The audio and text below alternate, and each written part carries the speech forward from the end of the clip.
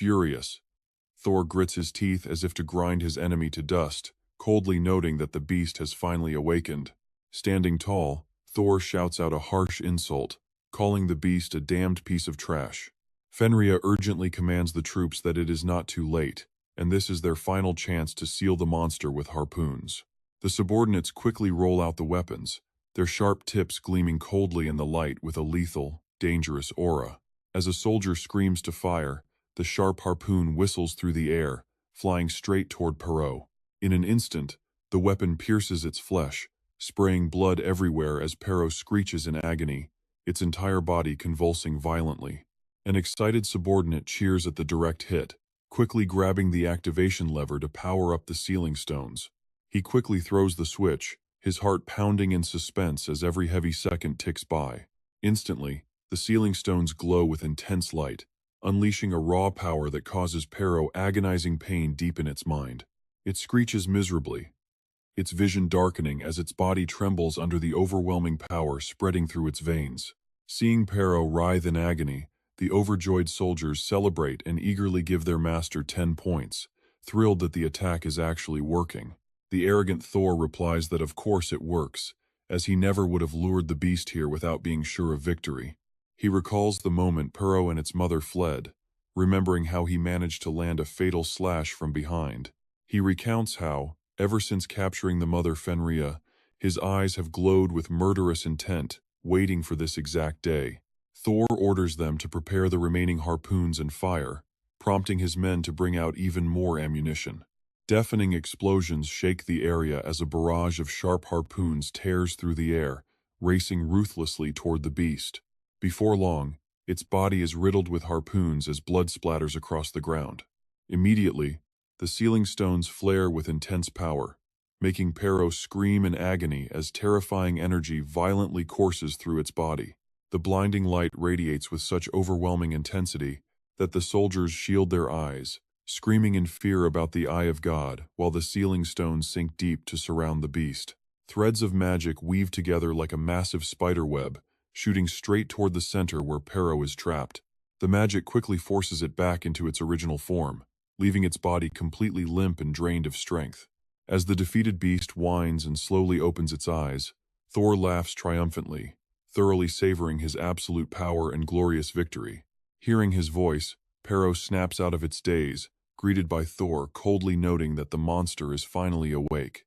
Thor mockingly praises its resilience, surprised it still has any strength left after enduring such an onslaught. He roars in anger, demanding to know how many Asgardian warriors had to die because of this filthy murderer. Only now does Perot look upon the horrific devastation it caused, its heart sinking with a wave of absolute horror.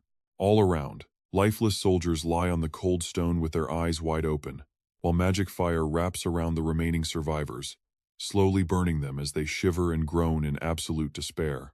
The entire castle is completely swallowed by a raging sea of flames. The cracked walls and shattered debris leave behind a truly desolate, spine-chilling wasteland. Perot stands frozen in deep guilt, its heart heavily weighed down by its own actions as Thor angrily yells at it to look around. He barks that the monster caused all of this, declaring its very existence to be nothing but a disaster. As painful memories of the destroyed hall flash in Thor's mind, he tells the beast that it is the embodiment of tragedy. With the tragic image of his screaming soldiers forever burned into his mind, Thor declares that it is nothing but a walking nightmare. Thor's harsh voice echoes as he emphasizes that the beast is an abomination that should have never been born. Laughing gloatingly, Thor tells the beast that its despairing face is exactly what he wanted to see, a perfect look for an abandoned stray dog. He adds that it shouldn't waste time waiting for a hero, because absolutely no one is coming to save it. With a smug grin, Thor declares that no one is allowed to set foot in Asgard without an order from Odin himself. That damn guy running around in his underwear with a wooden stick might be strong, but he will never reach this place. Just as Thor finishes his sentence, a sudden beam of blue light crashes down right behind him. Startled, he whips around, his sharp glare instantly locking onto the threat with intense caution. As the thick smoke clears, Jiwoo and his team emerge, his voice dripping with playful mockery. "Knock, knock," Jiwoo mockingly yells. "Guess who is back? Daddy is home." Seeing him, Thor stands completely frozen, like he is looking at a ghost as his heart pounds in pure terror. Eerie blue fire violently erupts, rapidly spreading and consuming the entire majestic castle inside a freezing sea of absolute destruction, slicing straight through the deadly silence. Blinding white pillars of light crash onto the stone floor, weaving a crackling lightning net that traps Pero right in the center. Jiwoo casually rests his wooden club on his shoulder with ultimate confidence. Watching them, Thor breaks into a cold sweat, his eyes bulging as he panics. He stammers out, "How is this possible? This is Asgard, and nobody enters without Odin's permission." Gallardo just rests his chin on his hands, laughing in amusement. "So the barrier I felt when we arrived was actually this," Gallardo muses. "Too bad I already ripped that pathetic thing to shreds using my raw power. As long as I have the coordinates, there is absolutely nowhere a spatial traveler cannot reach." Hearing that, Thor staggers back, completely unable to keep his balance or mutter a single coherent sentence. Jiwoo smirks, asking how things are going, before his eyes lock onto a very familiar figure, prompting him to call out to Pero. The poor thing is covered in dirt and completely ragged, trembling all over as old memories flash back, of Pero resting in Jiwoo's arms before biting his hand. It had jumped down and bolted. Back in reality, Pero is still dazed, silently drowning in its own thoughts. The wolf remembers sitting alone in the quiet forest, eating in absolute isolation with tearful, watery eyes, looking deeply wounded and abandoned. Remembering everything, Pero looks straight at Jiwoo, whimpering out a soft response as if calling him Big Brother. Smiling back, Jiwoo keeps walking toward Thor. He gently tells the wolf to hang on for just a second, letting him thrash this idiot Thor first before coming to rescue it. Seeing Jiwoo drawing closer, Thor starts to panic. But get ready, a sudden, booming voice echoes from above, shattering the tension. "Halt right there." A blinding beam of golden energy violently crashes down, leaving Jiwoo standing completely frozen as his dazed eyes follow it. A thunderous neigh from a majestic warhorse tears through the sky as the beast opens its massive jaws. Violent shockwaves ripple outward like water, blowing all the thick dust away. Right in the middle of a blinding golden aura, Odin rides a white stallion stepping on blue flames, raising a spear of absolute authority. The pure white hooves, engulfed in mysterious blue flames, slowly descend toward the hard ground. He leans on his spear, staring directly at them, while Jiwoo puts his hands on his hips, looking completely clueless. Who is this old geezer? Jiwoo wonders. Thor immediately drops his aggressive act, rushing over to Odin and kneeling with deep respect. Closing his eyes, Thor solemnly pays his respects to the great holy light, welcoming the supreme leader, Odin, the absolute god of Asgard, a question mark level and a 5-star rank. Hearing Thor's introduction, Jiwoo gets even more pumped, asking if he is the infamous Odin. Looks like he has finally tracked down the final boss of this land, Jiwoo notes excitedly. Perfect. Now, let the real battle begin. Remaining completely silent, Odin slowly dials back his immense power, gently lowering his body to the ground. The god speaks in a deep, heavy voice, advising the young traveler to stop right here. Violence only brings unnecessary destruction, so why not sit down and try to negotiate peacefully? Jiwoo scowls in deep dissatisfaction, letting out a heavy sigh. Is this old man kidding? Talking about peace after everything they have done? They were the ones who invaded and kidnapped Pero first, wreaking absolute havoc. And now they want to talk things out peacefully? Ridiculous. Gesturing toward Loki, Jiwoo points out that he heard everything from Odin's own son. They were the ones who slaughtered Pero's mother. And now, they plan on locking Pero up forever? Hearing his name mentioned, Loki stays dead silent, refusing to say a single word. Following his gaze, Odin looks at Loki and speaks in a low voice, calling him his beloved second son. Thor explained everything, mentioning that Loki was severely injured while risking his life to defend his own wife, and that he ended up like this because he lost almost all of his divine powers. Loki remains silent, his limp hands clenching into tight fists. The old god sighs wearily, but the family tragedy does not stop there.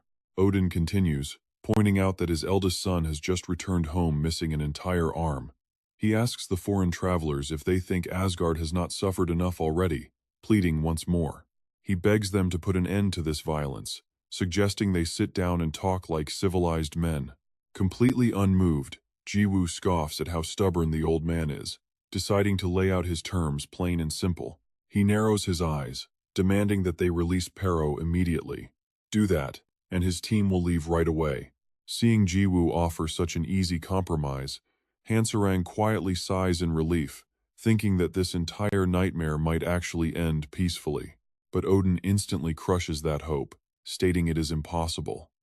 Glaring straight at him, the god declares that while he is open to negotiation, releasing Fenrir is completely out of the question. Her brief relief vanishes, her tension instantly skyrocketing again. He stood there in disbelief at Odin's words. The old god continued to explain, clarifying that Fenrir was no ordinary beast, but a harbinger of doom capable of destroying the entire world. Odin recalled the chaos and quickly reminded Ju of it. Do you not see Asgard burning in flames right now? And even this is absolutely nothing compared to the real disaster waiting to happen. My own son had to step in just to minimize the damage. If that Fenrir ever reaches full power, the entire universe will collapse. Please try to understand our situation, travelers, because everything we do is strictly to preserve peace. With those words, Ju suddenly burst out laughing as if he just heard a hilarious joke. He threw his head back, his innocent look completely gone. Growling like a demon, Ju asked if he wanted to talk. Fine, because these fists of his had plenty to say to the old god. Right after saying that, Ju surged forward, enveloped in blazing energy. Odin froze in shock for a brief second before Ju slammed his wooden staff straight down. Luckily, Odin reacted fast enough to block the strike with his trident. Odin forced himself to hold the block, gritting his teeth as sweat poured down from the sheer pressure. Shouting out, Odin demanded to know what the traveler wanted, warning him that starting a war only leads to tragedy. Ju did not care at all, simply smirking in response. He dared the god to try and stop him before a massive explosion erupted, sending a blast of golden energy that threw Odin backward. The ground shook violently under them, throwing everything around into a chaotic sea of fire and dust. The crowd screamed in absolute panic from the shockwave, and honestly, who could blame them? Hansarang and Luna struggled just as hard, barely keeping their footing. Unable to control his rising anger, Ju shouted that Pero was still Odin's own flesh and blood.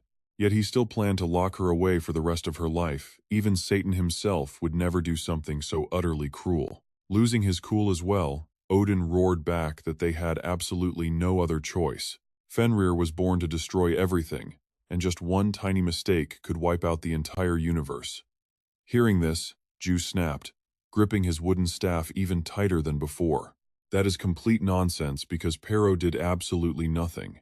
You guys were the ones who attacked first and drove her completely insane. Losing his patience completely, Odin swung his trident and spoke the harsh truth. Creatures like her are nothing but ticking time bombs, and their sole destiny is to bring absolute destruction. Ju pointed his finger at Odin, eyes wide as he growled. Did Odin really believe some ridiculous prophecy enough to lock his own grandchild away for eternity? Right after those words, the sharp golden trident clashed violently against the massive wooden staff. Blinding sparks flew in every direction from the point of impact. The two of them rushed at each other, locked in a fierce, fiery clash. Odin grit his teeth, pouring all his strength into the assault. Across from him, Ju did the exact same, refusing to back down. The earth-shattering impact created massive, blinding white shockwaves that began to ripple out violently in all directions. The extreme pressure shattered the stone ground, sending thousands of fragments flying. A series of explosions followed, engulfing the entire area in a blinding white light of pure destruction. Odin dug his feet into the ground to steady himself. On the other side, Ju leaned low and dragged his claws, leaving a long trail behind him.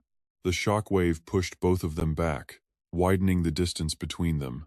Odin opened his mouth and let out another massive roar. She already killed hundreds, if not thousands of Asgardians. Even Fenrir herself knows by now that she cannot control the power. A disaster is just waiting to erupt from within her. Meanwhile, Pero kept her eyes down, looking completely heartbroken. Glancing over the ruined landscape, Odin spoke with deep anger, warning that today's bloodshed was only the beginning. The fangs of the space devourer will eventually tear you all to pieces. He stood up straight, staring directly at Ju to make his point. Odin lowered his voice seriously, asking if the traveler from afar was really just a new one-star Star-Lord. He warned that Ju clearly did not understand. He explained that even a 5-star Star-Lord like himself would never be able to stop a fully awakened Fenrir. A permanent seal was the only way to contain her. It was the sole path to preserve peace across every single dimension. Ju smirked impatiently and let out a soft chuckle, casually saying that he finally understood everything. Confused, Odin asked what he meant, but Ju only showed a disgusted look, calling the great god a pathetic coward. Ju added that Odin knew very well he could not handle Pero, despite being a 5-star Star-Lord. Every single person present gasped in shock at his blunt words. Thor, who was kneeling on the ground, froze in place with his eyes wide open. Loki was no exception, sweat breaking out on his face as his mind raced. What did that guy just say to their great, holy ruler? Odin stood completely motionless, showing absolutely no expression on his stern face. After a long silence, Odin spoke coldly, saying that Ju simply did not understand the gravity of this situation. Clenching his jaw, he growled that the entire Fenrir race should never have existed in this world in the first place. Every single step they take is a terrifying shadow signaling doom. Wherever they wander, they leave nothing but absolute destruction and endless bloodshed. For the peace of all dimensions, Fenrir must be destroyed. Or more precisely, that child should never have been born at all. Jiwoo does not even let him finish, angrily interrupting to tell the damn old man to shut up. Unleashing his full power, a blinding wave of light erupts and wraps around his entire body.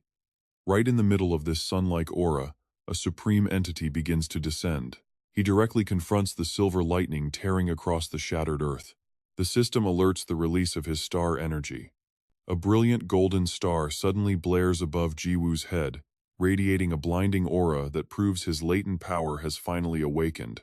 The system displays his stats as a star rank 1 primordial chaos god, level 9999, strength 239,000, intelligence 455,000, dexterity 183,000, agility 246,000, constitution 156,000, wisdom 418,000. He scoffs, mocking their so-called peace across dimensions.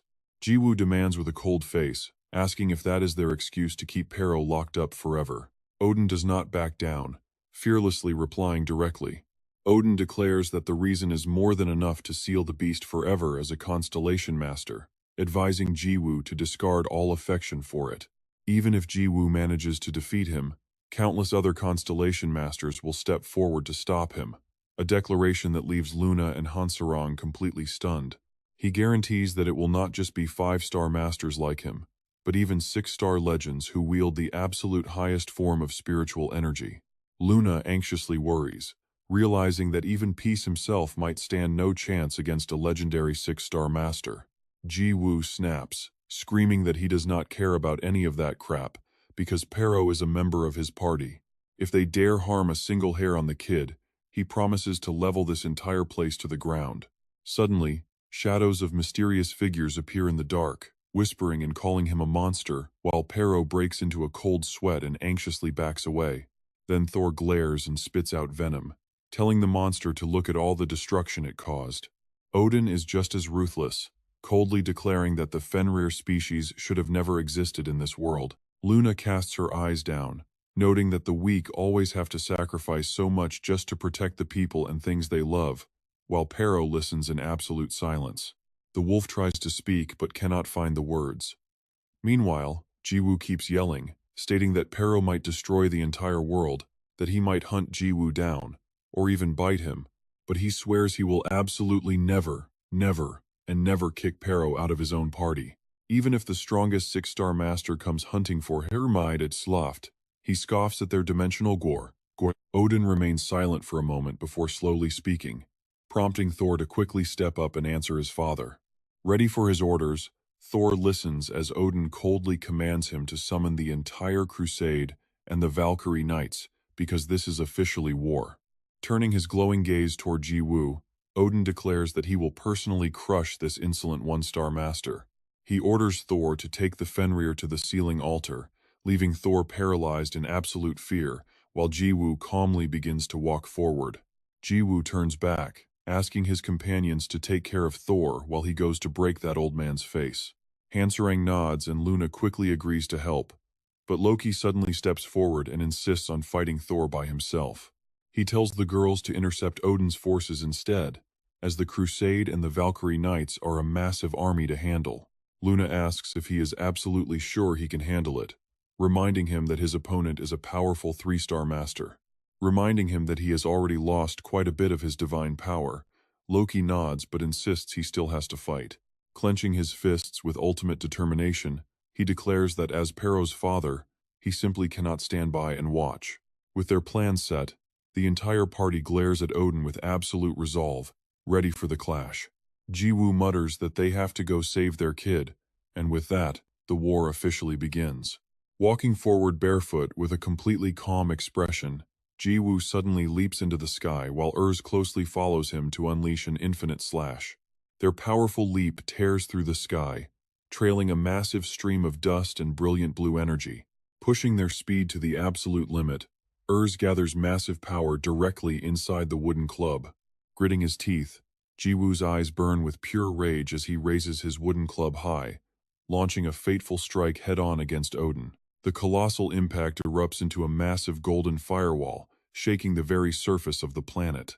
Facing the terrifying pressure of this absolutely impossible blow, Odin can only grit his teeth in sheer shock and fury. He tightly grips his trident to block the attack, while Jiwoo pulls back his wooden club to reset. Flash stepping forward, he wears a wild grin as he unleashes his signature infinite slash. With a massive swing, he drops a devastating strike that turns the entire battlefield into a raging sea of fire.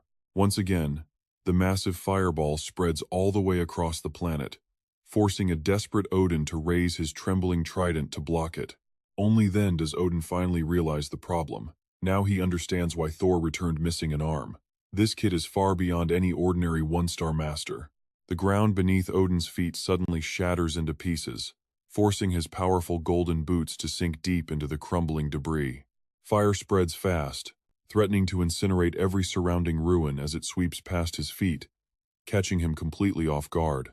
The blazing heat is so powerful that it stretches on without end.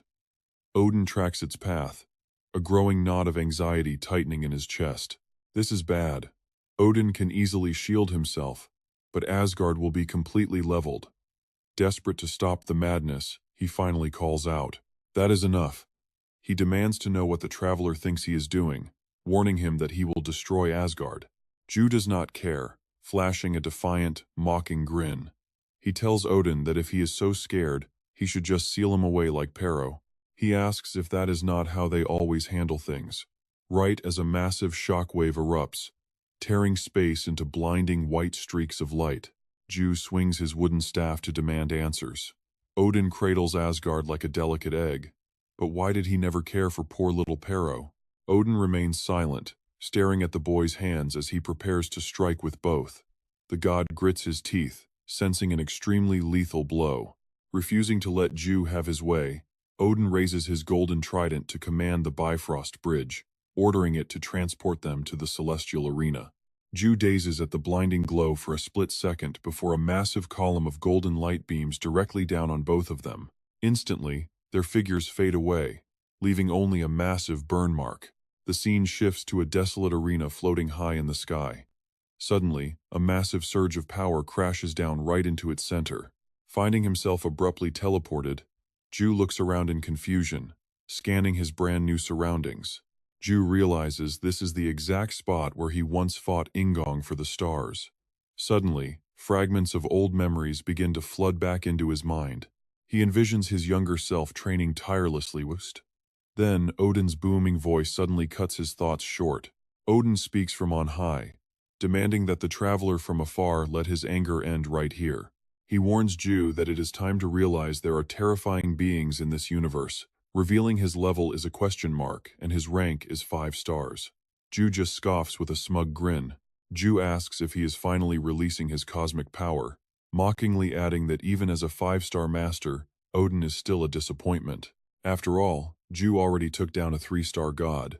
But as the boy keeps rambling, an impatient Odin charges forward to strike. Ju simply tilts his body, raising his wooden staff to block the blow effortlessly. He remarks that these gods overhype their own strength way too much. To him, Ingong was just a 1-star master, yet he was stronger than both of them combined. Instantly, the impact throws them both backward. Ju drags his bare feet against the stone ground, forcing his body to a halt. Recovering his balance, Ju steals his resolve. He leaps forward, declaring that the real battle starts now and it is past the old man's bedtime. Flesh rips. The cold, sharp trident suddenly drives right through his body, leaving him completely stunned. Ju gasps in shock as dark blood oozes from the puncture wound, looking as though his very life force is evaporating into thin air. The trident loops gracefully through the air, returning straight to Odin's grasp. He raises it high, standing tall like a supreme deity. Odin mutters in a low voice, calling upon his legendary spear, Gungnir. Stomping his armored boot against the empty air, he triggers a massive shockwave that rips the fog apart and unleashes white sparks. Odin grips his trident with both hands and leaps high into the sky to strike again. He delivers a devastating, powerful swing, sending his golden trident slicing through the air in a brilliant, deadly arc. Ju stands clutching his wound, entirely motionless as the attack hurtles toward him. By the time he snaps out of it, he can only stare blankly.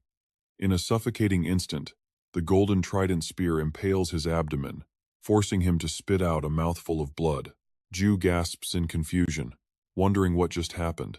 Knowing what Ju wants to ask, Odin explains that this is Gungnir, his ultimate weapon which never misses its target once thrown. Instantly, a barrage of brutal thrusts follows, leaving every inch of the boy's body covered in deep, bleeding wounds. Ju grits his teeth in frustration at that annoying weapon. Suddenly, an explosive aura of power wraps around him, causing his dark hair to stand on end and change color. Within seconds, Ju's entire head of hair shifts to a brilliant platinum silver. He tightens his grip and accelerates as the system announces the descent of chaotic divinity. With his eyes glowing bright, Ju activates his godhood to manipulate probability, dropping his enemy's hit rate to 0%. Flesh rips.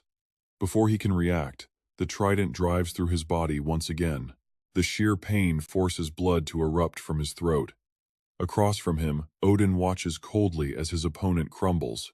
The god sneers in amusement, admitting his surprise that Ju actually possesses a divinity capable of manipulating probability. Not only does he have monstrous physical traits, but he can also alter the laws of reality. Ju leans on his staff to stay upright. Coughing up blood, Ju wonders how the old man still hit him after he changed the probability to 0. Staring down at him with utter contempt, Odin remarks that Ju's pathetic arrogance only proves he is nothing more than a big fish in a tiny pond. Facing these strange anomalies is just another day at the office for Constellation Masters. Jaiwu stands dazed and speechless, as the entire castle is swallowed by a sea of eerie green fire under the full moon. Luna and Hansarang team up, charging straight ahead to strike. Suddenly, Luna freezes at the sight of Thor standing opposite her, wielding his hammer as divine energy wraps around him before he frowns and summons a massive teleportation. Instantly, dozens of magic circles light up the sky, summoning cloaked apostles draped in heavy robes. They stand in perfect formation, waiting for orders as their leader speaks, ready to receive their commands. These elite warriors are the 12 Apostles, Asgard's finest crusade army serving the Lord of Light. From the glowing blue magic circles, 3 powerful and mysterious figures gradually emerge out of pure columns of light. Nearby, the female warriors Freya, Brynhild, and Shrifa materialize, declaring they will crush any enemy standing before the 3 holy Valkyries. Faced with these elite Valkyries, Luna and Hansarang stand frozen, completely paralyzed by the pressure. They watch the massive show of power as Team Peace, Luna, and Love prepare to face Odin's elites, his Valkyries, and the 12 Apostles. In another part of the battlefield, Loki clenches his fists as he stands face to face with Thor. It is the ultimate Asgardian showdown as Loki, the god of mischief, faces off against the god of thunder, Thor. Wasting no time, Luna and Hansarang charge forward as the opposing army matches their pace, rushing in to attack. From high above, the entire army, from the vanguard angels to the white-robed rear guard, charges at breakneck speed. While a Valkyrie swings her golden sword to pave the way, Hansarang looks absolutely terrified as she falls through the air. Back where Jiwoo is standing, things seem surprisingly peaceful compared to the chaotic battlefield. He frowns in pure confusion, wondering what this anomaly is, and what the old man is even talking about. Odin sighs and offers to explain it simply, then stays silent for a few seconds to let the change happen. Right behind him, a figure appears, tilting her head as Jiwoo recognizes the person standing before him and shouts out. It is Mother, playfully waving hello as she skips forward to join their conversation. She complains that they should have told her about the constellation battle, while Jiwoo looks at her in confusion, asking what she is doing here and if they seriously need permission to throw down. Mother giggles and covers her mouth, telling them not to be silly since wanting to fight is entirely up to them. But she adds that if this is an official constellation war, then they definitely need her approval first. Jiwoo listens in silence as she pauses for a dramatic beat before asking what they want to do. Since the atmosphere is already so intense, she suggests raising the stakes and turning this into an official constellation war. She teases them for babbling about Void Eaters, world peace, and protecting their comrades, then turns to Odin and asks why they do not just settle this with a friendly fistfight. Suddenly, Mother's playful attitude vanishes, her voice turning ice cold as she radiates pure bloodlust. She reminds them that Chrono Life is a game of survival, but Odin sighs, seeing no reason to make this official. He looks at Jiwoo and confidently declares that this match is already decided. Probability manipulation might be a neat trick, but Odin dismisses it as nothing more than a cheap gimmick. The god tells the traveler to go back to his own world to avoid a completely useless bloodbath. After staying completely silent this whole time, Jiwoo suddenly smirks and bursts out laughing, nodding along. He admits this is exactly what he wanted for Season 2, with his enemies underestimating him and treating him like a complete rookie. Jiwoo summons Urus and asks if he is ready, and the little dragon crosses his arms in pure excitement. Jiwoo grins, declaring that it is finally time to show off their brand new skill. He begins channeling his cosmic energy to activate the Omega Dragon God skill, while Urus's eyes glow with fierce loyalty. The powerful duo begins releasing a massive surge of energy right in front of Odin and Mother. A blinding light erupts from Urus as his tiny body starts rapidly expanding into a majestic, towering dragon. A massive wave of pure pressure crashes down from above, forcing a stunned Odin to shield his eyes. His jaw drops in absolute shock as he witnesses the unbelievable transformation. A violent storm of dark purple energy explodes, engulfing everything in a ghostly light and an echoing roar. Odin is frozen in place, his eyes wide open as he witnesses Urus reveal his true form as a colossal, two-headed dragon covered in a raging storm of purple fire and massive wings. This is his unique skill. The Omega Dragon God transformation turns him into a soaring dragon, granting immense power to create or destroy worlds, and this skill only grows stronger as the master collects more stars. It opens its mouth to make a cold declaration, calling them foolish mortals before promising absolute despair. Nearby, an apostle raises a glowing hammer as it crackles with raw energy, lifting it high to show off his overwhelming power. He coldly commands the lightning to strike down, and a massive bolt rips through the sky, aiming straight at Luna. She nimbly dodges the blast, but before she can even catch her breath, the other apostles raise their deadly tridents. They lean back to throw their weapons, sending 3 tridents flying straight toward her, and this time, Luna gets hit. Gaping wounds open where the weapons pierce her, but the system immediately announces that her divinity of life is regenerating her entire body. Biting her lip, she stares at them in pure confusion, wondering what is actually happening here. Loki suddenly appears to warn her, pointing out that Jormungandr belongs to Thor while Gungnir belongs to Odin, meaning these guys cannot be underestimated. These crusaders are essentially god-slayers, which allows them to channel the legendary skill of god descent. In fact, those 12 apostles are far stronger than any Asgardians she faced back on the Chronos continent. It explains that god descent is a unique skill that summons their patron deity down to earth. This divine power temporarily bonds with the user, with its duration and ultimate strength scaling directly with their level. Thor, Odin, Heimdall, and Baldur all descend at once, completely surrounding Luna, as one of the apostles mockingly offers her some friendly advice. He tells her to stop wasting her energy fighting back and just accept her inevitable fate. By channeling God Descent, they can freely tap into the incredible power of the Asgardian gods. He claims she can never defeat them alone, but she simply smirks and quietly whispers a single word. Instantly, the smug talker right in front of her explodes into pieces, leaving everyone completely speechless.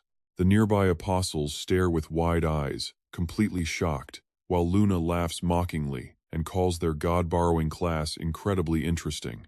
She mockingly asks if this pathetic display is truly all the servants of gods can manage. Honestly speaking, she adds, they all just look like a bunch of complete fools as she raises her hand.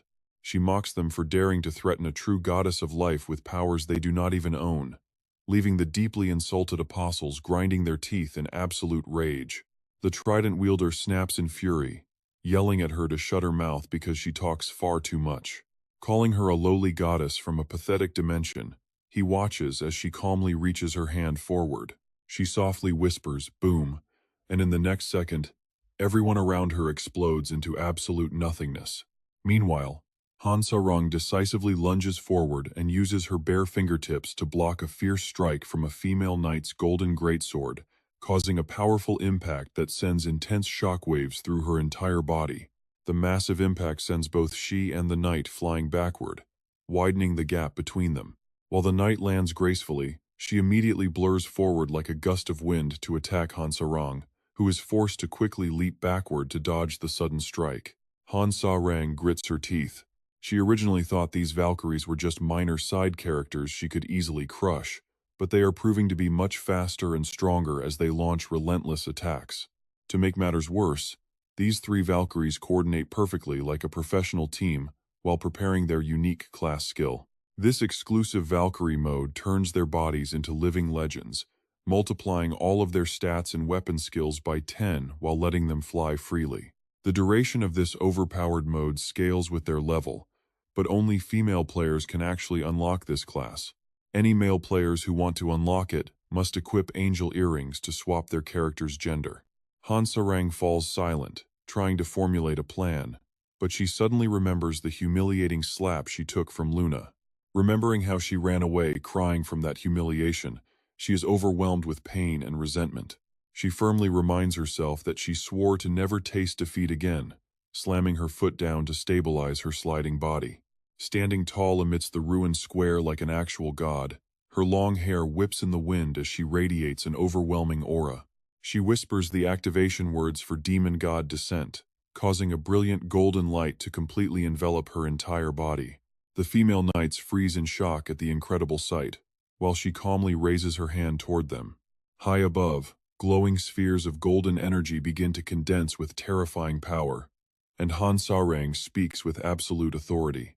Unleashing her fire demon divinity, she transforms the spheres into blazing projectiles that lock onto the three holy knights. One of them stands frozen, completely unable to react before a massive explosion erupts and shakes the very surface of the earth.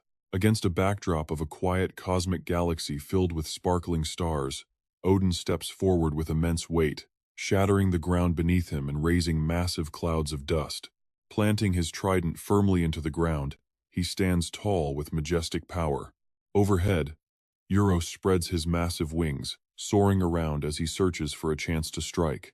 Urus bares its razor-sharp teeth and opens its massive maw like an eternal black hole, ready to swallow any obstacle in its path. Under a deadly purple glow, the grooves in its rough skin ignite like rivers of ghostly lava. Before a growl can even escape, the crushing pressure from that massive mouth is enough to warp space itself. Urus stretches its colossal wings to blot out the entire sky, ablaze with pinkish-purple magical veins that tear the night apart as it unleashes a furious roar. Odin freezes, staring blankly at the beast. The dragon twists its body, conjuring a violent hurricane that threatens to sweep away everything in sight. Odin gritted his teeth and raised his trident, struggling to steady himself as he screamed out, "No, no." Sweat pours down the old god's tense face, but Urus has absolutely no intention of showing him any mercy. That earth-shattering force erupts with absolute, unstoppable power, carving a blinding pillar of light that rips the heavens wide open as glistening, Elongated celestial spheres slowly begin to manifest all around it. Watching the smoky arena from a distance, Jiwoo can barely contain his excitement as he marvels at the battle. Urus is doing incredible out there, wiping him out with an ancient dragon breath. But Mother suddenly grabs Jiwoo's cloak with both hands, offering a different take. She says she isn't so sure about that, believing even a blow like this isn't enough to kill him. Jiwoo looks confused and asks if he's seriously still alive after taking that head-on, but she simply shakes her head, saying of course not. He's a 5-star constellation after all, not some weakling. Jiwoo gasps in shock, but Mother suddenly points through the clearing dust, telling him to look right there. And indeed, a battered Odin is leaning on his trident to support himself, completely free of any other major injuries. He grits his teeth, his eyes flashing with absolute, burning hatred. Odin pulls himself up and glares at Jiwoo, growling that it's not bad for a traveler, though he never expected a mere summon to possess such terrifying power. But before he can finish, a sudden sound draws his attention. Out in the infinite void, a massive black hole abruptly opens like a giant eye of nothingness. It erupts with a blinding surge of energy, making Jiwoo widen his eyes and gasp that it's a black hole. Mother simply smirks and warns him that this is definitely no ordinary black hole. She begins to explain, noting that normal black holes are typically born from the collapse of a single star, or the violent merger of a binary system. But what they just witnessed was Urus's breath wiping out tens of thousands of stars simultaneously, triggering a massive gravitational anomaly right at the center. Odin stares blankly at the anomaly like a lost soul, cold sweat pouring down his weathered, aging face. Mother concludes that this is the largest supermassive black hole the cosmos has ever seen since its birth, though unlike the terrified god, Urus is thrilled, declaring it absolutely perfect. Sensing the void drawing closer, a startled Odin quickly spins around. Urus bares its sharp fangs, sneering that it would have been disappointed if that was enough to kill him, before launching forward like a hypersonic rocket. Urus swings its massive claws, declaring that it won't settle for a dragon breath finish, because the old god deserves to be shredded by its talons. Wreathed in a deadly purple flame, its razor-sharp talons come crashing down in a strike of pure, unadulterated devastation. The earth-shattering impact instantly shatters the ground into pieces, sending massive shockwaves ripping through the battlefield. Odin seizes a brief opening, closing the distance from behind while swinging his trident, arrogantly telling the beast to remember its place. Calling the dragon an arrogant beast, Odin hurls his weapon, summoning the divine might of the spear Gungnir. Yet, the razor-sharp weapon fails to leave even a scratch on the dragon's armored hide, leaving Odin completely dumbfounded by the sight. Refusing to give him a single second to recover, Urus flicks its massive tail, sending Odin flying backward with a devastating, bone-crushing swipe. The sheer force ruptures his internal organs, sending a thick spray of fresh blood spilling from the corner of his mouth. Odin crashes violently onto the ground and slides across the dirt, his back tearing up the earth before finally coming to a halt. Grimacing and coughing up blood, Odin lies flat on his back, gasping for air as chaotic thoughts race through his mind. He can't comprehend how this is happening. He is a 5-star constellation. He is Odin, the supreme ruler of Asgard. During his thousands of years of life, no one has ever overwhelmed him in combat like this. What on earth is this monster? What kind of repulsive beast is standing before him? Even a fully awakened Fenrir would look like a helpless puppy compared to this absolute monster.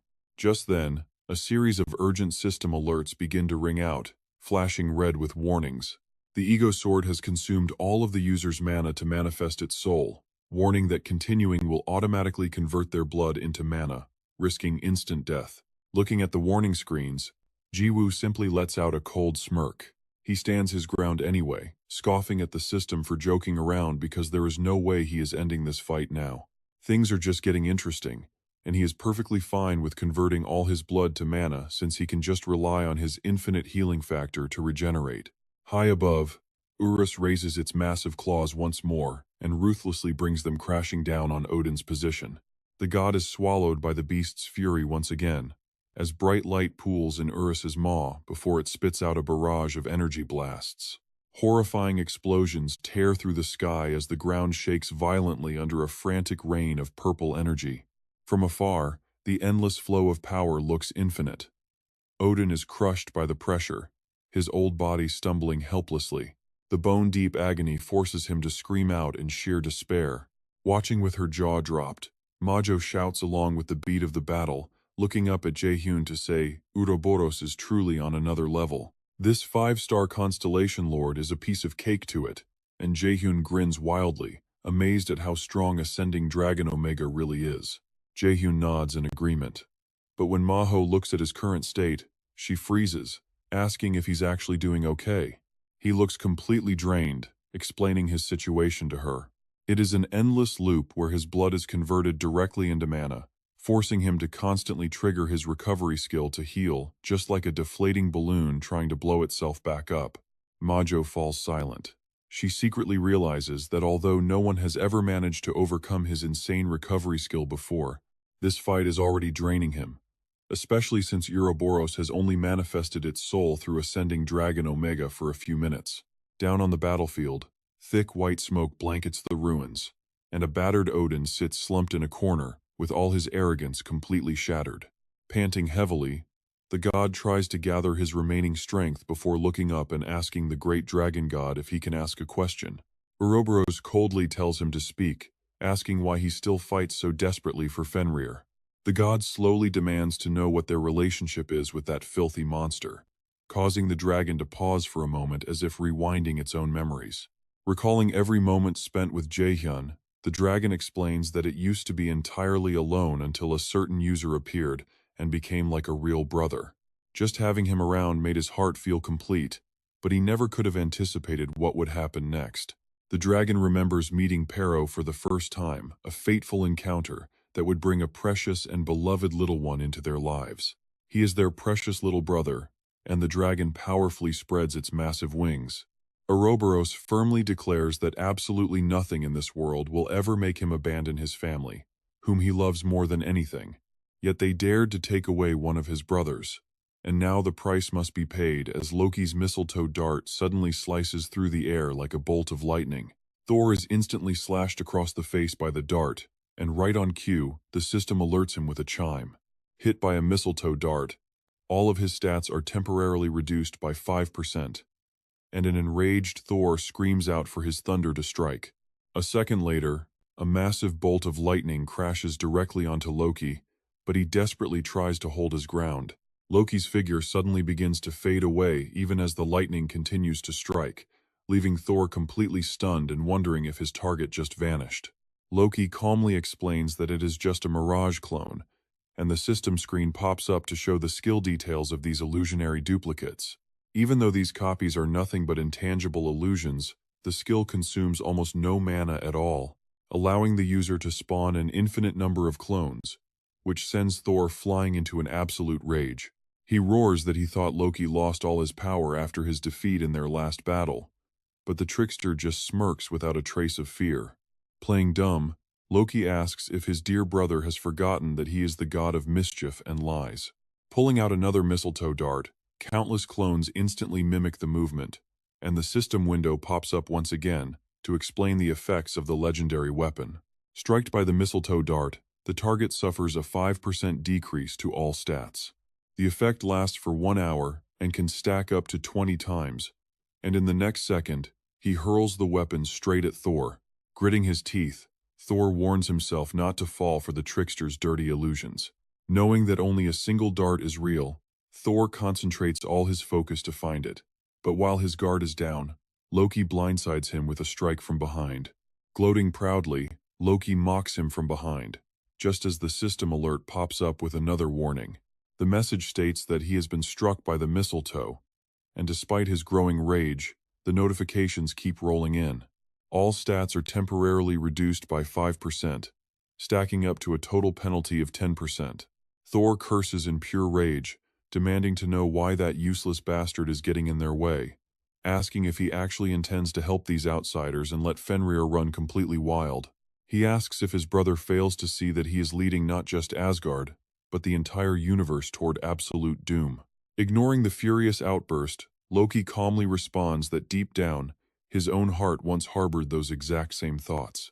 Ever since their fateful battle until the day he finally met Pero, he had questioned his own path every single second.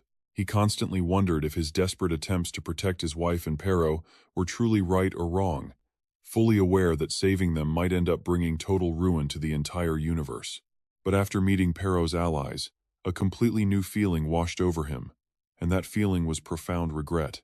Loki suddenly recalls Jaehyun's fierce determination, remembering how the human declared he did not care if his enemies were Thor or Odin himself. He actually welcomed their challenge, promising to crush them completely once they crossed him. Pausing for about 2 seconds, Loki notes that these people do not even share blood with Pero, yet they genuinely worry about the young boy's safety. He wonders why he, Pero's own biological father, cannot do the same for his own son. Saying this, he lets out a peaceful smile, content with his thoughts, before Loki quickly regains his serious expression. And that is exactly why he decided to put his trust in Pero's companions. Staring at the bound and helpless Thor, he firmly declares he is making the right choice, though Loki's words do not seem to get through to his brother. Instead, as the system alerts ring out, Thor grows angrier while his debuff stacks and slashes his stats by 15 to 75%. He curses silently to himself, realizing things are going bad. Under normal circumstances, Loki's attacks would never even touch Thor, but losing an entire arm has thrown him completely off balance now. Thor cannot let this go on, realizing he must quickly drag Fenrir to the ceiling altar. With a plan in mind, Thor turns back to bark orders at his servants, demanding to know why they are just standing around before ordering them to attack Loki. Thor declares that Loki is no longer his brother, but a mere traitor who threatens the very peace of Asgard. The loyal minions quickly rush into battle to obey their bright lord, surrounding Loki from all sides in just a matter of seconds. Loki is pushed to his absolute limit, yet he still desperately struggles to fight off the minions. Thor takes this chance to break free from his bindings and storms ahead. His target is Pero, and in the blink of an eye, Thor grabs the helpless boy, sending Loki into a state of absolute panic. Ignoring Loki's desperate screams, Thor teleports away, shifting the focus to the vast galaxy. Up in the cosmos, the giant hand of Euros raises high before slamming a devastating blow down toward the ground below. Odin takes the full brunt of Euros' attack, but the massive beast continues to summon more magic. Wave after wave of destructive energy rains down, showing that Euros is fully determined to give Odin absolutely no room to breathe. Dust and smoke fill the air from the sheer pressure as terrifying energy gathers in Euros' mouth. Euros growls out his final judgment, telling his opponent that the end has officially arrived. A massive, blinding blast of energy fires directly at Odin, who is now far too exhausted to mount any kind of defense. Odin slowly closes his eyes and accepts his grim fate as the devastating attack hits, completely lighting up the dark galaxy with a brilliant, blinding flash. Euros' ultimate strike slams directly into Odin with unbelievable force. The galaxy falls completely silent once more as if nothing happened, and a system notification promptly pops up, announcing that the 5-star Star-Lord Odin has died in battle. Since the participating masters failed to reach an agreement during the conquest, no star allocation will be carried out. As soon as the screen fades away, Euros shrinks back down into his original, familiar form. He breathes a sigh of relief when Ju's voice suddenly praises him, prompting a very excited Euros to turn around immediately. But before he can even speak, Euros freezes in utter shock at Ju's suddenly decrepit, aged appearance, asking in disbelief what on earth could have happened. He claims Ju looks like a dry mummy that crawled out of the dirt. Ju trembles, explaining that his blood was constantly converted into mana to keep Euros summoned, and the rest is pretty obvious. Ju notes that Euros finished Odin with a cool dragon breath, instead of tearing him apart with his massive claws, prompting an incredibly proud and eager response from the beast. He insists a dragon breath attack sounds way cooler, earning a warm compliment from Ju for his efforts. After resting, Ju tells him it is time to return to Asgard, shifting the scene to Luna's battle with the warriors. One of the aggressive warriors delivers a clean slash, seemingly cutting Luna's body completely in half. But before he can celebrate, her voice echoes from behind, revealing it was only a clever illusion designed to trap the unsuspecting warrior. Panting heavily from the effort, Luna realizes this relentless combat is completely draining every last bit of her remaining strength. These fighters possess a level of strength. As she carefully backs away to find some space, Luna suddenly bumps right into Hansarang. Both launch quick attacks out of pure instinct, but luckily, Luna recognizes her friend just in time, and Hansarang stops as well. Realizing they are on the same side, they team up to completely wipe out the remaining holy warriors. With enemy bodies scattered all over the ground, Hansarang looks around in disbelief, asking if they actually managed to defeat everyone. Luna slowly nods and admits it certainly seems so, sighing over how close they both came to getting killed. Luna mentions she was so focused on her spell that she nearly took Hansarang's head off, prompting her friend to instantly snap back and tell her to dream on. Hansarang claims her own kick was much faster, but as the two continue to bicker, Ju and Euro suddenly appear right in front of them. The moment Sarang saw peace, she called out to him in excitement, but she fell silent when she saw how completely miserable he looked. After a brief pause, Sarang spoke up in confusion, asking what happened to him since he was literally skin and bones. Hearing her, Jiwoo quickly explained that he had poured all his remaining energy into Urs, and right as he finished speaking, a massive explosion shook the area. Through the thick blanket of smoke, a familiar cough echoed. It turned out Loki had finally arrived, reuniting the entire group. Everyone yelled Loki's name in unison. Along with the god of mischief came a massive pile of defeated holy warriors. Panting heavily, he apologized to the group, explaining that those holy warriors got in his way and made him lose to Thor. Thor already dragged Pero to the sealing altar, so they had to move fast before the poor dog got permanently sealed away. This sudden news left everyone completely stunned. Meanwhile, inside the dark and quiet forest, Thor's hurried footsteps echoed through the trees. He held Pero tightly in his grasp, rushing forward as fast as his legs could carry him. Drenched in sweat, Thor refused to hesitate for even a single second, but his brutal grip was so tight that Pero whimpered in sheer agony.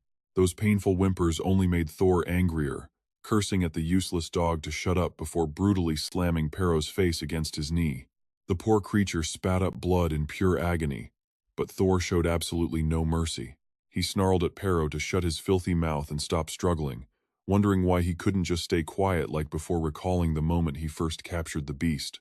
To Thor, Pero was nothing but a wretched creature that deserved to die. Memories of his fallen holy warriors flashed through his mind, their dissolving bodies vivid and clear, as if it happened just yesterday.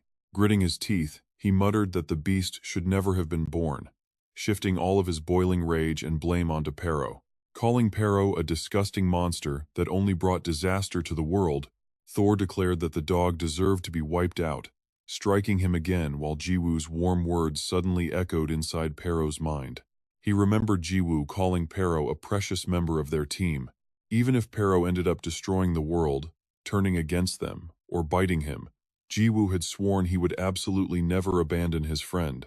He did not care if the strongest 6-star starholders targeted them. World peace meant nothing compared to protecting his loyal companion. That sincere bond brought tears of gratitude to Pero's eyes. Meanwhile, after a long run, Thor finally stopped. He excitedly ordered the filthy dog to wake up and look at the sealing altar, where Xia lay quietly trapped inside. Seeing Pero panic as he recognized his mother only made the wicked god laugh with sadistic joy. He mocked the dog, revealing that his mother had not died that day but was merely sealed away forever. A cruel grin spread across Thor's face as he whispered that it was now Pero's turn to finally reunite with her. Without wasting another moment, he threw Pero into the sealing light. The poor beast shrieked in pain, unable to fight back. An instant later, Loki's anxious voice echoed through the clearing, begging him to stop, but sadly, they were too late. With his plan successful, Thor burst into laughter, mocking the arriving party and gloating that Fenrir was already sealed inside the stone. Following his gaze, everyone turned their eyes toward the ominous altar.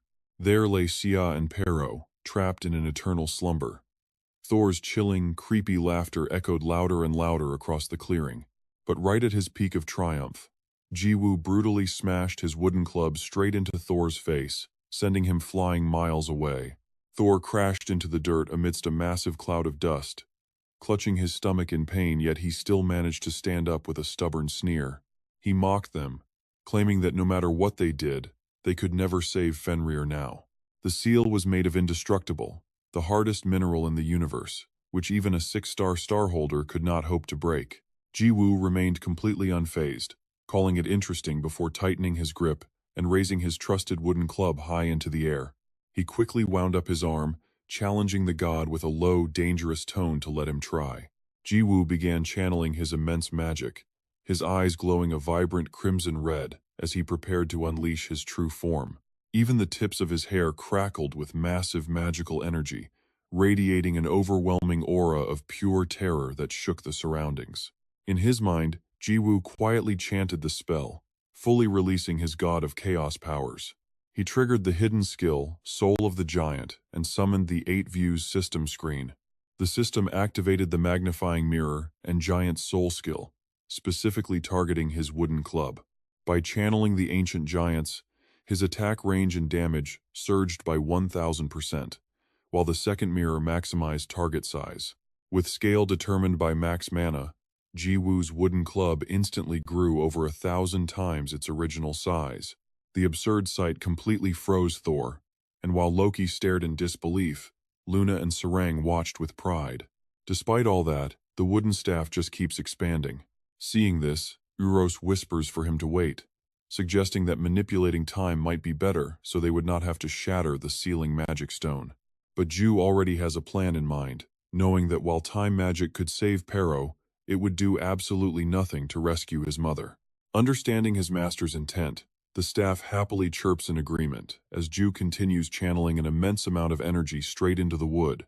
With wild excitement gleaming in his eyes, he unleashes a chaotic slash, moving that wooden staff at absolute light speed in the blink of an eye. It turns out he is just building up momentum to break the seal, slamming the giant wooden weapon down with massive force. He grits his teeth, trying to fine-tune his output, but the staff has not yet shattered the barrier trapping Pero and Sha. Thor just sneers. This tense struggle brings a smug, gloating smile to his face. He laughs out loud, mocking their useless efforts and boasting that no attack could ever break the Fenrir sealing stone. But right as the words leave his mouth, cracks ripple across the barrier. Too late. In an instant, his smug expression twists into absolute, paralyzing terror. The sheer force of Ju's impact sends shockwaves that shatter the surrounding area, blasting Luna, Hansarang, and Loki right up into the air. As the devastating shockwave continues to expand, Uros turns pale and honestly, who wouldn't be shaking after seeing that? Uros screams for him to wait, warning that while they need to break the seal, this insane power will end up destroying all of Asgard. But Ju just laughs it off, telling him not to worry since he has smashed plenty of worlds before and has this totally under control. Suddenly, the sound of cracking stone grows absolutely deafening. And just like that, the barrier holding Sia and Pero completely shatters. No stopping it. The crushing pressure of Ju's strike continues, tearing up the surrounding landscape. Thor is left completely frozen, eyes wide and jaw dropped as cold sweat pours down his face, only to look up and see Ju, Luna, Hansarang, and Loki hovering directly in front of him. Holding Pero safely in his arms, Ju glares coldly down at him. Loki manages to catch Sia just in time, while Thor scoots backward on the ground in panic, completely unable to process what just happened. I must be dreaming, Thor stammers to himself, insisting that this is impossible and that there is no way he actually shattered the magic sealing stone. Take him, Ju tells Uros to get Pero away, and Uros quickly complies without hesitation. Dropping down directly in front of Thor, Ju smirks and asks if the mighty god is finally feeling scared. Did you really think I could not break that tiny little marble? Ju sneers, leaving Thor visibly shaking with fear, though Ju barely notices. Ju shrugged, admitting that he went just a tiny bit overboard. After combining that chaotic slash with both mirroring amplifiers and the giant's soul, it got a little tricky for him to control his actual attack range. Hearing this, Thor can hardly believe his ears, stammering out in disbelief if that was really him holding back. His eyes bulge as if staring at a monster when he finally notices the absolute, wide-scale devastation of the surrounding landscape. It seems Ju's single strike reached far beyond their battlefield, completely vaporizing the vast oceans in the distance. Just as expected, he shattered half of Asgard with a single blow. With a highly teasing grin, Ju casually jokes about damaging the planet's core, sending Thor into a screaming panic, as Ju calmly points out that the world is pretty much done for now. 5 minutes. That is how long Asgard has left before it completely explodes.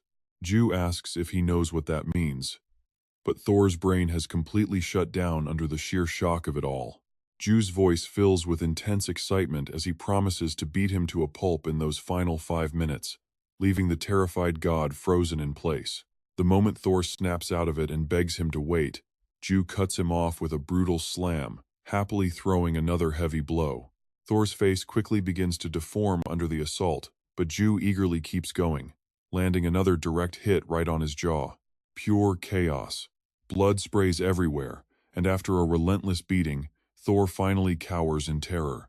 Amidst the roaring cheers of the stunned crowd, Perot slowly starts to wake up, opening his eyes just as Uros leans down to check on him. Asking if the kid is finally awake, Uros shouts out to the group that Perot is back. Hearing this, Ju happily spins around and grabs Perot, handing him the wooden staff and encouraging him to take his turn. While the kid is still dazed, Ju grabs his hand to swing the staff, landing a solid whack right on Thor's head. Telling him he was born for this, Ju cheers, though Perot is still half asleep and has no idea what is actually going on. Thor's swollen face is completely unrecognizable, and despite losing almost all of his teeth, he still spits blood and grits what is left. He suddenly bursts into tears, sobbing about how he only wanted to protect the peace of the realms and wondering what he did to deserve this. Even after getting beaten to within an inch of his life, it seems the arrogant god has learned absolutely nothing. Calling Fenrir a walking natural disaster, Thor's whining only annoys Ju further, who tells him to shut up before delivering one final, crushing blow. Next, Jiwoo lowers his voice in a growl, telling him he'd better watch what he says. You guys are just terrified because you can't handle Perot and his sheer power. After pausing for a moment, he continues, saying they blame everything on Perot, calling him a walking disaster, and trying to lock him inside that sealing stone. All Jiwoo sees is a terrible owner trying to kill his own pet, but Thor remains stubborn, telling Jiwoo not to make him laugh. Do you think you are so special? Thor asks, trying to intimidate Jiwoo by mentioning the prophecy that Fenrir will destroy the universe. With a dark expression, Thor warns that Jiwoo will deeply regret this stupid decision.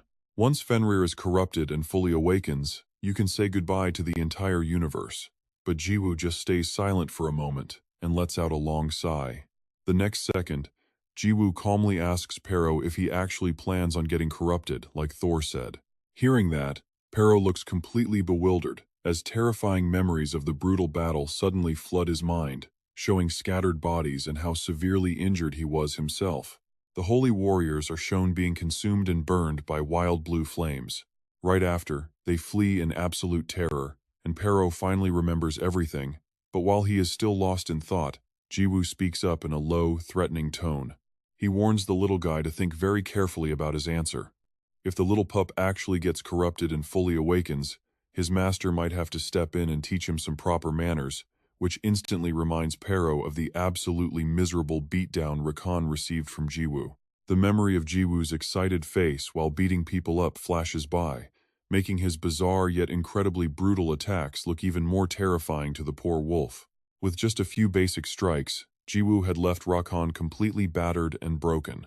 The poor guy lay flat on the ground, his body completely twisted, and Perot is still haunted by that terrifyingly dark expression Jiwoo wore back then. Naturally, it was not just one scary face, as Jiwoo's gloomy look was impossible to forget, sending a very clear warning. After a brief flashback, Perot turns completely pale when Jiwoo asks him what his final answer is going to be. The wolf immediately shakes his head with all his might in denial, making Jiwoo smile and boast that the boy said no. Right then, everything around them begins to catch fire, prompting Jiwoo to stand up and complain that they have wasted too much time talking as the planet is about to explode. Deciding to wrap this up quickly, Jiwoo readies his stick, which makes Thor finally stop hiding his face in shame. The next second, Thor gets smacked directly in the face with absolutely no mercy. This blow is nothing like the previous gentle taps, packing enough raw power to completely obliterate Thor, who can only gape in utter shock as it hits. In the blink of an eye, Thor is sent flying, completely engulfed by the raging flames of Jiwoo's attack. As Thor's figure vanishes into thin air, the system notification pops up to announce that the 3-star Constellation Master has died. Since the participants failed to reach an agreement in an official battle, no stars will be distributed to anyone. Hearing the announcement, Jiwoo calmly notes that the trash has finally been cleared away, before turning around to gently scoop up Pero. Jiwoo happily tells Pero that it's all over, asking if he remembers what was said back at the tournament. He reminds the wolf that there is no need to worry because Jiwoo is right here. Words that make Pero's eyes widen as he instantly remembers the arena. Jiwoo had used that exact same tone, telling the fierce beast not to worry about what others were saying, and if anything bad ever happens, he will always have his back. Back in reality, Pero just keeps staring up at Jiwoo.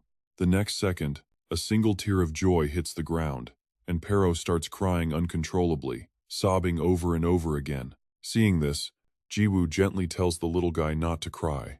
Jiwoo asks Uros to bring out what will make Pero happy, and having already anticipated this, Uros quickly promises to handle it. He quickly pulls something out of his bag, revealing that Uros had prepared a delicious chicken leg for Pero. Seeing the food, Pero remembers when he bit Jiwoo's finger to escape, chewing on chicken legs in the pitch black of night to ease his sorrow. Even so, the pup cannot help but sob loudly, making Uros realize how incredibly terrified the poor thing must have been while surviving all alone.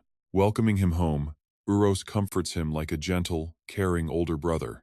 Uros suggests they finally head back to get some delicious food, while everyone else quietly watches this incredibly touching scene.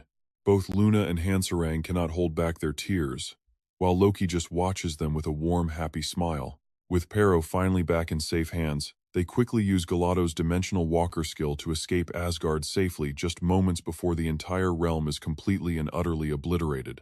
After returning to town, Xia receives the best possible care over the next few days. When she slowly opens her eyes, Pero happily leaps over, thrilled that his mother has finally woken up inside the village inn. Though initially confused, she suddenly feels a rough hand reach out and gently hold her own. Recognizing Loki's face leaves her completely stunned, but after catching up on everything that has happened, the family shares a deeply emotional and tearful reunion. This heartwarming reunion brings a smile to the faces of Ju, Yu, Luna, and Hansarang. Suddenly, Mare's voice echoes through the room, cutting in to say that living happily ever after is probably what everyone is wishing for. Under everyone's panicked gazes, she finally appears as Hansarang gasps out her name, while Mare herself just stands there completely calm. Then she starts complaining, saying she loves a happy ending but begs them to stop causing such massive trouble.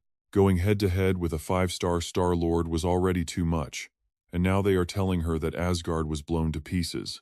Even so, Ju shrugs it off, who cares, since the unique boss system was already scrapped back in Season 2 anyway. Odin, Thor, and all of Asgard have probably respawned by now, meaning everything ultimately played out exactly the way she wanted anyway. Acting completely confused, Mare asks what he means by her way, but Ju calmly replies that she knows exactly what he is talking about. He says he figured it out a long time ago, while memories of the prophet in Asgard flash through his mind. Without any hesitation, Ju exposes her directly, asking if she was the prophet who suddenly showed up back in Asgard. Hearing this, shock is written all over everyone's faces, but Ju is not done dropping massive truth bombs just yet.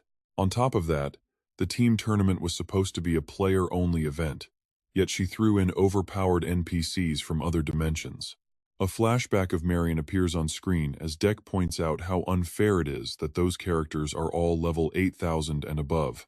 This entire tournament was meant to be a fun event for the players to enjoy. Yet these ultra-powerful NPCs are crushing regular players like bugs, making him question if things were truly supposed to go down this way. Wondering if players are now just side characters to these NPCs, Mare's face on the screen calmly responds that everything is actually fine. She claims the direction of the tournament is entirely for the players' benefit, but cut back to the present, Ju keeps pushing. As if that was not bad enough, she even took over as the host just to have an excuse to stand right in the middle of their matches. As he speaks, images of Booyah flash through their minds, recalling how they set up a massive barrier to protect the spectators. Right after those words, the wind sweeps Booyah up into the sky, but luckily, Diu manages to grab onto Booya's leg just in time. It seems that was the exact moment Diu noticed something incredibly strange, his face turning dead serious. Wait, look closely at that familiar brooch. Mare remains completely silent in Booya's form, but the accessory on her neck matches the one worn by the Prophet of Asgard. This tiny clue was all Ju needed to piece it together, demanding to know if she was behind absolutely all of this. The scene shifts to an early morning souvenir market buzzing with people, where the chaotic sounds of vendors shouting echo through the air.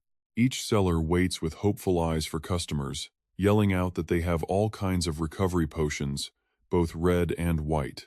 Another merchant takes the chance to advertise a massive sale on gear. His voice is enthusiastic, but barely anyone pays attention as he shouts about an orc warrior set that comes with a free shield. Shouts blend with the rich aroma of hot food, but the crowd keeps passing by, ignoring calls to buy fresh organic cooking ingredients.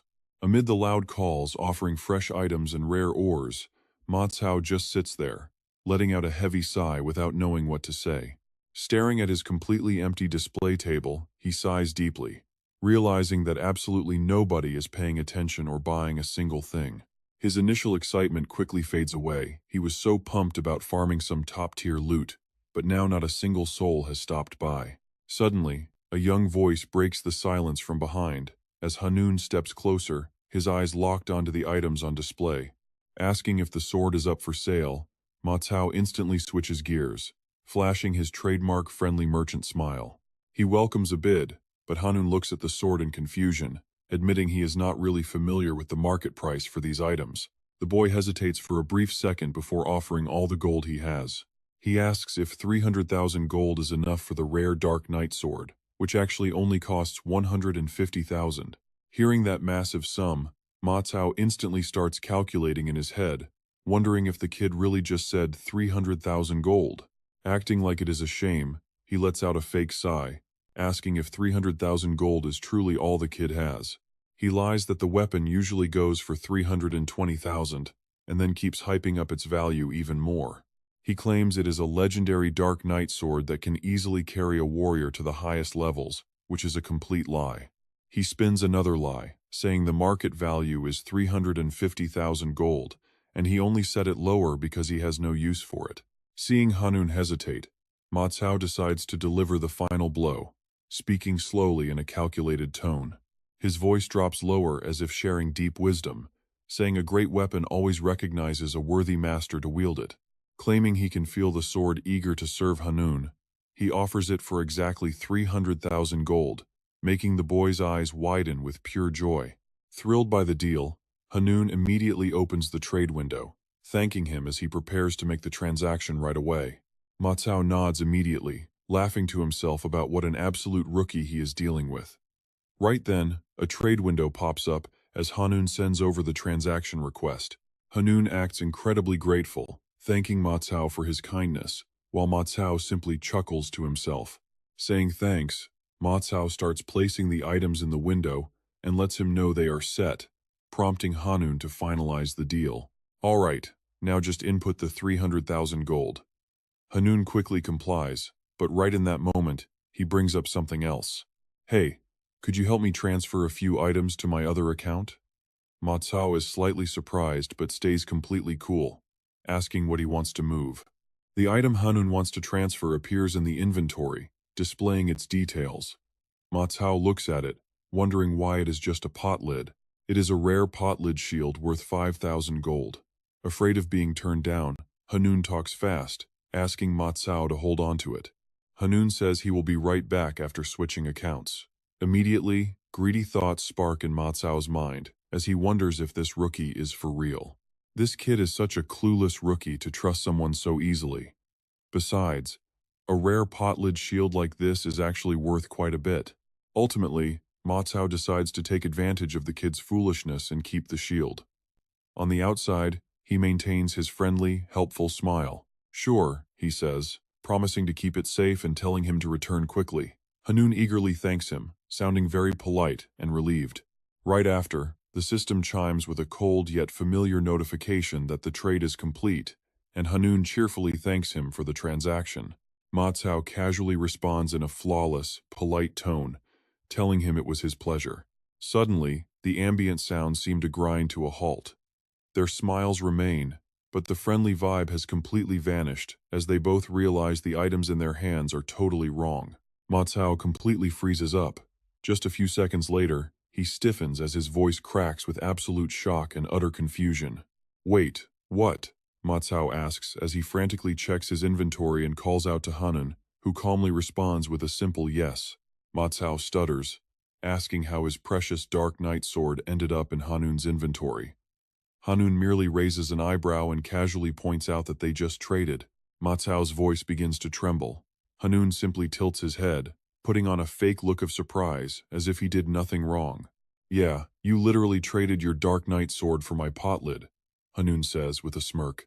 Panicking, Ma Cao frantically argues back, his voice cracking as he protests that he was only trying to help transfer the items. Hanun suddenly bursts out laughing, his friendly mask completely shattering as he gloats about how easily Ma Cao fell into his trap. No longer hiding his true colors, Hanun speaks with absolute contempt, telling him he got scammed and thanking him for the free high-tier loot. Ma Cao stands frozen, looking like he just received the ultimate shock of his day. Saying goodbye, Hanun vanishes, leaving behind a parting phrase that cuts deep into Ma Cao's slowly dawning horror. "Pleasure doing business with you. Goodbye forever." Still in shock, Ma Cao cannot process what happened. He stands there dazed before slamming down the useless lid in a fit of rage, his legs giving out as he collapses to his knees. Staring at the cheap pot lid in front of him, he is completely speechless. Not long after this incident, a popular gaming news channel conducts street interviews with random players, asking them what seems like a very simple question about their online gaming experiences. When asked what the most frustrating moment in a game is, one player simply shrugs and gives a very obvious answer. Probably dying to a raid boss, or when someone steals a kill on a monster you almost beat. Another player shakes their head, recalling a painful memory of their class gear getting severely nerfed in a balance update, though that never actually happens in Chrono Life. Another player chuckles coldly, saying that getting killed by someone, especially when they brag and trash talk afterward, is enough to drive anyone crazy. However, the vast majority of players interviewed agree that the absolute most infuriating experience is getting scammed. Ma Cao's eyes suddenly land on a poster pinned to a bulletin board as a wanted sign comes into view. A wanted poster for trade fraud. These notices are plastered absolutely everywhere, and Ma Cao cannot help but stare intensely at them. All of Hanun's scams and trade violations are clearly listed right underneath his name. Item scamming, market manipulation, and trade baiting. It turns out a notorious, cunning swindler has officially been blacklisted across the entire continent of Chrono for an endless string of trade frauds. The scene shifts to a massive high-rise luxury apartment, where soft, cheerful humming echoes throughout the room. Jiyu lounges peacefully on his sofa, completely relaxed. He has absolutely nothing to do but lie down, enjoying the bliss of doing nothing. This is definitely the best way to spend a day off, and Yu is right there lounging beside him, mimicking his owner. Resting next to him, Yu nods in agreement. Jiu stretches lazily and tells his other pet Pero to make sure to take a break too. Suddenly, a notification pops up from the Chrono Life companion app, which allows players to easily check on their pets at any time. He waves his hand, having finished setting everything up, and tells them he will log in later tonight, so they should keep resting. Both pets respond in unison, bidding him farewell. Jiu happily closes his eyes and mutters to himself that everything is absolutely perfect. It is time for a quick nap. But right then, Luna's voice cuts in out of nowhere, completely shattering the quiet room. Jiu turns his head to see who is lying right next to him and immediately rolls away in panic, jumping up to stare at this uninvited guest. He demands to know what the hell she is doing and how she even got there. She just casually rests her hands on her hips, leaving him completely bewildered. He asks how she got in, and she shrugs, pointing to the window.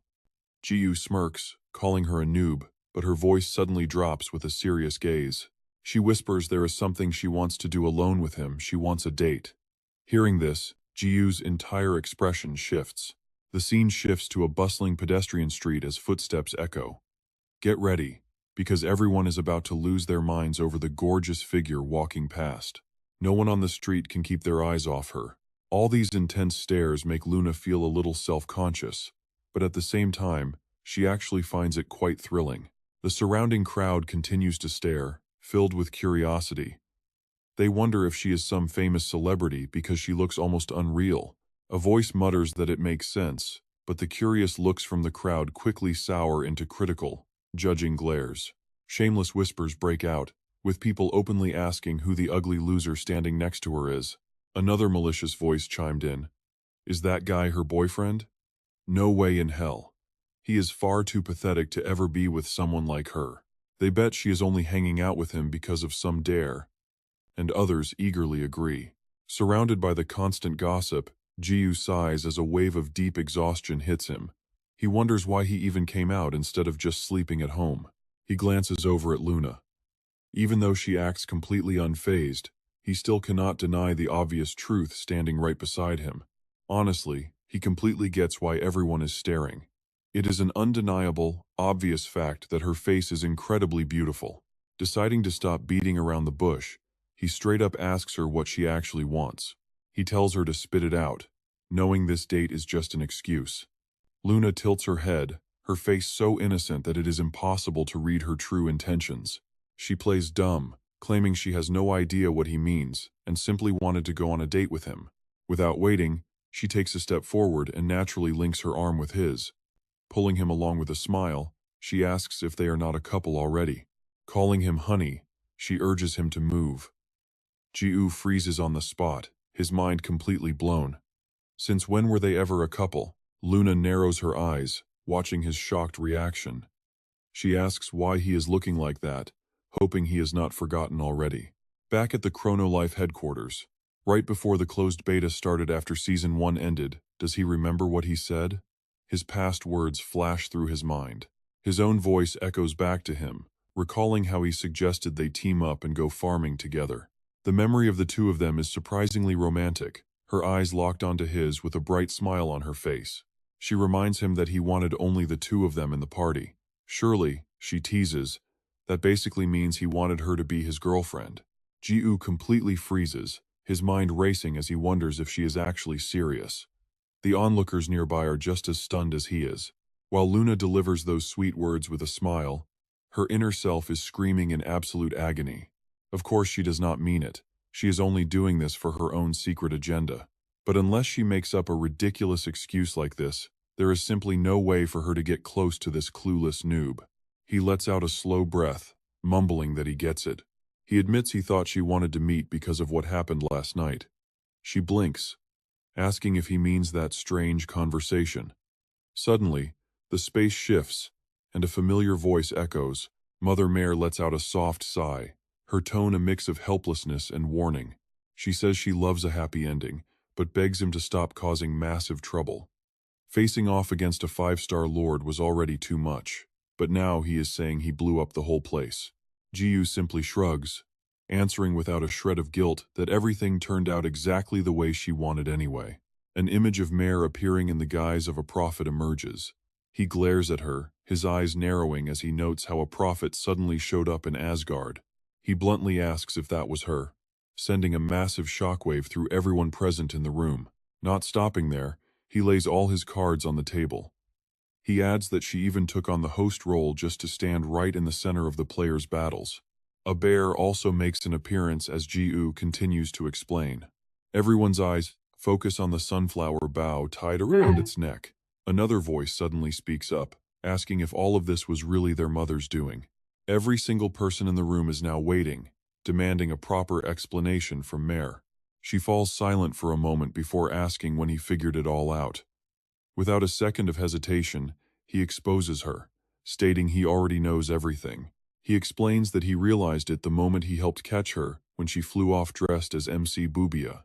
Past memories flash back, recalling the ultra-strong barrier they raised to protect the audience. The stunned, wide-eyed expressions of the kids around them also flash clearly in his mind. And back then, a single hand had managed to grab Boobia's leg, and that hand belonged to Jiu. Suspicion flares in his eyes. At the time, the host Boobia was completely motionless, showing zero signs of life. Returning to the present, he bluntly demands Mare admit that the giant sun in the sky is her true form. Jiyu ruthlessly unmasks her deceitful, cunning nature, and she even wore a sunflower. The sun and a sunflower, seriously, she made it way too obvious. Yet, not a single hint of worry showed on her face as she let out a soft chuckle. With a disdainful smirk, she sneered, asking since when he actually learned to use his brain. She never expected to be read so easily by someone like him. Jiwoo frowned in confusion, but he didn't miss the chance to talk back. More importantly, he demanded to know what she was doing there and if she had come to cause more trouble. Yet, she only responded with total indifference. "Oh right," Mother said, turning to Jiwoo. "She mentioned some people wanted to meet Peace, so she brought them along." He was startled for a moment and frowned. "Meet him? Who?" Without saying a word, she simply snapped her fingers. Two figures materialized right in front of everyone. Two legendary names echoed as heavy as thunder: Odin and Thor. Han Sarang leaned over to whisper to Luna, asking if those two weren't supposed to be dead. Luna only shrugged. In a casual tone, she explained that the unique boss system was scrapped since Season 2, meaning even named NPCs can respawn. Jiwoo narrowed his eyes, staring at them with undisguised contempt, a mocking sneer tugging at his lips as he spoke coldly. "Seriously," he muttered, asking what that trash wanted from him now, and if they wanted another rematch, but things were about to take a very unexpected turn. The two of them fell to their knees before him. Odin spoke with a steady voice, but his eyes held the rare shame of a defeated god. His voice dropped low as he said they came today to atone for the sins they had committed. Odin took a deep breath, staring into the distance as if reflecting on his own misguided past. He admitted the Outworlder was right, and that the only reason they sealed Fenrir was because they lacked the power to deal with him. His voice trembled slightly, yet remained firm as he finally voiced the hard truth he had spent his life running from. "You showed us the ultimate truth that with enough overwhelming power, Fenrir could indeed be tamed." Odin bowed his head, a gesture never before seen from a supreme constellation, offering a clear and sincere apology. He apologized for everything, hoping Fenrir would accept his sincerity and forgive him. Clutched in Jiwoo's arms, Fenrir stared at the kneeling god in absolute disbelief. A hand extended before Odin, taking him by surprise. Looking up, his gaze met Jiwoo's outstretched palm. Jiwoo raised an eyebrow, his cold gaze asking, "Is that all?" Odin thought the hand was to help him up, but he was dead wrong. Jiwoo's provocative smirk made it clear he wanted a much higher price. Did he really think a simple apology would cut it? "Come on, show me some real remorse," he urged, his gaze sweeping over Odin and Thor before landing with a highly provocative gleam. His tone turned playful, asking what about an apology gift? If they had nothing else, they could at least strip off their armor and hand it over. Odin let out a soft chuckle, entirely unbothered. Instead, his eyes revealed a rare look of deep admiration. He muttered in a low voice, realizing it must be that endless greed that made him so powerful despite being just a one-star constellation. Odin raised his hand as a blinding light condensed in midair. Looking straight at Jiwoo, he made a firm declaration. "Take this," he declared, stating that even though their battle wasn't an official match, he was still willing to offer his star to him. He accepted the star from Odin as the system announced it with cold clarity, marking a vow of total submission. The 5-star constellation Odin has offered a star to player Peace. Congratulations, he is now a 2-star constellation. The system voice continued to echo. Through Odin's oath of submission, Constellation Peace is now the representative of Asgard, unlocking the region and special rewards for all players on the Chrono continent. The dry, robotic voice of the system continued to blare. First, players can now teleport to Asgard via the spatial priestess. Utter confusion washed over the faces of everyone watching. What on earth was happening? The announcements kept dropping like thunder. Second, players can now create new characters starting in Asgard. Choruses of shocked whispers instantly erupted. Asgard? Did Peace seriously just win another battle? The system's cold, heavy voice declared that becoming an Asgardian citizen grants immediate access to 2 powerful hidden classes, introducing the very first with absolute, sharp clarity. The first hidden class is Godvasan. This class fights by channeling the high-tier powers of the Asgardian gods themselves. Godvasan can even surpass the strength of the very deity they serve. The exclusive skill of this class is Advent of the Lord. The gods served by the player will descend, bestowing holy, divine power directly upon them. The duration of the skill and the god's power scale with player level. Without giving players a moment to breathe, the system announced the second hidden class. The second hidden class is Valkyrie, the strongest female warrior of Asgard. This class operates on a unique skill mode, and the system emphasized a special restriction: only female players can unlock it. Male players must equip the angel's earrings to change their character's gender first. The exclusive skill, Valkyrie mode, transforms the player's body into a legendary Valkyrie. All stats are multiplied by 10, weapon masteries are multiplied by 10, and they gain the ability of free flight. The duration and multiplier of Valkyrie mode increase along with the player's overall level. The announcement concluded by declaring that current players and those who clear the Asgard entry quest can select these hidden classes. Odin glanced at Jiwoo one final time, his gaze running deep. He promises the entirety of Asgard will dedicate itself to the Chrono continent, saying they will meet again at the dawn of the apocalypse. Jiwoo narrows his eyes as those ominous words echo in his mind, thinking about how deeply unsettling that promise really was. Back in reality, Jiwoo notes how that statement was a massive clue for what lay ahead, but a sudden noise nearby quickly grabs their attention. The sounds of a brutal scuffle and loud curses begin echoing through the middle of the street. The angry shouting and orders to beat someone up echo down the street, causing both Jiwoo and Luna to freeze in their tracks. They spot a poor kid getting viciously beaten on the ground, while the bullies throw savage insults, asking who the hell he thinks he is. The bullies call the kid trash and ask if he wants to die, leaving Jiwoo completely stunned as he stares in utter confusion. It is a brutal beatdown happening right in broad daylight, and Luna points out that the two attackers actually look incredibly young. Judging by their school uniforms, they seem to be middle schoolers, looking far too young to be acting this vicious. Luna anxiously tugs on Jiwoo's arm, hesitantly asking her noob friend if they should call for help, to which he quickly agrees.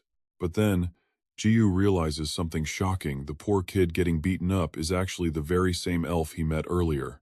His eyes widen in absolute disbelief, wondering if that really is the dirty elf kid from before, and his voice rings out to stop the chaos. He commands them to stop immediately, drawing the angry stare of the lead bully, Hadu, whose face twists into pure confusion. The bully mutters in confusion, and the elf boy looks up in shock, while Luna can only watch in surprise as Jiwoo steps in. Jiwoo glares at them with a sharp, murderous intensity, but his terrifying aura vanishes almost as quickly as it appeared. Truth be told, Jiwoo has absolutely no idea why he even stepped forward, having reacted purely on instinct before his brain could even begin to process the situation. He only moved because he recognized the elf, yet he still finds himself completely baffled by his own sudden burst of heroic instinct. Hadu lets out a scoffing laugh, asking the old man what the hell he thinks he is doing. The bully tells him to mind his own business and scram, shouting at him as the tension in the air rapidly escalates. Jiwoo wonders when his epic fantasy story turned into a high school drama, while the second bully, Hadi, narrows his eyes in sudden recognition. Hadi speaks up in surprise, realizing he has definitely seen this strange guy somewhere before. The kids point out that he is the infamous guy who fights in his underwear in Chrono Life, prompting Jiwoo to smirk. Letting out a heavy sigh, Jiwoo decides there is no point in hiding his identity anymore, and proudly admits to his online persona. He declares that he is the legendary Peace, telling the brats to run along home before he gets angry. But the brat mocks him before he can even finish, laughing in his face and reminding him that he is only a powerful god inside Chrono Life, not in reality. Asking who he thinks he is in the real world, Hadi aggressively steps right up to Jiwoo and asks if he wants to catch hands. Jiwoo's face turns pale as sweat drips down, clenching his fists in a desperate attempt to keep himself composed. He tells himself to stay calm, since he is only facing off against two middle schoolers. He reminds himself that he has been working out and is no longer the pathetic weakling he used to be, realizing how much the game has truly built him up. A strange realization washes over him, blurring the lines between his reality and the gaming world as he feels his confidence surging. The pathetic old version of himself is long gone, replaced by a wave of absolute, unshakable confidence. Now get this in a hilarious twist. Jiwoo actually begins pulling down his pants right there on the street. his voice echoing deep and firm as he claims his name. Standing there in nothing but his boxers, it is clear that Jiu is so completely lost in his gaming delusions that public exposure does not even faze him. Both of the school bullies instantly freeze in absolute horror, and Luna's face looks just as traumatized as the two kids. Without a shred of hesitation, he flings off his jacket and proudly declares himself as the master of the +99 wooden stick. Real-life Jiu is now fully synchronized with his game avatar, letting out a familiar, smug grin as the strongest player alive. With his eyes locked onto his targets, he challenges the terrified kids to show him what they are truly made of. The scene instantly cuts to Jiu sitting in the local police station, where the atmosphere is incredibly awkward. A young officer sighs and shakes his head while taking notes, completely baffled as to why a grown man was running around in his boxers. Jiu stands there looking completely miserable, desperately trying to explain that he was only trying to rescue a friend in need. The officer shuts him down with a stern glare, causing the embarrassed hero to meekly nod like a scolded child caught red-handed. After letting him off the hook, the young officer gives him a final, serious warning. He explains they are only letting him go because it is his first offense, and witnesses backed him up, warning that another stunt means jail time for public exposure. Jiu can only bow politely and apologize, while Luna stands right beside him letting out a massive sigh of relief. She remarks that they almost ended up on the evening news, leaving the poor guy holding back tears of absolute embarrassment. Jiu never imagined he would actually end up in a police station. Yafi chuckles mockingly, looking at the chaotic scene like it is some absurd joke in public. What a complete joke. Did Jiu really think stripping off his pants in public was a good idea? Jiu gets furious, snapping that this only happened because he was trying to save Yafi. His anger quickly boils over, making him completely annoyed again. Jiu asks where those punks went, and Yafi calmly replies they fled the exact moment the police grabbed him. Luna lowers her voice, her eyes turning serious as she asks Yafi how he knew those two high schoolers were severe bullies. They even dared to gang up on Yafi like that, but he shakes his head cluelessly. Yafi admits he had no idea and just met them today. Luna freezes in shock, wondering what on earth is actually going on. Yafi then kindly warns Jiu that he should remember those punks' faces, because they are bound to cross paths again very soon. While Jiu stands there dazed, Yafi specifies that they will meet inside Chrono Life, leaving behind an unsettling warning. Of course, it would be much better if Jiu never ran into them again. Yafi warns them to stay far away if they do meet, calling it payment for saving Jiu earlier, before bidding them goodbye and leaving Jiu grumbling in annoyance.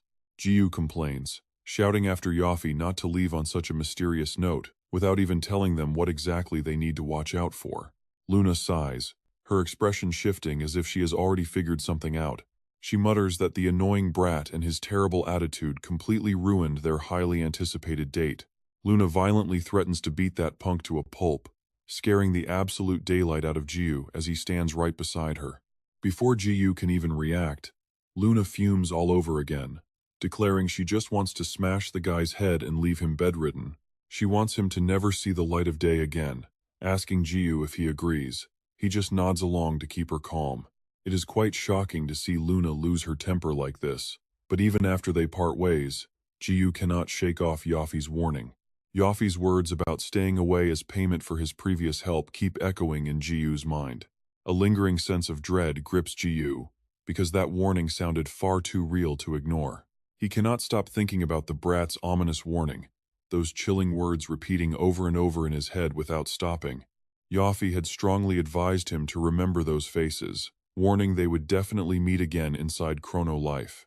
Fortunately, that piece of advice would soon help them face the oncoming trouble. With that chaotic street incident finally over, Jiu's date with Luna officially comes to an end. Jiu sighs in exhaustion. Today was supposed to be a relaxing day off, but he ends up feeling more drained than usual. Slumping onto his sofa, he decides that going outside is just too exhausting. It is time to log into Chrono Life, his ultimate safe haven. Jiu slips on his virtual reality headset. As his consciousness drifts away, the system chimes to confirm his connection to Chrono Life. The first scene greeting Jiu as he enters the virtual world is a peaceful afternoon. Moments later, familiar voices cheer out in excitement to welcome him back, shouting about how much they truly missed him. Jiyu replies with a helpless smile before Luna appears in front of him, fully geared in her virtual form. Luna greets him warmly, noting that he must have logged in right after their date, and tells him she is glad to see him. Then, a painfully familiar shout echoes as his self-proclaimed wife rushes over to cling tightly to Jiyu's arm. Jiyu sighs internally, wondering why they always have to cling to him, when a glowing system notification suddenly pops up, congratulating Starholder Peace. He has officially promoted to a 2-star Starholder, and the system announces that this milestone finally unlocks the exclusive Starholder shop. The screen asks if he wants to enter, making Jiyu hesitate and mutter the shop's name. He has never heard of such a place before, but after a brief shrug, Jiyu decides he might as well check it out. Suddenly, Jiyu's body glows brightly and vanishes. Luna collapses to the ground in shock, right before Urs also glows and disappears into thin air. Silence fills the air as the remaining players freeze. They sit there completely stunned as the sun slowly begins to set. Moments later, the system screen changes color, announcing his entry into the Starholder shop. Detecting the first login by 2-star Starholder Peace, the system begins creating an exclusive avatar. Jiyu teleports in, but finds himself in a child-sized body. Confusion washes over him as he stares at his tiny reflected body, instinctively demanding to know what is going on. He wonders why his character turned into a toddler. Looking up, his eyes suddenly catch the silhouette of Urs falling from the sky. He calls out to Urs, who is now surprisingly the exact same size as him. After staring, Urs's initial shock melts into pure amusement. Wait, he looks incredibly adorable now. Jiyu tries to bring up his familiar user interface, but quickly notices that nothing is responding. He cannot open his status window or activate any skills. Stunned, Jiyu asks Urs what he is doing. Urus can only focus on Jiyu's current form. He is just so incredibly soft. Once Jiyu calms himself down, he begins to scan his surroundings. So this is the Star Master's shop? He quickly deduces the situation, carefully piecing together every detail in his head. It looks like Luna and Pero could not enter, but Urus is likely here because he is his ego sword. The new thought makes Jiyu curious, even sparking some interest in this place. A Star Master's shop is pretty intriguing, and he excitedly pulls Urus along as his eyes light up. He tells Urus to check out these buildings, and Urus tags along behind, asking questions. The scene shifts to a bright moonlit night in front of the local school. Walking inside, some faint light still glimmers, making it much easier to see ahead. A trembling voice stammers out an apology. Haji mutters that they could not bring him in because he possesses the divinity of contamination. The scene from earlier unfolds through their conversation, and the person standing behind narrows his eyes, seemingly guessing the exact reason. Is that so? Absolute disappointment is completely unconcealed in every single word that Hanun utters. He tells them that he is deeply disappointed in both of them. His freezing cold voice carries a ruthless command. They absolutely need a player with the divinity of contamination for their plan, and he previously told them to beat him up and drag him back by force if necessary. He closes his eyes and delivers their punishment without hesitation, telling them that they can go back to Camp 9. Haji immediately snaps back in anger, demanding to know what the hell he means by Camp 9. He tries to defend himself as his voice grows urgent, arguing that Hanun is being too harsh with no other option. They did exactly what they were told, beating him up and preparing to drag him back. But Peace suddenly showed up to interfere, making Hanun sneer with cold pressure. Hanun acknowledges the excuse but asks if Haji just dared to swear at him, causing Haji to instantly freeze up in terror. Hanun turns to his lackeys, telling them with an icy voice that this punk just dared to disrespect him. The lackeys glare with eyes as sharp as knives as they slowly close in, while Hanun speaks up to soothe things with a fake, gentle tone. He casually mentions that everyone makes mistakes, so they should not go too hard on the beatdown. One of the thugs glares over with a deep, suspicious voice, asking Hanun what he means by that, since he is not easily convinced. He asks if Hanun really believes their excuse about Peace showing up, but Hanun replies with absolute confidence. Based on what he knows, the chances are pretty high since he is aware that Peace has been hanging around this area for a while. He continues to calm them down, explaining that there is no need to worry because Peace is not intentionally trying to ruin their business. He is certain that peace just happened to pass by and decided to save that contaminated divinity player on a whim. Han-un stands up with a completely relaxed attitude, telling them to just gather some new members to hunt down that contaminated player. They absolutely need him for their business, and his tone shifts as he brings up internal guild matters. Changing the subject, he asks about their current numbers, learning they have 25 members offline and 121 online. Han-un shakes his head in disapproval, muttering that it is not enough and demanding they focus on recruiting even more members. They will need to organize a massive meeting for all in-game members very soon. One thug hesitantly asks what exactly he is planning, prompting Han-un to smirk as he replies that there is a certain legendary item he wants to acquire. His chilling answer completely stuns the thug. It is the level 99 plus wooden stick. Meanwhile, Jiyu pushes a door open. Jiyu steps into the unfamiliar room with cautious eyes, calling out to see if this is indeed the Star Master's shop. Hearing no immediate reply, he calls out once more to ask if anyone is there, but Mew suddenly pops out from a corner and scares both of them. Mew enthusiastically greets the duo, welcoming them both to the legendary Star Master's shop. Mew inspects them like rare relics, speaking in a dramatic tone about how it has been over 100 years since any customer last set foot in the shop. When asked about his budget, Jiyu pauses to quickly review his current status before giving an honest answer. He admits that his inventory is completely empty, but then he unexpectedly pulls out a small pouch from his pocket.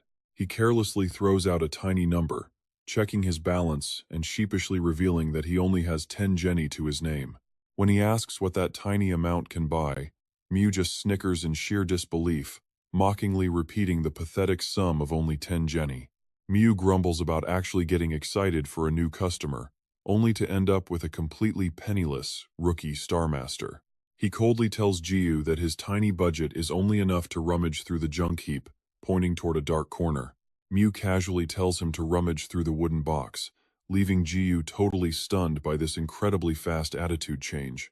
Urus gets absolutely furious on his master's behalf, growling aggressively about how this two-faced cat flipped on them in an instant. He demands to know how that rude furball dares to speak to his master like that, offering to bite off his tail. Jiyu quickly holds Urus back, choosing to stay calm, and tells him to just ignore it and focus on checking out the items. His gaze locked onto an item, a bootleg version of King Arthur's original tier holy sword, Excalibur. Gifted by the water goddess to the chosen king, it boosts all user stats by 100 times, costing only 8 jenny. Jude quickly moved to the next item, looking increasingly confused. It was a counterfeit of Solabi's original tier holy sword. This legendary blade was left behind by the warrior who systematized ancient East Asian military tactics. It summons Solabi's spirit to automatically slash enemies for 10 seconds. At just 6 jenny, Jude couldn't help but ask what the deal was with these items. Look at their ranks. Original tier? He turned to Milo, his voice dripping with obvious suspicion. Hey Cat, I thought you said 10 jenny was pocket change. These weapons are seriously overpowered, yet they cost under 10 jenny. Milo scoffed in pure contempt. You rookie Star Masters don't know a single thing about how this world works. They are all just cheap counterfeits. Their abilities are way weaker than the originals, and they break after a few uses due to low durability. Milo's voice suddenly dropped, carrying an entirely different energy. But those other items over there are the real overpowered gear. High-grade weapons hung on the displays. The cat looked up at Jude, his mock scoff replaced by a rare look of serious intensity. And just so you know, those items are actually the real deal. Their original owners have all passed away, but they were once top-tier Star Masters. Jude swallowed hard and asked what he had to do to earn more jenny. Milo answered as if it were the most obvious thing in the world. Most people just use the Star Master auction house. You can list your items there, and if someone buys them, you get jenny. Jude tilted his head, a quick plan forming in his mind. An auction, huh? Maybe he should head over to the U-Nest to farm some legendary gear. Milo let out a mocking chuckle. Legendary gear? Everyone around here is a Star Master. No one is going to spend their money on that useless legendary trash. Jude didn't argue back, simply shifting his gaze to the other items displayed on the shelves. Then what about these items? Milo immediately grew alert, his voice sharpening instantly. You're not allowed to take anything you don't already have equipped.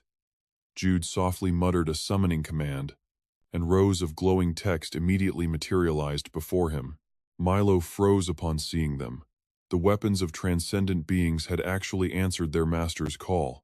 A massive list popped up, one after another, each legendary name carrying immense weight.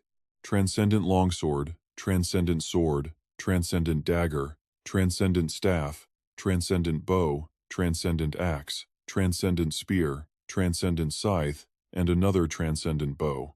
Milo took a step back, his voice gasping in pure reflex. "No, that's impossible," he stammered, barely able to speak.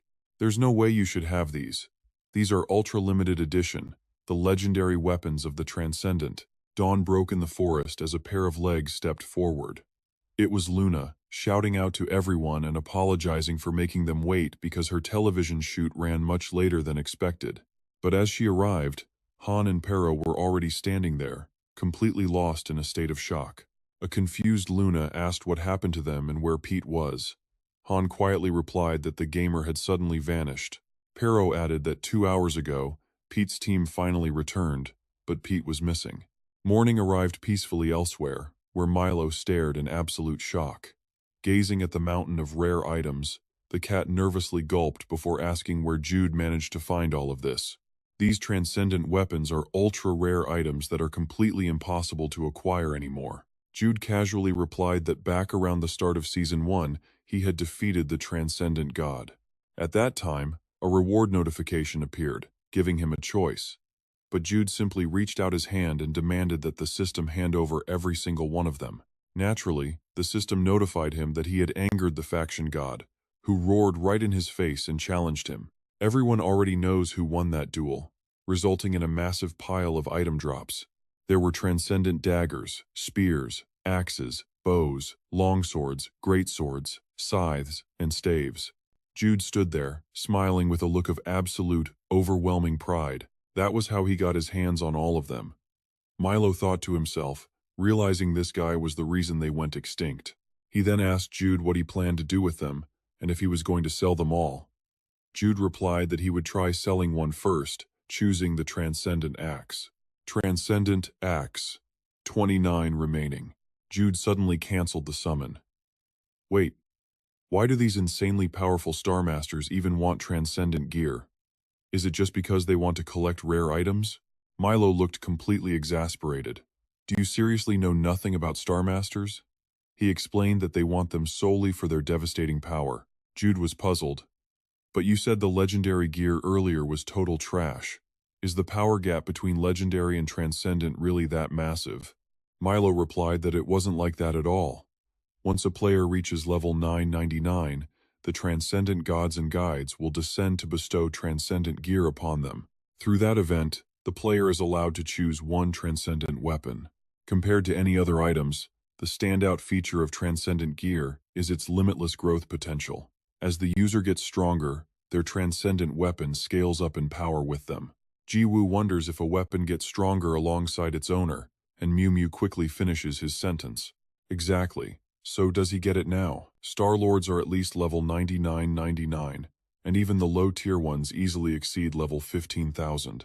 If a high-rank Star-Lord wields a transcendent weapon, they can easily access power that far surpasses most primitive gear. Urus finally speaks up, admitting there is still one thing he does not quite understand. Do other Star-Lords not get their own transcendent weapons at level 999, so why even fight to steal someone else's gear? Mew Mew has to explain that only a select few Star-Lords actually own transcendent weapons, leaving Jiwoo to respond with a blank look. He gasps in confusion, but Mew Mew tells him they will discuss that later and urges him to list it on the auction block immediately. Considering its rarity, she suggests 72 hours for the best price, but a confident Jiwoo wants it sold fast in just 1 hour. He claims to have at least 30 of each kind, leaving Mew Mew to stare at him in complete, utter disbelief. Does he really not care about any of this as Jiwoo walks away carrying his axe? A bloody bidding war is clearly on the horizon. She can foresee the bloodbath while Jiwoo and Urus head out. The shopkeeper watches as the Grand Auctioneer welcomes the Honorable Star-Lords. How is everyone doing? Welcome to the Star-Lord auction, led today by the Master of Ceremonies. Mayon and Neomio. Only two people sit in the audience, one is barely clapping while the other sleeps soundly as the first new item is introduced. Alexis lets out a sigh, he only wanted a quick nap, and this interruption is just pure bad luck. It has been years since a new item hit the block, and Mayon and Neomio proudly introduces a legendary transcendent axe. Alexis drops his jaw in utter shock at the name, and then the auctioneer announces the bidding will only last for 1 hour. Sweat drips down Alexis's face at the insanely short time frame, while Mayon and Neomio sets the starting price at just 10 Jenny. Alexis immediately raises his bidding sign for 100 Jenny, prompting the host to announce Star-Lord 72 as the current high bidder. Alexis tries to stay calm, this is a life-changing opportunity, and he absolutely cannot afford to mess this up. He might actually have a real shot here since other lords rarely visit, as long as the player behind him does not raise the price. Suddenly, the Star-Lord chat group begins buzzing, could this really be happening? Word spreads that a transcendent weapon is up for auction for just 1 hour, telling everyone to hurry because something exciting is finally happening. They are told to contact everyone they know, leaving Alexis to weep, as his golden dream instantly shatters before his eyes. The auction instantly explodes as hordes of eager buyers flood the room, all desperate to claim the prize as signs wave wildly. The entire hall becomes packed to the brim, dissolving into absolute and chaotic madness. Miu Miu watches the chaotic crowd and sighs, she knew this would happen, as frantic bids rapidly soar from 1 million Jenny all the way up to 2 million. Mayon and Neomio is deeply moved by this wild sight. It has been years since the auction house saw this kind of madness, with bidders constantly screaming out offers up to 3 million Jenny. Angry bidders yell at each other to shut up over fake funds. While far away from the madness, the boys visit a local food cart to ask how much a corn dog costs. She says 3 Jenny, and Jiwoo sighs that it is way too expensive. While the bidding war reaches a boiling point, Jiwoo happily wanders the market with Urus, who takes a delicious bite of his own. With only 4 Jenny left, the scene shifts to dusk in the forest, where Han Sarang, Pero, and Luna sit in quiet thought. Luna asks when peace will finally return, but Han Sarang replies that they have absolutely no idea. While relaxing, a system chat suddenly pops up before Han Sarang from Love, asking if she is currently online. Seeing the text, Han Sarang wonders if something is wrong since this specific chat function only receives messages from outside the game. She texts Love back explaining she is resting on a hill near the village, which earns a relieved reply from the other side. Reading those words makes Han Sarang sit straight up in confusion, prompting Luna to ask what is wrong. Han Sarang explains she just received an odd text from outside the game, before quickly sending a message back to ask what exactly she meant by that. After asking what she meant, Love replies with a warning that the village is in complete chaos and she should stay far away. Everyone is screaming and slaughtering each other. Even the guards trying to stop the madness are being butchered, making it an absolutely terrifying war zone. A shocked Luna immediately wonders what could have possibly caused such a disaster. If the guards are being killed, it must be severe, so Luna suggests they go check it out, causing Han Sarang to tease her for also being bored. Normally she does not care about anything unless it involves peace, but they ultimately decide to head out together. Luna threatens to just go with Pero instead if she stays behind, but Han Sarang quickly objects, claiming she was already planning to go anyway. The scene shifts back to the village, now completely devastated and engulfed in raging fires. A player charges forward with a sword, screaming at the filthy scammer that it is all over. Zomptia takes a direct hit to the stomach and grits his teeth in rage. He counters with a powerful punch, yelling back that they are actually the ones doing the scamming. What follows is a massive brawl of players blindly attacking one another, telling each other to shut up and die, turning the whole place into a disgusting, chaotic mess as they scream for their stolen money back. They shout insults of being dirty thieves and filthy scammers, demanding each other to die in the middle of the utter madness. Arriving at the scene to witness the absolute chaos, Luna sighs that things are far worse than she imagined, while Han Sarang notes how bloody it is. Han Sarang then wonders aloud, noting how everyone is screaming about fraud, and asks if every single player here has actually fallen victim to a scam. Luna gets a bad feeling because something about this setup is off, as listening closely reveals that everyone claims to be a victim, with no actual culprit in sight. Suddenly, A very quiet and gentle voice calls out to Hansarang from the shadows. It turns out to be young Buell, calling out to them from behind some empty wooden crates, leaving them both completely stunned to see her there. Hansarang approaches her with deep confusion, asking why she is hiding in a dark alleyway when she just sent a message from the outside. Viol explains she logged back in out of worry and guessed they would show up, prompting Luna to quickly ask what on earth is happening. She admits she has never seen the village this chaotic. Buell replies that she is not entirely sure about what is happening. While she is not totally sure, she mentions that a massive scammer group suddenly flooded into Chrono Life, slowly creeping in and exploiting every little crack and loophole they could find in the game. On the surface, they seemed completely harmless, but they are highly organized and have been systematically swindling players. Bile sighs that it is terrifying because once a player gets scammed in a trade, they simply turn around and scam someone else to recover. Even when good people try to warn others, the criminals just invent brand new tricks, as Luna points up at the wanted posters plastering the walls. Just take a look at those messy wanted posters. She guesses that this specific player is the mastermind behind all the recent chaos. He is the one who founded this syndicate, teaching them a variety of dirty tricks designed specifically to spark widespread panic and rioting. Perot suddenly speaks up, and Luna quickly translates, explaining he does not understand why the scammers are going to such extremes. They gain absolutely nothing by ruining the economy and rioting, which leaves Hansarang completely amazed at how smart the little guy is. She is shocked that Luna understood every single word, while Perot just nods his head furiously to confirm that was exactly what he meant. Agreeing with Perot, Luna points out that trust is dead, making scamming much harder now, which leaves Hansarang highly confused as to why they would intentionally cause this massive riot. She admits she cannot fathom their ultimate goal, suggesting that maybe this entire gang of scammers is just a bunch of absolute idiots. Hansarang points out that the culprit in the wanted poster is just a kid, but Luna quickly warns her not to be fooled by appearances. She adds that only truly brilliant minds can pull off scams, knowing for sure that there is a much bigger, hidden agenda at play. Cutting away, Hanyun laughs at the idea, mockingly asking since when petty scammers like them ever had some grand, elaborate master plan. They only care about quick, easy money, explaining that while normal players grind for hundreds of hours, nothing beats the rush of stealing it in a second. He admits that even after scamming someone, he refuses to log off immediately.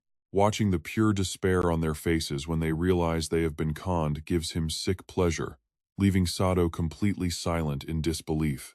Sato then asks Hanyun what their next move is, noting that normal players are completely avoiding trades now, with even regular users turning into active scammers. Hanyun simply smiles, replying that he is fully aware, thanks to the chaos, they can run wild without anyone tracing them, which leaves Sato completely shocked to hear such bold words coming from him. He calmly explains that once they have completely sucked Chrono Life dry, they will simply jump to a brand new game to continue their scams. He wonders about that recently released game called N, casually mentioning that it has a lot of scamming potential. He notes that once Chrono Life players eventually forget about them, they can return for a surprise strike, while Sato listens with growing concern. Sato warns that doing this across multiple online games sounds far too dangerous and could easily grow into a massive, uncontrollable problem. Although it is just a video game, virtual reality laws still protect it, warning that being too reckless could turn them into actual criminals. Hanyun confidently brushes the worry aside, asking if he already forgot that those incredibly dumb players rioting everywhere will completely cover up their tracks, letting them escape tangent-free. He smugly stops walking for a brief moment before continuing forward, proudly claiming that he has already calculated every single detail in advance. Their boss proudly reveals that every single member of their criminal syndicate is actually a minor. Behind him, rows of young kids stand in perfect formation, ready to obey Hanan while wearing identical black blindfolds over their eyes. Hanyun ecstatically laughs that a gang of minors pulling off simple video game scams will only receive a light scolding if they ever get caught. He boasts that he is still well under the age of criminal liability, planning to do this for just one more year without any worries. He addresses his crew, asking if everyone is ready to begin their ultimate campaign to drain Chrono Life dry, imagining how sweet it will be. Cutting to 1 week later, The once bustling village lies completely abandoned and ruined, blanketed in a cold, eerie fog with nothing left alive. Chaotic battles only leave behind senseless loss and tragic goodbyes. Right in the middle of this devastation, another group steps forward, completely unaware of what lies ahead. Morality and human ethics only exist when pockets are lined with gold. A starving child will never get a bite until everyone else has had their fill first.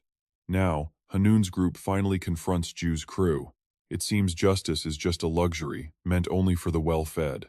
For the starving, survival instinct is the only thing left. Just wait, he is going to make sure the absolute truth is dragged right into the light. Armed with every single secret weapon, that day marks the absolute beginning of the most shocking showdown in the entire history of Chrono Life. While Ju and Yu are still completely distracted, happily devouring grilled sausages at the local city market. Meanwhile, over at the auction house, the entire crowd sitting on the right is buzzing with high energy. They wave their bidding paddles high, and the crowd on the left refuses to be outdone, quickly raising their hands too. Countless paddles shoot up one after another, making the entire hall look like it is completely covered in numbers. Everyone in the audience is hyped, shouting and waving their paddles as a chaotic wave of bids echoes across the room.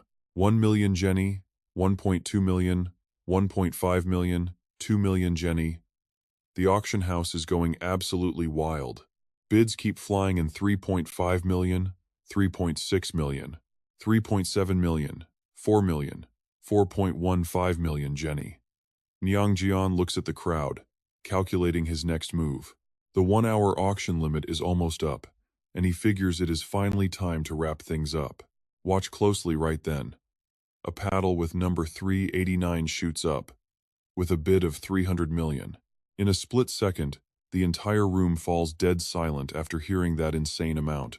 A red-haired guy gapes in absolute disbelief, barely able to stammer out a shocked what? 300 million.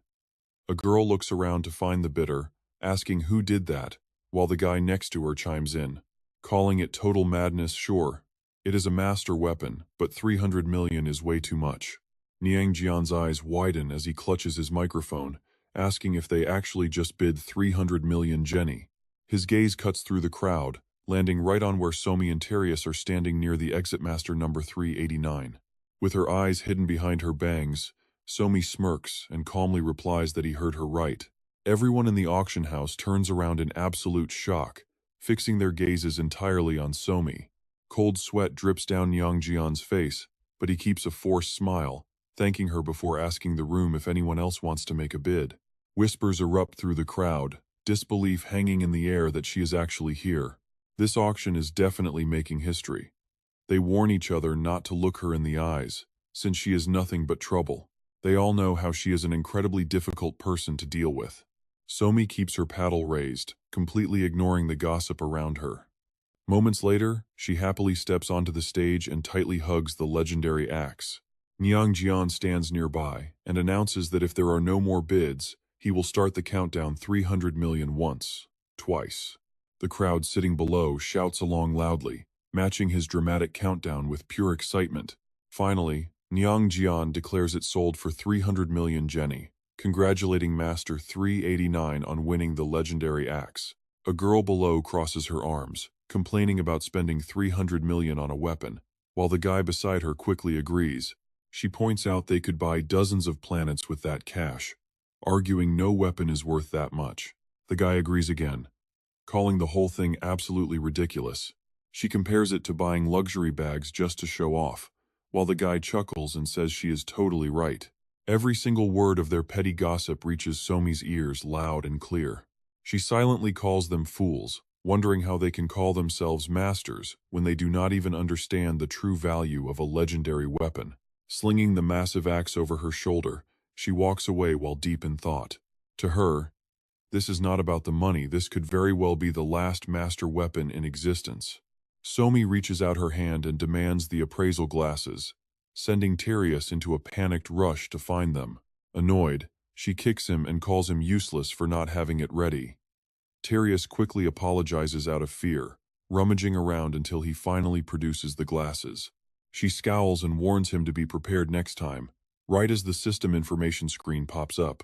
It describes the appraisal glasses, a special tool that analyzes items in far greater detail than any standard appraisal skill. Somi puts the glasses on, immediately running a thorough scan from the top to the bottom of her legendary axe. The screen reveals it is indeed a master weapon, dropped long ago when the god of the faction died. It contains a tiny trace of divine power, and whatever Somi sees through her lens suddenly makes her eyes widen in shock. She calls out to Tyrius, calling him Four Eyes. He responds right away, while Mr. Seo turns around with a pretty creepy grin on his face. I need you to find out exactly who put this legendary axe up for auction right now. Meanwhile, the streets of Starmaster City are totally deserted. High above, a bright golden sun continues to beat down on the empty town. Luna and Urus lounge lazily side by side on a wooden bench, staring blankly up at the sky. Luna groans that the wait is killing her. Jiyu mutters that they should have set the auction limit to 10 minutes. But Urus rejects that, arguing 10 minutes is not a real auction at all. Just then, Nyang walks over from across the way, calling out for the underwear Starmaster. Waving a hand, he proudly announces that the masterpiece axe has finally been sold. Nyang then leads them into a private room that is piled high with glittering gold Jenny coins. Both Jiu and Urus stand completely frozen, mouths hanging wide open at the sight. Nyang explains that the final bid reached 300 million jennies, making it the highest in 300 years. Sweating profusely, Jiu asks if the shopkeeper literally brought the entire sum in physical coins, wondering how he is supposed to carry all of this. Nyang simply advises him not to worry and to try putting it into the small pouch he used earlier for those 10 coins. Jiu does as suggested, pulling out the pouch and touching the massive mountain of coins on the floor. Suddenly, with a loud pop, every gold coin in the room vanishes in an instant. The tiny pouch in Jiu's hand swells up, bulging to its absolute limit. Nyang enthusiastically congratulates him, declaring that he has officially become a very wealthy man overnight. Still, in complete disbelief, Jiu quietly wonders exactly how many sausage skewers this insane amount of money can buy. Standing close by, Nyang smoothly coaxes him, suggesting that since he is incredibly wealthy now, he should celebrate by treating himself to a high-end item. He brags about having plenty of top-tier goods, but Jiu only squints. Just an hour ago, the merchant would not even breathe the same air as him. Nyang casually shrugs and invents a shameless excuse. He claims a dedicated merchant will do absolutely anything for an incredibly wealthy client. But suddenly, a booming voice echoes through the room, catching all three of them off guard. Hearing a loud testing 1 2 3 mic check, Jiu looks up in total confusion. He asks if someone is actually using a loudspeaker inside the Starmaster shop. Nyang insists that is impossible. No way does this shop have that kind of feature. But right then, a loud shout cuts him off completely. The voice bellows out for the cheeky brat to answer. Jiu looks up. He has a pretty good idea of who that is. Could it be? Nearby, a massive screen displays Jiu's face as he asks if the old man is actually calling. Sure enough, the Chrono Life CEO, Deogbe, is right there on screen, cigar in mouth and arms folded. The old man asks if the kid has already forgotten his voice, so Jiu just casually asks how he is doing. He notes this is the very first time the CEO has reached out since Season 2 started. But Deogbe completely ignores the small talk, wanting to get straight to the point. Closing his eyes, he removes the cigar from his mouth and asks if Jiu still remembers that soup shop he once showed him. He orders a meeting there tonight, under the silver glow of a beautiful full moon. Atop a building, a wooden sign reads Grandma's Soup. Down below at a simple table sits a hot bowl, steam rising gently into the cool night air. With a spoon in hand, Jiu happily stuffs his face, talking with his mouth full. Looking across the table, Jiu asks if Deokbe wants him to take down a scammer named Hanu. He is quite confused as to why he is being dragged into this. Isn't dealing with law-breaking players the company's job? Hearing this, Deokbe raises an eyebrow and asks if that is really what he thinks. He asks if Jiu already forgot his core philosophy. Resting his chin on his hand, Jiu guesses, asking if it is about his charity donations. Deokbe can only sigh, muttering that the boy seems to get more worrying and foolish every single time they meet. To explain it simply, he gives an example. He likes pouring kimchi sauce right into his soup because he has the freedom to do so. As long as players do not use hacks or exploits, he will never step on their freedom. Hearing this, Ji-woo reaches a conclusion. He argues that is even more reason for the company to intervene since they are scamming others. But Deokbae simply points a finger back at him. He retorts that by that logic, Ji-woo should have been banned first, asking who the real player killer actually is. The stat screen pops up, showing his kill count of over 1,850,000 players, alongside other extreme planetary damage. Deokbae slams his spoon onto the wooden table. He explains that although they could easily manage everything through the system, he wants to watch the players struggle on their own in this chaotic mess. Standing up with a pretty mischievous smirk, he asks if that does not sound way more exciting to watch.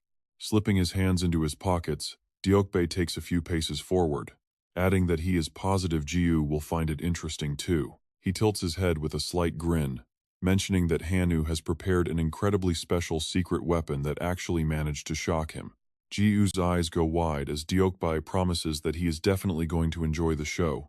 Under the blazing midday sun beating down outside, Ji-woo sits with crossed arms on a long couch inside a quiet cafe, carefully recounting every single dramatic detail of what went down during the crazy events of last night. He looks across the table at the two sitting directly opposite him and asks what they found. Luna, sitting right beside Han Sarang, replies that they were also discussing that notorious scammer Hanun before continuing her story. After receiving the alert from Star, they headed straight to the village to investigate, but the situation was far worse than expected. Bill sips his water while anxiously wondering how they will ever catch Hanun. Sure, the guy will never show his face. Closing her eyes, Luna suggests that there is actually one desperate move they can make under these circumstances, channeling standard crime thriller movies. She opens her eyes and confidently declares that they need to plan a sting operation. Cut to Ji-woo and his female avatar, wielding a sharp dagger with a bright smile while shouting that there is no escape. His eyes glow with intense light as he transforms into his chaos god state, highly confident he is capable of pulling more than just a single legendary item. By now, Ji-woo has already equipped the angel earrings, a special accessory that completely alters the user's gender. The info screen reveals a hidden transformation skill, allowing players to revert back to their original gender after swapping. After a 24-hour cooldown, activating this hidden skill will immediately return the character to their true form. Ji-woo waves his sword in the air, yelling loudly about what he should do since he has absolutely no clue how much this thing is worth.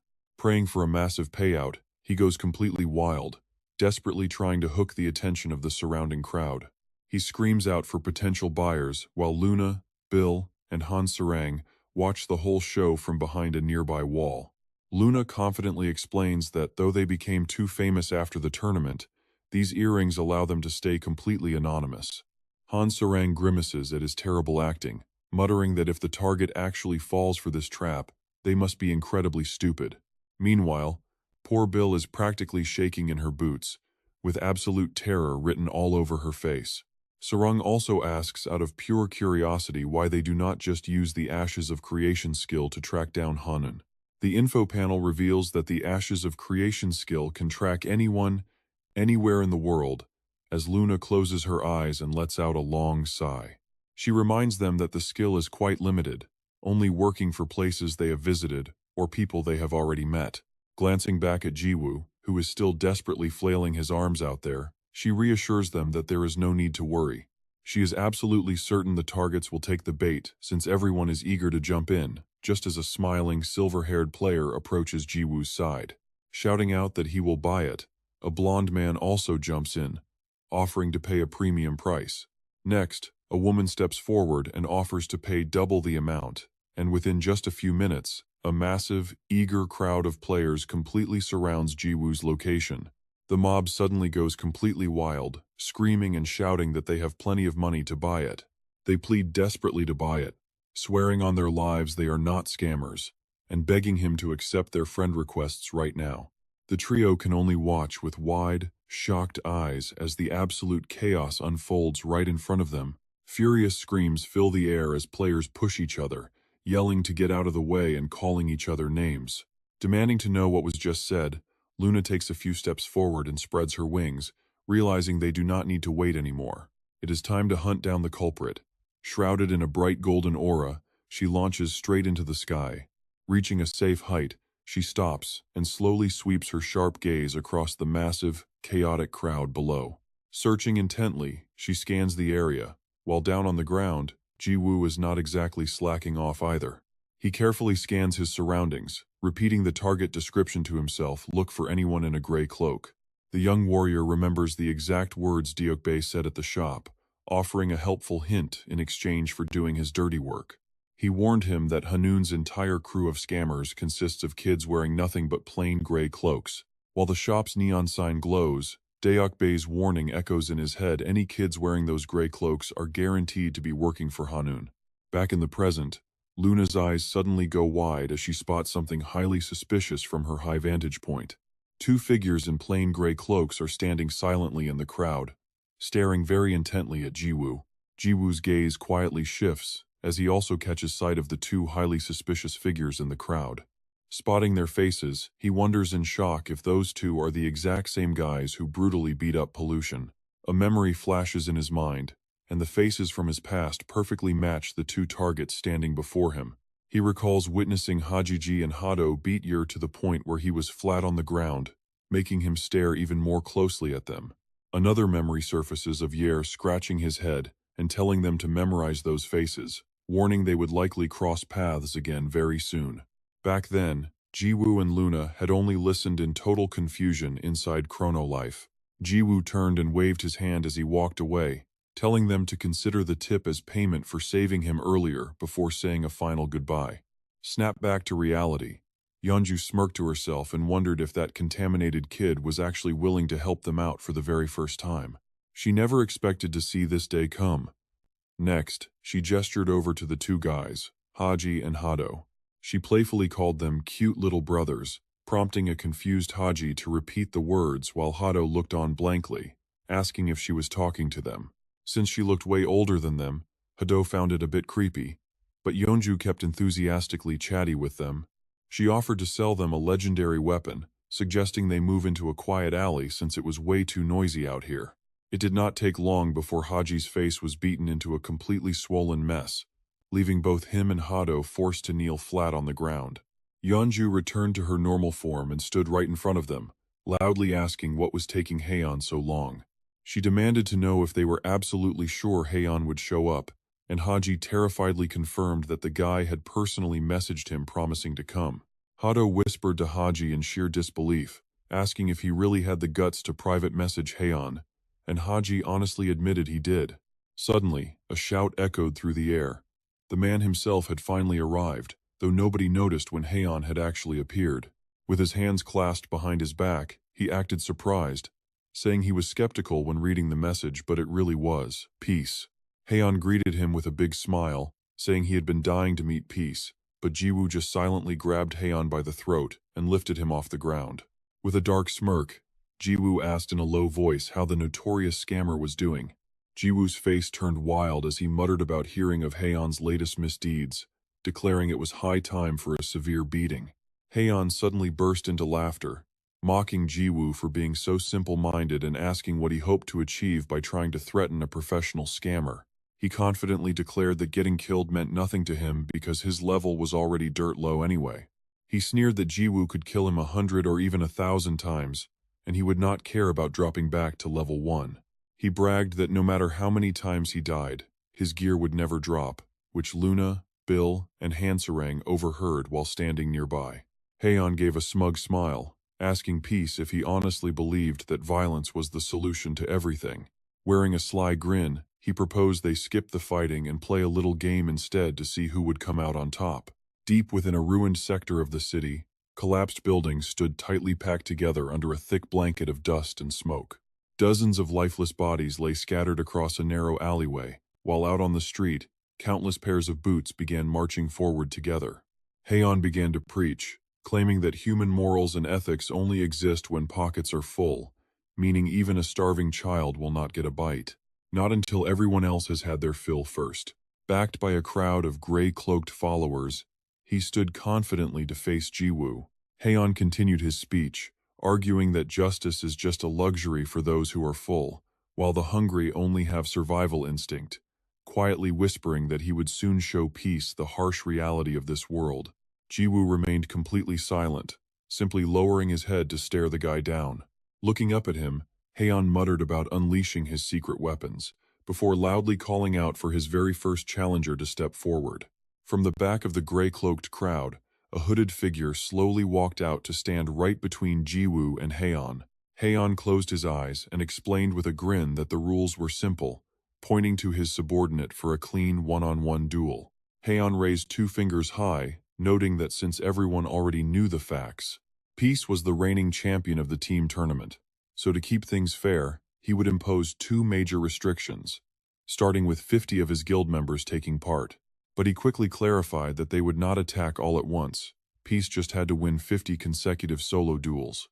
Glancing at the weapon on Jiwoo's hip, Heian added that his second condition was banning the +99 reinforced wooden stick. Jiwoo's face remained completely indifferent to the terms, as he silently let out a long, tired sigh. Without a word, Jiwoo secured his wooden stick back on his hip while Heian jumped aside to declare that the game had officially begun. Hearing the signal, the subordinate let out a loud battle cry, unsheathing his sword and charging straight forward to attack. Jiwoo calmly stepped backward to dodge the blade, while Heian promised from the sidelines that if he lost, he would willingly do absolutely anything Peace wanted. He would quit scamming players for good, and even return every single item he had ever stolen if that was what it took. But a sly grin crossed his face as he added that if Peace lost, he had to hand over his +99 reinforced wooden stick. Meanwhile, the frantic subordinate continued to unleash a barrage of wild slash attacks at Jiwoo. Seeing him only dodge without fighting back, Heian laughed confidently, his face twisting as he bragged about spending a whole week recruiting the absolute best players just for this moment. All of it was for this exact moment. He mocked that Peace would not even be able to use half of his real power without his stick, confidently ranting that the game was already won. Suddenly, Han is cut off mid-sentence as Jude sends one of the lackeys flying into the air with a single punch. The guy sails through the air in a perfect arc before crashing face-first right in front of Han. Han freezes in absolute shock, watching his minion twitching uncontrollably on the ground. A bright red fist imprint is stamped deep into the subordinate's face. Most of his teeth are completely gone. Jude calls out, "Hey, you the little punk who scammed 50 guild members?" With steam still rising from his knuckles, he looks down and orders them. "I do not have time to beat you one by one. Just come at me all at once." Cold sweat pours down Han's face as his eyes go completely blank with fear. His status screen shows a level 9999 Chaos God, boasting over 200,000 strength and 400,000 intelligence. 666, over 156,000 physical power, plus a level 99 enhanced wooden stick. Astral Lord power release, the Apocalypse Dragon, Absolute Zero freeze, and Dimensional Walker skills. Add in God of Destruction traits, high-speed regeneration, the Ego Urus sword, and Dragon Army summons, plus the Urus Legion, infinite greed, light speed, and the soul of a giant.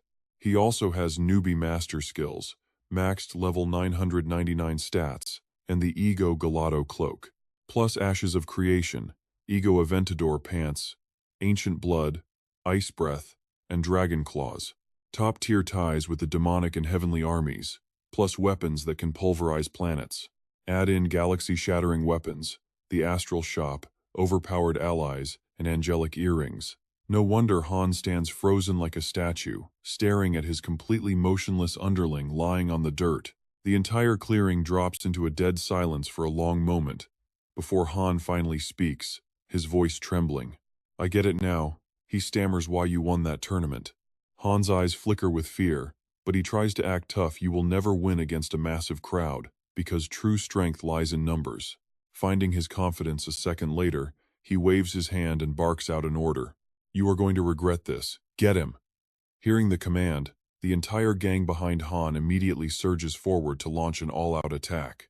Their eyes glow with a fierce white light, their expressions turning savage as they raise their weapons high into the air. Jude stays completely calm, just standing his ground as the mob rushes toward him in a straight line. Without saying a single word, he calmly raises one hand high into the air, slowly curling his fingers to form a tight, heavy fist. Flash of a bright grin, Jude winds back his arm. He channels his insane strength and lands a devastating punch right to the face of the leading thug. Blood sprays from the guy's mouth as his entire body is sent launching high into the sky. Jude's face lights up with sheer excitement as he mutters the number 2. Right on cue, 2 enemies sneak up behind him. They try to strike. But in a single, silent blink, it's over. Both of their faces are crushed in by heavy fist imprints, sending blood spraying everywhere from their noses and mouths. As the 2 goons hit the dirt, Jude counts off 2 more numbers, 3, 4. He bends his knees, planting his feet firmly into the ground to build pressure. He delivers another brutal strike to the next face and counts 5, before immediately swinging around to drive his fist into another guy's gut. 6. Jude spins around, catching the next attacker right under the chin. 7. He tears through the crowd, his voice echoing out the count of 8, 9, 10, 11, 12, 13, 14.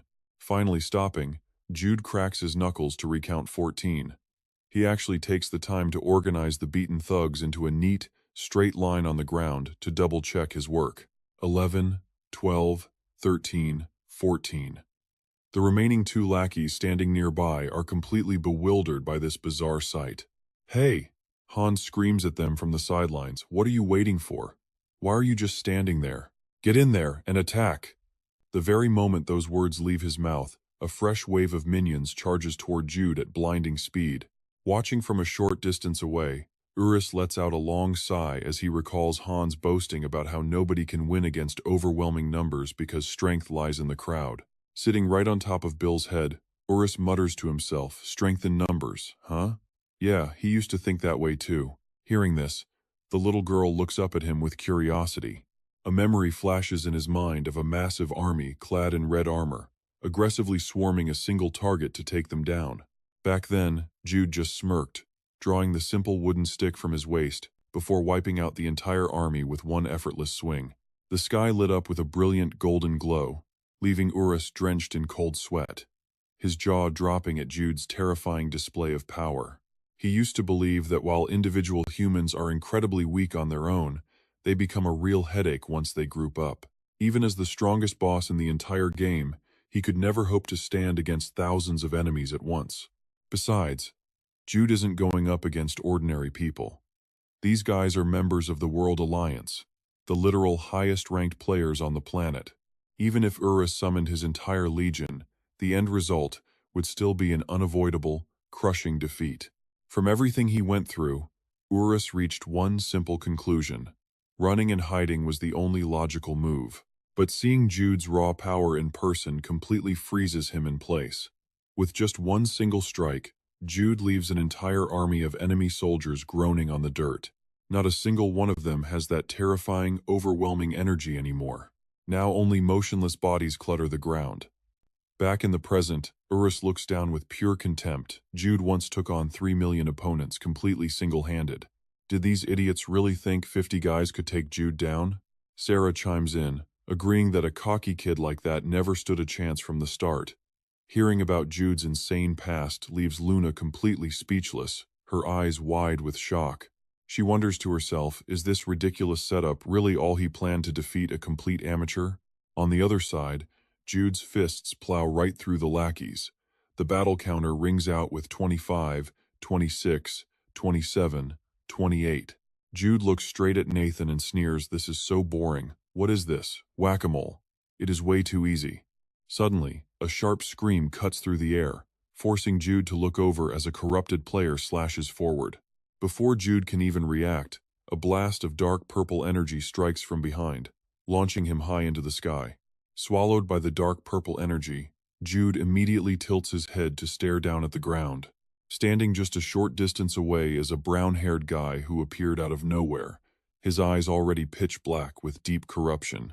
As Jude turns his head, a fully corrupted girl swoops down from above, screaming at the top of her lungs as she slashes downward. Another massive, explosive wave of dark purple energy erupts, blasting straight toward Jude's position. Both Luna and Sarah stand frozen with their mouths wide open. Luna immediately recognizes those skills. They are identical to the ones used by corrupted players. A dark memory flashes through her mind, a female hammer warrior, completely transformed into a corrupted monster. Screaming wildly as she swung her massive hammer, her devastating downward smash released that exact same toxic purple energy. Back in the present, Jude lands gracefully on his feet. He stares at the group, blocking his path, and asks, "So, you are corrupted followers? Are all of you infected by this stuff?" System screens pop up next to them, showing 100% corruption and a 2000% stat boost. Nathan bursts out laughing. "You never expected this, did you? Go on, Pierce. Let us see how easy this game is now," he asks confidently. "Do not underestimate me. Did you honestly think I would challenge you without a solid backup plan?" Nathan signals. Right on cue, a mysterious cloaked figure steps forward from the crowd of lackeys. Walking right up to Jude, the hooded man slowly pulls off his headgear, revealing his closed eyes. His system window pops up the corrupted god player. Nathan brags again, surprised. "You stood in my way last week, but I still managed to drag him to our side. Thanks to his power, every single one of my members got an insane 2000% stat boost." He proudly boasts that their 49th member is none other than this corrupted ally. Jude stays silent, letting out a heavy sigh. He looks directly at the guy and tells him how disappointing this is, admitting he actually believed the kid was different from this garbage.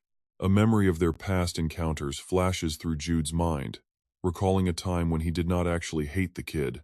Even though the kid annoyed him constantly, Jude could tell they shared at least one thing in common. Back then, Pierce had panicked when looking at the flames, horrified to find the burning piles of lifeless bodies. Resting his heavy sword on his shoulder, Jude had smiled and asked if that was the legendary brave warrior, Pierce. Closing his eyes, Pierce explained to him that he had only recently started playing Chrono after moving on from another game. Looking up at Jude, he admitted he joined the game purely because it seemed fun. Jude frowned in disbelief, repeating his weak excuse of playing just for fun. Jude felt a pang of disappointment. The kid was not who he thought, joining this bunch of scammers instead. Staring at him, Jude asks why he fought so hard against them when he saved his life just a week ago. Jude realized that despite warning them before, Pierce was ultimately no different from the rest of the trash. Pierce says nothing in return, but his expression grows noticeably darker. Staring blankly ahead, he sinks deep into a memory as the sound of a crying girl echoes in his mind. Her heartbroken sobs echo clearly as Donna, the magic knight, kneels on the ground weeping like a lost child. At the time, Jude had asked what was wrong, wondering why a grown woman like Donna was crying on the floor. Through her tears, Donna had sobbed that someone scammed her out of her precious magic greatsword. Memories of her swinging that magic greatsword flashed through Jiwoo's mind. Dong-hee looked incredibly fierce and powerful wielding that massive weapon. Her sharp, decisive downward slashes are etched in his mind. Jiwoo stands helplessly with his hands on his hips, trying to comfort her. "Oh man, you got scammed? I told you to watch out for the con artists running around." "Stop crying," he says, promising to buy her a new one. Tears stream down Dong-hee's face as she explains that money cannot buy it. She won it as a unique prize from the royal tournament. Suddenly, a stat window pops up showing the magic greatsword. This weapon lets the wielder instantly cast Tier 1 spells without spending any mana or casting time. Out of nowhere, Neun appears with a smug, mocking look on his face. He acts like he is trying to help, warning her that she is in deep trouble. Without that greatsword, she cannot cast any spells. Seeing Neun approach, Jiwoo instantly goes on guard, his hand resting on his sword hilt. "Seriously? Isn't having you here bad enough? After sending your goons to beat me up in real life yesterday, you have some nerve showing up like this." Jiwoo vividly recalls Haji and Hadu brutally kicking him on the street. He could only cover his head, gritting his teeth while enduring their relentless, violent stomps. Back in the present, Jiwoo's eyes flash with fury. He firmly repeats his warning that he will never join their trashy group. Neun keeps a calm face, saying Jiwoo must join because they absolutely need the pollution god. Boosting stats will help them immensely, and he has no intention of giving up. With a cocky smile, Neun holds up his prize, knowing Jiwoo cannot refuse the offer. The item info screen pops up, displaying the stolen magic greatsword.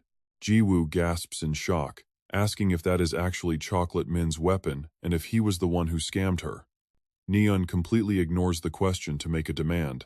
He suggests they start over and trade. Jiwoo grits his teeth, hearing the smug voice echoing in his ears. Neon wants to trade the weapon, and his only price is returning to reality. Jiwoo lowers his head, lost in deep thought. After a moment, Jiwoo places his hands on his hips, reaching a final conclusion. He declares that he won't let his mentor down, nor will he beg for sympathy. Narrowing his eyes, Jiwoo reaches down to draw the sword on his hip. With no other options left, he has to go all out, so they should just take the hit and stay down. Jiwoo shakes his wrist to warm up, telling the kid he is ready to see how much stronger he has gotten. Neon's bright white hair gradually shifts into a dark, pitch-black shade. His eyes also turn pitch black, and an info panel flashes Pollution God Descent. He raises his hand to the sky as a blinding, radiant power envelops his entire body. Jiwoo watches closely as dark purple energy erupts from the kid's hand. Neon chants the activation spell for his domain, Pollution Territory. That purple energy bursts upward like a massive geyser, shooting straight into the high sky. A torrential downpour of dark purple, contaminated water begins to fall. Jiwoo calmly reaches out his hand to catch the falling drops. What is this? Pollution rain? Standing opposite him, Neon closes his eyes, as if suddenly remembering something. He mocks that this must be Jiwoo's first time seeing this domain, since last time he got beaten up before he could even cast it. A flashback of their previous encounter plays. Neon was desperately trying to chant the activation spell for his Pollution Territory. Before he could even finish half the sentence, Jiwoo's wooden club smashed directly into his face. Jiwoo casually apologized back then. He said he was sorry, but watching the kid try to talk made him so annoyed he just had to hit him. Now, Neon smiles and boasts that this very skill allowed him to defeat both Luna and Love at the same time. The moment he finishes speaking, a brown-haired pollution believer leaps into the air behind Jiwoo, ready to launch a surprise attack. Jiwoo simply stands his ground, lightly throwing a fist. How rude, he mutters. Can't you see they are in the middle of a conversation? The brown-haired attacker's cheek instantly swells up from the punch, but the moment a drop of polluted rain touches the wound, it completely heals. In a split second, his eyes widen as his combat strength is fully restored to peak condition. Screaming, the brown-haired believer strikes again with a purple wave of energy, slamming directly into Jiwoo. The force drags him back, his boots skidding heavily across the muddy ground. Neon rests his sword on his shoulder, smiling as he introduces his Pollution Territory. It temporarily corrupts and completely deletes his opponent's stats. He confidently claims that he can contaminate up to 3 different stats simultaneously. The panel displays his status a 2-star Chaos God at level 9999, with his health points corrupted and deleted, though his mana remains normal.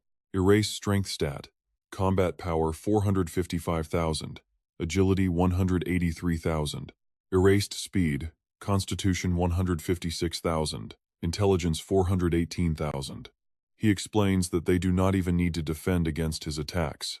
Since his strength stat is completely erased, any damage he deals is drastically reduced. Smiling, Neon continues to explain further. His agility stat was completely erased to stop him from dodging, and his health was contaminated down to just 1. Yofi grumbled that it would be pretty annoying if he kept avoiding attacks with continuous recovery. But I will find a way to deal with you, I promise. Luna, Bill, and Hanserang stood frozen after hearing Yofi's plan. Hanserang spoke up in absolute disbelief, unable to process what was happening. Luna remarked to Huracan that Jiwoo seemed to be in serious danger, hoping she was wrong, but the contaminated kid had actually planned everything out. It was the perfect plan to bring down the high-level player. She analyzed his health, strength, and agility, the 3 crucial stats he absolutely needed for his playstyle. Wiping those stats made the Chaos God completely useless. Even with 100% probability manipulation, he still could not deal a single point of damage. Hanserang curiously asked if he could just use a transcendent weapon.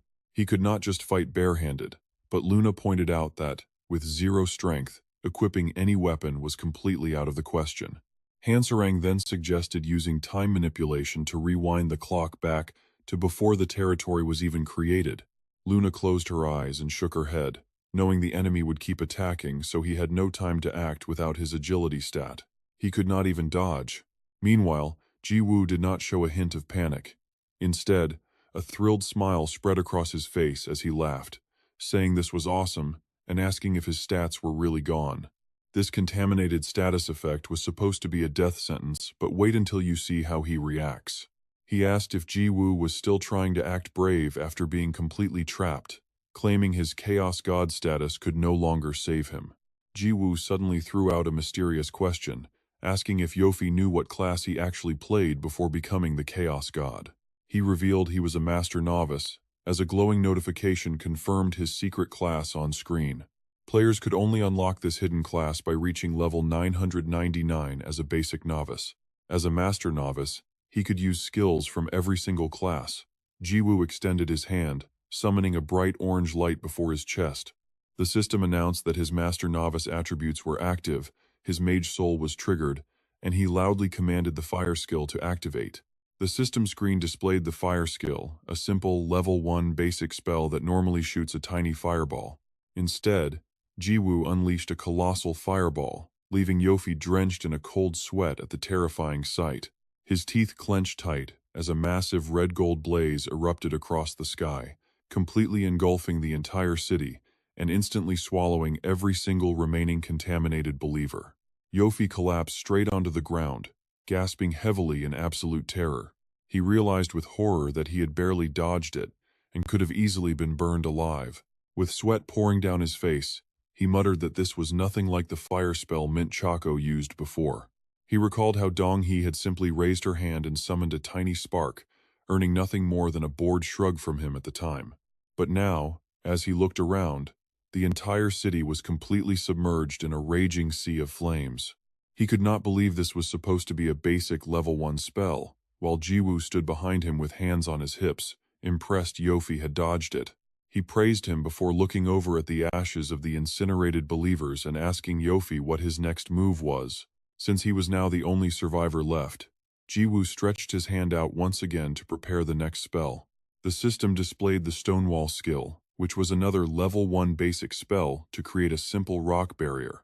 Yofi immediately bolted at lightning speed, remembering that Stonewall was actually Mint Choco's absolute favorite spell.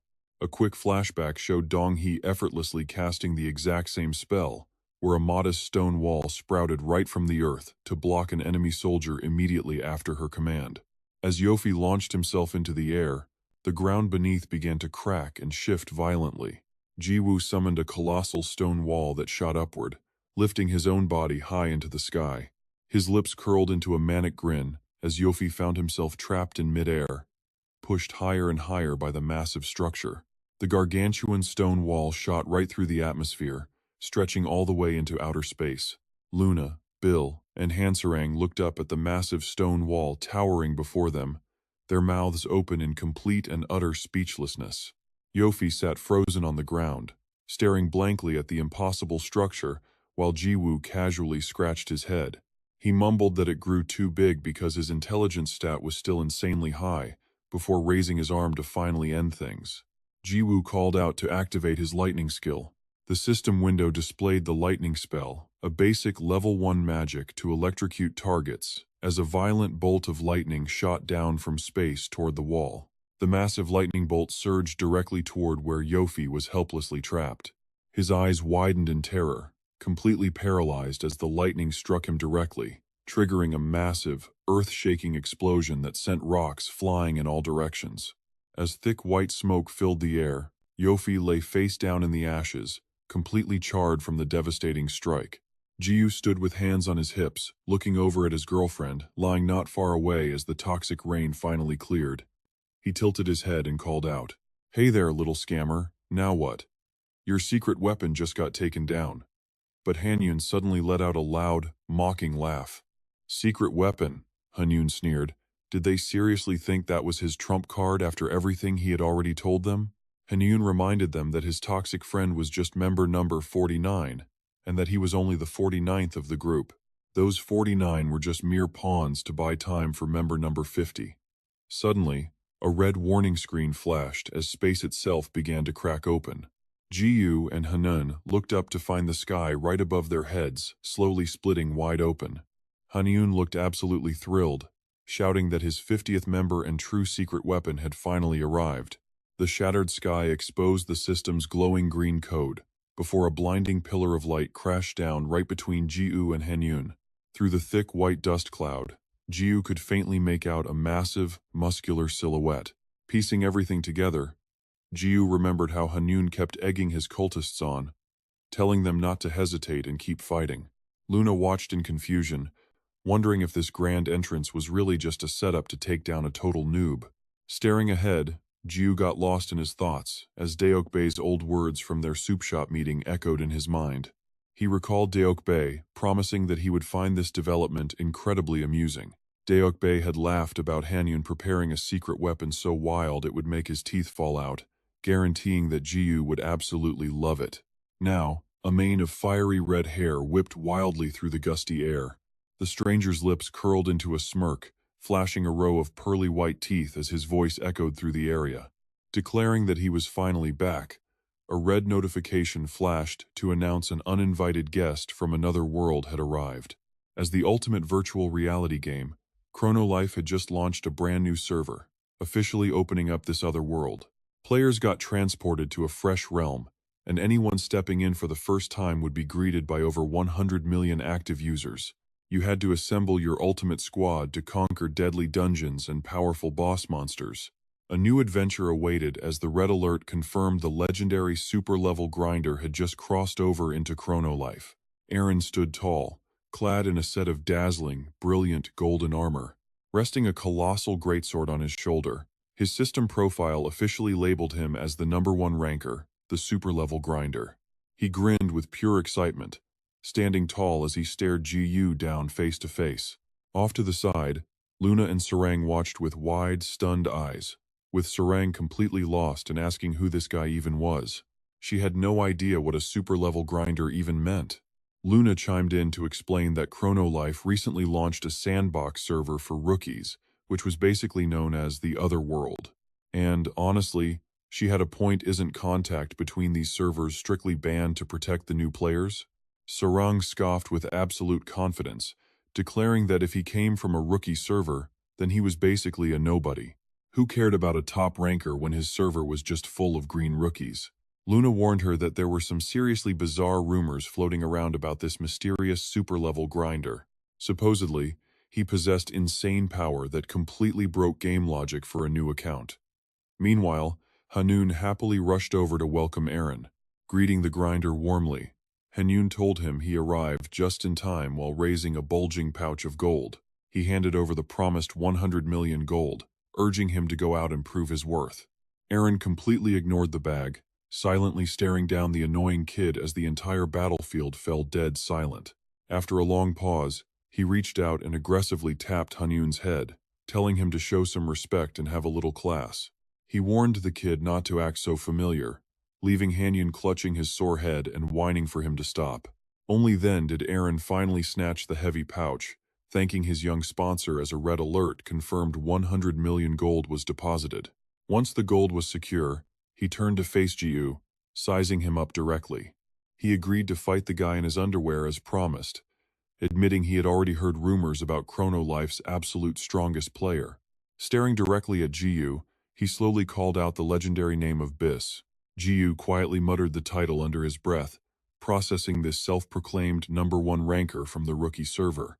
He casually picked his nose, asking if this random nobody was really his big secret weapon, while Urus recalled visiting that other server before. Flashbacks triggered as Jiu remembered smilingly, announcing his plans to explore that other dimension. Ever since becoming a Star Lord, he had sensed a strange energy and wanted to investigate the source himself. Luna Opero hears his plan and immediately asks about this strange energy and which dimension it comes from. Jiu admits that he is not even sure if it is a real dimension because the vibe is completely different from anything else. He promises to be quick before blasting straight up into the sky, leaving her behind as we cut back to the present. Jiu closes his eyes and snaps his fingers, wondering aloud who even cares about ranks, warriors, or mages. He honestly does not care who this guy is, and opening his eyes, He looks at Aaron to confirm if he is indeed their 50th member. Ju asks him if he really thinks he can fight. Aaron challenges him to test it himself instead of just asking questions. And before the words even settle, the two of them clash at blinding speed. Aaron swings his massive sword while Ju pulls back a heavily loaded fist. Blade meets bare fist in a direct, bone-shattering collision. The moment their attacks collide, a massive shockwave blasts outward, violently forcing Luna, Bill, and Hansarang to retreat far away to avoid being swept away by the sheer pressure. Even Han Yun gets caught in the blast, his body launched straight into the air. Meanwhile, Ju and Aaron stay locked in place, pouring every bit of their raw energy into their clash. A stat window reveals he is the top player of another world, a super-leveling warrior with maxed-out stats. He boasts instant cast magic and fire dragon gloves that boost every stat by 50 points. Plus, he carries an honor sword of 7 truths that triples his damage, boosts his skills, and matching dragon boots. His speed is doubled, and Ju realizes this guy is packing some of the most broken gear in existence. On top of that, his stat sheet shows he has completely maxed out every single attribute. His strength, intelligence, and stamina are all at 999, but Aaron still freezes in absolute shock as he watches Ju's fist move toward him. In the blink of an eye, Ju delivers a massive punch that sends Aaron flying. Aaron sits on the ground with an excited grin, amazed that he got beaten barehanded despite his godly gear. The rumors are true. Ju is the absolute top player of the Chrono server, easily breaking past the normal stat limit. Info screens pop up listing Ju's gear, ego cloak, ego sword, and lost ego pants. The stats reveal his level is 9999, with strength over 239,000. His wisdom is over 400,000, with extreme agility and stamina. With stats that high, Aaron screams in pure excitement as he leaps forward, raising his sword high. He yells that the real fight starts now, but a blinding beam of golden light strikes from above, freezing him in place. Out of nowhere, Ju teleports right beside his opponent. Ju whispers in his ear before activating his lightspeed skill, unleashing a relentless barrage of strikes on Aaron. Down on the ground, Luna and Hansarang watch the sky in absolute awe. Hansarang asks what that noise is, shocked that Aaron is actually blocking Ju's lightspeed strikes. Luna stands with her hands behind her back, guessing it is an automated defense skill or gear effect. The system confirms his fire dragon armor has triggered its automatic reflect. Aaron laughs smugly, admitting Ju is fast, before pulling out a gold coin to turn the tide. He flips the gold coin high into the air, activating his signature lucky coin skill. Ju watches with curiosity as the gold coin spins rapidly in midair before finally landing on one side to decide his fate. The screen confirms heads is a success. A red notification flashes to confirm a massive 300% agility boost, revealing that this lucky coin is actually his own exclusive player skill. Landing on heads grants him a massive stat boost, while landing on tails could easily buff his opponent. Aaron's special gambler class allows him to play the odds, charging directly toward Ju like a flash of lightning. This gamble-based playstyle allows him to completely turn the tide of any battle with sheer luck. He unleashes a powerful moon-slicing strike, seemingly cutting Ju's body clean in half. But as Aaron turns around, the severed body fades away as a mere afterimage. Ju reappears nearby, casually noting that even with a 300% agility boost, his speed is still too slow. With stats that low, there is absolutely no way he can catch up to his clones. Another screen confirms his status as a level 9999 Chaos God. Strength 239,326, Intelligence 455,734, Dexterity 183,878, Agility 246,566, Stamina 156,605, Wisdom 418,087.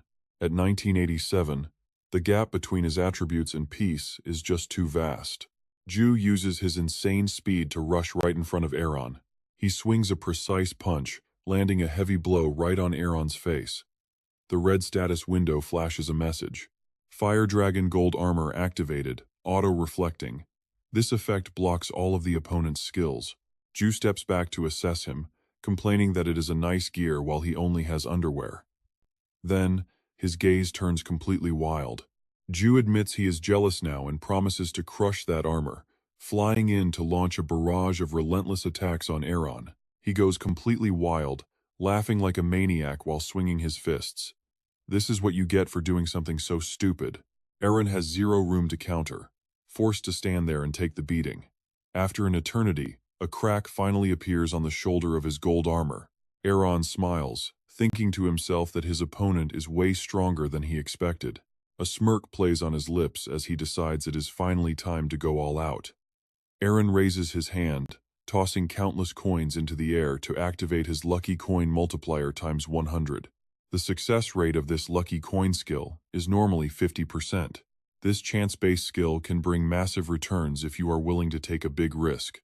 But the status window pops up, showing 100 successful heads. As a high-level warrior, he possesses a unique exclusive stat called guaranteed luck. This exclusive attribute, combined with his high luck stat, pushes the lucky coin success rate past 99%. Even though the gambler class seems ordinary, it is exactly what propelled him to the top spot. Now, a massive power wraps around Aaron. Red notification boxes pop up one after another, showing all attributes boosted by 546%, 993%, and 1250%. All attributes drop by 3375%, then surge by 8646%, 11,389%, and 1,594%. All attributes jump by 17,000%, then 19,500%. All stats increase by 22,800%, 25,500%, and 26,700%. With a loud ding, the red status window announces the coin activation is complete, boosting all attributes by 30,000%. Aaron points his blade straight up into the high sky. With a bright smile, he yells out his Moonlight Storm Slash. Aaron swings his arm just once, unleashing a torrent of deadly slashes that slice Ju's body into countless tiny pieces scattered in the air. A mouthful of dark blood spits out from his mouth. The red notification window declares that recovery is active, beginning the regeneration of his damaged body. Aaron watches in pure shock as Ju's severed parts slowly start to move. The system screen shows that recovery is complete, but all of Ju's body parts have now transformed into tiny baby forms of peace. Aaron stands there with his jaw dropped, completely unable to believe his own eyes. Hansarang and Bill are totally frozen in shock, while only Luna squeals with delight at how cute they are. Then, a loud command rings out, "Baby pieces, attack!" Every single baby piece clings to Aaron all at once, biting and punching him relentlessly. Surrounded, he panics and screams out, "What the hell is this?" Unable to take any more, Aaron unleashes his Hellfire skill. The baby pieces are engulfed in the blazing red flames he releases. A massive explosion erupts, painting the entire sky in a brilliant shade of crimson. As the flames fade, Aaron exhales heavily, drenched in sweat. He mutters that this was easily one of the most terrifying things he has ever experienced in a game. Another sharp chime rings, and the red status window reveals that his recovery effect has been triggered once again. His damaged body begins to regenerate, with all of Ju's scattered parts pulling back together. Slowly, they reform into his complete body. Aaron scowls, cursing and asking why he did not just use this skill in the first place. Ju looks back at him smugly, asking if that was cool and if he wants to see something even cooler. His hair shifts to pure white as he unleashes his power, the Chaos Descent. Ju's eyes flash with a sinister crimson light. For a blindingly flashy finishing blow, dark purple energy slowly begins to radiate from his hair. Ju slowly closes both eyes. Massive waves of power begin to gather and swirl around him. Aaron stares in shock, gritting his teeth and thinking that this is really bad. Aaron raises his hand high, shouting out to activate his next skill. He channels his energy, multiplying his maximum lucky coins by 777. Meanwhile, Ju's fist is already fully charged with raw power. Chaos Apocalypse, the ultimate skill of the Chaos God, unleashing the full, devastating might of absolute chaos. Ju parts his lips to announce the Chaos Punch, his face filled with pure excitement as he puts every ounce of his strength into the strike. His crimson hair flutters in the wind as Aaron bursts with overwhelming power. The red screen announces that the 777 Lucky Coin activation is complete. Upon a successful activation, the Lucky Coin skill boosts the user's stats to a colossal level. However, activating so many coins at once will drastically cut down the skill's duration. Normally, 100 Lucky Coins would grant 10 seconds of power, but with only 77 coins, this massive buff will only last for a single, final strike. Aaron's eyes widen as he grips his massive sword with both hands, bracing himself to unleash everything. Charging forward at a lightning-fast speed, he aims straight for the kill. Once again, both Ji-U and Aaron launch themselves directly toward one another in a clash. The sharp blade and the powerful fist close in, leaving only a few millimeters of space between them. When Ji-U's fist finally collides with Aaron's sword, a massive explosion rips through the air, twisting Aaron's face into a look of pure, chaotic ecstasy. Across from him, Ji-U wears an equally insane smile. The surrounding environment completely shatters, revealing rows of digital code underneath the virtual world. Out in the vast, infinite universe, countless stars are shining brilliantly in the deep void. The golden-haired mare suddenly gasps in shock. She cannot believe her own eyes, questioning if what she is seeing is actually real. She wonders how a mere child from another world could possibly break into Chrono Life. A flash of deep irritation crosses her eyes. This is bizarre because she never authorized such an intrusion. She mutters in annoyance that this has completely crossed the line. Right at that moment, the dimension collapses entirely, fracturing into a million tiny pieces. The sudden collapse leaves Bill, Luna, and Han Sarang utterly jaw-dropped. Breaking into a cold sweat, Han Sarang watches the reality around them crumble. Meanwhile, the focus shifts back to Ji-U and the super warrior. Neither of them holds back, completely ignoring the destruction of the space around them. One is wielding a ridiculously massive greatsword, while the other blocks every single slash with his bare hands. Their explosive powers violently clash against one another, causing the bystanders nearby to lose their footing and go into a freefall. The system suddenly flashes red as the auto-restore protocol triggers, but the sheer fury of their ongoing battle shows no signs of slowing down. Suddenly, a mysterious light flashes across the entire zone before vanishing without a trace, allowing Bill, Luna, and Han Sarang to land safely on the ground. A confused Han Sarang asks what just happened, but Luna simply replies that she has absolutely no clue. Right after, the silhouettes of the two fighters reappear. Aaron stands there pale-faced as fresh blood spurts from his heavy wounds. Gasping for air, Aaron relies on his sword to keep his heavily wounded body standing, while Ji-U quietly observes, letting out a smug, impressed chuckle at the sight. He mocks Aaron, asking how that chaos punch failed to kill him. Aaron just laughs, claiming he barely felt a thing and could block that 100 more times. Hearing this, Ji-U channels even more intense energy into his fist, admitting he actually likes the kid's stubborn fighting spirit.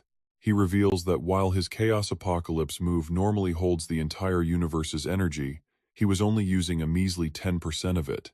Ji-U looks at him with excitement, declaring he is going all out.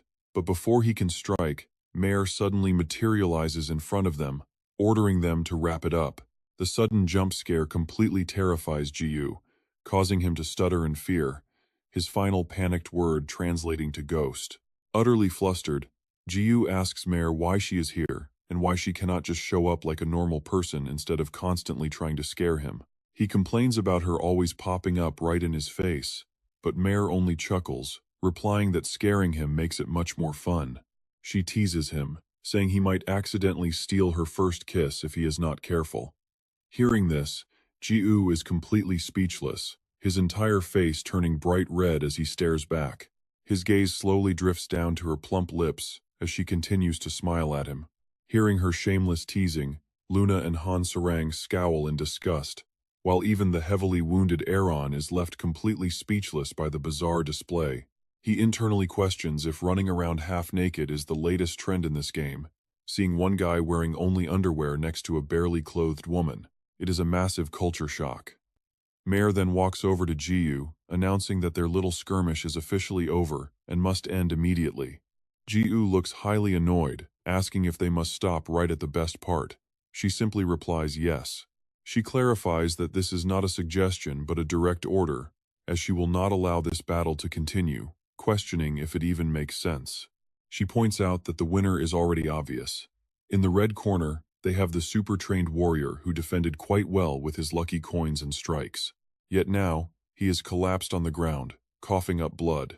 Mare continues, pointing to the blue corner where Jiu stands practically unscathed. Jiu still has his divine chaos powers left untouched, has not unlocked his elemental attributes, and has not even brought out his overpowered +99 wooden stick yet. Disappointed, Jiu asks if he should just accept a default victory. He grumbles that it feels like being cut off mid-bathroom break, and Mare immediately agrees, comparing it to an interrupted bowel movement. Suddenly, her intense bloodlust explodes as she demands to know exactly who arranged this massive mess. The moment this terrifying aura fills the air, everyone freezes in absolute silence, too afraid to move. The previous battle excitement is instantly replaced by suffocating tension. Turning her head toward Aaron, Mare notes that his long journey to Chrono Life has come to an end, declaring that playtime is over and sending him back to his home world. With a single command, she kicks Aaron out of the server, leaving him looking around in sheer confusion. Wait, he tries to protest, but before sending him away, Mare makes sure to deliver a final warning. She warns him that this is his only free pass, and if he ever trespasses again, he will not survive. With that, a blinding light envelops Aaron, sending him right back home. The system flashes a red warning, sending the super training warrior straight back to his original world. Mother flashes a satisfied smile, glad to have cleared out the uninvited guest, before her expression instantly turns cold and murderous again. Next up on her list, she drags Hanyun flying straight toward her, leaving the terrified scammer screaming in total confusion. Dropping him hard onto the dirt, Mother flashes a sweet but menacing smile, asking if he was the one. She accuses him of smuggling an outsider in and causing this absolute embarrassment, but Hanyun just stammers a smug confession. He brashly asks what she plans to do about it, only for her to instantly chokehold him and hoist him high into the air.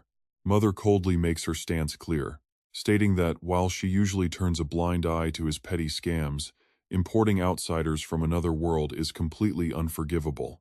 Her grip tightens with every passing second, choking the words right out of his throat while Hanyun panics, wondering what on earth is happening. He struggles to breathe, unable to comprehend how a mere game can feel this terrifyingly real, as Mother lets out a sinister chuckle. She mockingly asks how it feels to suffocate just like in the real world, leaving him to wonder what happens if she snaps his neck. Hanyun stares back, pale with raw terror and frozen stiff, barely able to squeeze out a desperate plea for her to show him some mercy. Tears stream down Hanyun's face as he looks at Mother, pitifully begging over and over for his life to be spared. Staring at his pathetic display, Mother lets out a heavy sigh and casually drops Hanyun back down to the ground. She mockingly asks if he truly thought a simple apology would save him, before placing a hand on his head to initiate his punishment. She declares that all the gold he scammed from others will be officially confiscated. Blinding golden light erupts around Hanyun, followed by a system alert announcing that his entire bank account is being cleaned out. 26 million, 44 million, then 926 million gold coins are instantly drained. 389 million, 58 million, 42 million, and 23 million, down to just one single gold coin. All his hard-earned gold coins are rapidly drained away right in front of his eyes. 16 million, then 5 million gold coins, gone in a flash. 120,000, then a mere few hundred gold, as the system warning continues to flash. Finally, his balance hits absolute zero. With the punishment complete, Mother turns to leave, declaring her work here is done. She throws out one last cold warning to the crowd, promising that anyone else caught pulling these annoying stunts will not get off easily. Terrified by her words, the crowd remains completely frozen in silence as Mother vanishes, leaving the scene just as quickly as she arrived. Deokbe has a sudden realization, figuring out that she deliberately let him overhear everything to send a subtle message. He admits he only allowed this drama to play out for entertainment, realizing now that he miscalculated. Once Mother departs, Aaron is immediately booted out of the game, leaving a broken Hanyun collapsed on the ground in total silence. Ji-yu scoffs at Mother's sudden departure, before reminding Han-yoon that he brought this on himself by crossing the ultimate limit. He asks the scammer why he had to smuggle a player from another world when he knew it would break the rules. But having just lost his entire life savings in a matter of seconds, Han-yoon is in absolutely no mood to talk. Seeing that he has nothing to say, Ji-yu keeps gloating about his victory over the super training warrior since Mother confirmed it. And in the 1 against 50 clash, Ji-yu came out on top. He reminds the scammer to finally drop his wicked ways. Han-yoon glares back, desperately arguing that he could never quit when scamming even a single player brings in a massive fortune. He snarls at Ji-yu to try it himself if it bothers him so much, mocking him for lacking the brains to pull it off. He claims Ji-yu is just bitter about being a victim, pointing out that Mother herself implied scamming is perfectly fine as long as they play by the rules. Since he is now completely broke, Han-yoon resolves that his only option left is to scam even harder to rebuild his fortune. Boasting about his crew of nearly 200 players, he threatens to mobilize them all at once to bleed Chrono Life dry. He vows to ruin trust in the game entirely, causing a domino effect of players quitting until Chrono Life is completely destroyed. He sneers that the developers will be forced to shut down the game, challenging Ji-yu to try and stop him. Claiming he never wanted to take things this far, Han-yoon blames Ji-yu entirely for forcing his hand and causing this mess. Ji-yu remains silent as Han-yoon approaches him with a smug, wicked grin, boasting that the game was already over the moment Ji-yu accepted the wager. Sure, dragging the super training warrior in was a bit of a detour, but the final outcome remains unchanged. He demands Ji-yu hand over his overpowered plus 99 reinforced wooden stick, promising to call off his threat and act like nothing happened. Before the scammer can even finish his threat, Ji-yu lands a massive punch that deforms his face and sends him flying. Landing hundreds of meters away, Han-yoon weakly stands back up with a smug grin, mocking Ji-yu for resorting to physical violence. Is he angry? Even if peace beats him up, it won't change a thing. Does he seriously think resorting to violence is going to solve all of their problems? He's an adult, so he should start acting like one. Ji-woo doesn't look bothered at all, calmly muttering that he only threw a punch because the kid talks too much. Ji-woo then calls out for the others to join him, as a voice suddenly echoes from above. He greets everyone, saying it has been a while since they last saw his cute face. Seeing Hawkeye arrive, the crowd gets incredibly excited and welcomes him. They missed him so much after all this time. Hawkeye is the legendary elf archer and supreme commander of the World Guild Alliance. Ji-woo asks him if the livestream is running smoothly, and he confidently replies that he has been broadcasting from the very beginning. Hawkeye adds that tens of thousands of viewers now know this kid is the mastermind behind the scams, sending the live chat into an absolute frenzy. Viewers note that they always found things suspicious, shocked to learn this absolute trash was the culprit all along. He looks completely thrashed, making viewers want to slap him even more. Peace must have given him a proper beating. He is a pathetic loser who deserves to bite the dust. Seeing a scammer get wrecked in full high definition is beautiful. Vicious comments like these keep flooding the chat until Hawkeye clears his throat with a loud cough. He points out that Chrono Life is in absolute chaos right now, overrun by scammers crawling around like rats. To fix this, the 5 strongest guilds are forming a transaction protection committee, urging victims and witnesses to report any fraudulent activity immediately. Once a culprit is verified, they will be declared public enemies of the 5 major guilds and marked for immediate elimination. On top of that, the scammer's character information and face will be blasted across social media to warn the entire player base. Hearing this, Han-yoon's face completely twists in horror as he mutters if they are joking. Ji-woo squats down, laughing in his face, asking what's wrong. He asks the kid if he realizes he played himself.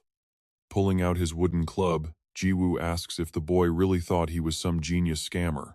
Raising his weapon high, Ji-woo coldly reminds Han-yoon that there is absolutely nothing special about him. Welcoming him to reality, Ji-woo slams the club directly into his face, leaving Han-yoon looking completely disfigured and utterly defeated.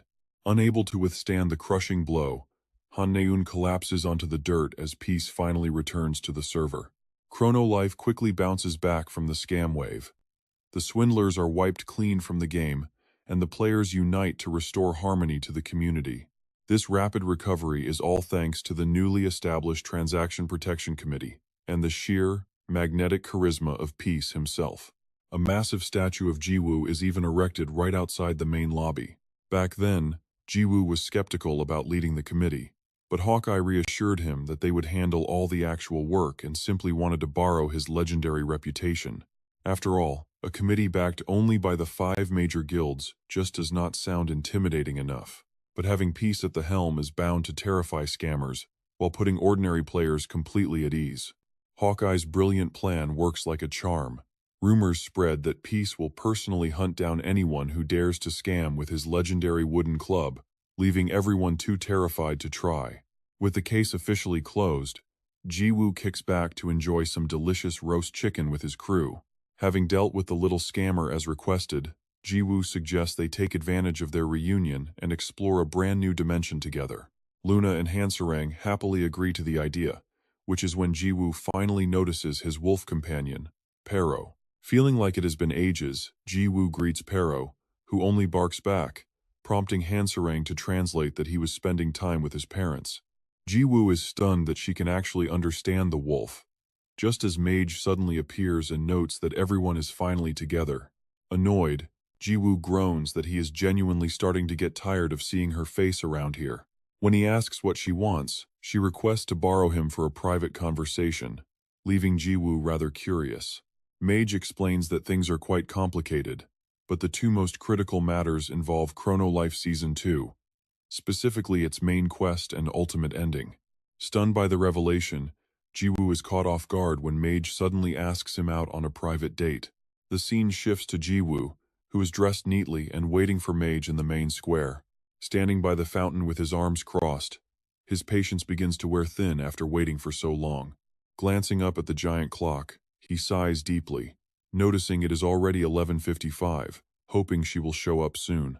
The story flashes back to when Mage first brought up the date, firmly confirming her surprising proposal. She instructed him to meet her by the fountain in 10 minutes, and warned him to dress like a normal person. She joked that wearing only a cloak and underwear would get him recognized, prompting Jiwoo to complain that he never even agreed to this. Mage just laughed, teasing that without his signature underwear, he is practically invisible to the rest of the players. It turns out his underwear is the only memorable thing about him, leaving Jiwoo questioning his entire identity. Wondering if that is really all people see, Jiwoo watches Mage vanish with a cheerful farewell. Jiwoo angrily bites into a chicken drumstick. That woman always does whatever she wants, never even waiting for his reply. Luna then eagerly asks if he is actually going on that date. Jiwoo sighs, explaining that he pretty much has to since her offer was just way too tempting. A main quest and the actual ending to Season 2? There is simply no way to say no to that. Even if she did totally bait him into a date, she is totally a sly fox in disguise, but Luna quickly reminds Jiwoo that she basically did the exact same thing back in Season 1. Jiwoo shrugs, claiming it is fine when he does it, but absolutely not for anyone else, before finally standing up. With that, he heads out, expecting a simple coffee date. Next thing you know, he is dressed to impress, waiting by the fountain with crossed arms. He glances at the crowd around him, realizing that going commando actually makes him completely invisible to the entire world, completely unseen. Behind him, Luna, Hansarang, and Pero are hiding behind a tree, wondering if Mare is ever going to show up. Luna agrees, while Hansarang curiously wonders if the powerful Demon King will make her usual grand, terrifying entrance. Luna flinches at the thought, but her gaze suddenly shifts to a stunning woman with flowing golden hair, none other than Mare. Mare happily greets Jiwoo, who immediately pouts, asking if she was the one who practically begged to see him. He grumbles about being forced into such a boring date, but suddenly freezes up as Mare steps right up to him in a surprisingly normal outfit. The drop-dead gorgeous girl locks eyes with him and smiles, leaving Jiwoo completely spellbound, unable to look away for even a second. Even Hansarang and Luna are completely captivated by her beauty, totally stunned to see the Demon King actually wearing clothes. The random passers-by in the plaza who were completely indifferent a moment ago are now gasping in absolute awe of her mind-blowing beauty. Whispers quickly spread as the shocked crowd wonders if they have seen this gorgeous woman somewhere before. Meanwhile, Mare explains to Jiwoo that she decided on basic beginner gear, thinking her usual form was too weird for a date, before asking how she looks. His heart skips a heavy beat, and out of sheer embarrassment, Jiwoo quickly looks away while muttering that she looks pretty decent. Mare beams with pure joy, admitting she is relieved since it is actually her very first time wearing clothes and she felt quite self-conscious. Jiwoo dryly points out that normal people only get embarrassed when they take clothes off, but she just excitedly grabs his arm to start their date. Spying from behind, Luna, Hansarang, and Pero are absolutely furious that she dared to touch him, while Eros just giggles with pure amusement. Before Jiwoo can even protest about her being way too close, an overly excited Mare suddenly drags him off like a rocket. Jiwoo screams out for someone to save him, leaving the watching crew deeply terrified because you simply do not play around with the Demon King. She drags him along like a helpless rag doll, but the scene thankfully cuts to a nice restaurant in the city with a table packed with food. Mare is absolutely thrilled. Her eyes sparkle as she asks if it is really fine to treat her to such a pricey feast. A pale, sweating Jiwoo tells her to just enjoy herself, before immediately trying to steer the conversation back to his real goal of getting down to business. He wants to know about the main quest and the Season 2 ending, but Mare completely ignores him, focused solely on stuffing her face. Paying absolutely zero attention to his words, she keeps eating, forcing a defeated Jiwoo to just rest his chin and wait for her to finish. Eventually, every single plate is licked completely clean as she pats her stomach, happily declaring that the steak was absolutely amazing. Jiwoo immediately takes his chance, asking if they can finally get down to business and discuss why she brought him here. He brings up the quest and the ending, but Mare suddenly jumps up, eagerly asking where they should go next, suggestively bringing up a famous tarot reader nearby. She leans in way too close to his face, making Jiwoo blush furiously and leaving him completely unable to refuse her playful demand. With a heavy sigh, he reluctantly agrees, and they head back to the beginner village to visit a shady-looking fortune teller. A dramatic wizard shuffles floating cards, and suddenly, the lover's card reveals itself right in front of them. Lindis gasps in excitement, declaring that the lover's card proves they are bound by destiny and are a complete match made in heaven.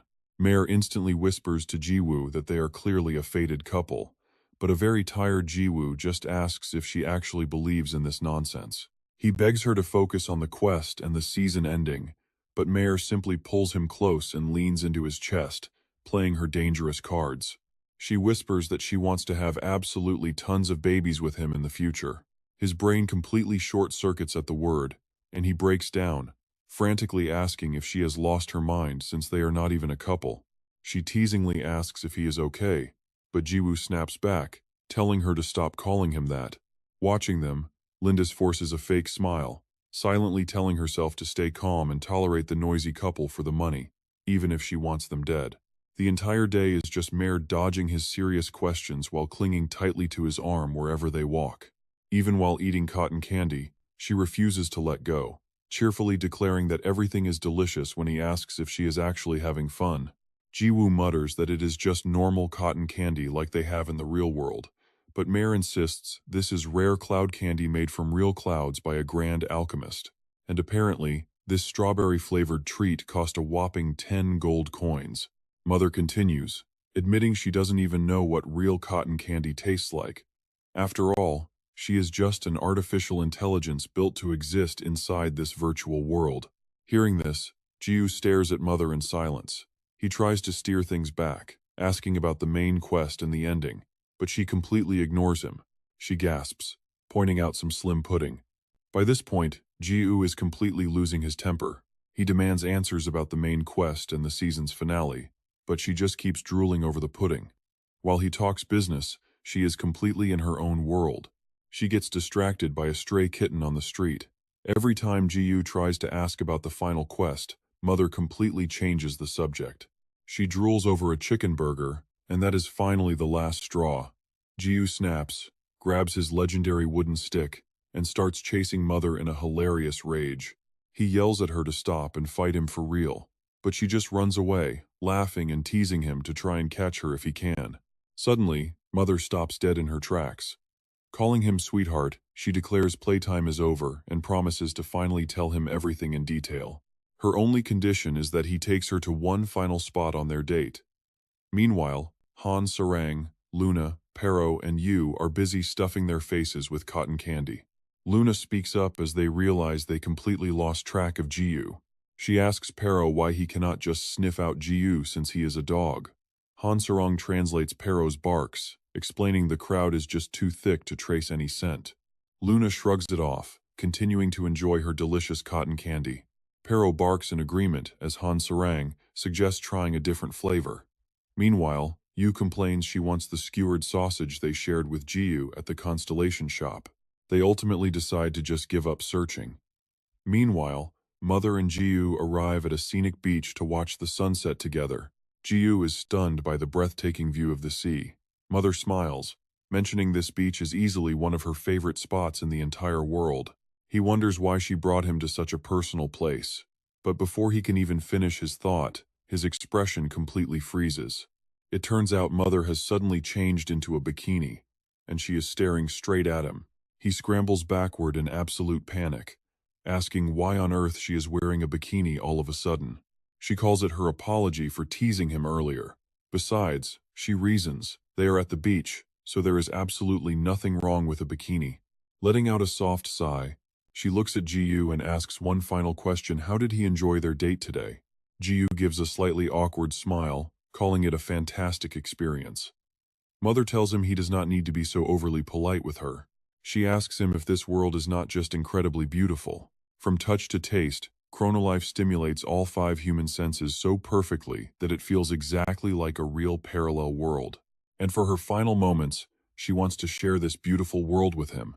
Hearing this sudden confession, Jiyu stands completely frozen. He wonders what she means by final moments, so Mother explains, reminding him that he once complained she was appearing way too often. Back then, Jiyu had bluntly told her that he was sick of seeing her face. She honestly confesses that her heart actually races whenever she sees him, and her thoughts constantly wander to places they probably should not go. She wonders why she even exists, and if this world would be fine without her. And heavy silence settles over them, leaving both of them completely quiet. The only sound left is the quiet waves crashing against the shore before Mother finally breaks the silence. She admits she spent the entire day debating whether she should reveal the ending to him. She warns him that this virtual world is headed for a bad ending. Jiyu demands she stop talking in riddles and just get straight to the point. Mother kneels down, scooping up a handful of sand. She explains that since Season 2 started, Chrono Life has updated with countless dimensions, just like the grains of sand. She brings the sand close to him, squeezing it tightly as she warns that her remaining time is quickly running out. She warns him that the void is about to awaken. Jiyu wonders if this void is the final boss of Season 2. When he asks where this enemy is, she admits even she does not know, but she can still guide him there. She hands him the compass of destiny. The void is currently incubating inside an egg, but it will soon hatch and threaten the entire world. She asks if he remembers making his very first choice of which new dimension to travel to. She instructs him to follow the direction of the compass from now on, as it will lead him straight to the egg of the void. After handing him the device, she pleads with him to destroy the void and guide Chrono Life toward a happy ending. She begs him to do this for her sake. The scene then transitions back to a very familiar city. He is the eldest son of a humble fruit stand owner, living with his parents and younger sister in a very happy family of 4. He almost forgot to mention their beloved pet dog. His parents are always harmonious, showering both him and his sister with endless love. Although he and his little sister would bicker constantly, he deep down always loved her more than anything. Every day is full of absolute joy for them, until one horrific day when his entire family is wiped out, leaving him as the sole survivor. As everyone falls in pools of blood, splattering his face, his expression remains completely blank. A chilling, savage laughter suddenly echoes through the air. They cackle manically. It is the goblins who wiped out his entire family, level 5 goblins, to be exact. These creatures are naturally weak and incredibly dim-witted. They usually gather in massive hordes to raid humans. While stupid, their sheer numbers pose a serious threat. Clutching crude daggers, they slowly creep toward Oki. He is going to be their next victim. Panic makes his entire body tremble as tears stream down his face. The vicious beasts charge forward to finish him. Just as a rusty blade is about to slice his throat, a booming voice echoes, unleashing a blazing pillar of fire. The goblins shriek in pure agony as they burn alive. To Oki's absolute disbelief, the monsters collapse into ash. Deactivating his skill, Ross lets out a sigh of relief. He announces that Zone 1 is clear and suggests they move to the second area. Miles nods in agreement. They heartlessly stroll right past him, completely ignoring the fact that his little sister is still breathing. Hearing her weak plea for help, Oki rushes to cradle his sister. He tearfully asks if she is okay and if she can recognize him. She simply weeps, crying that it hurts so much. He desperately calls out to the departing players, begging them to help his dying sister and asking if they have any healing potions. Even a simple healing spell would do. Miles glances back at the siblings, asking with absolute coldness why they should ever bother. The heartless response leaves the young boy stunned. Miles merely scoffs, continuing to utter incredibly ruthless and detached remarks. He mocks the boy, asking if Oki knows how pricey potions are. Money doesn't grow on trees, and wasting mana on an NPC is pointless. They still have to clear zones 2 and 3, after all. Tears pouring down, Oki continues to beg for mercy. He implores them to show some pity, pleading with everything he has to save his beloved little sister. Yet Miles remains completely unmoved, asking why they should care when, at the end of the day, Oki is just an NPC. Hearing those cruel words, Oki freezes in shock as his tears dry up. Suddenly, the scene shifts to the Goblin Ambush quest info screen. This is a standard repeatable quest that most beginners accept. Wiping out the goblins invading the village yields a measly reward of 100 gold coins. It is a basic F-rank quest. Tina urges her teammates to move on, telling them not to waste time on a useless, programmed NPC. They need to run the quest 20 more times, just to afford new gear. Oki silently clutches his sister, his face cast in dark shadow. Using her final ounce of strength, the little girl whispers her last words, begging her brother to promise that he will survive. With those final words, she goes completely limp in his arms. Oki remains absolutely silent, staring blankly down at her lifeless body. Memories of his parents flash before him, once full of life, now reduced to cold corpses. Their cheerful little fruit stall is gone forever. Even Cotton, his loyal little dog, lies slaughtered nearby. A final, heavy tear slips from his eye and splatters onto the bloody ground. Overwhelmed by unbearable grief, the boy lets out a gut-wrenching wail. He screams with all his might, his voice dripping with pure, unadulterated hatred. The system prompt flashes, declaring the quest complete. With all goblins eliminated, the village data now begins to reset for the next playthrough. Suddenly, time rewinds, snapping back to the very beginning at the family fruit stall. Hello there.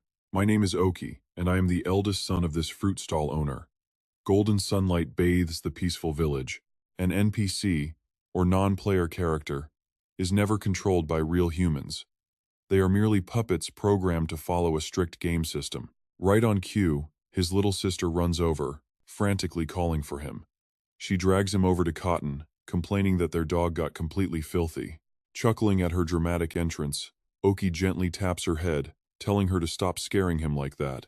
He jokes that she made him think a real monster had appeared. Oki urges her to help out at the stall before the busy lunch rush begins. As she speaks, a chilling sense of déjà vu hits him. He realizes he is repeating his programmed introduction all over again. He introduces his family, sister, mother, and father.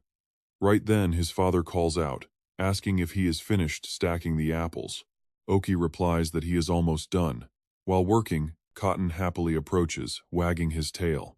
He almost forgot to introduce their beloved pet. Yes, Cotton, their precious little dog.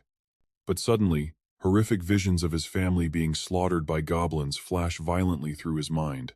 He can still hear Miles's sneering voice, reminding him that he is just an NPC. Oki stares blankly down at Cotton.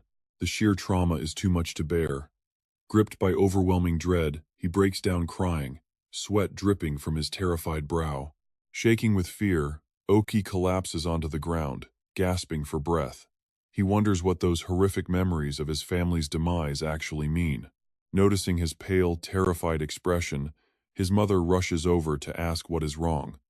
Oki slowly turns to look at his parents. He frantically asks his parents if they can all flee the village right now.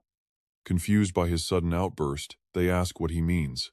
Stammering in absolute panic, Oki explains that he has a terrible gut feeling that a horde of goblins is about to attack. His father bursts out laughing, teasing him about having a bad nightmare. His mother smiles, telling him not to be so silly. After all, they are safe in the very heart of the village. But mid-sentence, both of his parents are suddenly sliced in half. The nightmare repeats itself down to the very last detail. A bloodthirsty goblin emerges, baring its razor-sharp teeth with a sadistic grin. Pale with absolute terror, the boy watches them draw closer while his parents lie collapsed on the ground, tears streaming down as they look up at him. In a state of pure panic, he hears his little sister cry out for him to save her, prompting the sweating boy to turn around. A goblin's blade impales his little sister right before his eyes, leaving him completely frozen and pale with horror. She screams in agony, begging him to save her because of the unbearable pain, tearing his heart to pieces. He screams as his peaceful life instantly shatters into a horrific nightmare, making him feel like he is losing his mind.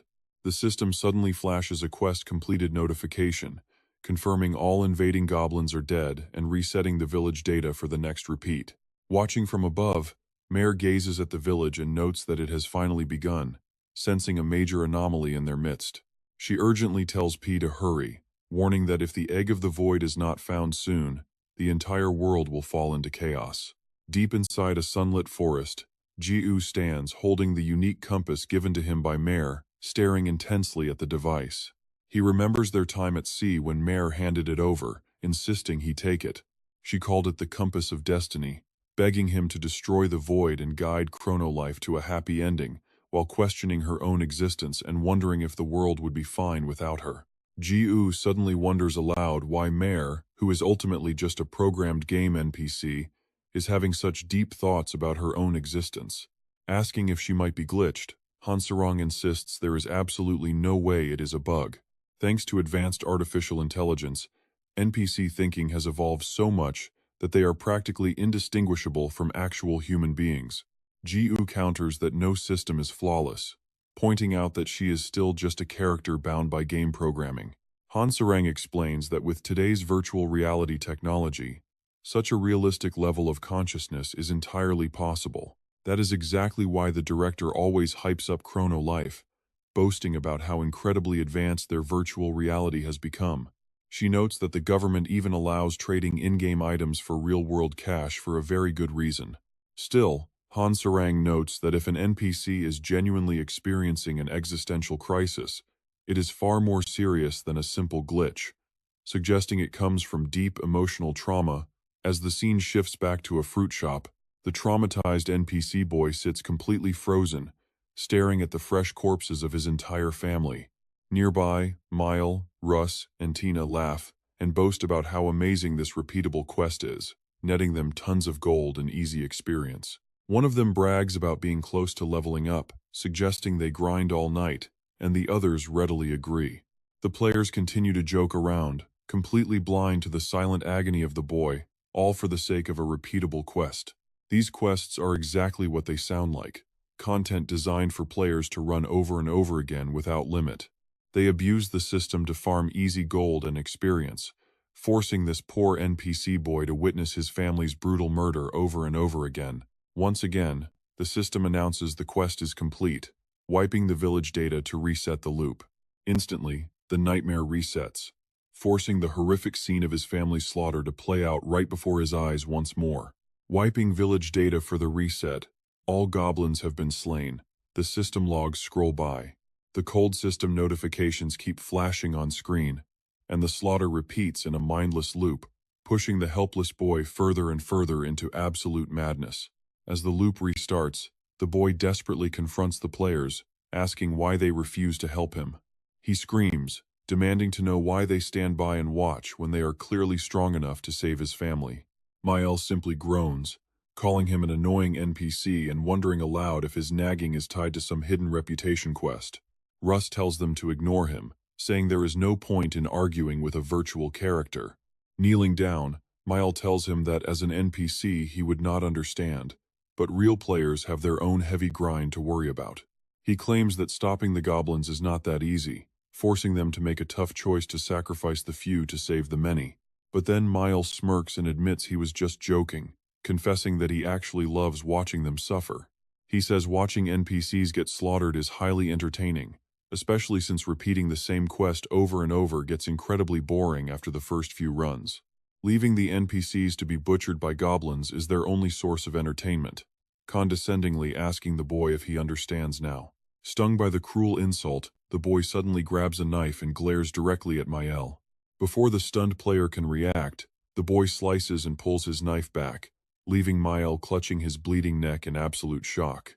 With his heart racing, Miles collapses to the ground and forcefully logs out of the game, leaving Tina and Roos completely speechless. Russ is utterly dumbfounded that a mere village NPC just murdered a player, violating the first law of robotics where robots cannot harm humans. The second law states they must obey humans, unless those commands directly conflict with the very first rule. Finally, the third law dictates they must protect their own existence, as long as it does not violate the previous two. Every NPC in Chrono Life is programmed to obey these three laws, meaning they can never harm a player under normal circumstances. The system announces that an NPC has violated one of the three laws. It is none other than the boy from the fruit stand. An anomaly has appeared, a player killer. Dripping with massive bloodlust, he slowly takes step after step toward the remaining two players. Terrified, Tina points her mace at the boy, screaming at him to stay away or she will kill him. But with one effortless leap, he completely obliterates her. He then pauses right behind her, watching to see how she collapses. Tina just stands there, completely frozen in place. Blood suddenly wells up from her body. The system declares the wimpy female warrior dead, immediately copying and merging her levels, skills, and stats into him. Storing the target's looted items into the inventory, he successfully copies the female warrior's armored pants into his bag. He copies the female warrior's chestplate and E-rank boots, storing them safely inside his inventory. After copying her brave iron mace, the system notes the player-killer anomaly. Eliminating a player lets him completely steal and copy all of their levels, stats, skills, and gear. Panic grips Russ. What on earth is going on? He screams, demanding to know what kind of NPC dares to attack an actual player. He casts Fire Pillar to kill the kid, but he is nowhere near fast enough. Roos takes a heavy slash straight to the chest, crying out in utter disbelief. Curse it! Russ gasps he cannot understand what this kid really is. The boy flashes a bright, innocent smile as memories of his loving parents and the playful days teasing his little sister flood his mind. They were a happy family, right before they were brutally slaughtered. And the worst part is, he had to watch every single second of it. Even his little sister died right in his arms, along with his beloved pet puppy Cotton. Everything vanished in an instant, sending bitter, painful tears streaming down his face. Weeping bitterly, the boy mutters his name.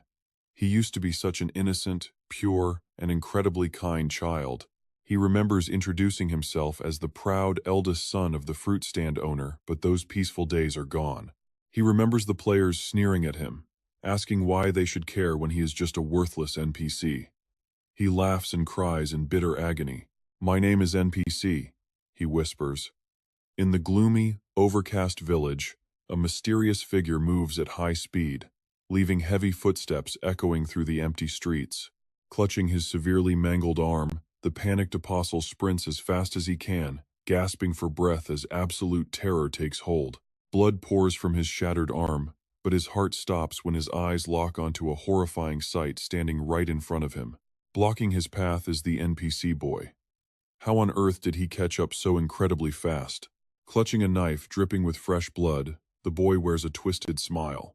Panicking, the apostle trips over his own feet, crashing face first onto the muddy ground. As he struggles to look up, blood leaks from his nose and mouth. But before he can even blink, the boy is standing right over him again. Letting out a pathetic shriek, the apostle scrambles backward in absolute terror, drenched in a cold sweat and crying like a baby. What the hell is happening? The apostle stammers, desperately pleading that he doesn't even know what repeatable goblin quest the boy is talking about. He begs to know why this is happening, swearing he has no memory of it. Ignoring his pleas, The NPC boy flashes his blade, driving it deep into the man's leg. The agonizing pain doubles instantly, forcing a desperate, blood-curdling shriek from the helpless apostle. Towering over him, the boy coldly states a number 12. That is exactly how many times he completed that repeatable goblin massacre quest. The boy repeats the count, reminding him that he cleared it twice completely alone, and 10 other times alongside his guild members. He even names the exact party members, a paladin, a thief, and a fighter. Suddenly, a sickening realization hits the apostle. He trembles, begging for mercy, but before he can finish the word, the NPC boy drives a lethal blow directly into his neck. Cold and calculating, there is absolutely zero mercy in his actions or his voice. You players never spared my little sister, you never spared my parents, and you never spared my sweet puppy Cotton. The apostle writhes in agonizing pain with no one to save him. As life finally fades, he collapses onto the dirt while the NPC boy grins in pure satisfaction. The cold system voice rings out once again, declaring another anomaly. The player-killer skill activates, copying and absorbing the target's stats, level, and skills. Even as blood drips from his own eyes, his twisted grin never fades. "I am an NPC," he whispers, sounding more demonic by the second. "I am going to slaughter every single one of you damn players." A mysterious, dark atmosphere settles over the gloomy village as the rogue young NPC prepares for his next hunt. He remembers every single player who took part in that tragic goblin quest, hunting them down one by one for brutal retribution. Moving like a ghost, he ambushes a heavily armed knight, completely catching him off guard. "Why did you not do anything?" the boy asks. "When my sister lay dying, why did you just stand there?" The knight merely scoffs, screaming back with arrogant defiance. "Why should we care? It is just a game," he yells, asking why players should bother being nice to worthless code. "Are we supposed to save every single pixel on the screen?" The unrepentant knight sneers, reminding him he is just a repeatable quest NPC. "Besides, you all just respawn when the quest resets anyway. Who in their right mind would waste a healing potion on a dying NPC?" The boy falls completely silent as the cold truth sinks in. He remembers them all, the precious lives of his parents, his sweet little sister, and his puppy Cotton, all treated like garbage. The NPC boy spits out every word, saying they aren't even worth the potions players chug without thinking. The knight just stands there, completely dumbfounded. He rips the blade right out of the knight, leaving him writhing in agony. Grabbing his stomach, the knight collapses as the boy raises his weapon for another strike. "Then you should just die too." His eyes go completely hollow. "After all, you players just respawn anyway, right?" Suddenly, fresh blood splatters into the air. Before the young NPC can even swing his blade, a sharp weapon impales him. A heavy spear has pierced his chest. Yet, his expression remains eerily flat, showing only a flicker of confusion. Another village guard had ambushed him from behind, a figure meant to symbolize the peace of this very town. "Killing players is a Class 1 felony. Your punishment is immediate execution," the guard NPC coldly declares. The boy turns back, asking why he is being executed when the players are the ones at fault. Tears of blood stream down his face. "Why do you always protect them? Aren't you just another mindless NPC, exactly like me?" Sobbing uncontrollably with no sign of stopping, the boy suddenly clutches his head in absolute agony. Sweat pours down his pale face. He struggles to process the sheer chaos inside him. Without a hint of mercy, the guard rips the spear from the boy's back. Grabbing his head, the wounded NPC bolts into the shadows. The onlookers watch in stunned silence. Blood slowly drips from the spearhead under the endless, dark, sunless sky. Shivering behind a crate, the boy curls up and clutches his head. Drenched in cold sweat, his body trembles with pure terror. A hollow smile creeps onto his face, completely devoid of joy. He bites his lip hard as the pain hits him. The bloody knife slips from his hand, clattering to the ground.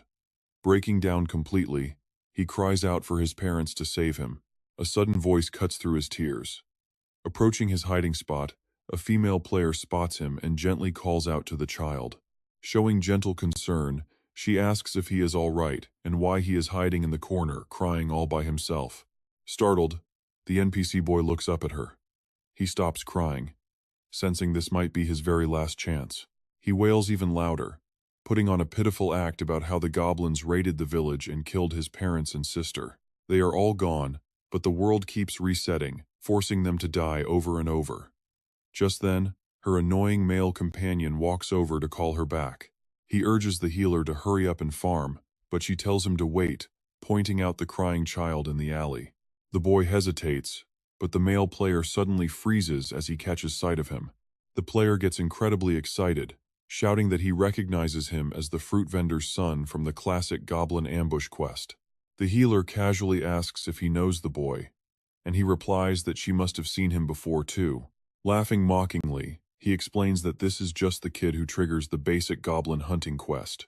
It is a repetitive quest that every new player grinds.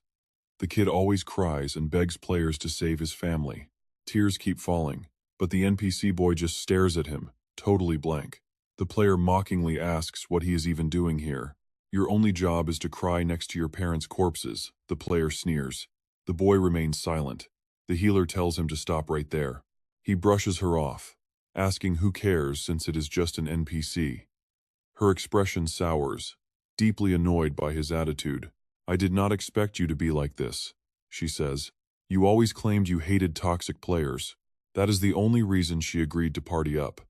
He quickly cuts in, claiming he is never toxic around female gamers. But before he can even finish asking for her number, the NPC boy snatches his knife and drives it straight into his neck. Staring down at his bleeding neck in utter shock, the player collapses to the ground as the healer watches in horror. Unable to speak, he can barely believe he was just stabbed. Then he looks up and sees the boy already standing over him. Gripping the bloody knife, the boy prepares to deliver the final blow. With a face full of sheer hatred, there is no escape. Clutching his throat, the player desperately tries to beg for mercy, pleading with him to stop. In one swift motion, the boy leaps onto him to finish the job. The helpless player can only scream in sheer agony. The healer gasps in absolute horror, covering her mouth. Honestly, who wouldn't be terrified watching this kid turn into a ruthless killer? He has lost his mind completely. Dark clouds gather overhead, casting a heavy, oppressive shadow over the entire village. Blood slowly drips from the blade as the player lies motionless. Turning around, the boy looks at the healer with dead eyes. Mumbling that his head hurts, the boy turns and silently walks away. But he does not get far before being surrounded. "There he is," a guard shouts. The heavy-duty village enforcers close in, hurling angry curses at the filthy little brat. "How dare a worthless NPC like you murder a player?" Memories flash back to the cold, disgusted glares they always gave him. Without hesitation, the NPC boy attacks again with his weapon, sending the apostle into an absolute rage. The knight also chimes in, asking the kid if he thinks he can just trample all over them. He warns the brat that he's going to pay for what he's done. All the memories of the NPC boy attacking the apostle and the knight flash by. Right after that, the entire group charges forward at once. Every single one of them has a single target, just one: kill the NPC boy. They point their blades straight at him, and the NPC boy is suddenly dealing with 3 incoming attacks at once. The boy's head starts throbbing painfully, and his expression looks worse by the second as he groans that his head hurts so much. To their absolute shock, the NPC boy raises his knife and quickly slides a long distance. Meanwhile, those who attack the NPC boy still do not realize how different things have become. In the blink of an eye, their heads fly off. Seeing an opening, another attacker rushes forward with a club while the boy is distracted. He lands a heavy blow right on the boy's back, leaving it drenched in blood. But instead of falling, the NPC boy slowly turns around with a chilling smile. With another quick swing of his blade, the last attacker falls. It is over. Almost everyone is left lying lifeless on the ground. The remaining survivors tremble in sheer terror. Then, he strikes. The NPC boy sprints right at them. Holding his bloody knife, that creepy smile remains on his face. Only now, it looks far more demonic and twisted than before. The weather over the village is still gloomy, and the battlefield has gone completely silent. Every single attacker has been chopped clean in half. Blood continuously drips from the NPC boy's knife onto the ground. Around him, severed body parts are scattered everywhere. Not a single soul survived the slaughter. as blood leaks from his smiling mouth. The NPC boy suddenly thinks back to the loved ones he lost. His grin stretches wider and wider. Crimson streams pour endlessly from his eyes and mouth. The blood pools into a crimson river before rising up like a bizarre rain, drenching the NPC boy's pale, ghastly skin. He smiles in pure satisfaction. Finally, he feels much better. Leaving the gruesome battlefield behind, the NPC boy simply walks away. The NPC wanders off, leaving a trail of bodies in his wake. His chilling smile remains, his hand still gripping that deadly weapon. He is heading straight for the player-heavy village center, and honestly, things are about to get incredibly chaotic. Nearby, a cheerful voice echoes as Bill happily accepts a gift from an older girl. She thanks her, saying she really does not have to bring so much stuff. She warmly replies that it is no trouble at all. Bill waves goodbye, wishing her a truly wonderful day.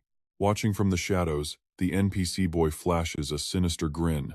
Gripping his knife tightly, he whispers his plan to slaughter every single player. He reminds himself that this is his duty as an NPC. But as he prepares to charge at Bill, Jiwoo suddenly steps in to block her path. Jiwoo glares at the boy with a guarded look. Seeing Jiwoo standing there, Bill smiles and happily runs over to him. She happily greets him as Jiwoo, asking why he's here. But Jiwoo raises his hand to stop her. Looking at his compass, he apologizes, admitting he didn't actually come here to see her. Rather, his compass suddenly reacted and led him right to this spot, radiating a very strange energy. Turning to the NPC, Jiwoo seriously asks if the kid is the Void, adding that he saw exactly what was about to happen. He asks if the boy was about to stab Star, but the young NPC just maintains his blank, emotionless smile. Bill is utterly confused, wondering why anyone would target her when she's never even seen this boy before. Meanwhile, the NPC completely loses control. Screaming to kill everyone, the NPC boy grabs his weapon and charges directly at Jiwoo like a runaway train. He yells that he will kill them all as his blade drives right into Jiwoo. Bill is so shocked by the sight that she's completely speechless. Despite taking a direct hit to the stomach, Jiwoo is completely unfazed. His face is totally blank. A heavy silence fills the air. Confused, the NPC boy looks up at Jiwoo before quickly pulling his knife out. Both he and Bill stare in utter bewilderment as Jiwoo remains completely unfazed. Jiwoo's face darkens as he addresses the brat, demanding to know what he thinks he is doing. The NPC boy gives a nervous laugh and leaps backward to a safe distance. Jiwoo just stares at him, finding the whole thing incredibly strange.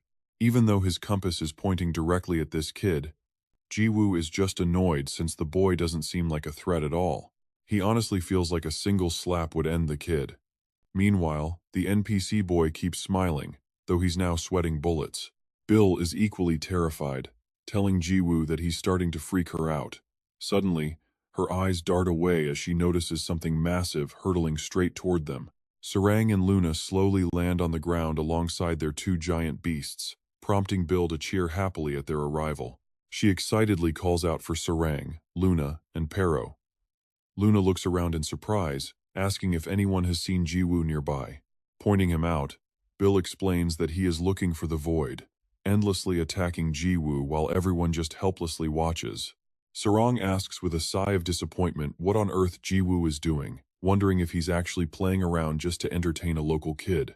Bill quickly speaks up, insisting that things actually got pretty terrifying earlier since that kid was dead serious. But since Jiwoo is so absurdly overpowered, the whole thing doesn't look like a fair fight at all. Suddenly, Luna gasped, "Wait, is that not the fruit shop NPC?" She recalled that this very NPC had recently become a major hot topic across various online communities. Word had it that he was roaming around, brutally slaughtering players. Luna added that rumors pointed to a deeply tragic past as the reason behind his ruthless rampage. Han Sarang scoffed in annoyance. Another sob story? Seriously, who even cares about that? We all have our own struggles in today's society, she muttered coldly. Having a tragic past does not give anyone the right to just do whatever they please. It is just a pathetic excuse. There are plenty of people out there who had terrible lives but still chose to rise above it. Luna teased her, calling her surprisingly heartless, and jokingly asked if her MBTI profile had a cold thinking trait in it. Hansarang snapped back that she was definitely a feeling type. Dreamy and emotional while nearby, the young boy Nippus stood with his dagger dripping in fresh blood. He panted in anxiety, while Peace simply grimaced. Raising his trusty wooden stick, Peace quietly asked if the kid knew what was coming next. Deciding to strike first and ask questions later, Peace swung his weapon with absolute precision, aiming right for the head of the corrupted, titangent-like NPC. Just as the blow was about to land, a mysterious stranger suddenly intervened and deflected the strike, leaving Peace completely stunned by the sudden disruption. King blocked his massive strike with a single bare hand, and the sheer force of her casual deflection sent a massive shockwave trembling through the earth. The violent tremor made it impossible for anyone to stand straight, leaving Luna utterly dumbfounded as she wondered if her own eyes were playing tricks on her. She whipped her head around, unable to believe that the cloaked figure had actually stopped Peace's terrifying attack using nothing but her bare hands. Feigning surprise, Peace asked in irritation, demanding to know who she thought she was to dare interfere in their business. She merely sighed, "Oh dear," asking who she was. That was honestly quite hurtful to hear. King pointed out gently that he should have recognized her by her cloak alone, reminding him that they had already crossed paths before. Just as the young NPC boy prepared to charge, she effortlessly grabbed him by the head, declaring that she was the one setting the stage for the upcoming main storyline. She slowly tightened her crushing grip on the titangent corrupted NPC's head. Explaining that she could not let a pathetic bug ruin such a major episode, she forced a painful scream from him before finally letting go. Giant, painful bumps swelled on the young NPC's head as King chuckled, noting that his anomalous player-killing ability might seem strong, but that power only works against standard, run-of-the-mill players. His unique player-killer status allowed him to copy a target's level, stats, attributes, skills, and gear entirely. But no matter how many average players he absorbed, he would never defeat Peace, and right as she spoke, a colossal titan suddenly materialized. With a sinister grin, a massive, razor-sharp blade sprouted from the titan's arm, making King's eyes gleam with absolute delight. She boasted that she had fully upgraded the NPC, granting him the overwhelming power of at least a 4-star cosmic master. The massive titan raised its arm, gathering immense energy as she commanded it to go forth and show everyone what it was truly capable of.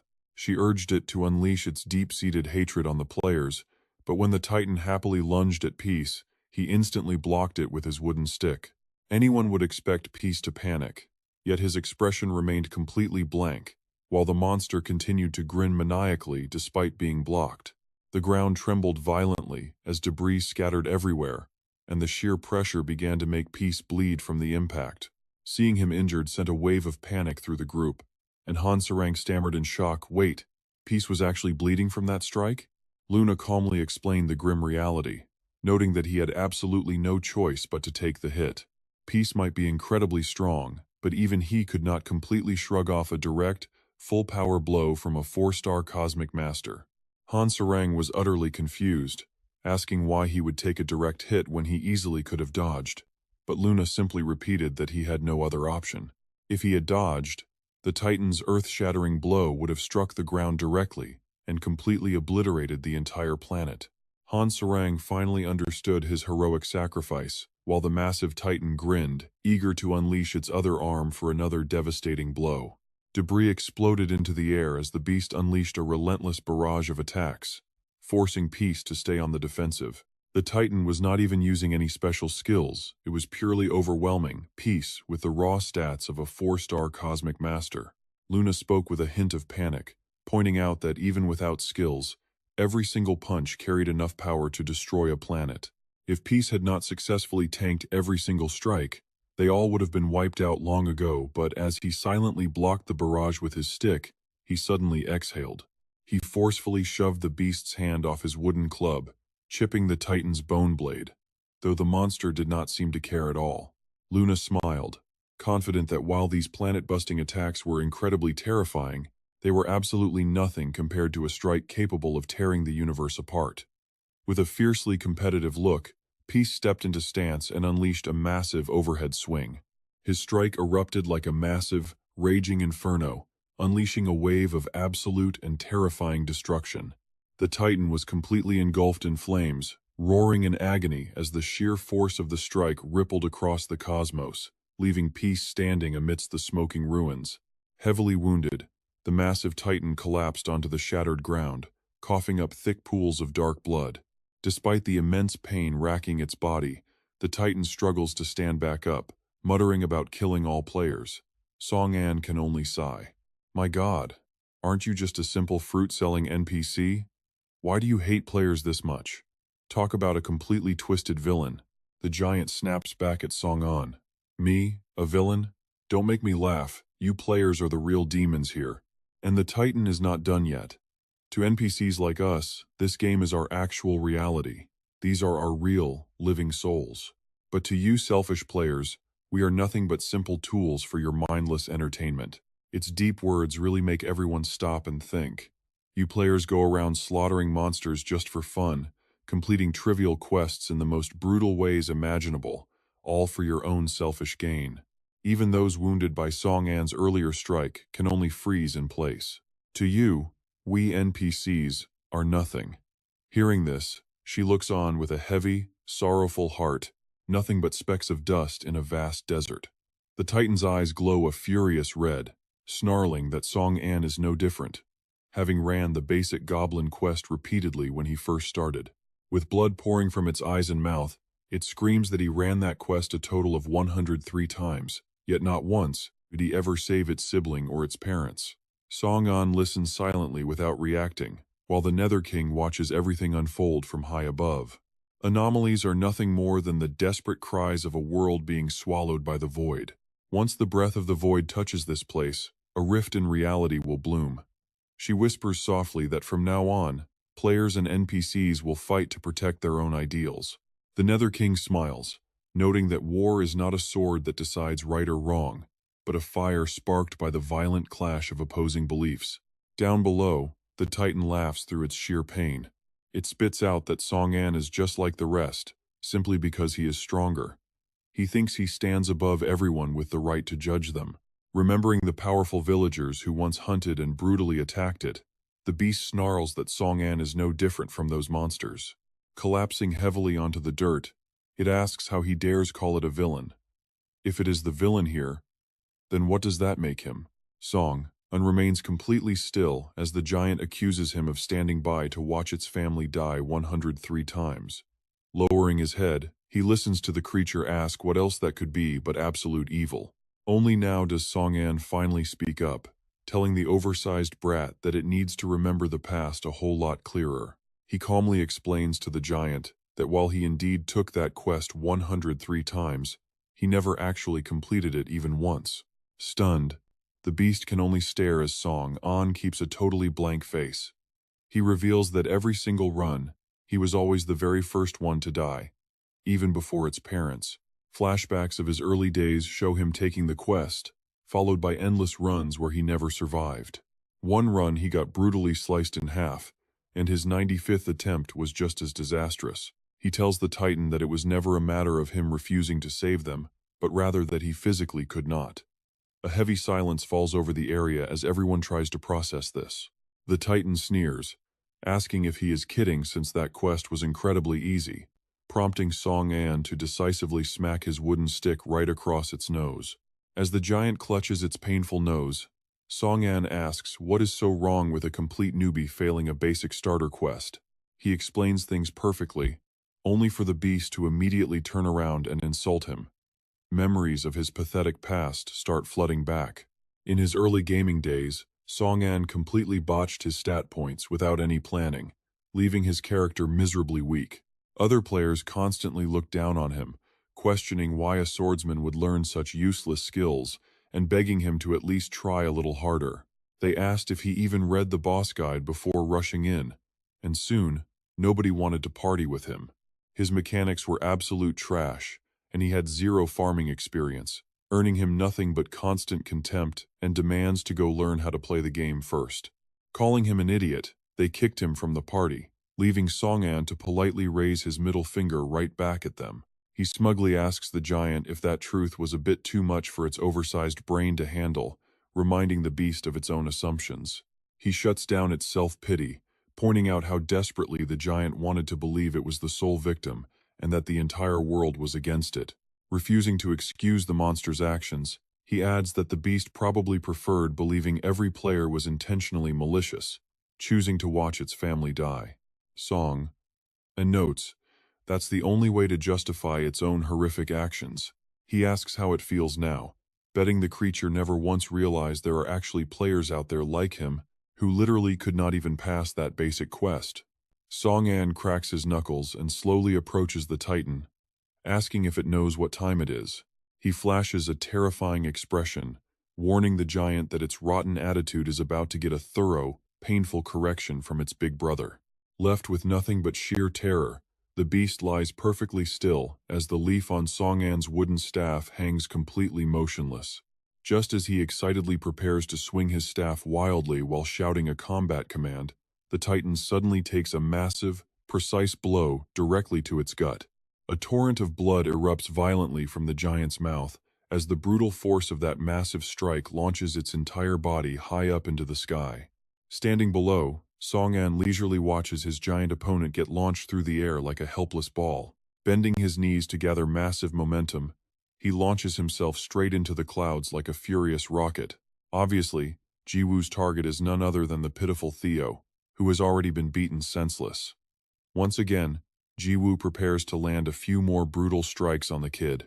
A devious smile spreads across his face as he prepares to deliver a finishing blow. The moment the words leave his mouth, he hits Theo again, sending the mid-air boy into a sudden freefall. But of course, he is not done playing around just yet. He chases after the falling villain. In no time, he catches up to the descending Theo, getting ready to unleash yet another absolutely devastating attack. This brutal combo turns Theo into a mere punching bag, completely at Jiwoo's mercy. He beats him to a pulp, making Theo cough up blood with every single strike. Theo can only scream out in agonizing, helpless pain. Right in the middle of this near-fatal beating, Theo desperately tries to counterattack, but no matter how hard he swings, his attempts are completely useless. Jiwoo easily dodges every single move. Down below, his companions watch the fight, and Theo's sheer endurance leaves them completely stunned. Theo's unbelievable durability leaves Luna completely stunned. She marvels that this NPC has such crazy stats, managing to survive Jiwoo's relentless barrage and even fight back. In terms of sheer endurance, he easily surpasses even Odin. A 5-star constellation lord? Han-sarang points out that none of that matters. She remembers accompanying Jiwoo since the start of Season 1, when even he would occasionally get beaten within an inch of his life. Jiwoo used to get thrashed and stepped on like a worthless toy, but things are completely different now. Since the start of Season 2, he has turned into a literal, unstoppable meat grinder. Han-sarang tells everyone to look closely. Their opponent has stats matching a 4-star lord, yet Jiwoo is absolutely crushing him without even activating his chaos mode. Indeed, Jiwoo hasn't used any special modes at all, yet he keeps absolutely dominating the fight against Theo. Theo has already lost an arm, while Jiwoo remains completely untouched. Looking down at his broken limb, Theo feels a cold shiver run down his spine. Still, the villain refuses to back down, desperately trying to launch another attack with his one remaining arm. Of course, Jiwoo simply snaps his other arm in an instant. Then, he suddenly teleports, catching Theo completely off guard. He suddenly appears directly behind Theo. Watching from below, Han-sarang points out that while their entire group has grown stronger, Jiwoo's progress is on a completely different level.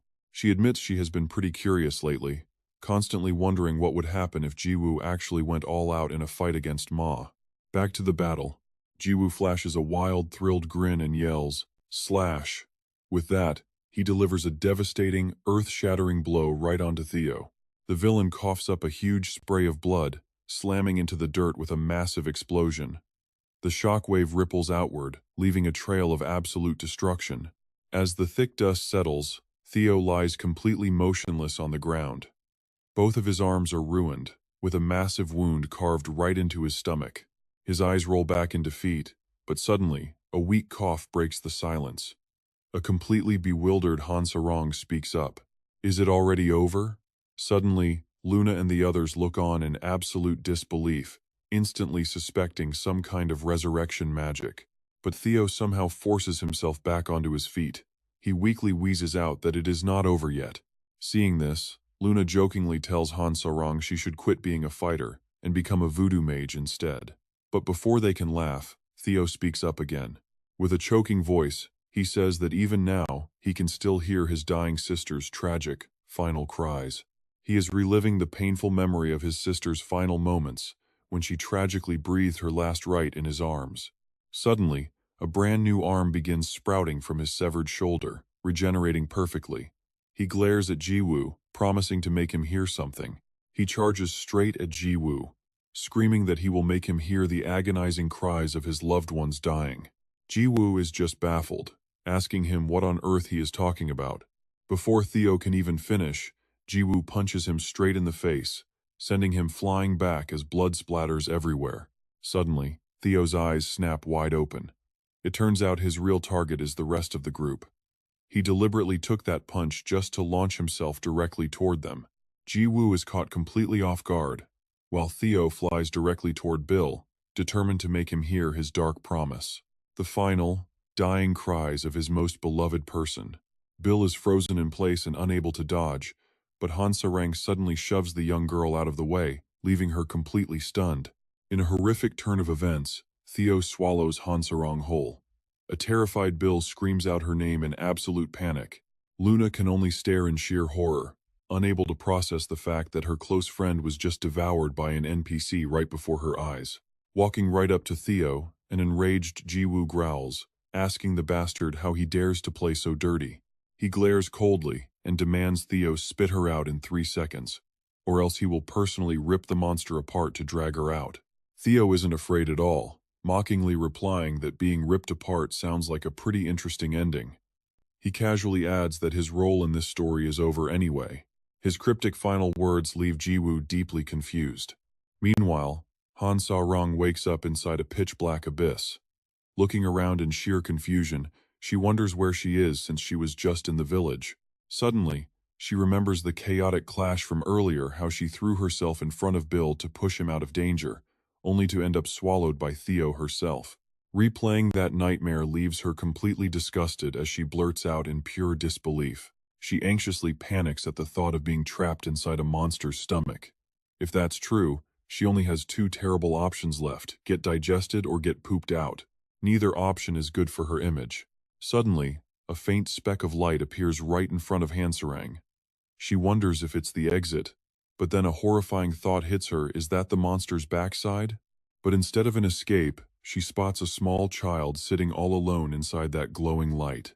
Step by step, Han-Sarang cautiously approaches him, realizing the boy looks exactly like the little NPC child before he transformed into a horrifying beast. She suddenly freezes as Theo stares longingly at a family of 3. It turns out those are his parents and his little sister.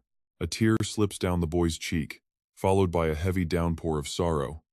But then, horror strikes as his family is brutally sliced into pieces right before his eyes. The gruesome sight leaves Han-Sarang completely speechless, her face frozen in absolute terror.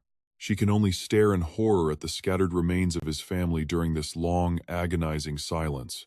Theo suddenly breaks the silence, muttering that NPCs only exist to serve someone else's desires and selfish purposes. His voice is slow, lifeless, and completely robotic, as if locked to a predetermined spot. It feels like he's just repeating someone else's script.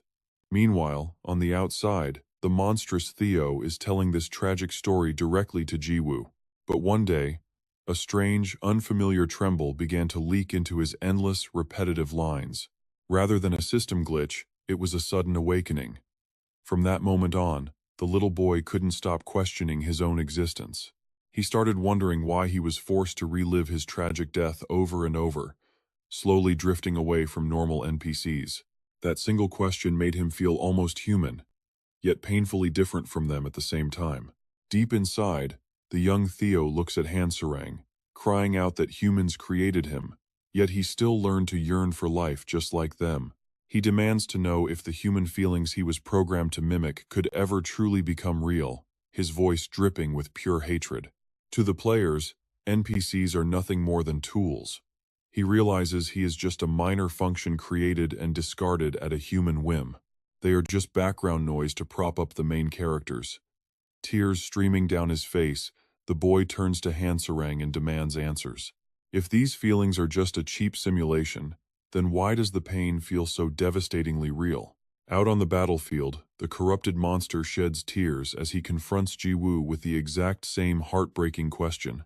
He sobs with all his heart, crying out that what players dismiss as a mere game is his actual world, and where there is a world, there is life. But in this digital world, that life is never recognized. Trapped in an endless loop of misery, who would ever call his life real? As those words leave his lips, Theo's fragile body begins to dissolve. He softly whispers that his long, painful quest has finally come to an end. There is a heartbreaking peace in his voice now, replacing the burning hatred he once held for players. That is the tragic story of the fruit merchant's son. He laments that to humans, he is just a system error. His fading words are soaked in sorrow as even his own name starts to slip away. Every beautiful memory, every little trace of his existence, and all his precious moments are starting to fade away like a distant, dusty shadow on a wall. Those sweet moments of family happiness. All of those precious memories are destined to be wiped clean, discarded forever as useless system data. Piece by piece, his entire existence vanishes into nothing, simply because he was born as a mere NPC. Ji-woo stands in solemn silence, and Peace's team falls completely quiet. Finally, he steps forward to unleash his absolute power, activating his ultimate skill. Unleashing his divine power, God's descent, Ji-woo taps into the chaotic authority of time manipulation to change everything. Instantly, the hands on the clock face start spinning violently backward, forcing the world to rewind into the past. Luna watches in complete shock, questioning if he is seriously trying to manipulate time just to bring back a dead NPC. She knows all too well that his temporal control isn't omnipotent, he can only rewind 30 seconds at most. To her, wasting such an insane power on a mere NPC is utterly pointless. A blinding, radiant light erupts from the clock, swallowing everyone and everything in the vicinity. We cut back to Hansarang, sitting completely exhausted inside the endless void, her head hung low. Suddenly, a familiar hand rests on her shoulder, and it is none other than Ji-woo. Teary-eyed and deeply moved, she looks up and asks Peace why he is there. With a casual smirk, he tells her the method doesn't matter, but his reason does. He then slowly approaches the crying Theo to teach him a lesson. Fearing Ji-woo is about to beat up the delusional NPC boy again, Hansarang hesitantly speaks up. But wait, are you seriously going to beat up Peace again? She sobbed, begging him to stop, crying that it was already more than enough. That poor kid has suffered so much. But Ji-woo calmly reassures her. Do not worry, he says. We will get him to safety first, and then I will beat him half to death. Ji-woo walks over to Theo and tells him to move. Let us go, kid. Staying in this gloomy place will only make your sickness worse. But Theo just responds coldly, what is the point of going outside? There is absolutely nothing out there for me anyway. He sighs that nobody even calls his name anymore, and he has nowhere left to belong. Ji-woo sighs and gives the kid a reality check. Stop this foolish whining. Stand up even if you have to force yourself, because you still have to meet your family. Those words leave Theo completely stunned, but he remains frozen in place. Then, out of nowhere, a bright light begins to glow right in front of him. Tears stream down his face, one after another, as he slowly turns his head around, crying out in absolute disbelief. What is this? He gasps. Suddenly, everyone is pulled back to reality, and Theo sees his family standing right there, making his entire body tremble. He remembers watching his parents die countless times, and his poor little sister taking her very last breath right there in his arms. Even his beloved dog had perished, pushing Theo into such deep despair that all he could do was scream out in agony. His tears flow like rain, but this time, they are no longer filled with that crushing feeling of absolute hopelessness. Theo remembers when he used to hide in the corner, sobbing from sheer terror and grief, but now his tears are accompanied by a warm, happy smile. Just like that, Theo is finally reunited with his family. The touching scene brings a smile to Luna, while Starlight Flower, Pero, and are deeply moved. Nearby, Hansarang and another female player are both moved to tears. His old robotic introduction, "Hello, my name is," slowly fades away. At this moment, only the pure joy of reunion remains, along with a gentle voice telling him that he did well. Time gently passes, leading into a beautiful, sunny day in the town. Theo can now proudly introduce his family. "Hello. My family includes my parents, myself, my little sister, and our white dog too. 5 of us in total." He also introduces himself. "I am the eldest son of the fruit shop, and I have a name I chose for myself, Theo." Even though their surroundings are a bit ruined, nothing can hide the pure happiness of a family finally being whole again. But this entire touching scene is being watched by someone high up in the sky, and that someone is none other than the Nether King, who cannot help but admire Jiwoo's incredible power, calling it truly surprising. After becoming a Star-Lord, his power has clearly skyrocketed. From what she knew before, the maximum amount of time Peace could reverse using time manipulation was only about 30 seconds. Yet now, he has achieved something far beyond that limit. But this time manipulation did not just shatter limits, it actually resurrected a dead NPC's family, the Nether King's voice echoing slowly. Ever since he became a Star-Lord, the power of chaos has begun to awaken within him. Her eyes lock onto Jiwoo, as she notes that his power even transcends causality itself, calling it the literal ability of a creator. She turns to ask someone behind her if it is really okay to leave Peace alone like this. Traveling with the Nether King this time is Mare. Mare remains completely silent. Suddenly, she draws facial features onto her blank face, her eyes staring down intently, as if she is lost in deep thought. She silently watches Jiwoo for a long moment, and then Mare utters a sentence that absolutely nobody could have expected. "Well, what is the big deal? He is quite adorable," she says, leaving the Nether King completely baffled as she repeats the word adorable. He is not even using his abilities for personal gain, so we can let it slide just this once. Disagreeing with her carefree attitude, the Nether King demands to know if she is favoring a single player a bit too much. Aren't Star-Lords supposed to remain neutral? But Mare does not care at all, scoffing that she would hardly call this favoritism. "You are actually the most biased one here," she says, addressing the Nether King with a deep, hidden meaning as King Yama. At that moment, the system displays the Nether King's stats, revealing her as King Yama with an unknown level. Mare calmly points out that she rarely acts in person, yet this time she has directly interfered not just once, but twice. She recalls one time during an NPC incident where the Nether King grabbed a game character by the head, and the other was when she met Hanserang. And let's not forget the time she resurrected the Demon King progenitor, bringing a deceased NPC back to life with her own hands. All of this makes Mare point out that it is pure favoritism, suggesting that the Nether King seems to care about Hanserang and her love more than anyone else. Seeing that her secret is out, the Nether King does not even bother hiding it and straight up admits to everything. "That is right, of course you noticed." She smiles deviously, explaining that just as Mare chose peace, she has chosen love. Hearing this, Mare asks with great interest if she is satisfied with the results, but the Nether King only smiles in silence. She then remembers the exact moment Hanserang saved Bill from being swallowed by Theo, and how she quietly wept in the shadows, crying out to beg for Theo's salvation. Finally, she remembers how she broke down crying out of pure joy for him, prompting the Nether King to softly say no. It exceeded her expectations. Way beyond, actually. Now, they are back in reality at their favorite cafe. Warm sunlight streams down. Hong happily claps for her friends. Everyone did an absolutely amazing job. She excitedly lists off all their successful quests. First was the school scammer, followed by the corrupted NPC fruit seller, and both situations required immediate action. To celebrate, she decides to treat them to an incredible meal. The entire group immediately cheers in absolute delight. "It is on me today, so eat up," she says, before turning her attention to Luna. "Everyone really worked hard," Luna replies tiredly. "You have been constantly busy lately, haven't you?" "Exactly. First the martial arts tournament, then a sudden kidnapping, and then Non appearing out of thin air.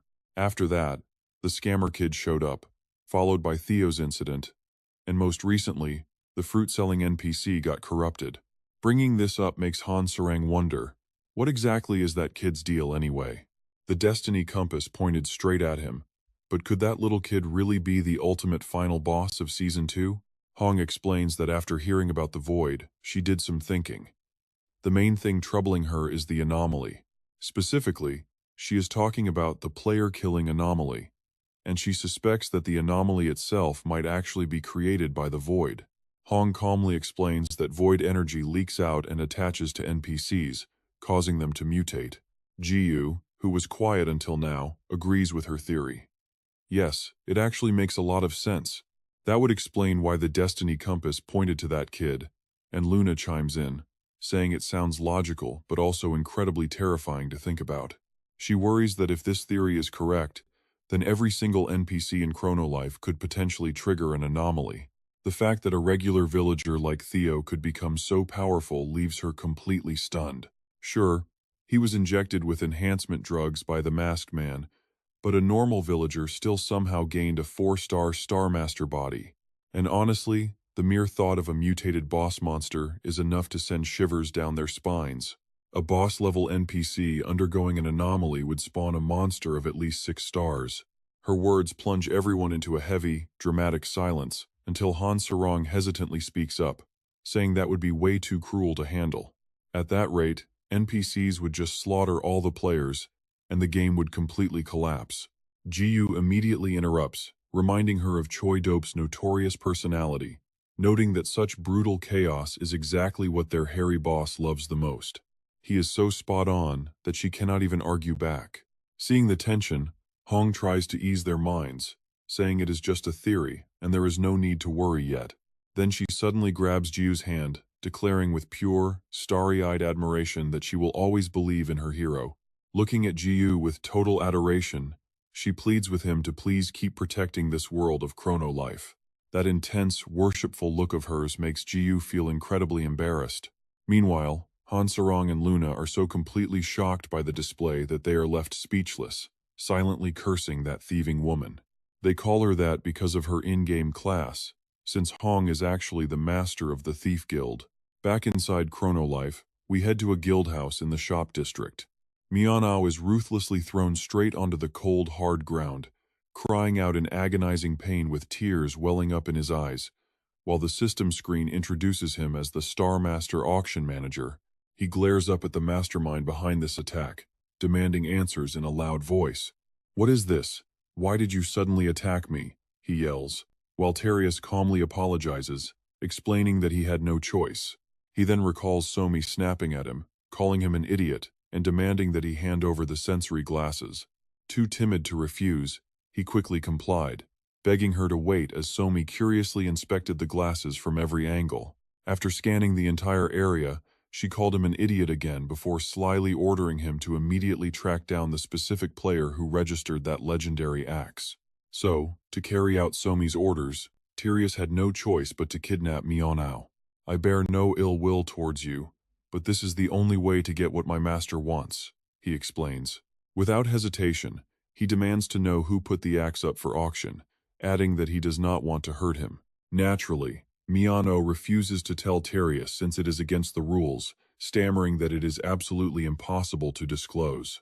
The absolute, unbroken rule of the Star Master Auction House is to keep all seller information strictly confidential. Hearing this, Terius calmly says he has no other choice, slowly drawing his sword as he warns that he will have to use force. Miano turns completely pale with fear, while at the exact same time, inside a weapon shop, Mi is dozing off at the front desk, just as a system notification pops up, stating that the shop owner is asleep. Miu Miu is fast asleep when someone quietly slides the door open and steps inside. The intruder gets right up to him, yet the little manager cat keeps snoozing like nothing is happening. Luckily, he jolts awake just in time to shout his usual cheerful greeting, "Welcome, welcome to the Spirit Lord shop." But his smile instantly fades when he sees Tyrius standing there, casually holding a battered, half-dead fat cat in his hand. Once the shock wears off, Miu Miu demands to know who this stranger is. "How dare you attack a shop manager cat?" he shouts in disbelief. "How is that even possible?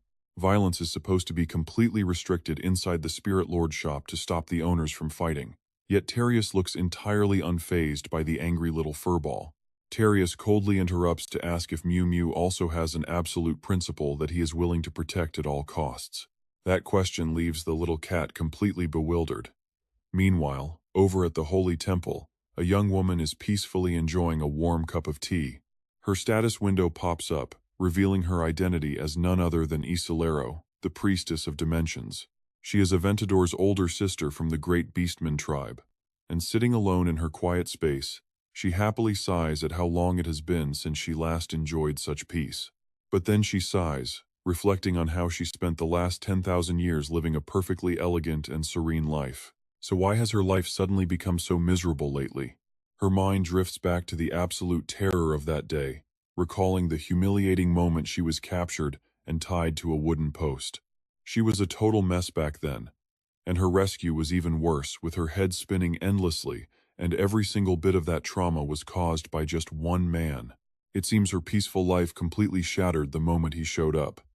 But thankfully, with him gone, Isilero can finally breathe easy. Honestly, not having him around is a massive relief. Just as she is soaking in the quiet, a loud explosion rocks the temple. A group of uninvited guests decides to smash right through her wall instead of using the front door. With Ju leading them with a bright smile, he cheerfully announces his arrival, leaving Luna completely speechless at his destructive entrance, as she asks why on earth he had to wreck the wall when the front door was perfectly fine.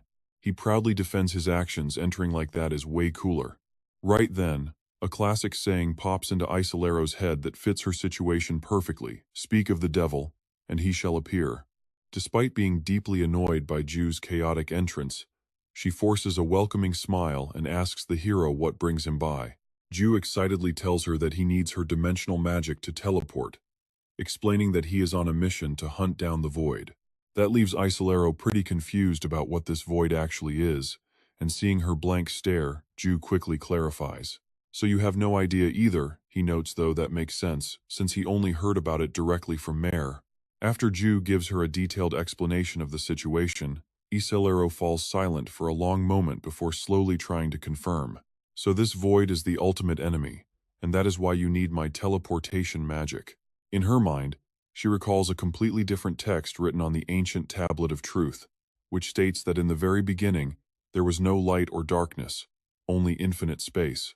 The next line reads, "But in the deep silence, chaos woke up from that quiet void, followed by the birth of order, a disaster that made chaos try to devour everything in its path.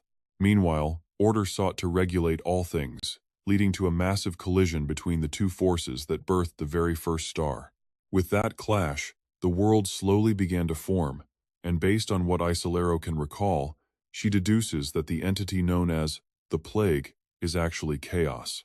But then a chilling thought stops her in her tracks. Does that mean the void is actually order? Still, something feels slightly off about that theory. No, the void, by its very definition, is supposed to be completely empty. It makes much more sense that the void is the infinite space that existed before either chaos or order ever awoke.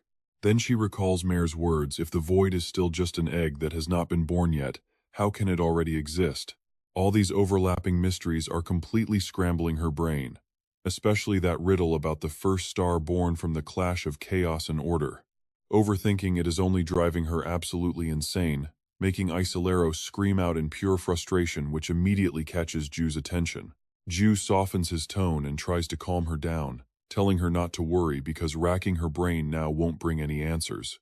With a grin, he tells her not to waste time and just open the spatial portal. Whether it is the void or something else, he will simply smash it to pieces.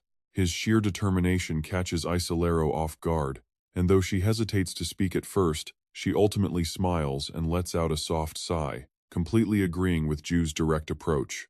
Yeah, that is honestly the most practical solution.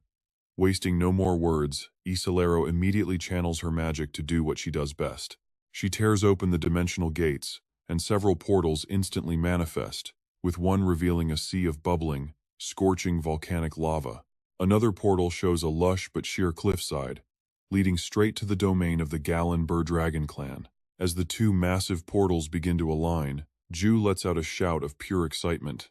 Perfect. It is finally time for this item to appear, so he pulls out what he brought along. The destiny compass pointing toward where the sleeping void lies, made in Mare. He quickly releases the compass, The moment that destiny compass senses the immense power radiating from the dimensional gates, it begins to spin in a wild, frantic frenzy.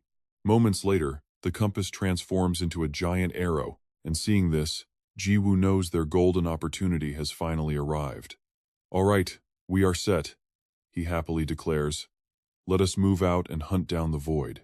Suddenly, a massive pillar of power erupts from the temple, piercing straight through the sky. The burst of energy completely shatters the heavy cloud layer before vanishing without a trace. Meanwhile, back on the streets, someone is walking along with a very cheerful stride. It is none other than Somi, humming happily as she enjoys a peaceful stroll. She casually walks into the weapon shop and yells out, "Hey idiot, I am back." Standing inside is Tyrius, who has just beaten two poor cats to a total pulp. Miano and Mew are absolutely battered, lying flat on the floor. Somi eagerly asks her subordinate about the final results. Has that blockhead found the seller of the transcendent axe yet? Luckily, Tyrius already has all the details. The seller goes by Piz. He is suspected to be the new Star-Lord, a black-haired young man in a gray cloak, wearing only underwear, wielding a simple wooden club. On top of that, he shared some extra details that get Somi feeling pretty damn excited. Besides that transcendent axe, the guy apparently owns several other transcendent tier gears, prompting Somi to let out a deep, knowing sigh. She figures that since he is the new Star-Lord, he is most likely residing in Galenber, the land of the dragons.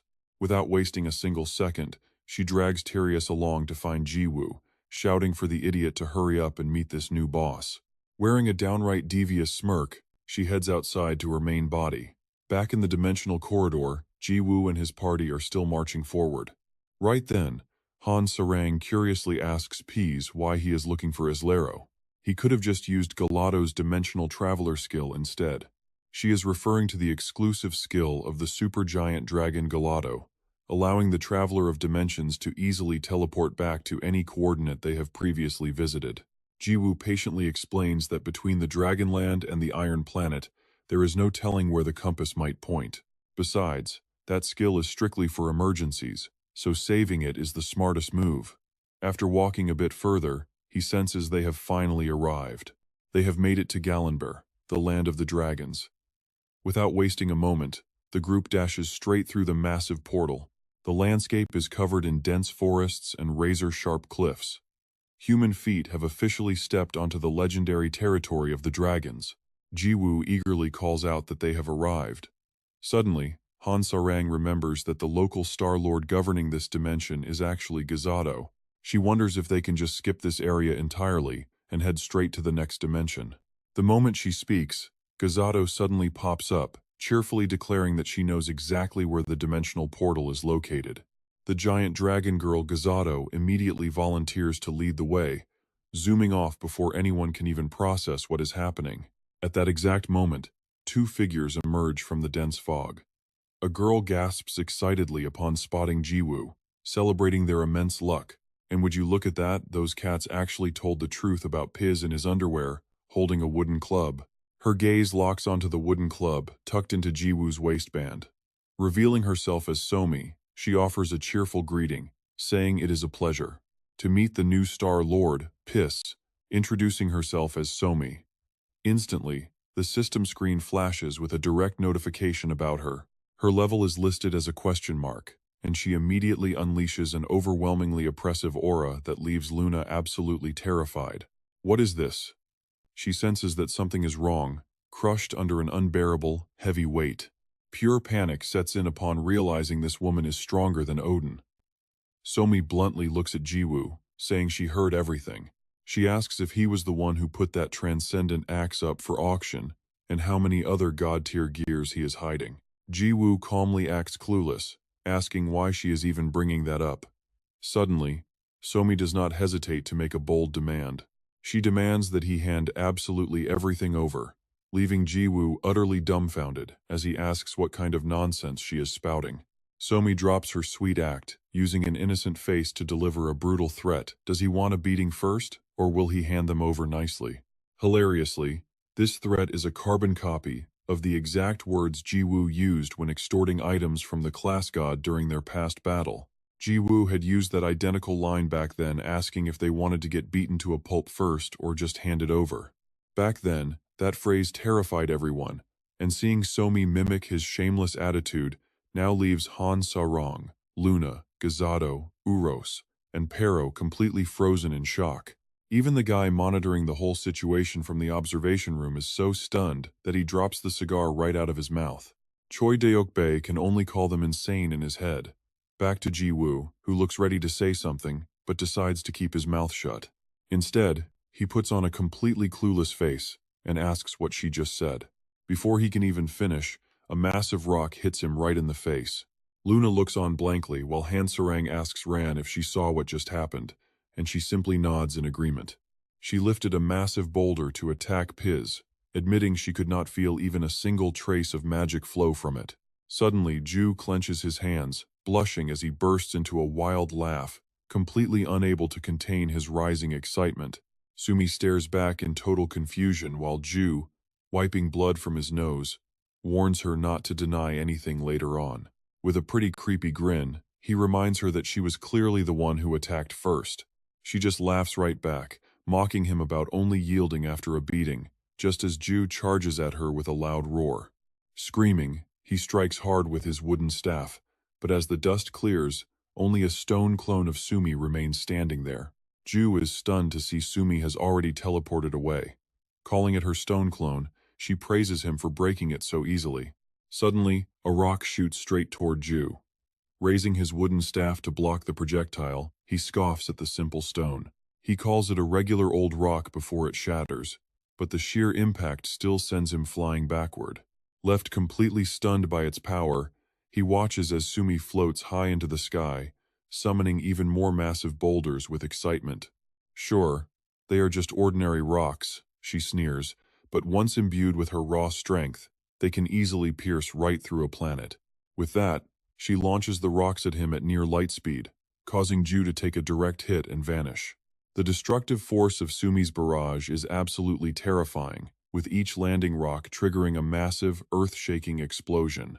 Gazado stammers that they are in grave danger if this keeps up, while Luna gasps that Mount Sunlong itself is collapsing. Desperately casting his spells, Gazado admits his protective barrier is the only thing keeping them alive, and it won't hold for long.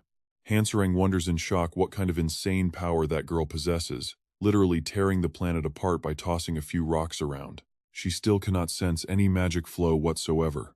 Suddenly, a roaring battle cry echoes from the thick dust, accompanied by a bright flash that sparks Sumi's curiosity.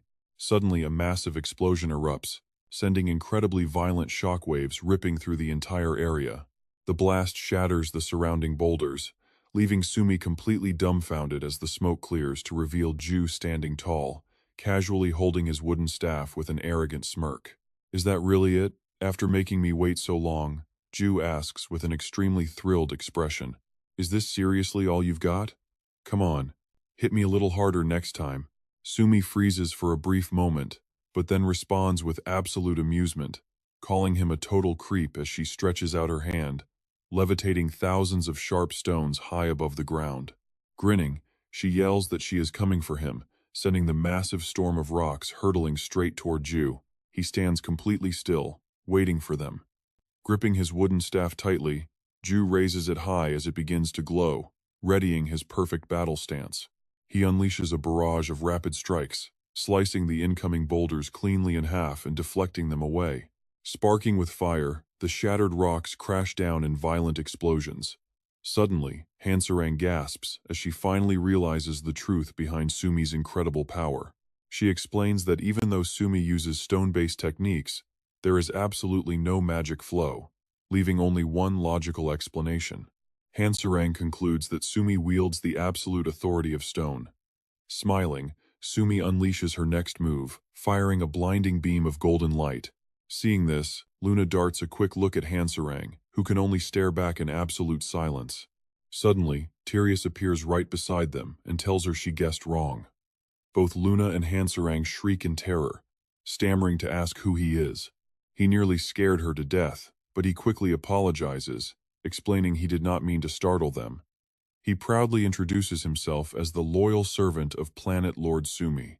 Known to all as the Dark Light Lightning Tyrius, he leaves Luna and Hansarang staring at him with utterly baffled expressions. The entire atmosphere falls dead silent. Tyrius sighs, speaking with an incredibly smug look on his face. He tells the beautiful ladies that staring at him with such tempting eyes is useless, as he has sworn his entire life to serve Planet Lord Sumi. He adds that he and Planet Lord Sumi share a deep soul bond, meaning there is simply no room for their romantic affection. Luna and Hansarang can only wonder what on earth is going on here, just as Sumi suddenly lands right in front of them. Tyrius continues, explaining that while he cannot return their feelings, he can at least answer their burning question. Recalling Hansarang's earlier guess, Tyrius finally reveals that his master, Planet Lord Sumi, is actually a powerful Esper. Landing from above, Ju laughs and notes that being a psychic explains why there was no magic flow. He admits the ability is pretty interesting, and he definitely wants it for himself. Smirking with a devious grin, Sumi replies that they actually seem to get along pretty well. She admits she wants to claim his extraordinary gear, prompting Ju to laugh out loud and dare her to try stealing it by force. Sumi responds with a giggle, calling him cute and noting she is just a rookie who recently became a planet lord. He proposes a wager where if he loses, he will surrender all his supernatural weapons, which Sumi eagerly accepts, promising to become his lifelong servant if she falls. The two immediately clash, triggering a massive explosion that shakes the entire region as the dust begins to settle. Hermes reaches out to block the wooden club. The two clash intensely in midair, but suddenly, Jiwoo flashes away at high speed.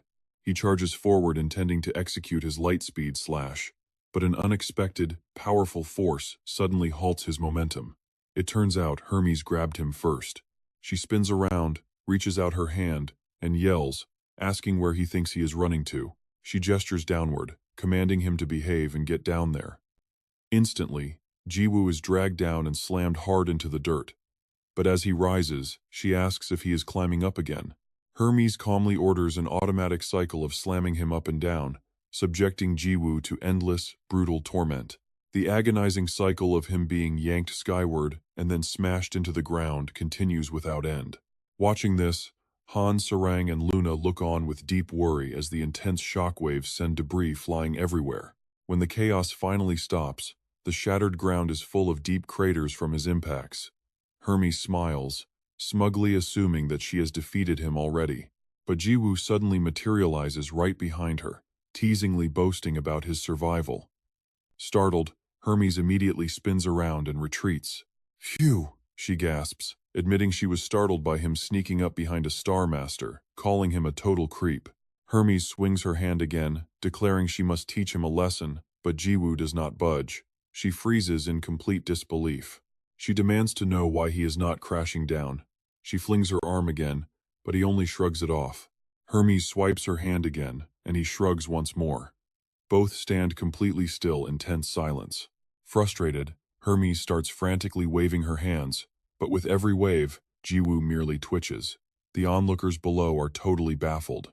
Han Sarang asks what on earth they are doing, and Luna replies that Peace's battles are always entirely unpredictable. Tyrius wonders if the boy is actually countering Star Master Hermes' gravity magic with pure muscle power. Hermes just laughs. She giggles, calling him highly entertaining, and asks if he really thinks he can match her in raw strength. Declaring she won't hold back, Hermes channels her magic and promises to slam him all the way into the planet's core. Suddenly, an overwhelming, brutal force hits her arm, snapping her wrist down with a sickening crack. Looking down in shock, she sees her dislocated joint completely bent sideways. Tears well up in her eyes as she begins to sob. She wails about her broken arm, but Jiwoo suddenly counts 16, leaving her with an incredibly pained expression.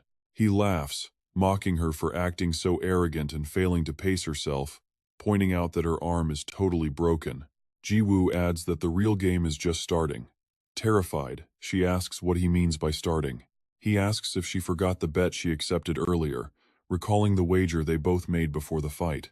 He proposed that if he lost, he would surrender all his legendary weapons, and she readily accepted the terms.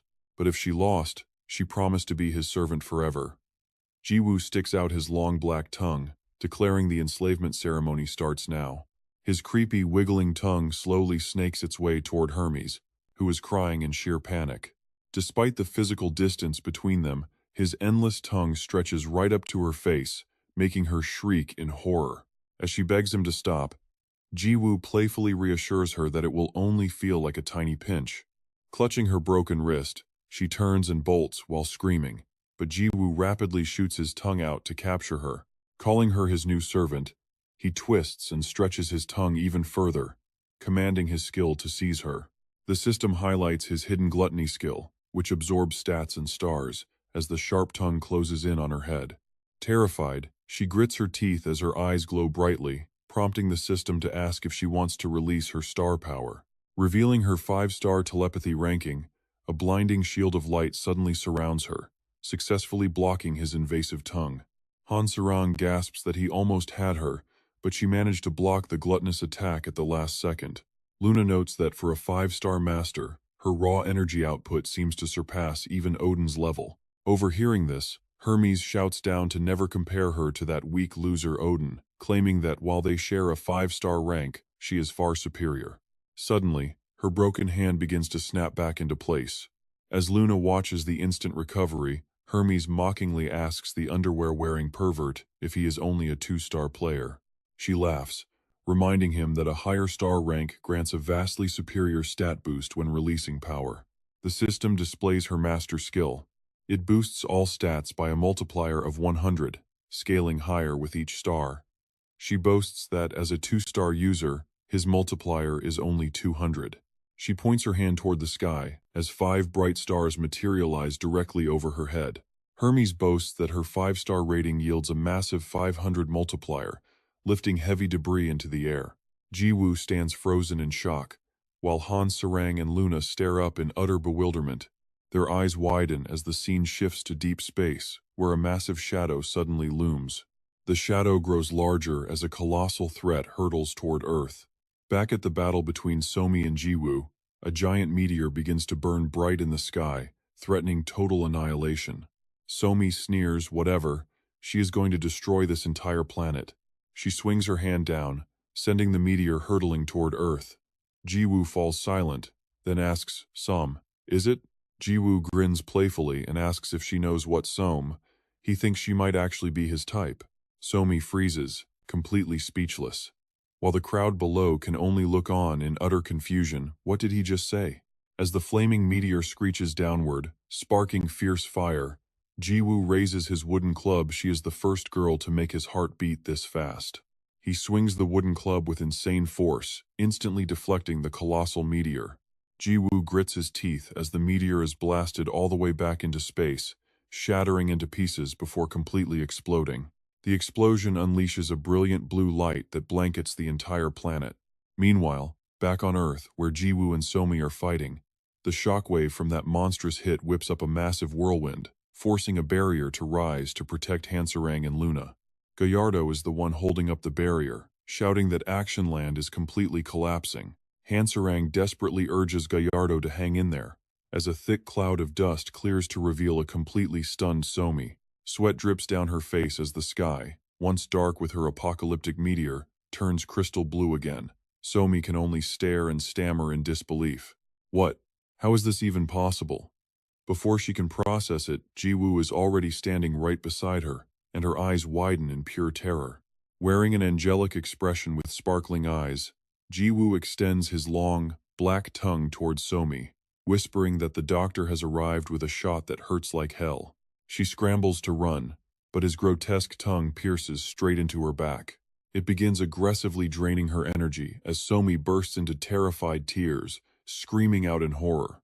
Jiwoo offers a creepy smirk, telling her she needs to stay still unless she wants to get bruised. And just when you think she is done for, Tyrius drops in like a total god and cleanly severs Jiwoo's tongue. Retracting his tongue, Jiwoo wonders if that guy really just severed his gluttony appendage in a single strike. Tyrius apologizes for the interruption but firmly advises him to stop right here. Jiwoo sizes him up, quietly noting that this newcomer is pretty strong, before loudly demanding to know, "Who are you and why are you in my way?" The knight replies that he is Tyrius, Lightning of Ambra, serving his master, Star-Lord Somi. He adds that Jiwoo has won, so he should stop before more blood is spilled.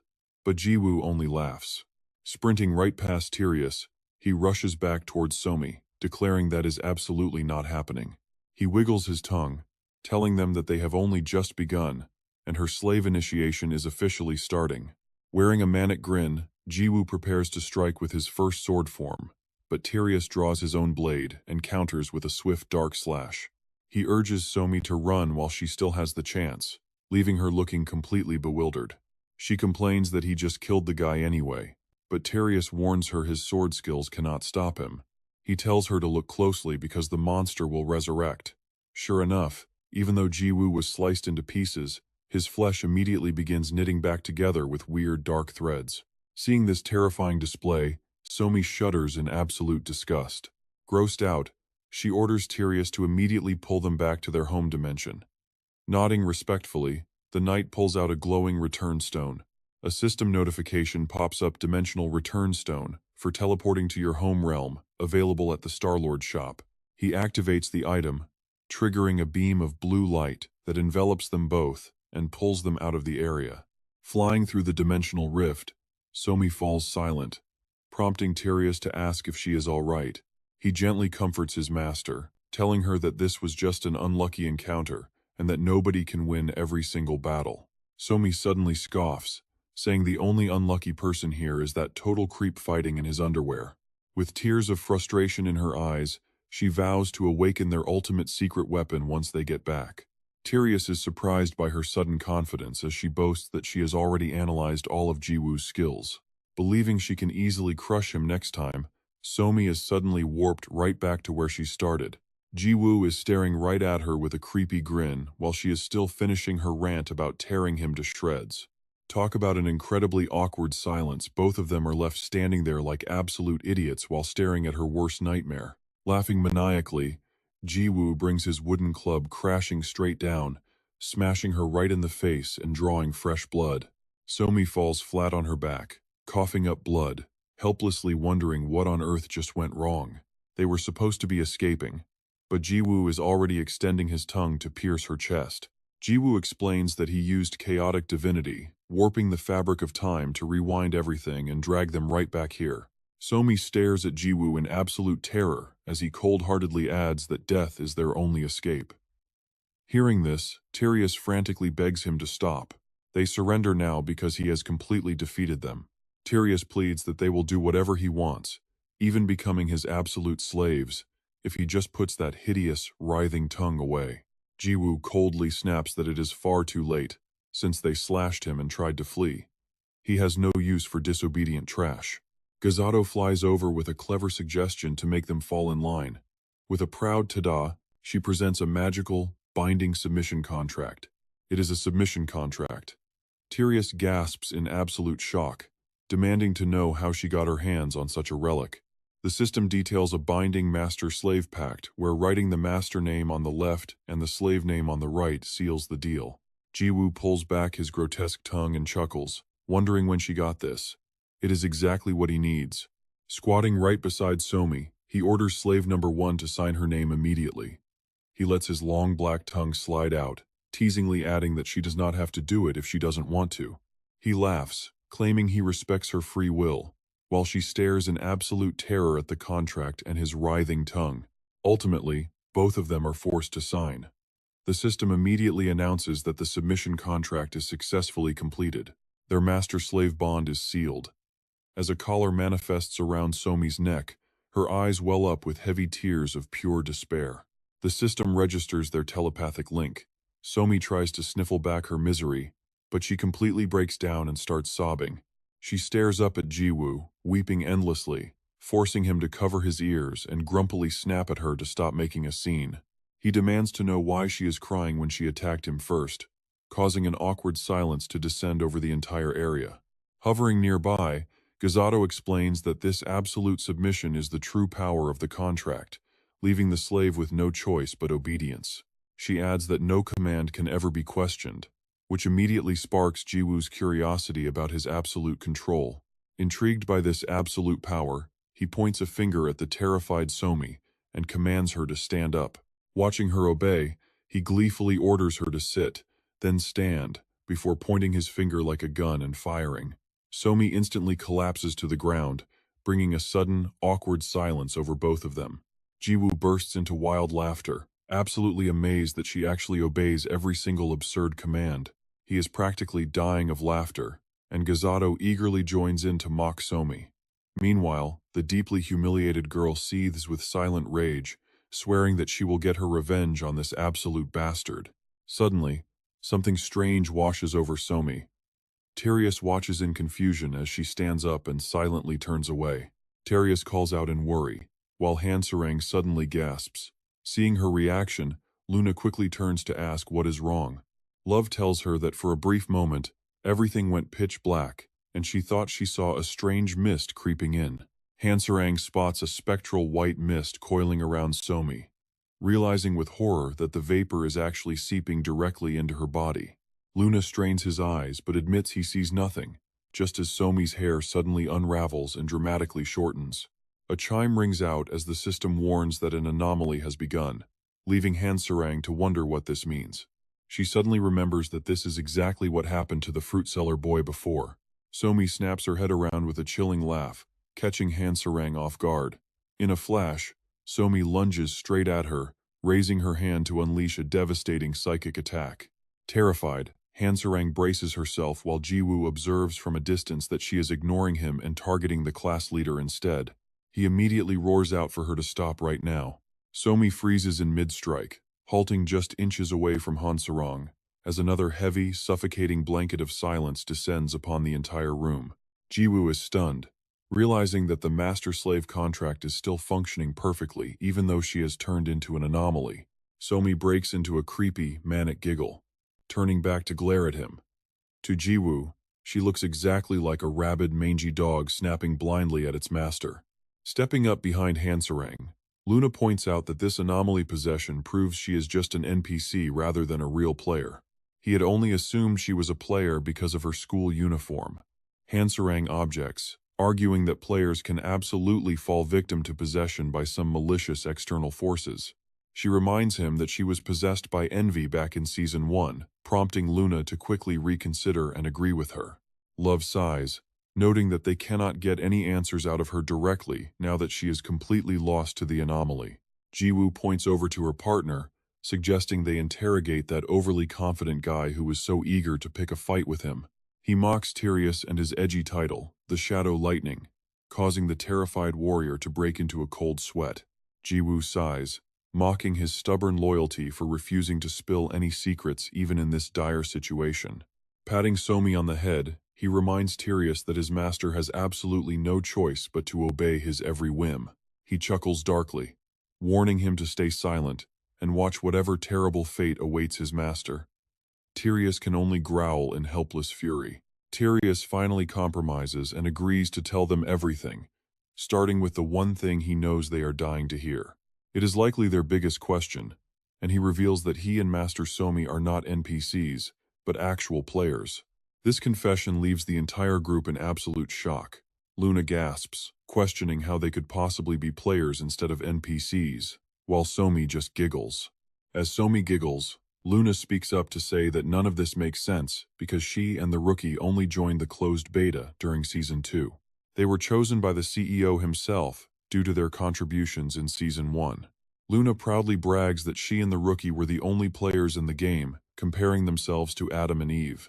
It was basically an eternal honeymoon, prompting a fed-up Hansarang to snap at her to stop babbling and get to the point. Luna wonders how the rookie only reached 2-star Star-Lord level, despite being one of the few powerful closed beta players. She demands to know how ordinary players like them could have reached 5-star Star-Lord. While NPCs having that power makes sense, she finds it hard to believe any player could surpass Peas, though Tyrius admits he understands her confusion. Lord Piss possesses a level of power that is completely beyond anyone's imagination. He adds that their starting point was completely different, before dropping a massive truth bomb that leaves everyone speechless. He explains that he and Master Somi reached a completely different dimension back in Season 1, recalling how it all started months ago when they were both just low-level rookies. Suddenly, the mysterious purple light wrapping around Somi begins to glow even brighter. As she laughs wildly, The system warns that the anomaly is strengthening, and her constant chuckling quickly begins to annoy Ju. Searching through his cloak, Ju pulls out a single bone and throws it far away, sending Somi happily chasing after it with a wild laugh.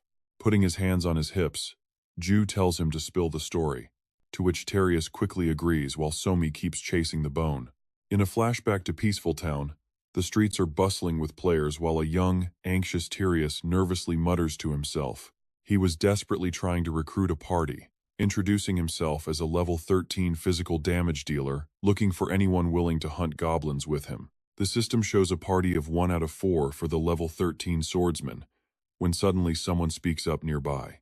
Other players mocked his weight, and Terius recalls those painful rookie days as people constantly laughed and pointed at him. A man whispers to a girl to look at the nerd, calling him incredibly ugly, and the girl immediately agrees. She remarks that she cannot believe someone like him exists, scoffing that he should at least wear something cool in a game. Terius recalls that because of his looks, he never got to farm with a real team. Suddenly, the system chimes to announce a new member has joined his party, making it 2 out of 4. As Somi walks over to him, she bluntly asks what kind of character concept he is going for, remarking that he looks absolutely hideous. With Master Somi entering his life, he finally had the chance to farm with a partner, and they quickly wiped out a whole forest of goblins. Terius suddenly asks Somi a question, and when she casually prompts him to speak, he voices his deep confusion. He wonders why she chose to party with him, since someone with her stunning looks would easily be invited by the top guilds. Annoyed by his question, Somi huffs that he already asked the exact same thing just last week. She snaps that she does not care about looks, reiterating that partying with him is simply convenient and nothing more. Following a brief silence, Terius musters the courage to ask one more question, wondering if she ever feels embarrassed wearing her ordinary, real-life clothes inside the game. He recalls the cruel insults he endured on the streets, remembering how players sneered and told others to look at the nerd. They had called him hideous, whispering that they could not believe someone so ugly in real life did not even wear cool gear in the game. But to his surprise, Somi frankly responds to his question, stating that she does not care at all. She explains that worrying about other people's opinions in a video game is completely pointless, making Terius blush deeply at her words. Somi then snaps at him to drop the overly polite tone, reminding him that they are actually the exact same age in real life. He stammers in response, but Terius explains that from that day forward, it was always just him and Master Somi. Strolling together through Peaceful Town, Somi looks around at the busy surroundings and suddenly speaks up. She wonders what is going on, noting that she has been seeing the top 5 guilds lingering around the village lately. Terius explains that there is a rogue player going around massacring other players, leaving Somi completely shocked as she repeats his words in disbelief.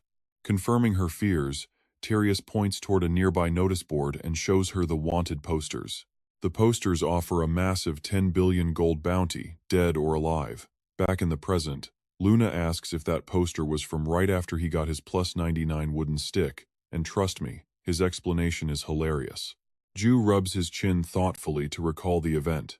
He explains that after upgrading his wooden stick to plus 99, he accidentally dropped it and instantly wiped out over 800,000 players.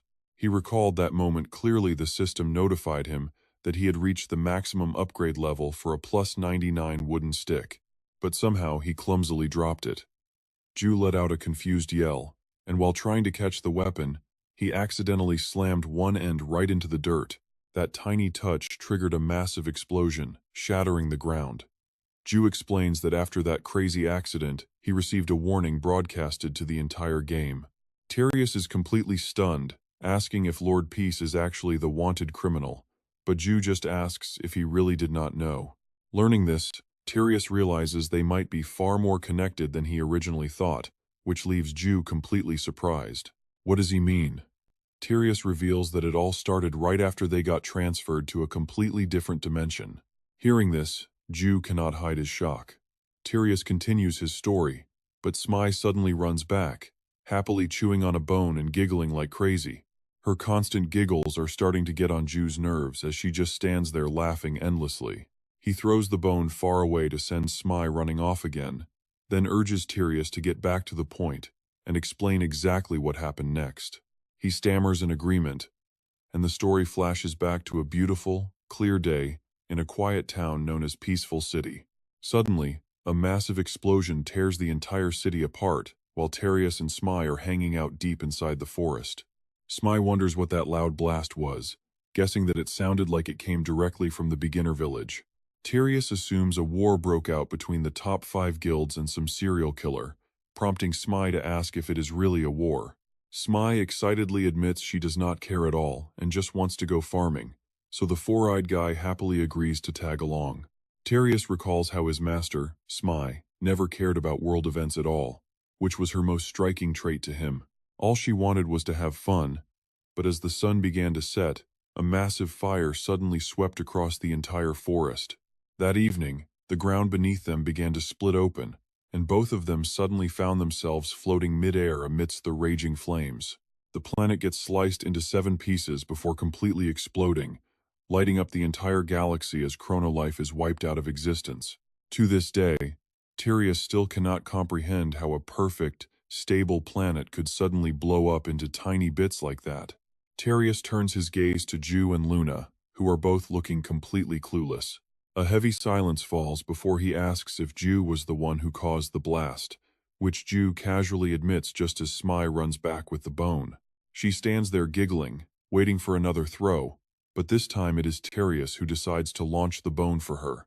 He yells out as he throws it, and Ju watches Smai leap into the air before asking him to continue with the story. Terius explains that the servers recovered the very next day, allowing him and his master, Smai, to log back into the game. Instead of their usual spot, they spawn inside a dense forest, with the system welcoming them to an entirely new dimension.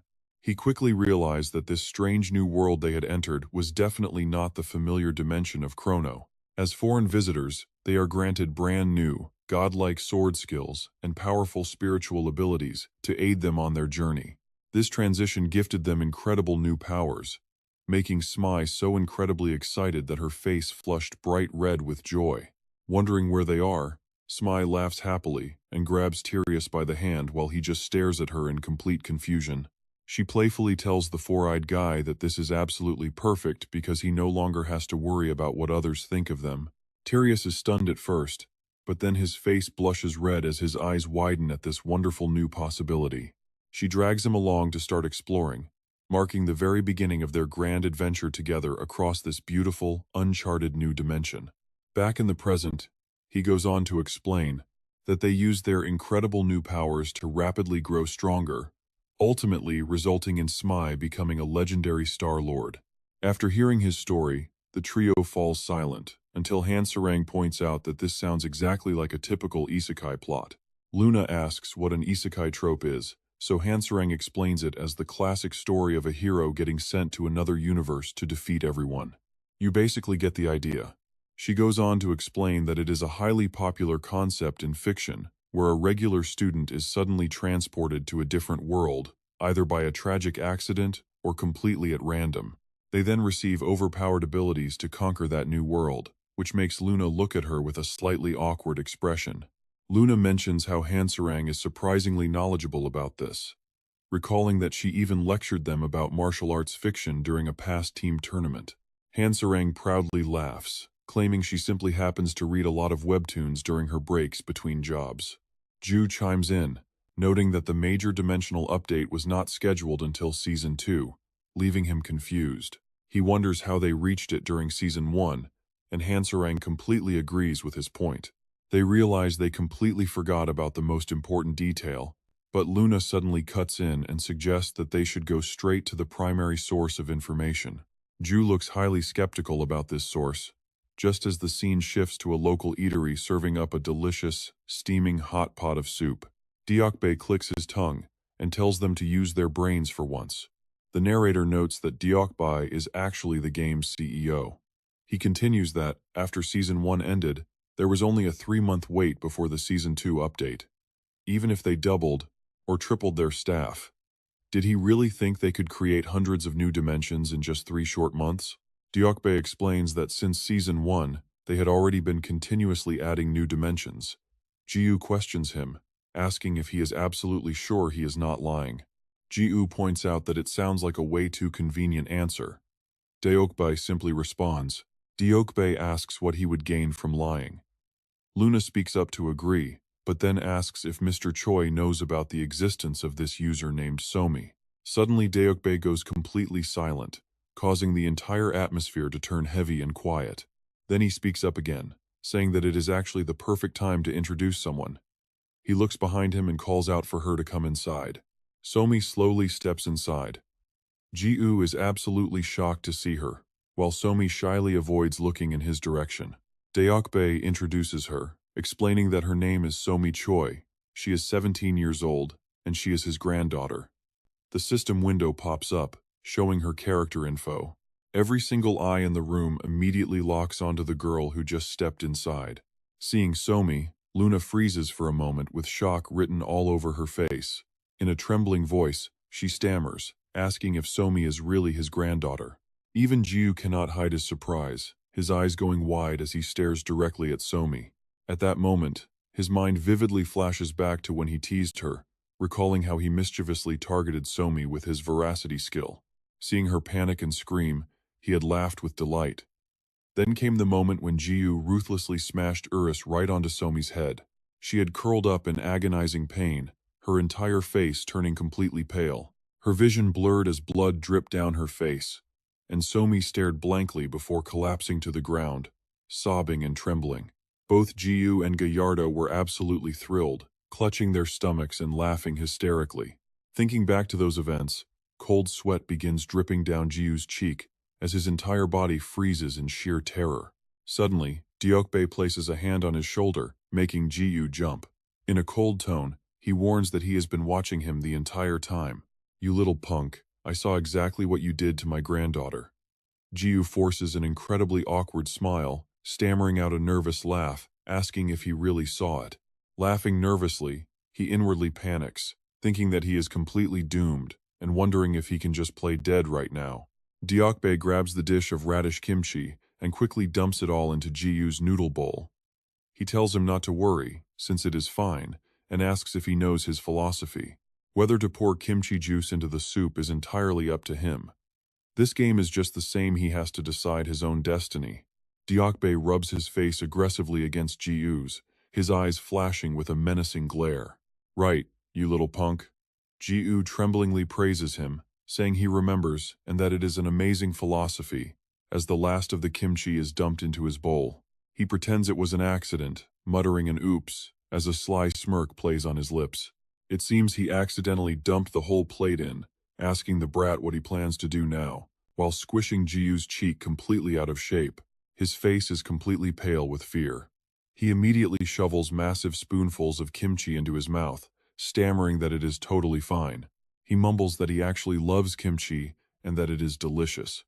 Deokbae bursts into a smug laugh, glad that everything turned out well. Right then, Somi pulls up a chair to sit down. She speaks up to defuse the situation, telling him to stop, and that it was a fair match between her and that pervert. He won purely through his own skill, she says. Somi lowers her head, her cheeks blushing slightly. Accepting his help would only make her look like some cheap mercenary who cannot handle her own battles. She declares that she will keep her promise regarding their bet and find a way to overcome this defeat. Hearing these words, Deokbae freezes in absolute surprise. He pats Jiu hard on the shoulder, bursting into dramatic tears of joy as waterworks stream down his face. "Oh, my beloved granddaughter, you have truly grown up. No longer the little girl I used to know. It feels like just yesterday he was changing her diapers after her parents passed away, and now he cannot believe she has grown into such an independent young lady." Deokbae repeatedly pats Jiu on the shoulder, saying that he really should let players settle their own disputes among themselves, right? Jiu grinds his teeth in frustration, thinking it is genuinely concerning how fast the man's mood swings. Suddenly, Luna speaks up, startling them both as they look over at her, saying she is even more confused now. Luna wonders how Somi could have been swallowed by the void, since she thought mutations only happened to NPCs. His face shows a brief flash of worry, hesitating on how to start. Eventually, Deokbae lets out a soft sigh and decides to tell the truth. Since there is no point in hiding it anymore, he will tell her the truth. He calmly explains that Somi is not actually a player. Once again, everyone's eyes turn to Somi. Jiu frowns, questioning what on earth he is talking about. His granddaughter is standing right in front of them, so how could she not be a player? Before Jiu can finish his sentence, Diokbe immediately cuts him off with a solid punch, leaving him thinking the old man is losing his mind. He slowly explains that everything started a long time ago, right after the planet's very first destruction. Back then, the sky was pitch black, as dark as ink. It was dotted with twinkling stars, but even they couldn't outshine Chrono Life's brilliant headquarters. Inside, Daopi is standing in the observation room, closely monitoring the game, when a subordinate suddenly rushes in, voice trembling with panic. Sir, it's an emergency." Diop barks back in irritation. An emergency? What could possibly be more urgent than an entire planet blowing up? The staff member stammers, hesitating before finally asking, "Wait, wasn't Somi thrown straight into another dimension?" Diop coldly replies, "Yeah, so what of it?" The subordinate immediately swipes his fingers across his screen, begging the boss to look at the new data. He explains that Somi's character data shows she has actually become an NPC. The boss gasps in utter disbelief. What? As if having her cast into another dimension wasn't already a massive headache. The worker admits they aren't completely sure yet, but her stepping into that other dimension seems to be the core issue here. He points out that, as the boss knows, those dimensions are still in development, making it absolutely impossible for a normal player to survive there. So they suspect Somi's character data was forcibly converted, turning her into an actual NPC. Meanwhile, at Grandma's soup shop, the warm yellow light seems to blend right into Diop's story. His deep voice echoes as he explains that this is exactly why Somi is classified as an NPC inside the game. Somi stays quiet, just listening intently. Daopi sighs, noting that time kept flying by and Season 2 has finally kicked off, bringing things to this point. He decided to grant Somi some special privileges in her character data, explaining that despite her youthful looks, she was made to resemble an ancient spirit master who has lived for centuries. Diop helped her create an incredibly adorable NPC character with a virtually limitless lifespan. Luna glances at the person beside her, so that is the backstory behind Somi. Suddenly, Jiwoo cuts right in. Okay, he has heard enough of this convoluted plot. He firmly declares that the root of the problem is the void, so he just needs to find and crush it, right? Somi nods, confirming that's exactly why she showed up today, her voice filled with absolute determination. She has a strong hunch that the Void Egg is currently in their world. Meanwhile, the scene shifts to Mount Dragon Galinvator. Towering, majestic stone peaks rise side by side. The howling wind through deep rocky crevices brings a chilling, unsettling vibe to this barren land. Right then, a foot gently steps onto the lush green grass, breaking the silence. Hanserang looks around, carefully observing her surroundings. After a thorough inspection, she finally concludes that this is definitely the spot, the portal to the next dimension. Hanserang turns around and asks how she is supposed to activate this gate. Hearing that nickname, both Luna and Pero grimace, a wave of disgust washing over them. She snaps at them to stop sulking. Hanserang sighs in frustration, pointing out that there is no turning back now. They were the ones who decided on this split after all. She is sad about not being with Peace, too. Tears stream down Luna's face as she whimpers, totally heartbroken. Beside her, even Pero has the exact same miserable expression, letting out a soft, sad whine. Earlier, in the woods near the village, the sunlight filtered through the leaves, signaling the final quiet moments before a massive storm. Jiwoo called everyone to gather in a forest clearing. "Listen up, everyone. From this point on, we are splitting into two groups." He assigns the first group to head straight to Somi's dimension to investigate the cause of the anomaly. Jiwoo then instructs the second group to stick to the original plan and explore Mount Dragon. Luna questions why they even need to split up in the first place. He responds in a somber, worried voice, explaining it is just for efficiency. If the void isn't where Somi is, they would end up wasting precious time. Jiwoo adds that he has decided the first group will consist of himself, Somi, and Terius. Before he can even name the final member, both Luna and Hanserang eagerly raise their hands, their faces beaming as they beg to join that first group. At the exact same time, Perot raises a paw, barking excitedly. But things don't go as they hoped. Group 1 has Peace, Somi, Terius, and Urus, while Group 2 gets Luna, Love, and Pero. Their faces drop instantly, pure disappointment in their eyes. Before leaving, Jiwoo waves goodbye to the disappointed crew. He wishes them luck and promises to meet up after checking Somi's side. Suddenly, Hansarang remembers something and calls out in a panic. "Wait, Peace, hold on. You forgot to give us the one thing we absolutely need. The Fate Compass.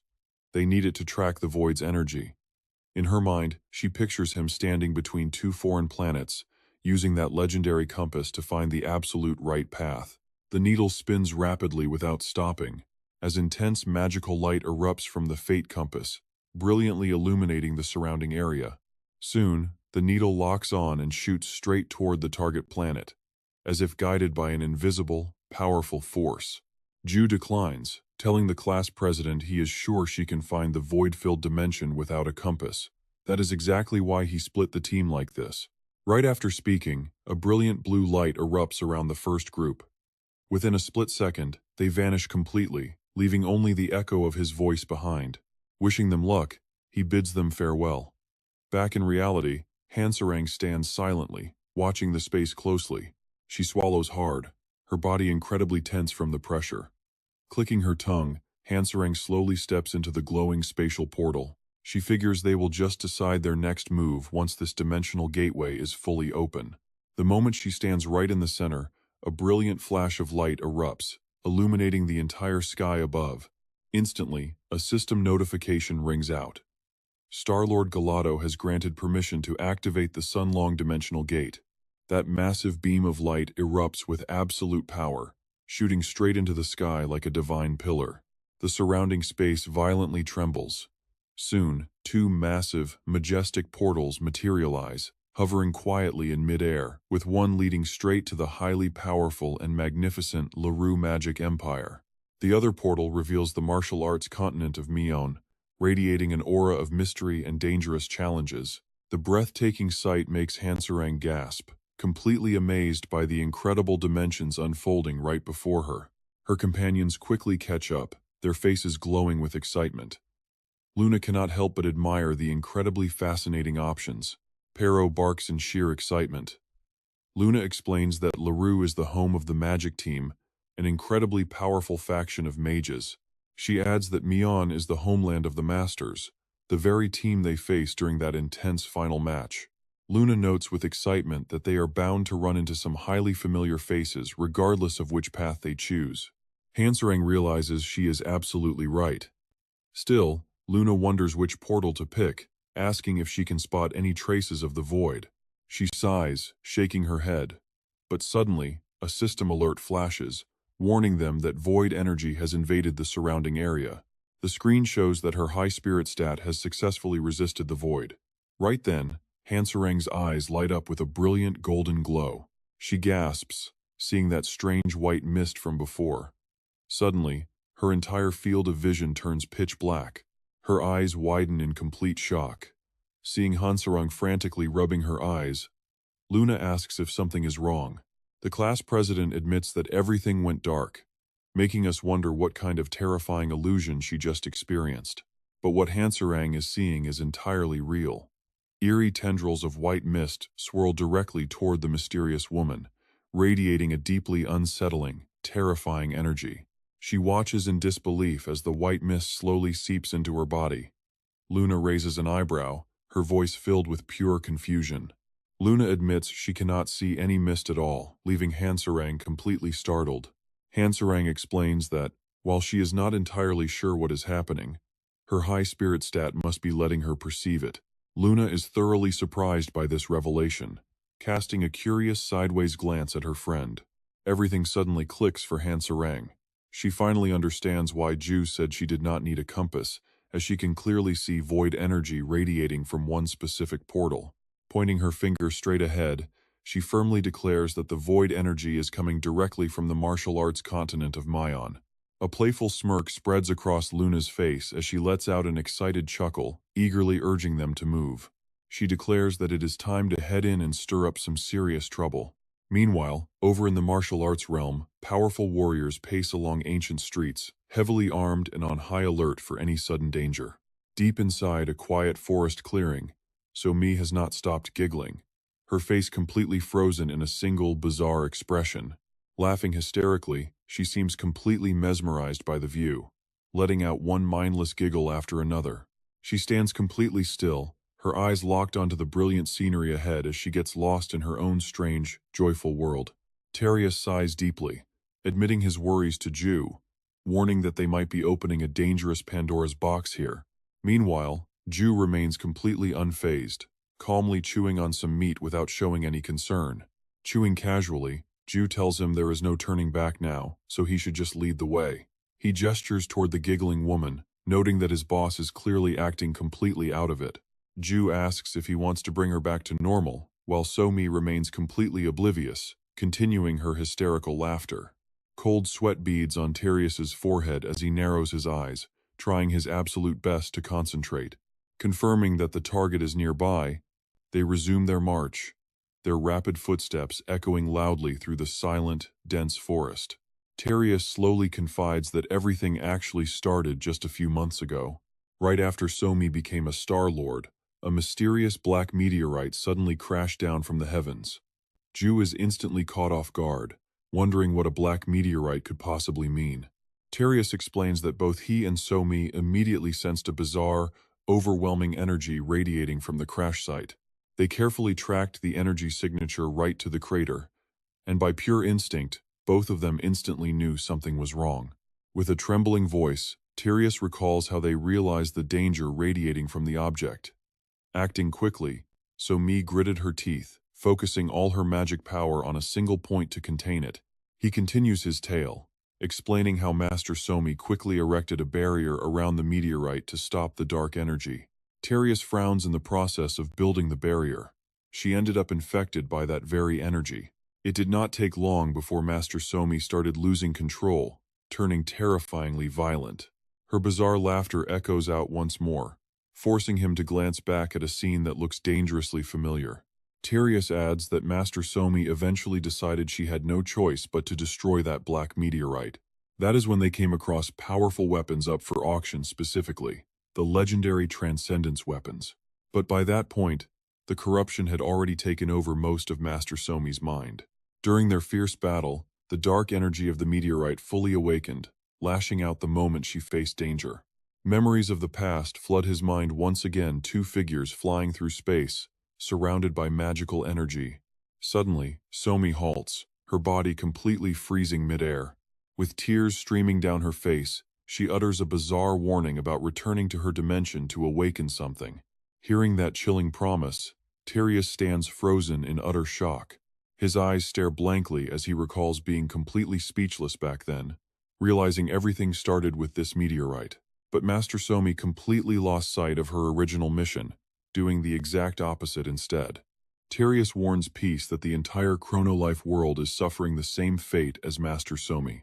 He is certain that every single dimension of Chrono Life is slowly being consumed by the void.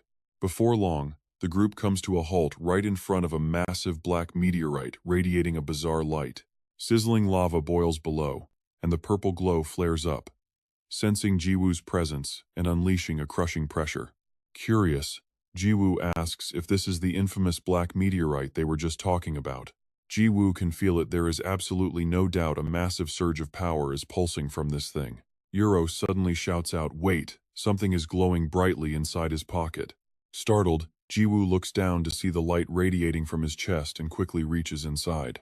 The Destiny Compass, which tracks down the sleeping void, glows in Jiwoo's hand as the needle spins wildly. In a split second, the compass shoots forward like a rocket. It flies straight toward the black meteorite like an arrow of light, leaving Jiwoo grinning with wild excitement. He laughs, a mischievous look washing over his face as he welcomes his precious target. Licking his lips in anticipation, Jiwoo pulls out his signature wooden stick. Right on cue, a sudden gust of wind catches his cloak, making him look epic. Launching himself off the ground, Jiwoo charges straight toward the black meteorite, hoping the target is ready. With a roar of excitement, he swings down, unleashing a powerful strike. The stick slices through the air, but the moment it hits, a massive shockwave blows it right back. Jiwoo himself gets caught in the recoil, sent flying backward through the air. Shocked, his eyes widen. Did he really just get bounced back like that? Quickly recovering, Jiwoo lands smoothly, a smug smile spreading across his face as his excitement builds. He did not expect the void to be an easy walk in the park anyway, as the violent meteorite pulses. Suddenly, a massive wave of energy erupts, shooting a blinding pillar of light into the sky. Right at that moment, a sharp, stabbing pain flares up in Somi's head. Clutching her head, she collapses, tears streaming down her face as she groans in agony. Tyrius frantically calls out to Master Somi, begging her to wake up. But then, a sudden headache hits Tyrius too, causing him to groan in sheer worry. Warning them that it would be trouble if they both got corrupted, Tyrius struggles to breathe. He claims a swordsman's heart must remain still, allowing him to resist the energy unlike Master Somi. Still, he pleads desperately, admitting he cannot hold out much longer against the corruption. He begs them to destroy the meteorite quickly, while Jiwoo mutters about how annoying subordinates are. Suddenly, the giant black meteorite cracks open, fractures rapidly spreading across its surface like a spiderweb. A smirk plays on his lips. Come to think of it, May did mention that the void was slumbering inside an egg. Memories of that crimson sunset instantly flash through Jiwoo's mind. May reaches out and hands him a mysterious object, calling it the Compass of Destiny. She gently warns him that the void is currently still in its egg phase, but it will soon break free and enter their world. Looking at Jiwoo, her eyes are filled with pure trust. She begs him to destroy the void and guide Chrono Life to a happy ending. Back in the present, Jiwoo stares intensely at the black meteorite, his voice filled with anticipation. "All right," he says, "come on out, my cute little void." The black stone shakes violently as cracks spiderweb across the surface, with a blinding light bursting out as if tearing through space. In an instant, the outer shell shatters, exposing the shriveled, pitch-black, and twisted form of the void. Placing its hands on the ground, the creature slowly pushes itself up. Its face is a featureless void, completely devoid of any eyes or mouth. Staring at the hideous creature, you can't help but comment on how thin and weak this so-called void actually looks. The creature stands completely still in place, utterly motionless like a hollow, empty corpse. Suddenly, the void crouches low, posing like a tree frog about to spring. It launches straight into the sky, leaving a howling vortex of wind behind. In less than a heartbeat, the void closes the distance, standing silently right in front of the two people behind them. Its featureless face gets right up to Tyrius, silently observing him. Sensing a chilling presence behind him, Tyrius immediately spins around. The sight leaves Jiwoo completely stunned. He quickly draws his sword, his heart pounding wildly against his chest. It is incredibly fast. With a clean, powerful swing, his blade flashes through the air, carving a sharp arc. At that exact moment, Tyrius shouts as he strikes. In the blink of an eye, the void's body is slashed clean in half. But just seconds later, from the open wound, its body begins to melt, before slowly fusing back together. In no time, the void is completely whole again, as if nothing had happened. Unable to believe his eyes, Tyrius yells out in shock it can actually regenerate. The monster's black arm suddenly shoots up, catching Tyrius off guard and forcing him into a defensive stance. But a devastating backhand slap immediately slams right into his face. His glasses go flying into the air as he coughs up blood, his face frozen in sheer disbelief. The very next second, his limp body crashes heavily onto the ground. His fingers twitch slightly, showing only the faintest sign of life. Rue and Yu stand frozen in utter shock, their eyes glued to the scene before them. The void remains in that exact pose, completely motionless like a stone statue. It just stands there in the middle of the clearing, acting strangely innocent, a sight that sends shivers down their spines. The creature slowly scratches its head with a bizarrely innocent expression. Talk about a complete contrast to the brutal violence we just saw. Next, it rapidly closes the distance to Somi, pressing its cold, featureless face right up against hers. With her mind completely under its control, Somi lets out a series of creepy, distorted laughs even as tears of pure terror stream down her face. Suddenly, two thin lines tear open from the inside of the void's face, with fresh blood slowly oozing out. In a split second, a grotesque, mutated eye bulges from the upper slit. Then, the lower tear rips wide open into a massive maw, exposing rows of terrifyingly sharp teeth. Staring death in the face, Somi is completely paralyzed with fear. An invisible pressure pins Somi to the ground like heavy chains. In an instant, her entire head is swallowed by that hideous maw. Just then, a wooden staff cuts through the air, slamming straight into the void's eye with incredible force. In the nick of time, Jiwoo leaps forward, landing a brutal, decisive blow on the monster. The void shrieks in agony, its painful cries echoing through the air as a surge of incredible power rushes through Jiwoo's arms. His muscles tighten like forged steel, and veins bulge, throbbing intensely right beneath his skin. Jiwoo's lips curl into a cold smirk, his eyes sharp as daggers, radiating pure killing intent. He swings his staff once more, unleashing a terrifying wave of pressure. The moment the blow connects with the void, a brilliant golden light erupts, launching the pitch-black creature high into the sky. He arrogantly taunts the beast, asking who it thinks it is, trying to swallow his subordinate. High up in the blue sky, the void begins to free-fall back down like a black meteorite, dragging a roaring gale behind it. An earth-shattering explosion echoes as the creature slams violently into the ground. The void slowly stands back up, its heavy muscles shifting with every movement. Slowly raising its head, its furious glare locks onto Jiwoo, dripping with pure malice. At that moment, the grotesque features on its face contract, and its pitch-black skin melds back together in a bizarre way. Within the blink of an eye, the void's face returns to its original smooth form, leaving Jiwoo to wonder aloud if it has the exact same regeneration skill as him. Suddenly, Ju completely vanishes from sight. The next split second, he reappears right behind it, gripping his wooden staff tight, with an unmasked wave of killer intent. A wicked grin spreads across Ju's face, his eyes shining with absolute excitement. It all happens way too fast for the void to react, taking a massive, earth-shattering blow straight to the face. Immediately after, Ju smoothly flips through the air and lands gracefully, appearing completely unaffected by any momentum. Giving the monster no time to recover, he presses his advantage and delivers another brutal strike, launching the beast high up into the sky. Right then, Ju blurs forward again, tearing through the air. Within moments, he materializes right in front of the void, looking completely unstoppable. Ju chuckles with excitement, saying that since the monster won't die from just one hit, he can beat it up as much as he wants. He instantly grabs the monster's deformed head, clamping down like an iron vise while raising his wooden staff high with the other hand. Ju shouts out his combo name Thrust and Smash as he repeatedly rains down heavy strikes, showing absolutely no mercy as the void's body quivers under each impact, getting battered and twisted into a distorted mess right there in midair. Ju's face is flushed with manic excitement, his eyes shining with an eerie light as pure ecstasy fills his heart. The brutal sight makes Uros shudder in fear, silently marveling at the sheer cruelty of this brand new thrust and smash technique. He wonders where on earth his master came up with such savage moves, as the scene shifts to a mountain-ringed city of martial artists. A thin layer of mist slowly drifts through the trees, wrapping the desolate landscape in an ancient and deeply mysterious atmosphere. Out in a forest clearing, a brilliant golden light suddenly flashes into existence.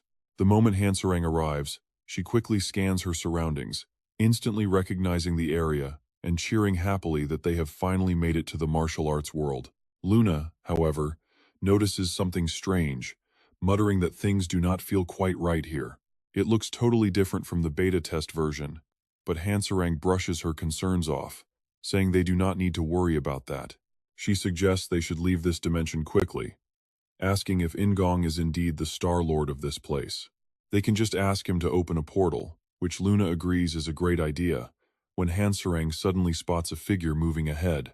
Perfect, someone is walking by, so they should go ask them for help. With that, she immediately runs over and waves her hand, calling out to the figure that they need directions because they are trying to reach the Mount Hua sect. She asks which way to go, explaining that they need to meet Ingong Du, the leader of Mount Hua. Suddenly, Pero stops in his tracks as a foul. Bloody stench hits his nose, sniffing the air warily with a growing sense of danger. The dog starts barking frantically, making her turn around in alarm to check on him, totally unaware that a zombie is silently sneaking up right behind her. She asks what is wrong with Pero, luckily dodging just as the monster's rotting jaws open wide to bite her. Hansarang quickly tilts her body, narrowly escaping the deadly bite.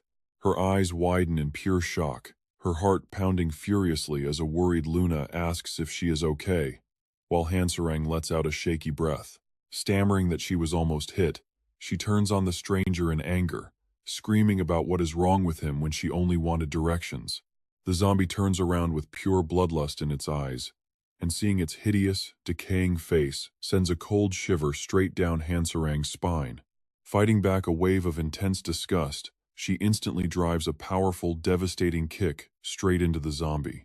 It lets out a horrific shriek, the raspy sound echoing through the quiet woods. The zombie falls backward, its broken body lying completely still on the cold ground, as Hansarang wonders what is wrong with him in a supposed martial arts world. Confused about what is going on, Luna frowns and chimes in that the creature looks exactly like a zombie. Right after that, low, ominous noises begin to echo from the surrounding forest. Sound of dragging footsteps and cracking joints grow louder and closer with every second, as countless zombies slowly emerge from the thick mist and trees to surround them from all sides. Their eyes glow blood red, shining with a cold, completely lifeless light, while a sickening stench completely fills the air, and the entire horde unleashes menacing screeches before suddenly sprinting forward with unbelievable, lightning speed. To the ravenous horde, Hansarang is nothing but a delicious meal waiting to satisfy their insane hunger. She stands frozen in place, her mind completely blank, unsure of how to even react. Right at that moment, an earth-shaking explosion erupts as a blinding blue light violently bursts across the sky, sending a massive, destructive shockwave tearing right through the area. The surrounding zombies are instantly blown away, spinning wildly through the air before crashing heavily onto the ground, with sickening bone-crushing noises. On the other side, another group is completely torn apart, leaving shattered limbs scattered everywhere, their torn bodies rolling across the dirt as their agonizing shrieks are quickly drowned out by the thunderous shockwave.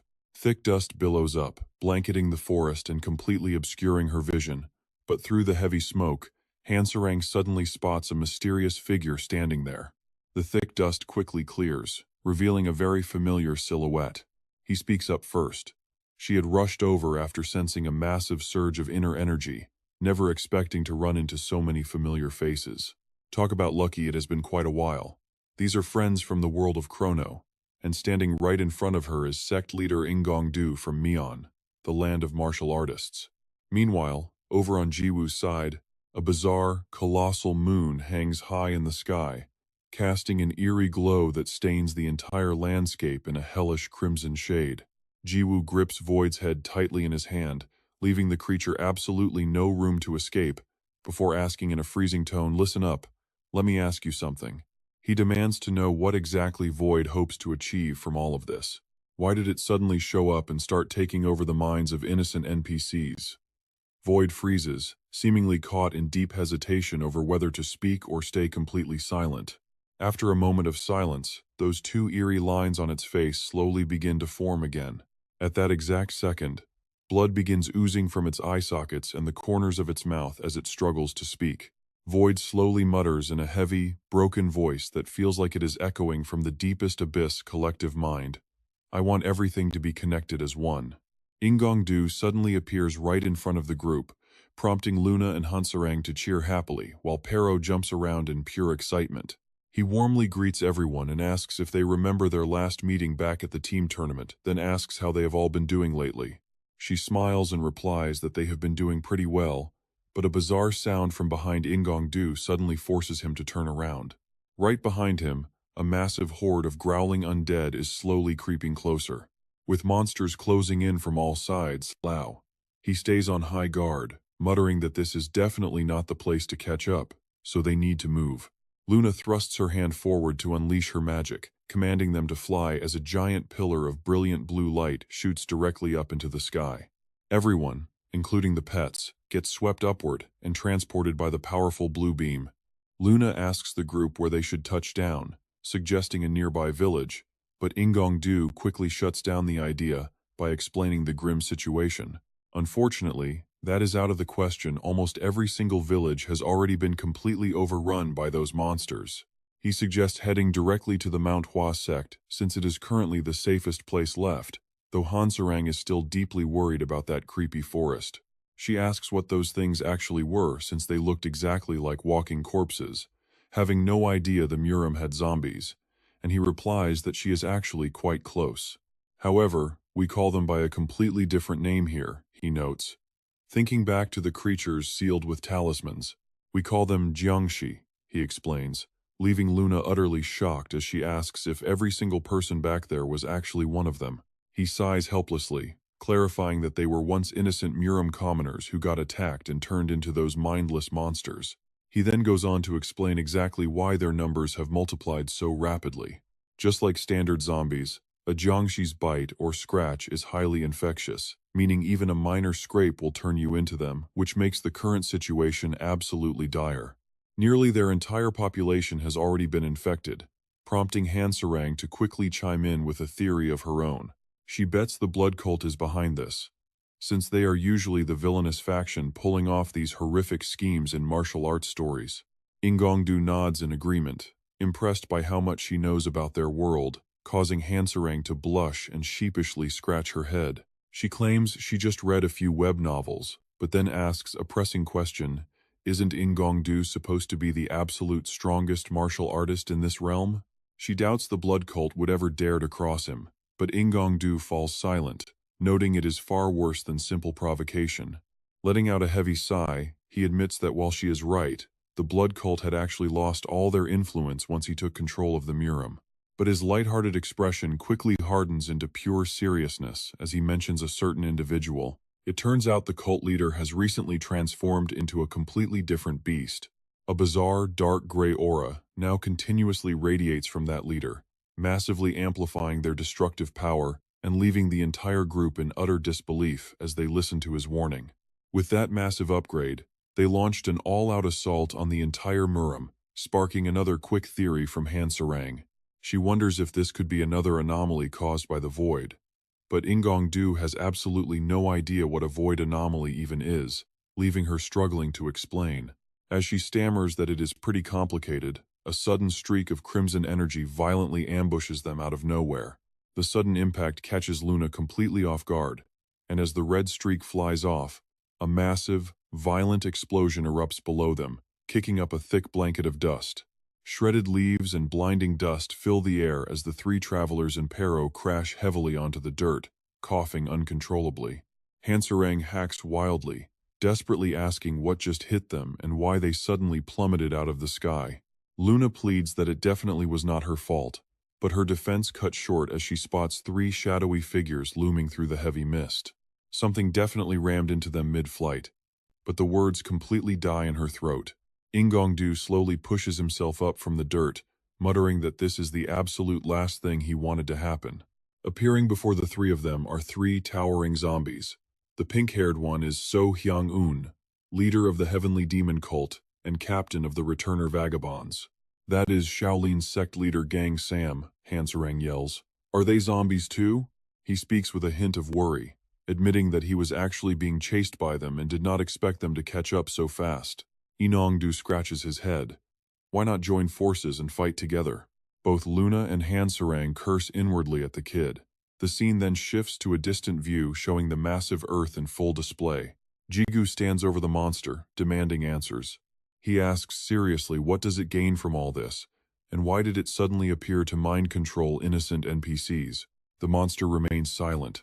Suddenly, black blood starts flowing from its open eyes and mouth. Its eyes bulge. Razor-sharp teeth show as it mutters about wanting everyone to be connected as one. Annoyed, Jigu whacks it. A hive mind? Are you an ant? The void remnant takes a hard blow to the face, squinting in pain, but it is not defeated that easily. It glares furiously at Jigu with pure rage. It screams, charging forward. With a loud smack, the void remnant's skeletal hand punches Jigu right in the face, sending him reeling. He flies back. Flame erupts from his head like a torch. The void remnant looks small, but its strength is no joke. A single punch actually makes Jigu spit out a mouthful of blood. Jigu loves it, raising his stick and praising the strike as a pretty nice punch. With that, he swings his hand down, whacking the void remnant's head. The stick is fine, but the creature's skull dents, leaving it dazed for a few seconds. Enraged by the dent in its head, it swings an iron fist back at him. Jigu successfully dodges the face strike, but his ribs still take a direct hit. Their brawl is far from flashy, looking more like a couple of street thugs throwing down in an alley. Trading blows, Jigu smashes his stick into the void remnant's face, denting its cheekbone right after it fixed its skull, but the monster is not backing down. The monster counters with an uppercut straight to Jigu's jaw, sending both into a brutal clash where neither side feels any pain. A short distance away, Urus watches this chaotic, back-and-forth brawl completely lost for words. Urus wonders how Jigu could jump into a mindless fight with PIS without any real plan. The monster has punched Jigu's face countless times, eagerly pressing the advantage. It delivers another savage uppercut, sending Jigu flying right out of the frame while continuing its relentless assault. Losing its mind, the void remnant charges out of the frame too. A starry sky above a scenic landscape would have made for quite a romantic view, but instead, Jigu sends the void remnant flying back with a bloody, dented head, and it stumbles heavily to stand as red veins bulge in its eyes. Before it recovers, Jigu approaches with his wooden stick, his face showing absolutely no signs of damage. If anything, he looks more thrilled than ever. Boom! One massive strike with his wooden stick sends the void remnant flying completely out of the frame. Watching from afar, Urus sighs, calling him an idiot. Jigu's last strike was pretty heavy, sending the void remnant blasting quite a long distance away. As dust settles, the void remnant struggles to stand, its skull completely dented on one side as black blood drips heavily from its mouth. Trembling with rage, it gasps. Urus smugly mutters that confronting Jigu head-on was a fatal mistake that will cost its life, while Jigu halts his attack. Jigu frowns, resting his stick on his shoulder as he walks over, completely unsatisfied. Seriously, he asks, please do not tell him that this is really all you can do. The trembling void remnant looks up at him. The monster is completely speechless hearing his insults. Jigu adds that he expected it to be the final boss of Season 2, but it is just way too weak. Refusing to accept this, the creature groans as its embarrassment boils over into pure rage. Opening its mouth wide, the monster screams and lunges at Jigu, sinking its incredibly sharp teeth straight into those rock-hard six-pack abs. Even Jigu's incredibly tough defense is finally breached by the void remnant's bite. The monster looks pleased as it drinks his blood, but Jigu just chuckles calmly and asks if it knows something. He points out that the more he learns about it, the more he sees himself. You tried to eat Somi before, and now you are trying to eat me. With that, Jigu's tongue turns black, sharpening into a pointed needle with a suction tip. Jiu laughs maniacally, telling the creature that he loves eating too and wishing it bon appetit. Hearing that, the void remnant widens its eyes in absolute confusion as question marks pop up above its head. Jiu's bizarre tongue stretches out, locking onto its skull while his cold voice echoes.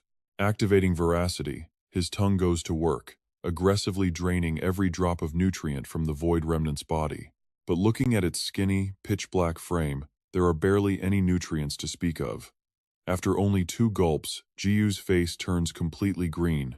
He halts his veracity skill instantly, turning aside to gag without bringing anything up. Wiping his mouth in pure disgust, he angrily yells out, "What the hell was that? You taste like moldy, rotten garbage." Urus, highly curious, immediately asks, first of all, how do you even know what rotten food tastes like? Jiu's stomach is still turning, but he quickly steels his resolve. Who cares, whatever, it is just a game after all. Fighting back the intense urge to puke, Jiu prepares to completely drain his target by unleashing veracity once more. When it comes to a literal eating contest, the devouring speed of veracity easily outclasses the life drain of the void remnant. In an instant, the creature's already emaciated body begins to shrivel up. Sensing the lethal danger, the void remnant finally lets go of Jiu. It screeches, preparing to launch another desperate attack, but it's too late. Veracity has already sucked dry every ounce of its life force. With a sharp pop, its body shatters into fine dust. The system screen flashes before you have successfully absorbed the target's level and stats. Next, a global alert announces that player Peace has become a star holder through the star contest, bypassing the standard ascension quest. Your star holder level and attributes have officially been unlocked. GU's status window immediately glitches with rapid star tier upgrades, while all his other stats scroll endlessly before finally locking into place. Peace, God of Chaos.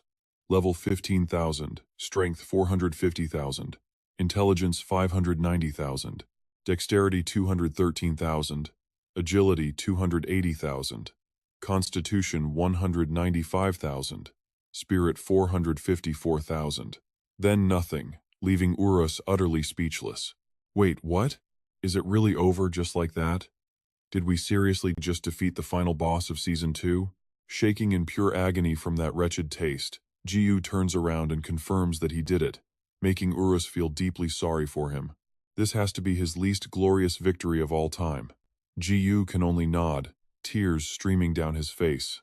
Just as he tries to swallow his tears, a sudden global notification from the system abruptly flashes onto the screen. A massive red screen pops up before GU with a booming system alert, congratulating him for being the first to eliminate a void remnant. GU's eyes go wide as he mutters, "Remnant," while Urus chimes in, "Of the void." Meanwhile, deep inside a dense, fog-covered forest, right in front of Luna, Han Sarang, and Bunny Princess, identical system notifications suddenly blink into existence, commencing worldwide difficulty adjustments. Planet ST-389 will now undergo official evaluation. Before Luna and Han Sarang can even process what is happening, their fierce battle with 3 zombies is put on hold due to the system update. Please wait. The announcement echoes throughout the entire village as the planetary evaluation finishes, sending a chilling red alert to every single resident. Planet ST-389 has been designated as Rank D. Everyone stares at their screens in absolute disbelief. To ensure fairness, Planet ST-389's status is upgraded to Rank A. Suddenly, the Earth shakes violently as massive, towering structures burst from the ground. Wow, they are sprouting everywhere, from the villages straight into the deep woods, leaving a bystander completely dazed by the sheer chaos. Another notification flashes before his bewildered eyes as the tower construction finishes, rising so high it seemingly pierces the heavens. The Tower of Pride has a recommended hunting level of approximately 9,999. Experience gained is multiplied by 10, and item drop rates are multiplied by 10. The system alerts continue to flood in. The countdown begins right now, ticking down to when the void hatches, while the colossal tower looms over the entire world. 30 days left. Meanwhile, the scene shifts to an online user as the news spreads like wildfire across the net. Headlights and major articles plaster every screen. After being out of the spotlight for so long, Chrono Life is suddenly the center of attention again. Yet regular life carries on as usual. Whether scrolling online or walking the streets, people continue going about their daily routines. Every single media outlet and gaming community is buzzing with the latest updates about Chrono Life. Crowds gather to gossip, and the word on everyone's lips is the void, a topic that even high-profile elites are discussing with intense concern. It is not just casual players who are talking, either. Even the top-ranking pro players are closely monitoring this bizarre phenomenon. Hawkeye speaks up, questioning if it's really the void, while crossing his arms with a deadly serious expression. He acknowledges that while unexpected enemies are nothing new, a wild card has entered the field. Sighing, he guesses Peace is likely the mastermind behind this chaos. Hong confirms his theory, explaining that she actually had a conversation with Peace recently. They had discussed the void and these bizarre anomalies, she recalls, flashing back to a warm dinner where she held hands with those closest to her. Saintly agrees. Ever since Season 2 of Chrono Life began, the game has heavily shifted its focus to events over the main storyline. We had the contamination event, the team tournament, and even that recent scammer scandal. She sounds dead serious, but this new void phenomenon feels entirely different. It is more like the god of destruction from Season 1. Suho is concerned, and that is not the only thing keeping everyone on edge. They have probably all heard the news about the Towers of Pride by now. Massive towers shooting up everywhere with his memories suggesting there are at least thousands of them, and those are just the ones they know about. The inside of these towers is infinitely vast, and most players are already abusing them to power level like crazy. Suho remembers the villagers staring in absolute shock as abracadabra chimed in. It sounds crazy, but it seems like the game is actively helping players power up much faster. With all those questions, it makes one wonder just how strong this void phenomenon really is. The second she stops speaking, the entire room falls dead, silent. Hong stands up and leaves. Sitting around talking is not going to solve anything. As active players, they only have one real option left. She cheerfully invites everyone to go farm some experience, so what do they say? Time to head to a Tower of Pride. Right as a massive, world-sized sphere looms over the nearby mountains. While the rest of the server is busy grinding, Ju is gnawing on a chicken leg, complaining about how unfair his fate turned out to be. He had to eat that disgusting food and put up with a foul-smelling monster all for a mere void remnant? What was all that suffering even for? Urus quickly backs him up, pointing out that the monster was far too weak to serve as Season 2's final boss. Plus, the level boost and stats absorbed were underwhelming. Ju can only let out a heavy sigh. At least they managed to get something out of that nightmare. If they had not gained those stats and level boosts, this entire trip to another dimension would have been a complete waste. Tossing the chicken bone aside, Ju decides it is finally time to get moving. It is time to regroup with Class Captain Luna and Pero to execute their next plan. Since the void is set to bloom in 30 days, they cannot afford to sit around. Until then, they will stick to the original plan and track down that pulsing void energy. Deep in that dark, fog-covered forest, Yun Chuxiang suddenly lunges from the shadows. She throws a massive punch right at Sarang, who barely manages to dodge in time. Sarang manages to avoid the blow, but she is still visibly shaken. She suddenly remembers that even a single scratch from these monsters can turn a player into a zombie, making this an incredibly stressful battle for her. Forget the void remnants, she just wants to keep herself from turning into a brain-eating monster. Staring at her notifications in a panic, Sarang desperately yells for help, begging the snake lady to save her. This wild zombie woman is absolutely no joke, but Luna is a bit too busy fighting for her own life. These things can seal acupoints. A single poke is enough to completely drain all of her mana. Hei Weichen keeps pointing his index finger, reminding her of the exact moment Marion was touched. Moments later, black blood spews from Marion's mouth as she gets eliminated. Sarang is now desperately defending against Yun Chuxiang while screaming for backup. She screams at Ingong to do something. Isn't he supposed to be a legendary star holder? Surely he won't lose to a bunch of walking corpses. Ingong just points to his own blank face, saying he lost his title. Piz took his star away, leaving Sarang to fume in sheer frustration at how useless the guy has become. Sanjiang spins his staff with lethal precision, letting out a primal scream as he channels all his power into it. He swings the weapon right at Ingong, who barely dodges as the impact completely shatters the stone floor beneath them. Ingong notes that these guys have gotten significantly stronger since turning into zombies. But Ingong quickly slips down to the ground while the giant is distracted, closing the distance in a flash before he can even notice. He grins as he moves, noting that fighting all three Supremes would be tough, but a simple one-on-one is child's play. Ingong confidently tells Jiang that this is a guaranteed win, leaving the zombie staring back blankly. With just a few swift movements, Ingong completely drains Sanjiang's momentum before unleashing his signature palm strike. The zombie is launched into the air as a massive storm of green tornadoes erupts around them. As Ingong slowly lowers his hand, Sanjiang collapses to his knees. The sheer impact of the previous blast was so intense that the hills behind him are completely leveled, leaving the mutilated zombie screaming in agonizing pain. Ingong watches from a distance, noting that these zombies are just trapped inside a shell that cannot truly die. A glowing blade materializes in his hand as he closes his eyes, promising to finally set his old brother free. With one clean, decisive blow, he finishes it. Even while locked in combat with Yun Chuxiang, Sarang witnesses the entire breathtaking display. Why would he even need a way to reverse the zombie transformation? Suddenly, Luna appears right beside her. But wait, this actually works out better. She reminds Sarang, did she already forget?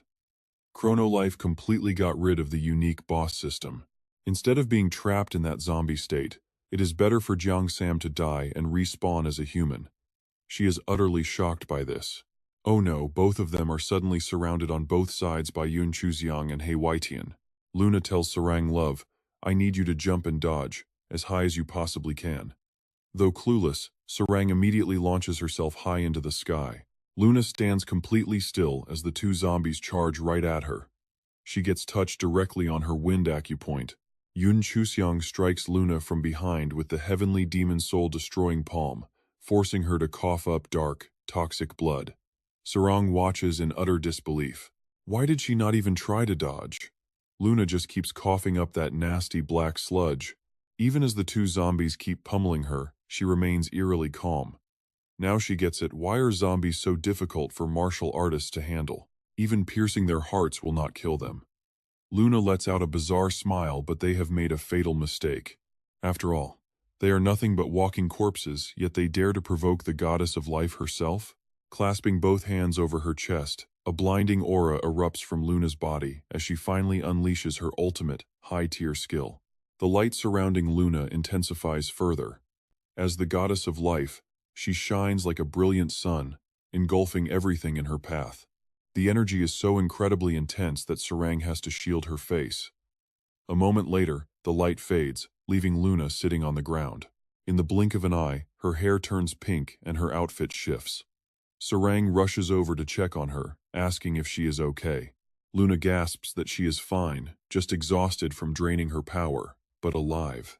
Ju Ingong walks over to warn them. Oh no, this is bad. One of those things scratched her shoulder. She might turn into a zombie soon. But Luna quickly reassures them. It is fine, because once she deactivates her descent form, the zombie poison will vanish too. Ju Ingong is absolutely blown away by her ability. Wow, she is truly an absolute beast. He never expected her to take down two of the three supreme beings at the same time.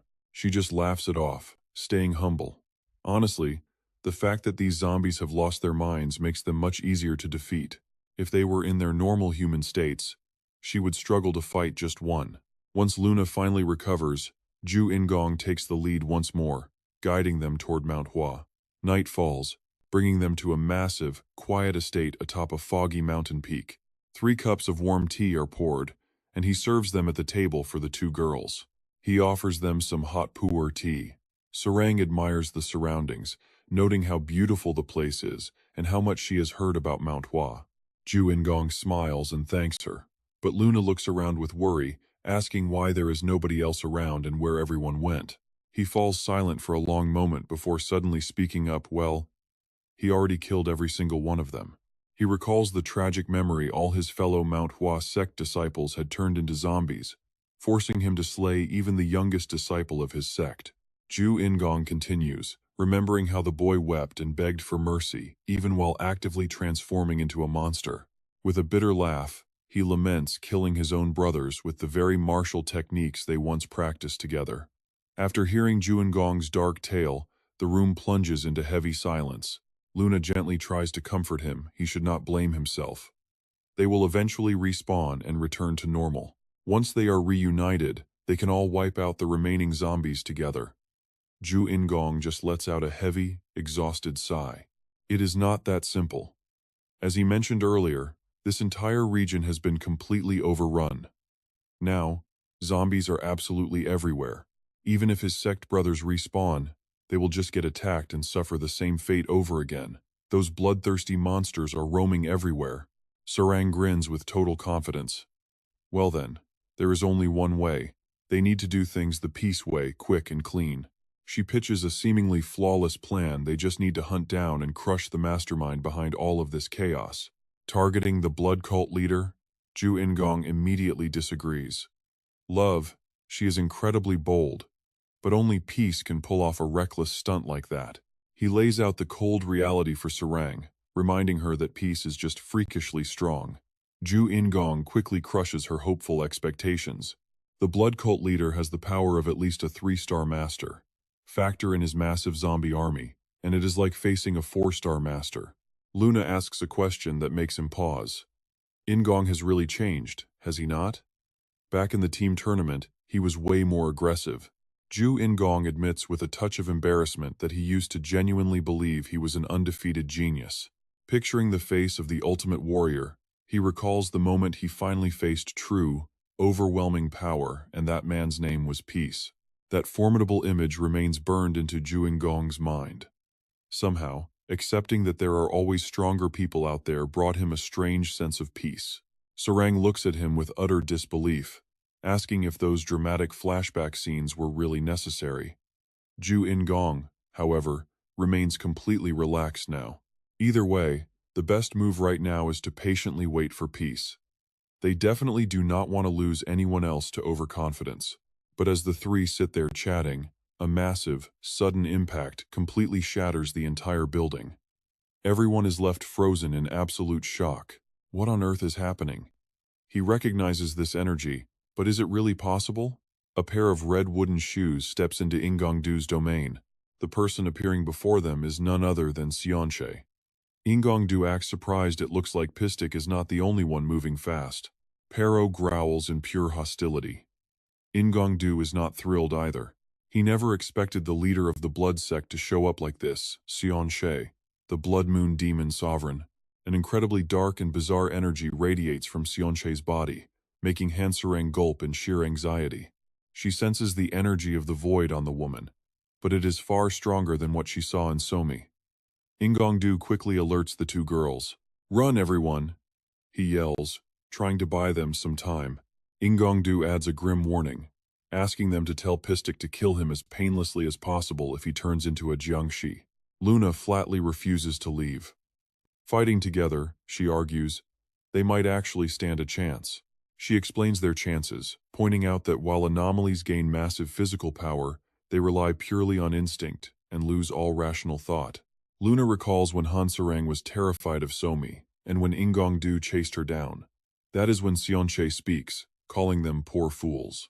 She mocks Luna's reckless attitude and asks how they can dare put their faith in something even more fragile than a sandcastle. Sionche grows dead serious, warning them that they will realize their mistake when the waves crash down on that fragile faith. Panic grips Hanserang at those words as cold fear sets in. What is going on? Has she kept her mind despite being swallowed by the void? Luna's mind races with doubts.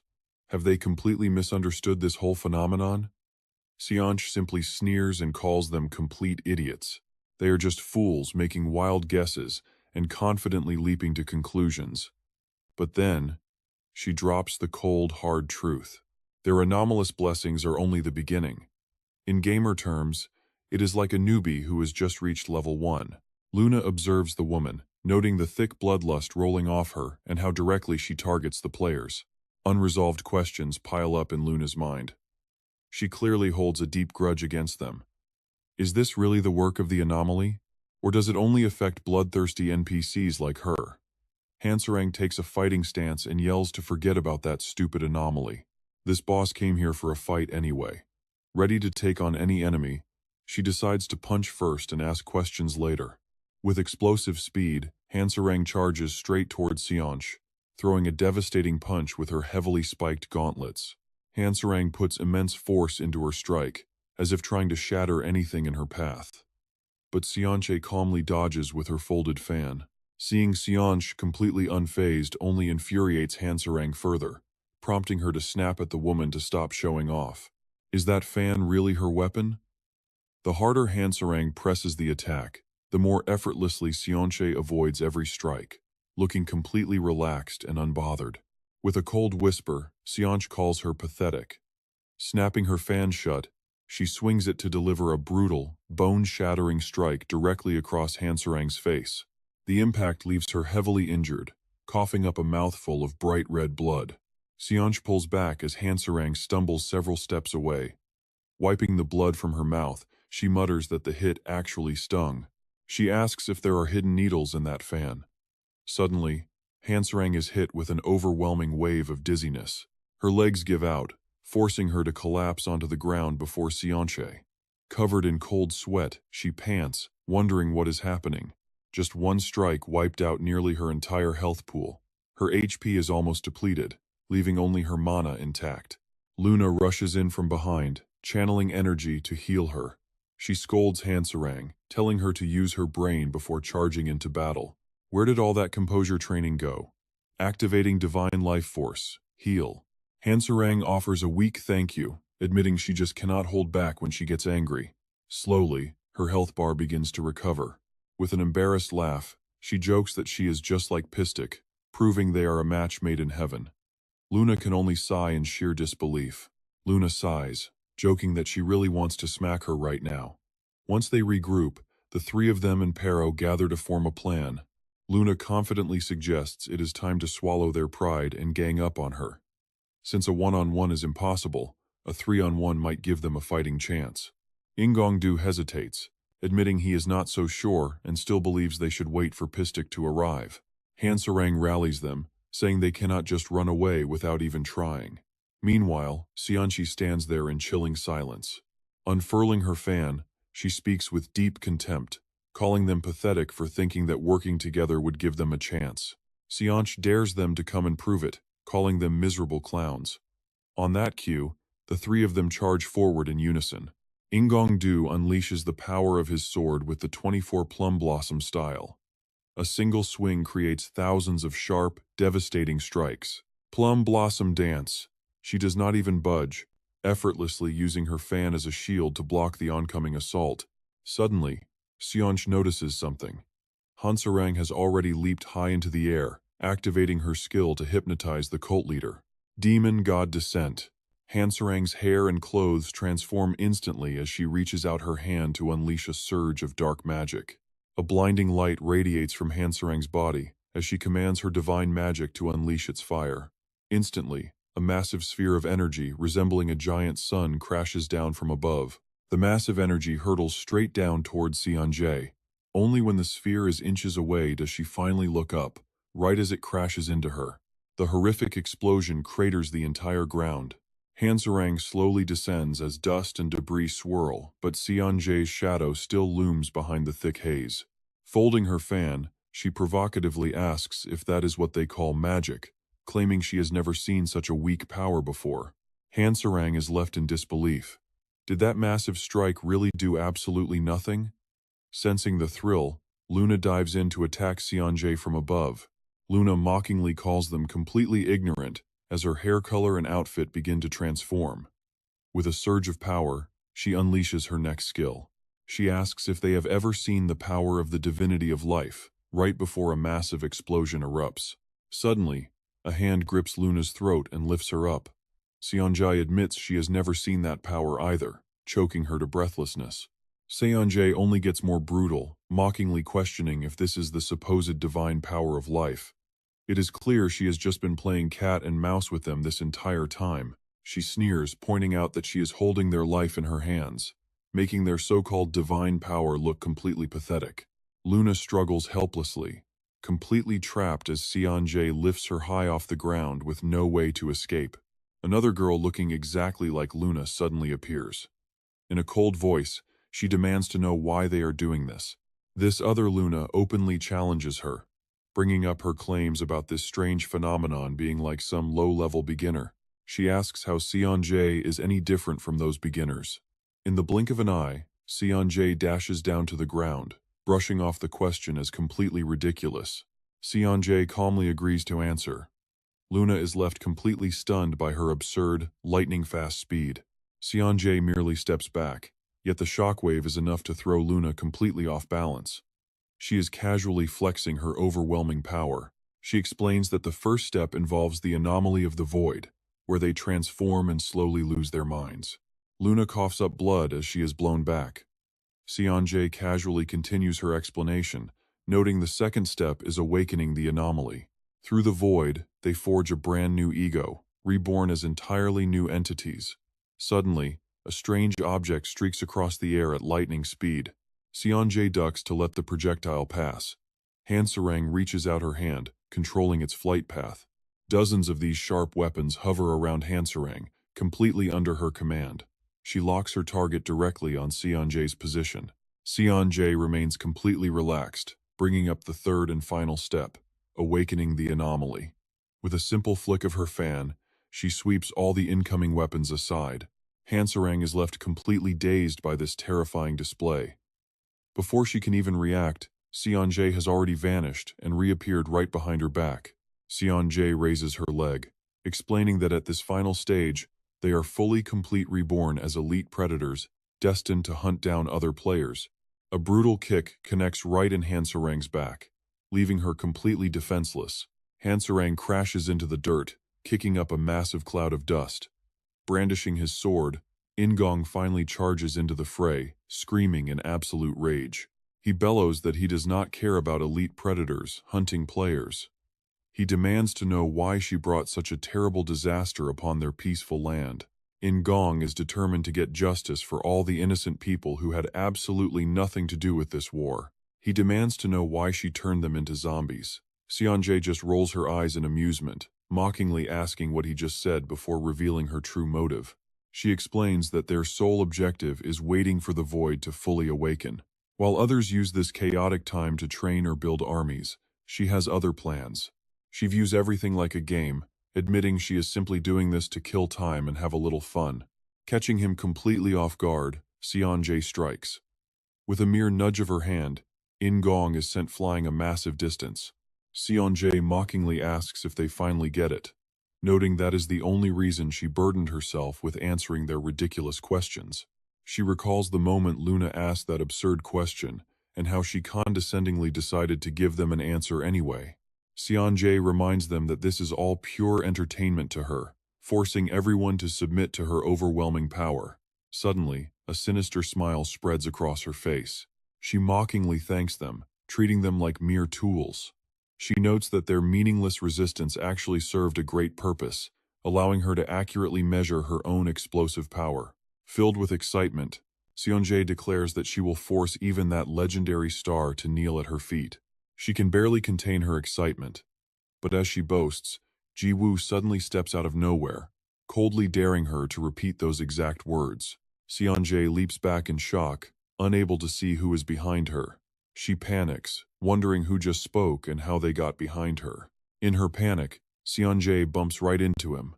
She slowly looks up, utterly bewildered, looking back and forth in pure shock as she trembles. Everyone's face lights up upon seeing Ji-woo.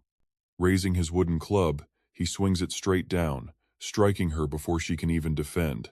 Seonjae collapses to the ground, trembling and crying in absolute pain. Giving her a look of pure disgust, Ji-woo turns around and calls out to the rest of the group. He casually asks what they are doing and tells them to follow. A bewildered Luna stops him, asking where exactly they are going. Ji-woo acts like it is no big deal, stating they are heading out to fight the real boss. He points at the groaning Seonjae, calling her a weak, low-level minion. Everyone stays completely silent. Im Gongju breaks the freezing atmosphere by suggesting they grab a cup of tea before leaving. Everyone agrees, telling Lei to brew it strong. But the quiet atmosphere returns when he remains completely silent. Darkness surrounds everything. Her eyes slowly crack open, though she is barely awake, revealing a highly unfamiliar sight. Peering closer through her foggy vision, she realizes it is an abandoned castle, its cracked walls shrouded in a thick, eerie mist.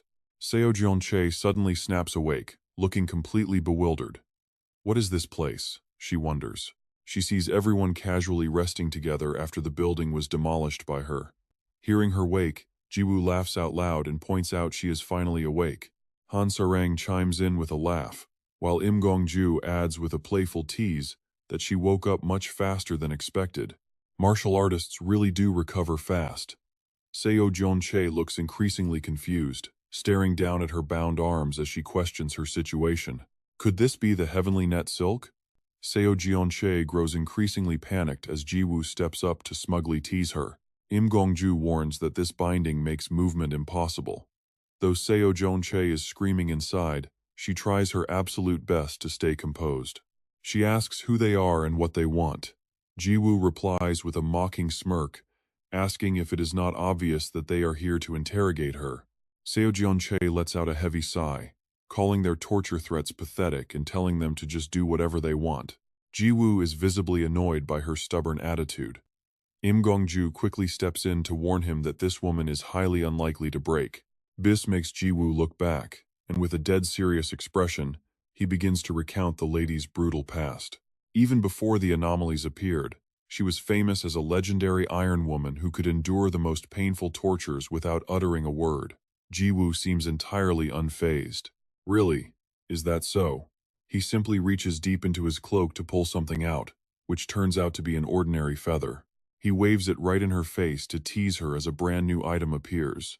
Excitingly fluttering the soft feather, Jiwoo offers her a simple condition. If she can hold her laugh for 10 seconds, he will free her. If she fails, she must answer all his questions. He keeps fluttering the feather in front of Seo Jeon-chae. She can only wonder what kind of ridiculous nonsense this is. She is utterly baffled.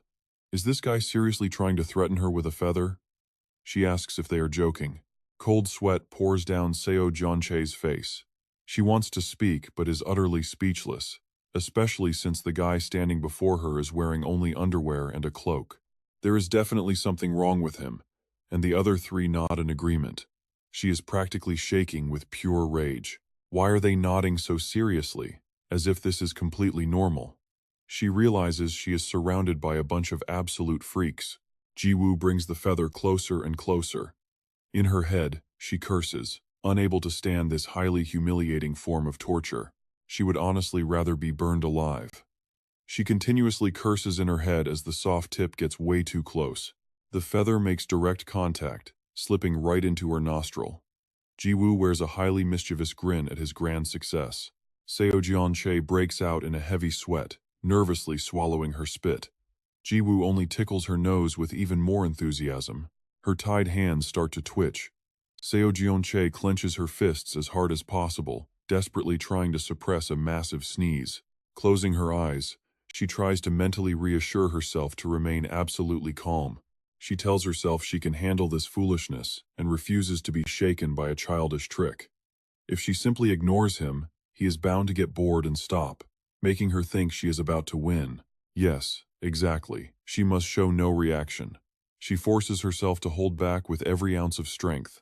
As the leader of the ultimate blood cult, she demands herself to remain calm. But suddenly, she opens her eyes and freezes. Right in front of her is Jiwoo's ridiculously adorable face, pressed directly against her own.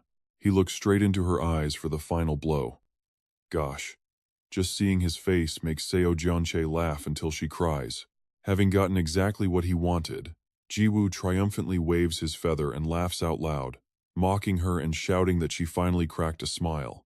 So much for being an Iron Lady. The intense psychological damage leaves her way too embarrassed to even look at anyone.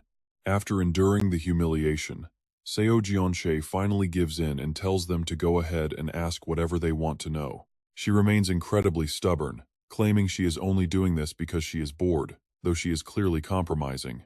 She insists she already told everything to their companions. Jiwoo just squats there, looking completely blank before suddenly remembering something. He suddenly remembers that he still has some questions, making Im Gongju sigh in disbelief, while Seo Jeon-chae immediately snaps back at his sheer absurdity.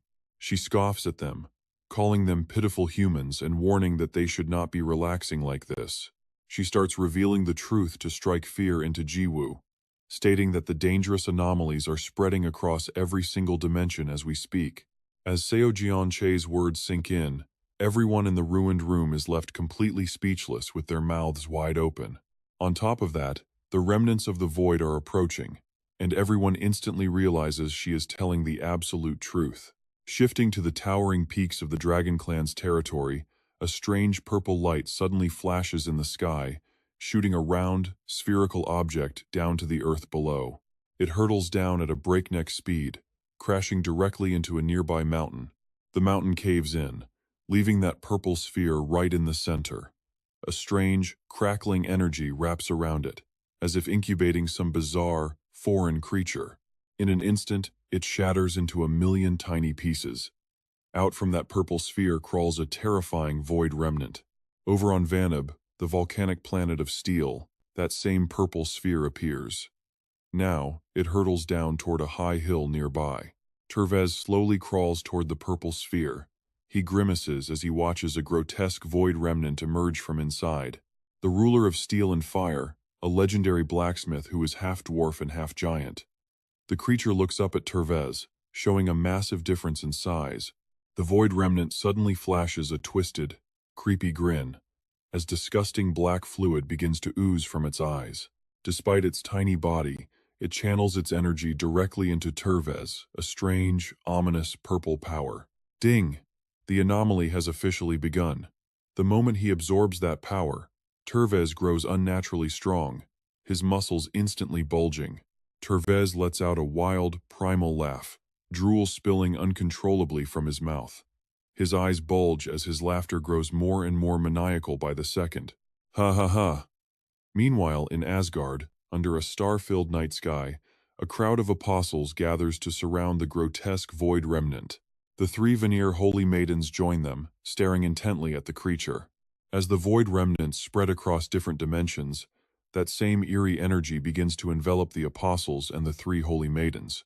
Countless beings are swallowed whole by this void anomaly. Meanwhile, back with Xianxie, she bursts into a loud laugh after finishing her tale. Xianxie screams, trying to strike terror into everyone with her story, shouting that they are all anomalies who share a single goal. Xianxie seems to have completely lost her mind, talking about slaughtering all the players. She screams directly in their faces, demanding to know if they are scared, and asking if they even understand what this means. She warns that hundreds of NPCs from various dimensions are going to hunt them down, laughing crazily as Luna stares her down with intense seriousness. Luna suddenly turns incredibly serious, demanding that she answer just one final question for them. Why are NPCs affected by this anomaly? Is it really just random? Xianxie opens her mouth, explaining that the root cause is desire. She speaks as if there is absolutely no way to fix it, whether it is anger, hatred, revenge, jealousy, greed, despair, anxiety, fear, regret, madness, or humiliation. Anything goes, as long as the desire is strong enough to receive the blessing of the void. Xianxie's words sound like the Grim Reaper's scythe. If those NPCs harbor hatred toward the players, they will receive a full blessing from the void. Sarang grows extremely worried about the future. Season 2 is going to be incredibly tough if hundreds of NPCs are coming from different dimensions. How can we possibly face that many enemies? Only Jiwoo, sitting high up, is still able to crack a smile. He grins with pure excitement for the future, declaring that he absolutely loves this content. It is the perfect kickoff for Season 2. Luna feels a weight lifted, saying she knew Jiwoo would love it. Only Sarang is left feeling completely helpless. We are the only ones panicking here. Gongdu suddenly stands up, thoroughly annoyed, saying he does not care about all this void nonsense. He demands something completely absurd to return his Mount Hua sect brothers and the martial artists back to normal from their zombie state. Xianxie giggles, completely dismissive, saying she had no idea Gongdu was actually so incredibly selfish. The entire universe is in danger, and you only care about your own sect? Gongdu screams out in absolute frustration. I do not want to argue with you. Free those innocent disciples right now. But her next answer completely crushes his spirit. Unfortunately, there is no cure for my specially enhanced zombie poison. Only death can truly free them from that state. Xianxie continues to provoke him, telling him he should be happy since he loves to fight so much anyway. Now you have an excuse to slaughter your own sect. Gongdu gnashes his teeth in rage, cursing the vile blood sect for always bringing ruin. Jiwoo looks confused and asks what all this zombie business is about. Luna explains that it is a long story, but basically, this woman turned his entire sect into the undead. Xianxie then reveals a harsh truth. You could kill and revive them to turn them back, but since everyone is already infected, it is just an endless loop. Only Jiwoo remains unfazed. Oh. He then cheerfully stands up to comfort Gongdu, saying he thought it was something serious, and reassuring the kid that he can easily handle it. Jiwoo looks up at the sky and shouts, asking if the people up there can hear him. He continues talking while everyone else watches in confusion, mentioning how an old guy told him they love talking trash about him behind their screens. In a control room packed with computers, a massive monitor displays a live feed of him and everyone else in that chamber. A man in sunglasses looks up, asking if the guy is talking to them. The person next to him says it sounds like it, but they are not sure, as Jiwoo addresses the screen once more. He asks if they are annoyed about working overtime just to clean up his mess every single time he obliterates a planet.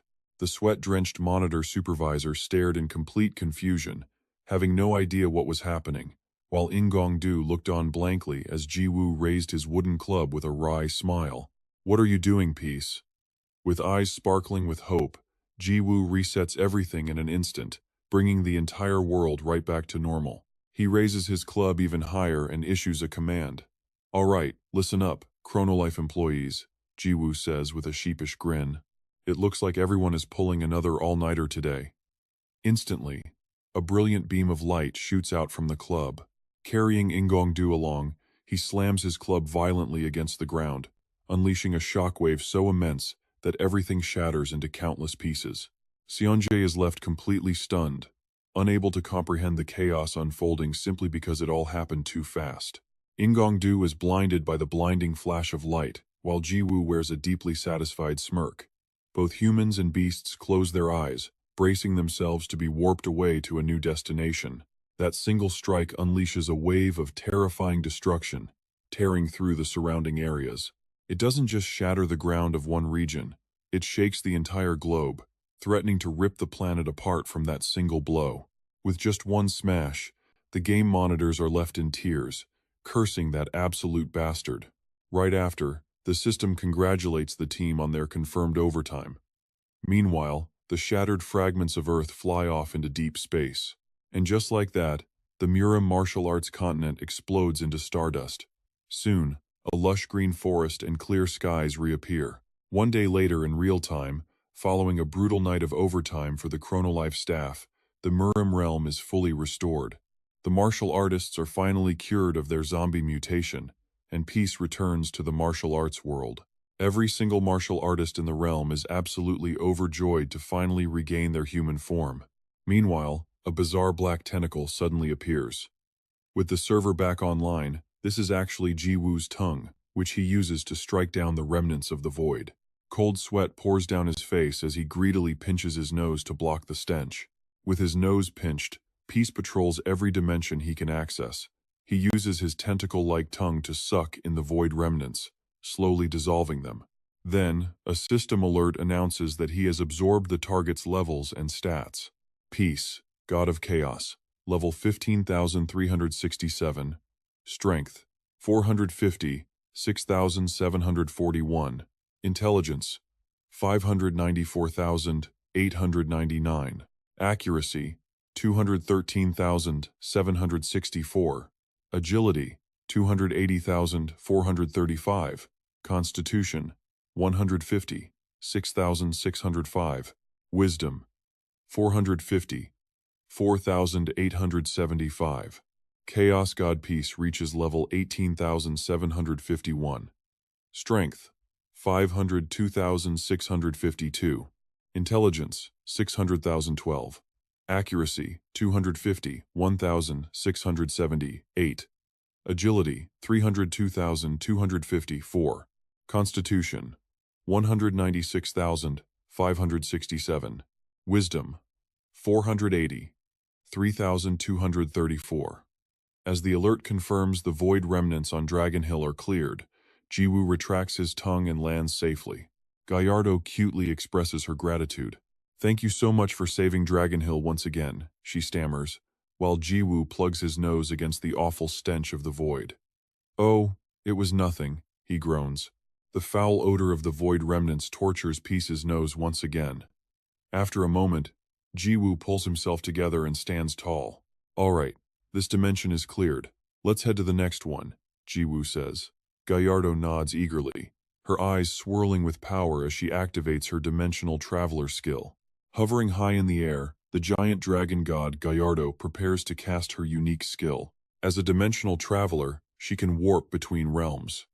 Instantly, a massive, brilliant blue light erupts, completely swallowing the entire mountain peak. But why is Peace traveling everywhere to wipe out these void remnants? Shifting to another realm, a splash of dark blood spills. Odin grips his frail body and coughs violently. Odin, the supreme god of Asgard. He collapses to the ground, utterly broken. "What is the meaning of this, son?" Thor stands in cold silence, radiating raw, killing intent. "Forgive me, father," Thor mutters. Thor's eyes widen with a crazed, ecstatic look. I have surpassed Asgard, he declares. I must chase after something far greater. Right then, the system registers a new entity, Thor, god of thunder, anomaly. But before he can even finish his sentence, the void has shown me a new world, Thor boasts, only to find Jiwoo suddenly standing right in front of him with a casual hello. You might wonder if he is trying to bring peace to the world, but without saying a word, he instantly shatters Thor's arm, ripping off his arm as easily as plucking a leaf. Another question remains, is this to save the NPC from the anomaly? It all happens so fast that Thor cannot even react as his memories flash before his eyes. This scene is too familiar. Where have I witnessed this before? Only now does the agonizing pain register, and Thor screams out in pure torment. You are dead wrong, Jiwoo mocks him. Tell the truth, you scum. There is only one thing driving peace. He extends his vacuum-like tongue once more, eager to suck up and absorb every single trace of the void remnants. Jiwoo seems utterly starved for them. They are completely disgusting, yet packed with nutrition. Give me more, he urges. Thor is left crying tears of absolute terror. Meanwhile, the level up notification pops up, showing Peace, God of Chaos, reaching level 18,751. Strength, 502,650. 2. Intelligence, 600,012. Accuracy, 250, 1,678. Agility, 32,254. Constitution, 196,567. Wisdom, 480, 3,234.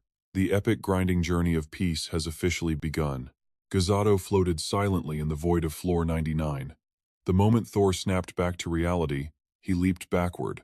Relying on his lightning power, Thor roared out in rage, "You bastard!"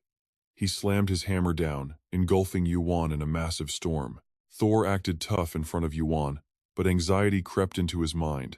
"It is you, you absolute coward in nothing but undergarments. What do you think you are doing, coming back to tear off my arm?" Lightning rained down on Yuan under Thor's command. "Die, die, die, die."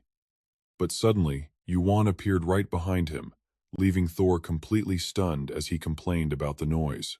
Using Thor's own severed arm, Yuan swiped and smacked the god down with incredible force. Thor smiled with a strange satisfaction, feeling an odd familiarity.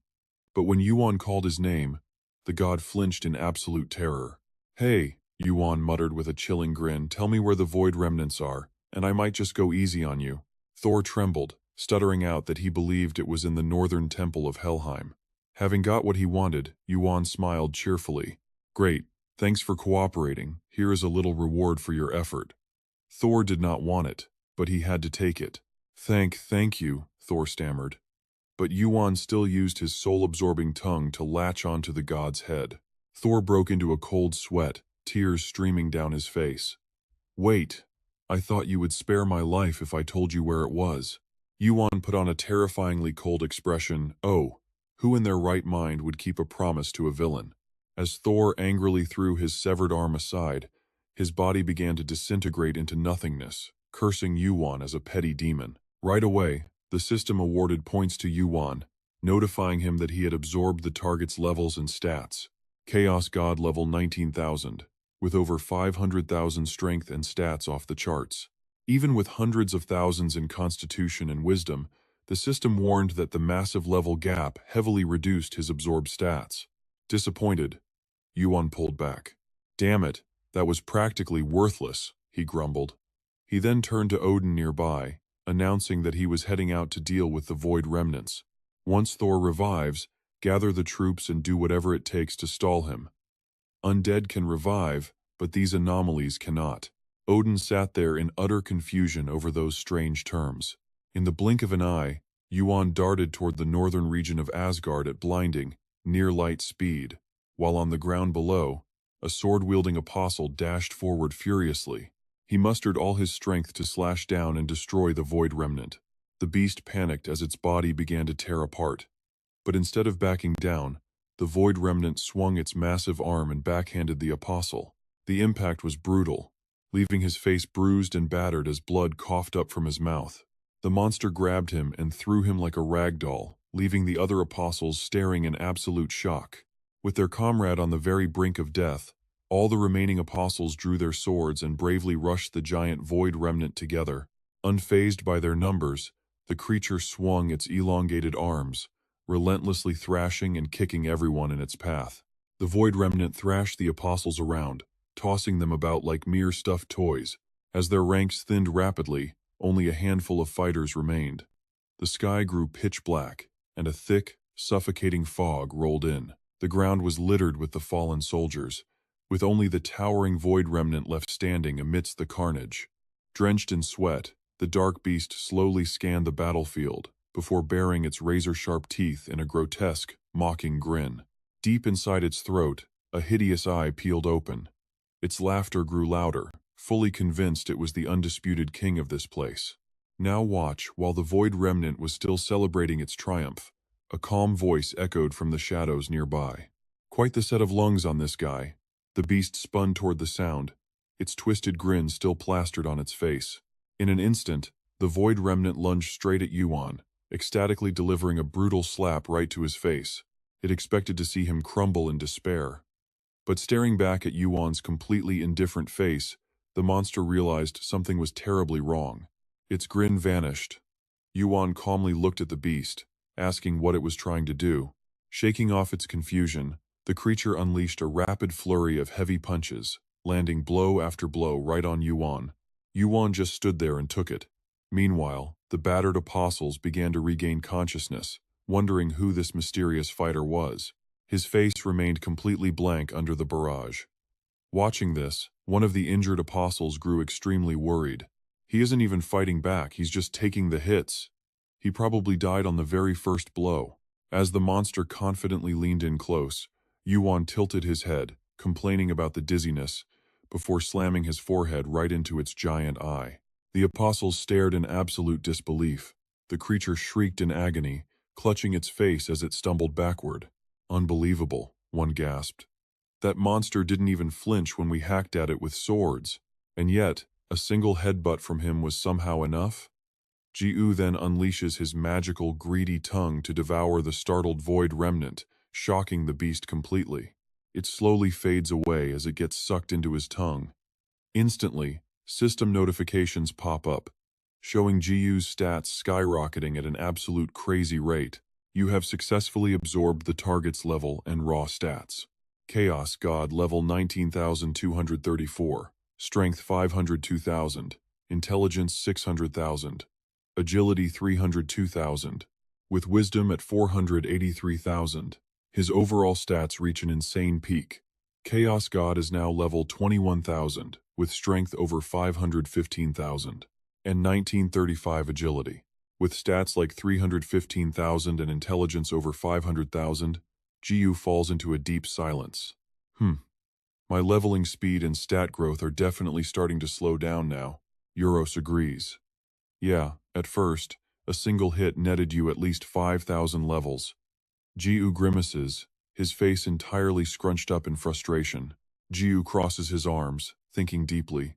All right, I get it, he says, and immediately begins laying out his next plan to Uros. Once we finish off the remaining void remnants, we head to the Tower of Pride. Uros is confused. Tower of Pride? Suddenly, images of towering spires popping up everywhere appear.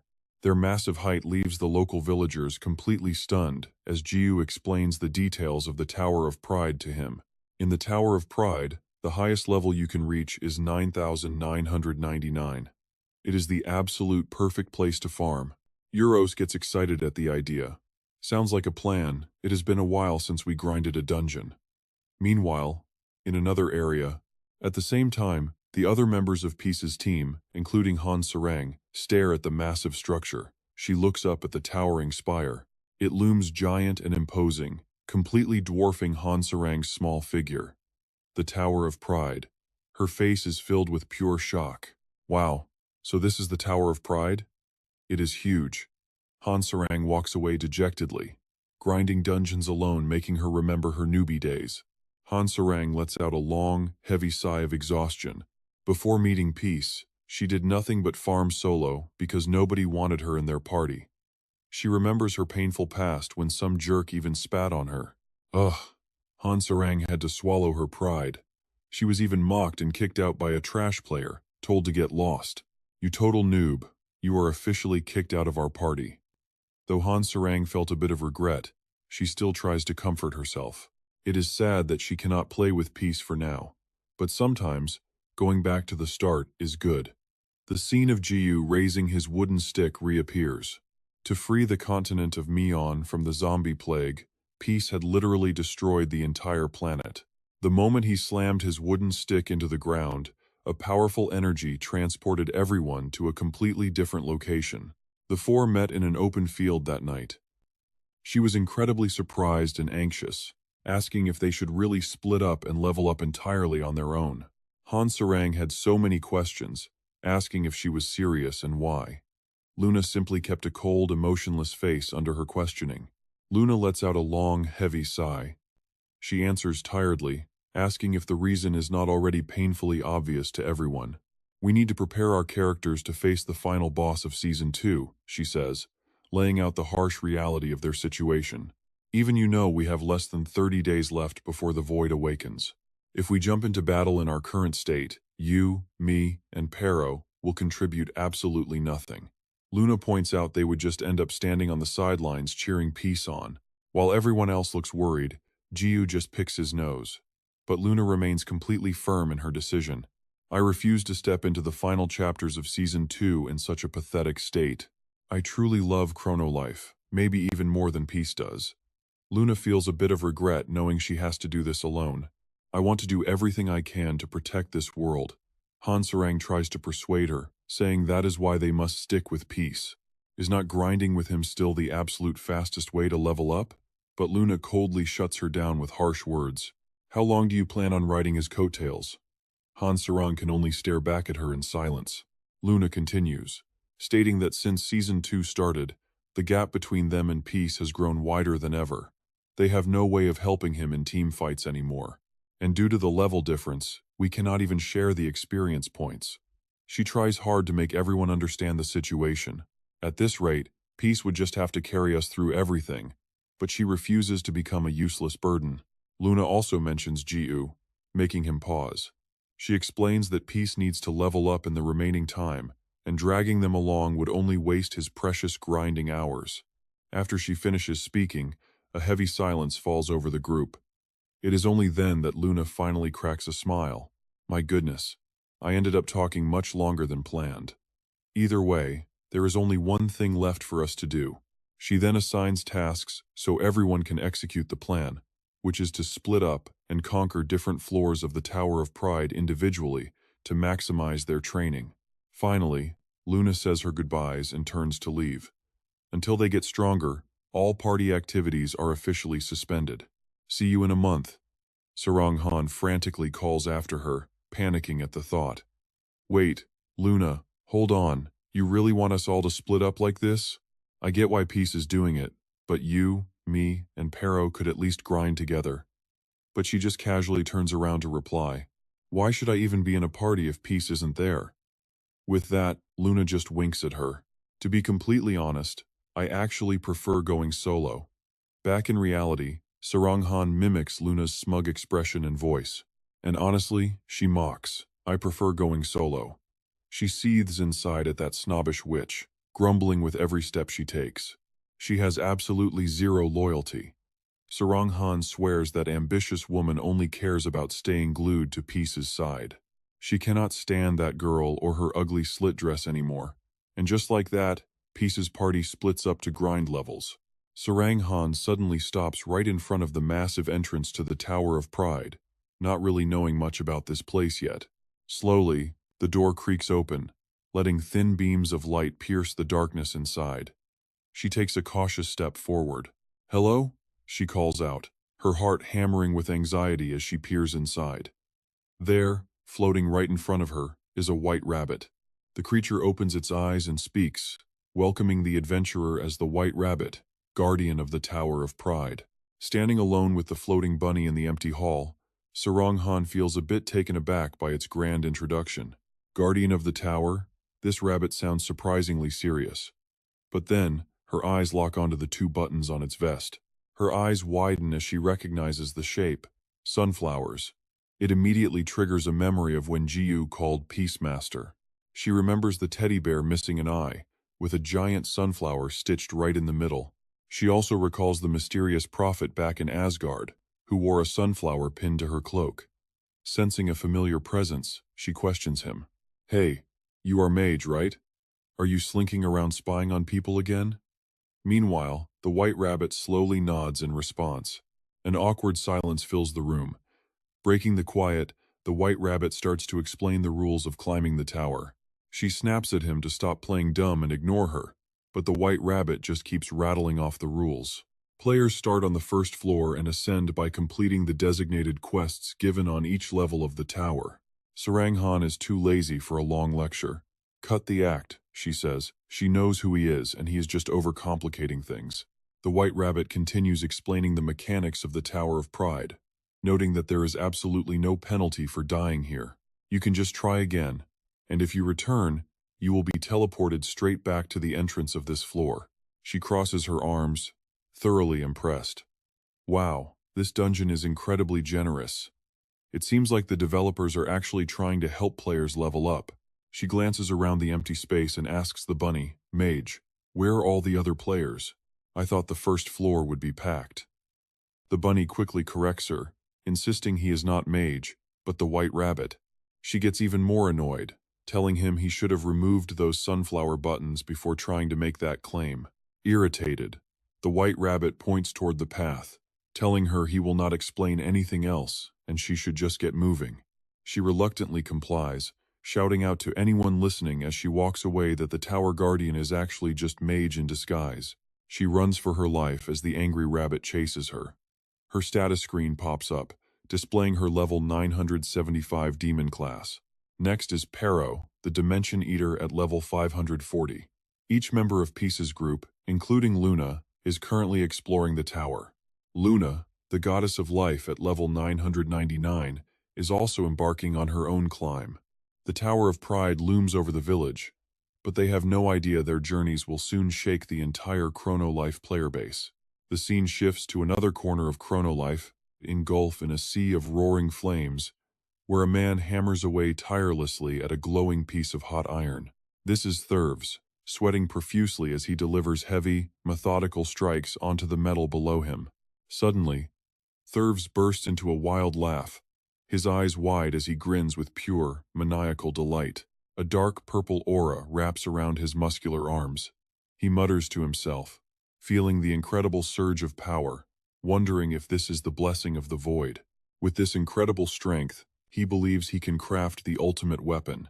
He has already spent centuries forging exactly 17,985,204 items, but the weapon he is forging now will far surpass them all.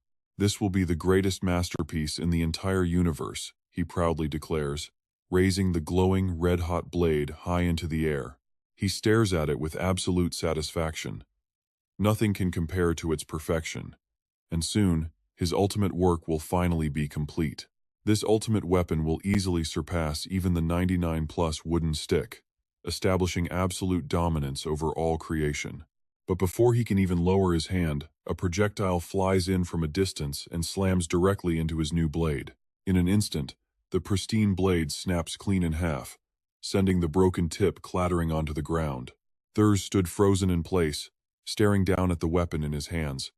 He was utterly dumbfounded, his lips trembling without a single word. Right then, a loud shout broke the silence. It was Jiu. What was that? What hard object just flew by? Urus, hovering nearby, quickly asked, "Are you all right, master?" But Jiu paid no mind, demanding answers from Thurs. "Thurs, nobody wants to see your smelly armpits." Hearing no reply from the man, Jiu glanced over to his side. Thurs collapsed onto the ground in absolute despair, looking completely lifeless. Did something happen? Still, there was no reply. But now he could see the shattered blade. Thurs sighs heavily. Urus, annoyed, flies up to demand an answer. "Master Jiu just asked you a question, so answer him." But Jiu pulled Urus back, saying everyone has bad days and they needed to show some empathy. Urus looked at his master, deeply moved by this. Urus then chuckled and said, "Oh my." His faith in humanity was officially restored, calling his master truly kind. Jiu smirked and boasted that it was just who he was. Meanwhile, Thurs cried silent tears, wondering if these two were mocking him on purpose. What annoying jerks. Jiu suddenly pulled out his compass and clicked it. Holding the compass, Jiu looked at the direction it pointed and noted that the void remnant seemed to be in the west. They immediately leap away, leaving Thurs behind with Jiu's speed of light. Jiu soared through the air, cloaked in a blazing fire. Meanwhile, in another barren wasteland, a one-eyed demon stood entirely still. Suddenly, the beast jerked its head back as Jiu launched forward to unleash his voracity. He smirked and told it to eat up. Before the demon could even draw another breath, it completely crumbled into dust. With a sharp ding, a notification stated he absorbed the stats. It was a Chaos Demon level 23.7, along with other stats. Jiu stepped onto the ground barefoot, smiling at Urus. He suggested they take a quick break to count their void remnants. The first was in the Noodle dimension, the second on Dragon Hill, which he vividly recalled eating, and the third at the Asgard Temple. Jiu happily counted them, making it a total of 4 remnants so far. This was the route indicated by the compass, starting back on Krone. From there, they went to Dragon Hill, and then to the martial arts continent of Mion. It was time to head back there. Uros agreed that the plan sounded good, so Jiu followed the compass to the flying continent of Astamido. He visited Eastern Huan, flew over Titania, and explored many other worlds. As he continued to consume every void remnant in his path, his level shot up faster than anyone could have ever imagined. Jiu effortlessly glided through the dimensional rifts like a rocket.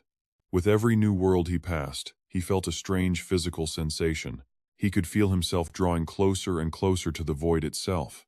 Walking along, Jiu pondered that the entity would not even have a choice on when to hatch over the next month. But he whispered that he would personally wake up the little void lady.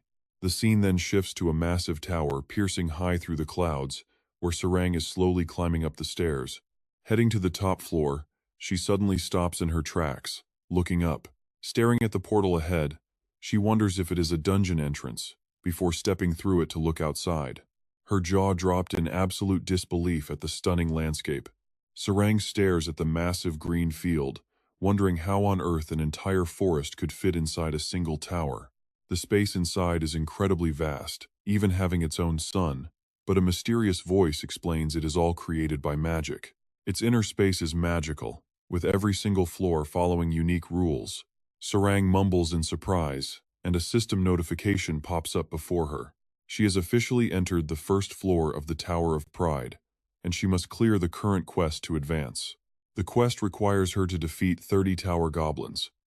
Sarang stares at the screen, feeling quite confused by the task. She has never even heard of these specific tower goblins before. Suddenly, a hostile growl echoed nearby, and several aggressive-looking goblins armed with swords stepped out of the bushes, glaring directly at her. They take slow steps toward her in unison. Sarang immediately raises her leg and gets into a defensive stance, watching them warily.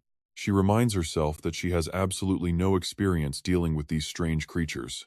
If these were regular goblins, Luna could easily take on 30 of them. Since this was only the first floor, she absolutely could not fail her very first quest. Slavering with sharp teeth, the goblins try to intimidate her. Ready to fight, Luna drops into a combat stance. She watches them rush forward. Their strikes feel like mosquito bites, shaving off only a single point of her health. Luna throws a heavy punch straight into the crowd, completely baffled by what is actually happening. The moment her fist connects, the goblin's face caves in, sending teeth and blood flying. It gets blasted back nearly 300 meters, leaving Luna and the other monsters totally stunned. Before she can even pull her fist back, she stands completely frozen in disbelief. The system announces her first floor quest progress is 1 out of 30. Seeing this, she finally breathes a sigh of relief. Knowing these are just ordinary goblins, she realizes her anxiety was completely pointless. Instantly, Luna whips her head back to glare coldly at the survivors. Though terrified, the monsters shriek and attack. Luna flashes behind them, completely catching them off guard. Luna's eyes glow deep red as she raises her hand and slashes downward. Unlike real-world monsters, These tower beasts are incredibly fragile, and her strikes land 5 times harder. She quickly bonks 2 on the head before another wave rushes in. But since Love's level is already 975 hot, she could easily shred these weak tower goblins 1,000,000 times over without breaking a. Love is a walking nightmare for these creatures. The deep forest echoes with loud popping sounds as Luna.Absolute demolishes the goblin horde. Within moments, every single goblin lies defeated on the ground, and the system declares the quest complete. Having cleared the first floor of the Tower of Pride with an S rank, she unlocks the S-rank special reward 5 low-grade instant healing potions that restore 20% max health. While these potions are tower exclusive, her next prize is a random exclusive weapon scroll. This gives her a completely unique weapon. Astounded, Luna wonders if such a generous reward is really just for the very first floor. It seems way too generous, especially since health potions in Chrono Life have never provided instant healing before. Normally, they heal slowly over 10 to 30 seconds and instantly cancel the moment a player gets hit or enters combat. As for the exclusive weapon scroll, even with tons of gear released over the past 2 seasons, these weapons still command insane prices. With stairs forming to the next floor, Luna smirks, ready for some real fun. She immediately leaps through the portal, eager to conquer the next level as the days keep rolling by. With the sudden arrival of the Season 2 final boss, Void, alongside the tower's insane leveling content, Chrono Life has never seen such a massive wave of players. Gamers pack the villages and towers to power level as fast as possible. Meanwhile, on the barren planet of Kren, Jiwoo holds a mysterious compass. He carefully tracks the device, following its guidance because the void is right up ahead. By now, Peace has crossed 30 different dimensions. As the Chaos God, his level is 53,063. His intelligence, accuracy, and agility stats are utterly massive. With towering wisdom stats, he senses the dark presence of the void, and it feels stronger than ever before. There is no doubt that the void lies in the very next dimension. Stopping in his tracks, Jiwoo reaches his hand out to touch the rift. Telling Urus it is time to move, he steps into a blinding light and emerges in a world of towering mountains. Jiwoo arrives like a shining deity, illuminating the entire region. He surveys the unfamiliar land before speaking aloud. He wonders if this is actually the dimension where the void resides, since it looks way too ordinary. Urus chimes in that the place feels incredibly familiar, almost like they have returned to Chrono. Walking further, they spot a massive, sky-high tower stretching far past the clouds. It is the Tower of Pride. Deeply shocked, Jiwoo stares at the legendary structure. Realizing they are back in Chrono, he looks down at his compass in utter confusion, trying to figure out what went wrong. Wondering if he misread the directions, he notices the compass needle starting to go wild, spinning around like crazy. Jiwoo stares helplessly at the broken device while Urus groans, agreeing that the thing is definitely out of order. Suddenly, Jiwoo takes a massive breath and bellows at the top of his lungs, telling the target to show themselves. His voice echoes through the peaks. Urus asks with a sigh if that loud shouting is seriously how he plans to summon a ghost, to which Jiwoo simply nods. Urus retorts that calling Mare like that makes her sound like a lost puppy. Amazingly, Mare immediately materializes right next to them, asking if Peace called for her. Not even slightly surprised, Jiwoo calmly asks if she is absolutely sure this compass isn't cheap garbage. He tells her it is broken, leaving Mare totally shocked. She denies it, claiming she made it herself, so there is no way it could fail, but once in her hands, the needle spins endlessly. Surprised, Mare quickly tries to change the subject, but Jiwoo immediately pulls her back to the main issue at hand. As he demands answers, Mare stares closely at the device in her hand, lost in thought, until her eyes suddenly light up with a brilliant realization. Her eyes are fixed intensely on the active compass. She looks at it with absolute focus without even blinking once. The compass continues to spin wildly like a pinwheel. Jiwoo stands there beside Mare, with absolute silence stretching between them. Sensing that things are looking bad, he finally speaks up. Mare looks at the device helplessly and sighs in total confusion. Oh dear, what do they do now? It seems the compass is completely broken. Hearing this, Jiwoo frowns in deep annoyance. You said the exact opposite just a second ago. claiming there was no way it could break since you made it yourself. Mare just laughs cheerfully. Oh Jiwoo, nothing in this world is absolute. You can be so childish sometimes. Jiwoo keeps a smile on his face but lets out a threat she better explain before she gets beaten up. Mare quickly replies that she will do her absolute best to fix the compass. So while she does that, why does he not head into the Tower of Pride to train? After all, he is finally back in the Chronos continent. Hearing this suggestion, Jiwoo agrees. Yeah, that works. He then leaves with Urus. Jiwoo does not forget to remind Mare to let him know when it is done, as he will be over at the tower. She agrees. Jiwoo immediately flies off right in front of Mare. Moving at lightning speed, she watches him disappear into the distance and lets out a long sigh. She stands completely frozen for a moment in dead silence, her eyes widening in realization. Mare squeezes the compass tightly in her fist. Then, flashing a mysterious and highly unsettling smirk, she mutters that she finally understands everything about this situation.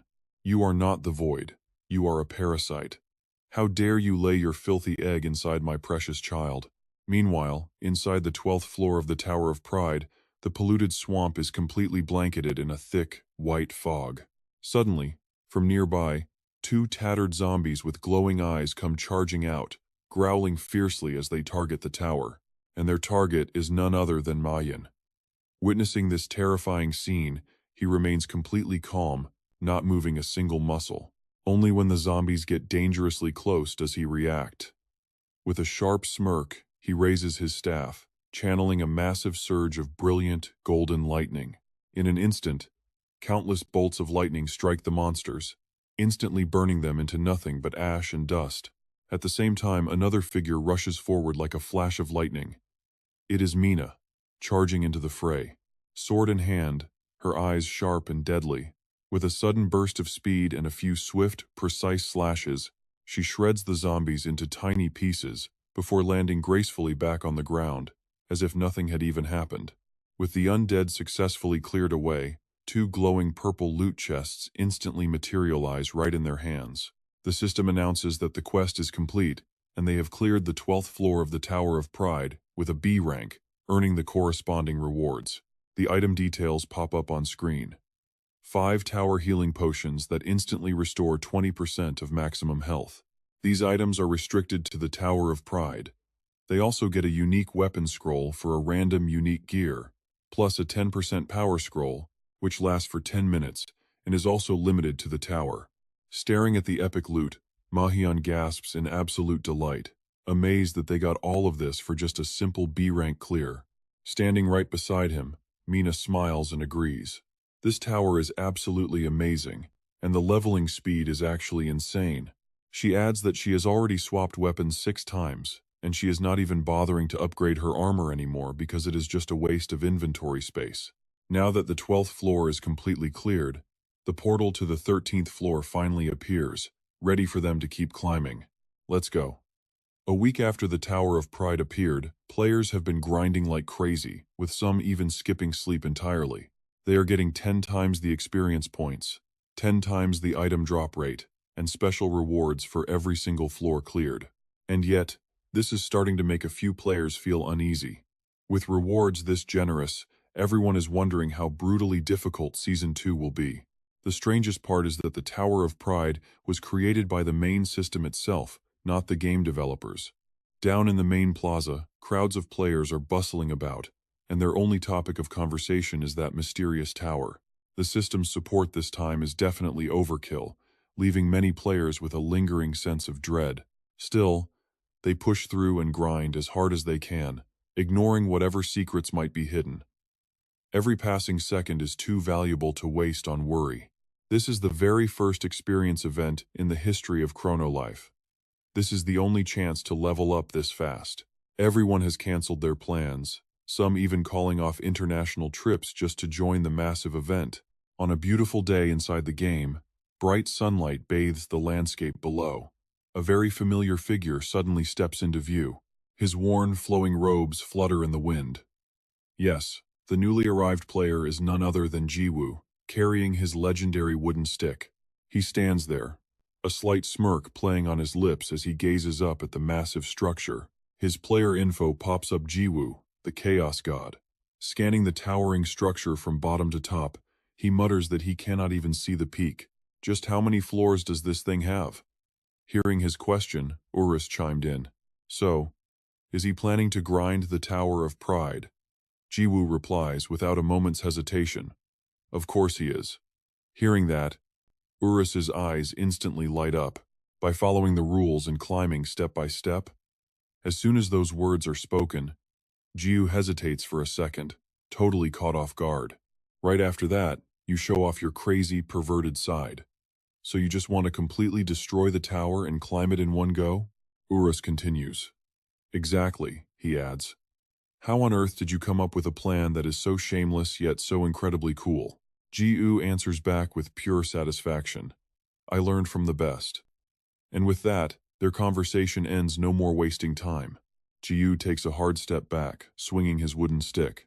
With sheer excitement in his eyes, he shouts, Let's go, let's smash it. But before Jiwoo can even make his move, a random rabbit flies out of nowhere and clings tightly to his face. The rabbit screams in terror, asking if he is trying to destroy the entire tower. Stop right now. But then, its leg gets shoved straight into his mouth, making him snap in anger. Get your foot out of my mouth. With the weird rabbit still refusing to let go, Urus bites down hard on its tail, angrily yelling that the only one allowed to shove a foot in Peace's mouth is him. Urus, Jiwoo mutters, completely dumbfounded. Yeah, I did not need to know that. Once it finally calms down, the white rabbit formally introduces itself. A pleasure to meet you, adventurer. I am the White Rabbit, guardian of the Tower of Pride. Jiwoo immediately cuts it off, pointing at its sunflower button. But the rabbit ignores him and continues, stating that it will now explain the rules. The inside of the tower is a separate magical dimension, meaning destroying it from the outside yields 0 experience points or loot. The White Rabbit warns him not to even think about taking shortcuts by destroying it, but rather to climb it floor by floor. But before the rabbit can even finish its warning, Jiwoo already makes his move, raising his wooden stick and shouting his signature strike. In a single blink of an eye, the massive Tower of Pride is completely leveled to the ground, reduced to nothing but a pile of burning rubble. The White Rabbit stands frozen in absolute shock. Suddenly, a system notification rings out. Tower of Pride number 631 on the Chrono continent has been destroyed. The exit for players currently inside the tower will now redirect them to the nearest standing structure. The entire area is a chaotic mess. The skyscraping tower from moments ago is now nothing but a tiny stump left on the ground. While the rabbit is paralyzed with pure despair, Urus looks at the system panel and asks if they got any experience points from that. Jiwoo sighs in disappointment. Nope, not a single point. Guess he really does have to clear it the normal way. Since there are hundreds of these towers around, they will just head to the closest one. Jiwoo looks at the frozen rabbit and waves goodbye. All right, I am off. See you later. Before the rabbit can even process this, he blasts off into the sky like a rocket and vanishes. Left standing there, the White Rabbit still has absolutely no idea what just happened. Completely frozen like a statue, it fumed with silent rage, cursing that damn brat. But after that quick detour, Jiwoo finally starts climbing the Tower of Pride properly. Stepping onto the very first floor, he instantly wipes out the goblins, leaving their lifeless bodies scattered all over the place. The system announces that he has cleared the first floor of the Tower of Pride with an X rank, the absolute highest grade. Next up is the second floor, cleared with the same flawless X rank. Moving on to the third floor, it is the exact same story as he secures another top-tier X rank in the bag. He keeps blitzing through the floors at record-breaking speed, securing the absolute highest ranking every single time. Back in the real world, the CEO quietly holds his cigarette, lost deep in thought. After a quiet moment, he speaks up. A whole week has passed since these towers suddenly showed up, while Jiwoo's face flashes on the main screen. It looks like that little brat is finally giving it a shot. The CEO crosses his arms, muttering that he better watch his step. He smirks, warning that the final boss of Season 2 is not going to be as easy as he thinks. Time flies, and 2 weeks have already passed since the Tower of Pride appeared on the Chrono continent. Inside the dungeon, a figure is dashing ahead at full speed, and that figure is none other than Hong, sprinting forward with a pair of deadly, razor-sharp daggers tightly gripped in both hands. Standing right in front of her is a hideous, colossal monster equipped with a massive pair of wings on its back. Without a single moment of hesitation, Hong unleashes her signature move, Moonlight Slash. With that, a devastating flurry of overlapping slashes tears through the air, shredding the giant beast. Before the creature can even react, its massive body is sliced into tiny pieces, killing it instantly. The Demon Knight captain of the tower. Having completely dealt with the beast, Hong gracefully lands back on the ground. She lets out a tired sigh, wiping sweat from her face as the system notification pops up in front of her. You have cleared the 45th floor of the Tower of Pride with a D rank. Planet Chrono has completed the Awakening Origin quest. You have broken the level limit, Hong the Thief, level 1000. Hearing this, she finally lets out a massive sigh of relief. She is finally at level 1000. After 2 grueling weeks inside the Tower of Pride, Hong has finally broken past the level 999 cap. To achieve this, Hong took a leave of absence from her real-life job and drastically cut down on her sleep. The goal is to prepare for the Season 2 boss and protect the Chrono continent. But honestly, she is just completely addicted to Chrono Life. While that sounded absolutely perfect to most other players, Hong felt completely different, thinking to herself that this was still nowhere near enough. Level 1000 was the ultimate peak back in Season 1, but in Season 2, that level is practically worthless. Right off the bat, the very first boss of Season 2, Sea Emperor Desgas, starts at a whopping level 7593. The more she dwells on it, the more helpless she feels. No matter how fast she levels up, she is still too weak for the final boss. Left with no other options, Hong has to keep pushing herself, knowing this is the only path she has left. Hong is not the only one sensing the danger. Over on another side, a player is desperately chugging a thick purple potion. Seeing this, the purple-haired girl sitting nearby hesitantly asks if he is all right, to which the guy replies that he almost just died. Thinking back on what just happened, he sighs, muttering that this place is way too tough, and he probably won't ever reach S rank again. The girl adds that things are looking bad, with only 2 weeks left before the void awakens as time rapidly slips away. Both high-level rankers and regular players are starting to feel their absolute limits. But before she can even finish, a deafening screech nearby makes them jump in terror. The creature that just appeared is a massive bird monster, complete with an enormous, wicked-looking beak. Its eyes glow with a sinister purple light, making it look incredibly dangerous. It is the Tower Hawk. Watching the beast charge straight toward them, the guy screams in pure panic that they have been spotted and are totally doomed. Having no other choice, they make a split-second decision, shouting to run down to the lower floor because they cannot take this anymore. Right at that moment, a very familiar figure slowly and casually strolls into the area, catching the attention of both players as they whip their heads around. Catching sight of the figure, the guy wonders in complete shock if someone else is actually up here. He thought every group got their own instance floor, but the girl replies that while each party normally gets their own space, the game must occasionally throw random players together. He mutters next, they could have at least sent some real backup, because one extra person will not change a thing. But completely contrary to his doubts, the newcomer is none other than Jiu, armed with his legendary wooden stick. The purple-haired girl suddenly freezes, gasping in disbelief. A wooden stick? Could it actually be him? And just as she suspects, it is indeed Jiu, smirk on his face as he commands it to strike. Without a single moment of hesitation, he swings his arm and delivers an absolutely devastating, explosive blow. A deafening blast echoes through the air, sending up thick plumes of fire and smoke. The giant hawk screeches in sheer confusion, not even realizing what is happening. With its eyes wide in utter shock, the beast is completely swallowed by the raging flames before it can even react. As the fiery embers slowly fade away, the massive hawk is nowhere to be seen, having been entirely reduced to nothing but ash. High up in the sky, the clouds have been completely pierced by that single attack, swirling into a massive, dark void. The two players watch from below, their jaws dropping in pure shock. Just then, a system alert announces they cleared floor 21 of the Tower of Pride, calculating the average party rank. Several high-tier reward chests materialize right in the hands of Jiu and the two stunned players. Having cleared the tower with the highest rank of X, They can claim their loot immediately. The duo still cannot believe they are actually getting these rewards.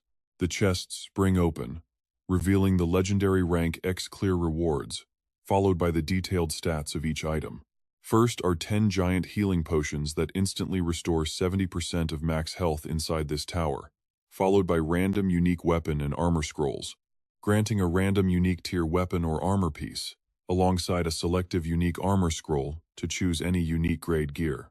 The guy's eyes widen in absolute shock at the random unique weapon, while the purple-haired girl looks equally stunned beside him. They even got a selective unique armor scroll. While they are still trying to process their luck, Jiu speaks up, asking what is going on. He asks if they were here first, apologizing for stealing their kill. But the two instantly shout back in unison, expressing their sheer disbelief. No, not at all, they assure him, thanking him endlessly instead. Wasting no time, as the portal to the next floor materializes, Jiu steps right through. Waving goodbye, he vanishes, leaving the purple-haired girl wondering if that guy was really the famous player, Peace.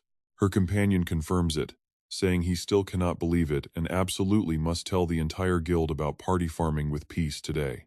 Meanwhile, over on Jiu's end, he is casually walking up the stairs, heading deeper into the tower. Suddenly, a system window pops up right in front of him with a new message alert. The sender is Hong, asking Jiu what he is currently up to.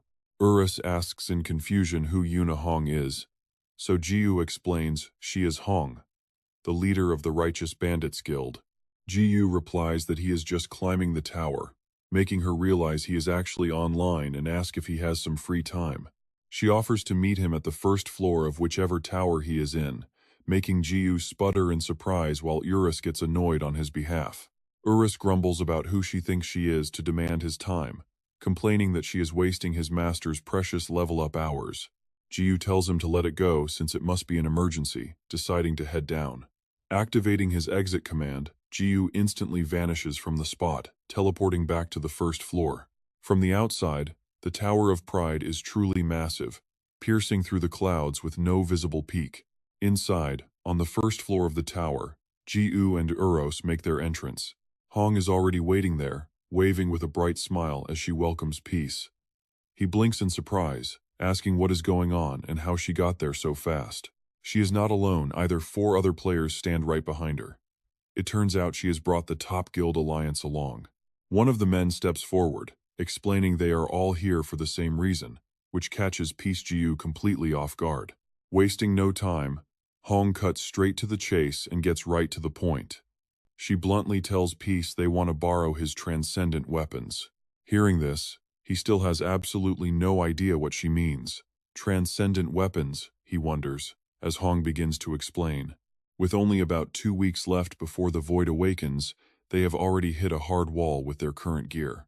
The only way to break past their limits is by borrowing his transcendent weapons to power level at an insane speed. Hay smiles, quickly adding that they do not expect to borrow them for free. He lays out the terms, telling him to name a fair price so they can sign a formal contract to avoid any issues. They want to rent 30 items in total, 5 for the leaders and 25 for their strongest members.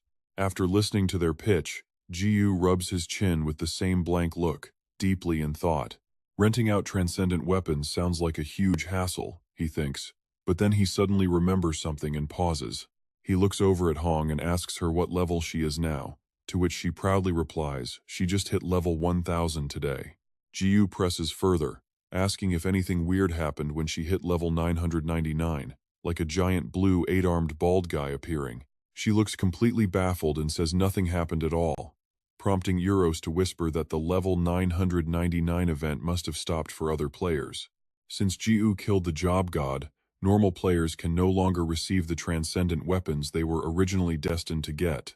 This realization floods Jiu with massive guilt, so he stammers that since he really likes them, he will go ahead and rent the gear out. Hong cheers in absolute delight, thanking Peace endlessly, while Jiu and Uros huddle up close to whisper about the details. Euros asks how much he plans to charge, and Jiu wonders if he should do it for free. The dragon snaps, telling him not to be soft and get paid properly. Jiu hesitates, but Euros suggests 500,000 gold per weapon, making him gasp at how high that is. That makes 15 million gold in total for those 30 weapons. The dragon eagerly urges him on, saying this is their golden chance to strike it rich. Before the two can even make up their minds, Hay cuts in, offering 5 million gold per day instead. For 30 items, that would be a whopping 150 million gold daily, instantly leaving both of them completely frozen in disbelief.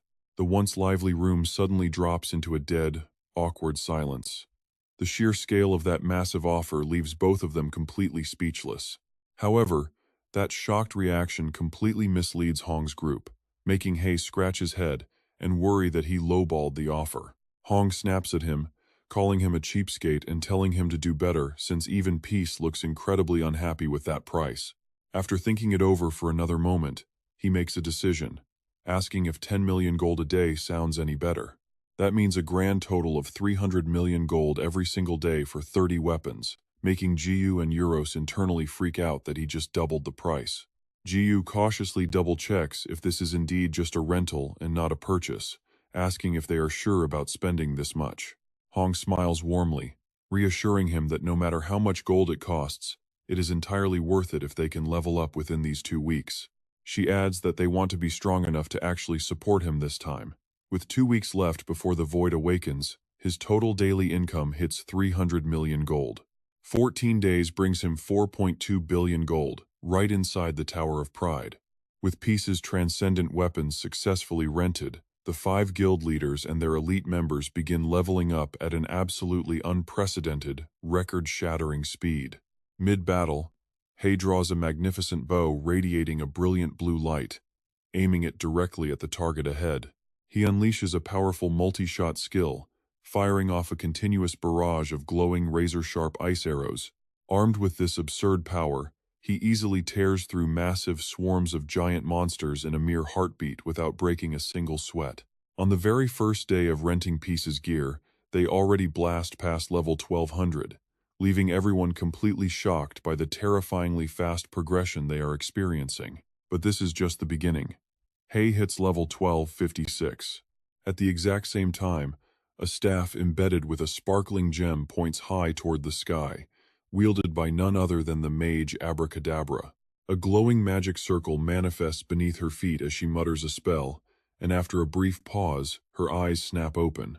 Firestorm! In an instant, a colossal fiery tornado erupts, completely swallowing the massive swarm of owl monsters inside its blazing vortex. Her stats flash on screen. Abracadabra, Mage level 1531. By day 2, they have already shattered the level 1500 milestone. Meanwhile, Suo mirrors their incredible success. Standing with absolute confidence and sword in hand, he moves forward without a single shred of hesitation. He unleashes a swift finishing blow to wipe out the monsters instantly. Judgment Hammer Suo, Paladin level 1960, pushes them past level 1900 on day 3. On another floor, deep inside the glorious Tower of Pride, a brown-haired girl holding a staff charges straight forward. Her eyes flash with deadly intent as she shouts out, spinning her spear. Instantly, a rapid flurry of strikes rains down on the giant werewolf, piercing clean through one of its massive arms. Then a loud explosion rings out, turning the giant beast entirely into dust. Sen is a level 25-35 Royal Knight, marking their 4th day past level 2500. The further they go, the more their growth explodes exponentially. The reason is pretty simple: the unique ability of growth weapons activates once a player passes level 999. Back then, Ju asked why those super powerful Starlords would even want this growth gear. Was it just to collect rare items? Dismissing the summon, Mew sighed and told him that he really knew nothing about Starlords. The major difference between growth weapons and normal gear is their unique ability to scale infinitely. Whenever players equip a growth weapon, that gear actually evolves right alongside their own rising power level. Shifting back to Hong, she holds 2 transcendent growth weapons that have leveled up at an insane speed, making her a level 3211 rogue. She knew it. A satisfied smirk plays on her lips. Although they had to spend a massive fortune, renting these growth weapons from Peace was completely worth it, and none of the 30 players who emptied their pockets regretted it. None of them regret it. Meanwhile, in another area, a swarm of grotesque monsters stands growling. Some look like massive grasshoppers, while others resemble mutated elephants, giant ants, and all kinds of other terrifying beasts. Their overwhelming, massive numbers completely surround Luna, trapping her right in the very center. But the moment the opportunity arises, they all swing their claws and charge straight toward her.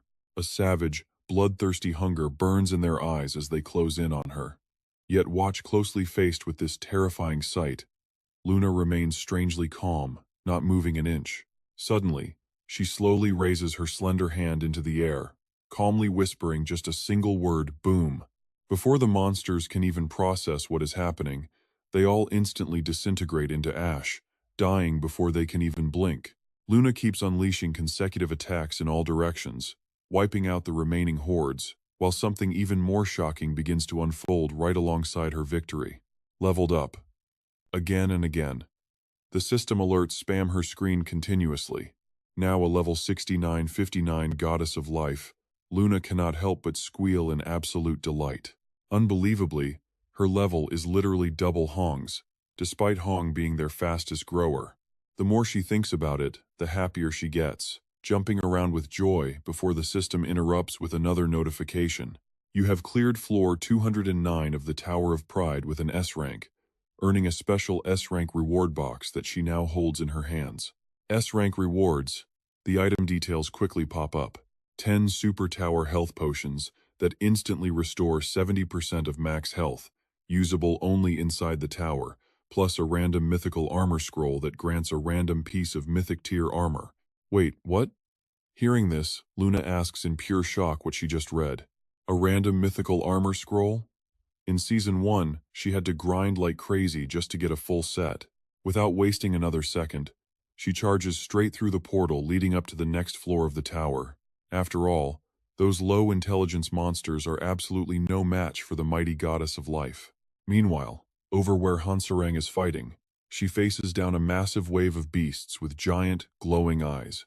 As a level 69-45 magic deity wielding transcendent growth gauntlets, Love sweeps through her enemies completely effortlessly, right alongside Pero, who is an equally massive and powerful beast.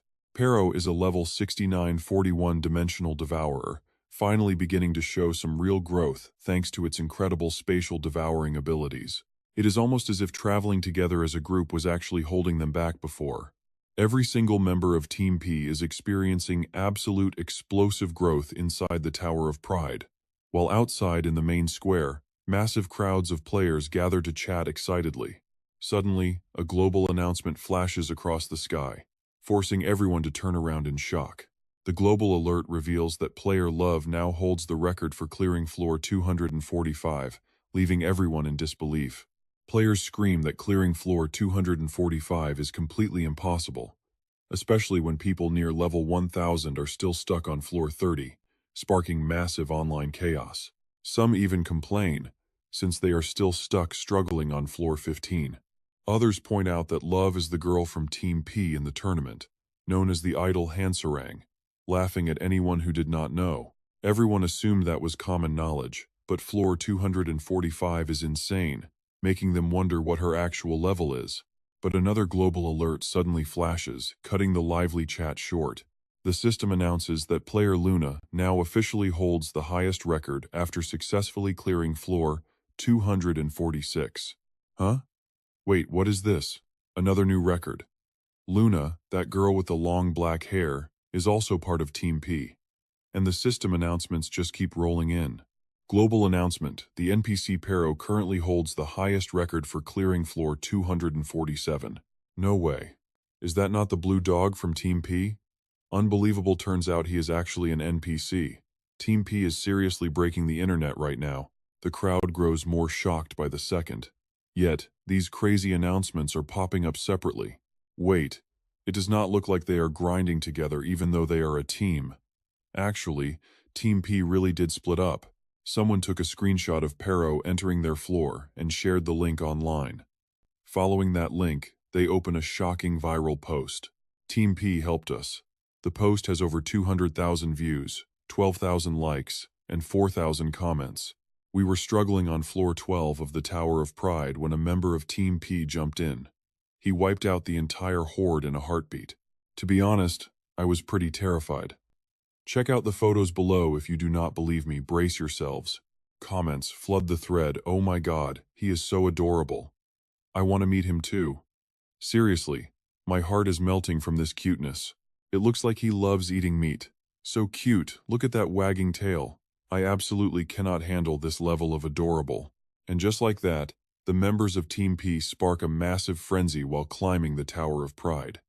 Meanwhile, deep inside another section of the tower, everything is eerily quiet. Right now, Hansarang is holding a purple potion and drinking it completely dry. After finishing it, she lets out a satisfied sigh. These potions are actually pretty delicious, she says happily. It looks like Jiwoo and Pero are training hard too. I cannot let them leave me in the dust. All around Hansarang are shredded monster corpses sliced into pieces. She decides to rest for a bit before climbing to the next floor. Just as she gets ready to move, something hits her. She still has not heard any news about Jiwoo. Is he still out hunting those void remnants? Right as she speaks, a system alert flashes on screen. Global announcement: player Jiwoo now holds the record for clearing the most floors in the tower. Floor 248. She gasps. Talk about perfect timing, Jiwoo. But it does not stop there. A flood of consecutive alerts begins spamming the screen. Global announcement: player Jiwoo currently holds the highest record for clearing floor 249. Global announcement: player Jiwoo currently holds the highest record, clearing floors 251, 252, and 254. Hansarang pauses in disbelief. Wait, what? Pero watches this in sheer disbelief and lets out a confused bark. The other players are completely speechless. Over in the Tower of Pride, Luna receives the exact same system alerts. Global announcement: player Jiwoo currently holds the highest record for cleared tower floors, reaching floor 300. Her smile twists in utter shock. Once she finally collects her thoughts, Luna wonders if Jiwoo literally just smashed the entire tower in a single run. She shakes her head. No way. That should not even count as clearing a stage, nor should it affect other floors. Hansarang sits down in total defeat, wondering what kind of crazy stunt Jiwoo is pulling now. Meanwhile, Jiwoo is casually strolling through his current floor. Unlike other floors, this place is wrapped in a surreal, dreamlike atmosphere. Looking around, he remarks that the scenery is pretty interesting. Is this a four-dimensional space? Euros grins and agrees, noting it looks just like when they warp to another dimension. Suddenly, a giant wolf standing nearby pipes up, chuckling and saying they guessed absolutely right. Before the two can even reply, the beast abruptly stops, shivering in pure terror. Before the wolf can even react, Euros unleashes a heavy barrage of kicks, yelling at him to shut up and stop interrupting their conversation right now. Euros presses his advantage, ordering the beast to shut its mouth and lead the way. Terrified of another beating, the wolfman takes the pain without resisting, and quickly whimpers out an okay. Seeing Euros so worked up, Jiwoo tells him to take it easy since the guy is just trying to survive. Euros snorts. He knows, but he absolutely hates cunning snakes like him. Jiwoo adds that the two of them actually have pretty similar backstories, making Euros laugh out loud. Euros scoffs that it was a long time ago. Meanwhile, the wolfman wonders what nightmare he just stumbled into after all. He is the Wolf Lord, a level 8000 boss. Normally, players would tremble before his massive, razor-sharp claws and terrifying presence. He boasts a massive muscular build and steel-hard claws. As the ruthless guardian boss of floor 300, his life was perfect until 30 minutes ago, when he ran into Jiwoo. Suddenly, a massive pack of hideous monsters surrounds them, letting out blood-curdling roars. Their sharp fangs and razor claws gleam as they ready themselves to lunge forward. Swarms of winged beasts blot out the sky, diving straight toward the spot where Jiwoo is standing. But to Jiwoo, this terrifying ambush is absolutely nothing. He just stands there with a completely bored look on his face, letting out a massive, lazy yawn. Jiwoo looks completely bored out of his mind having to face such weak opponents. Once the monsters get close, he raises his wooden stick and activates Swing Up. Before he even finishes speaking, the beasts are instantly reduced to ash, leaving absolutely nothing behind.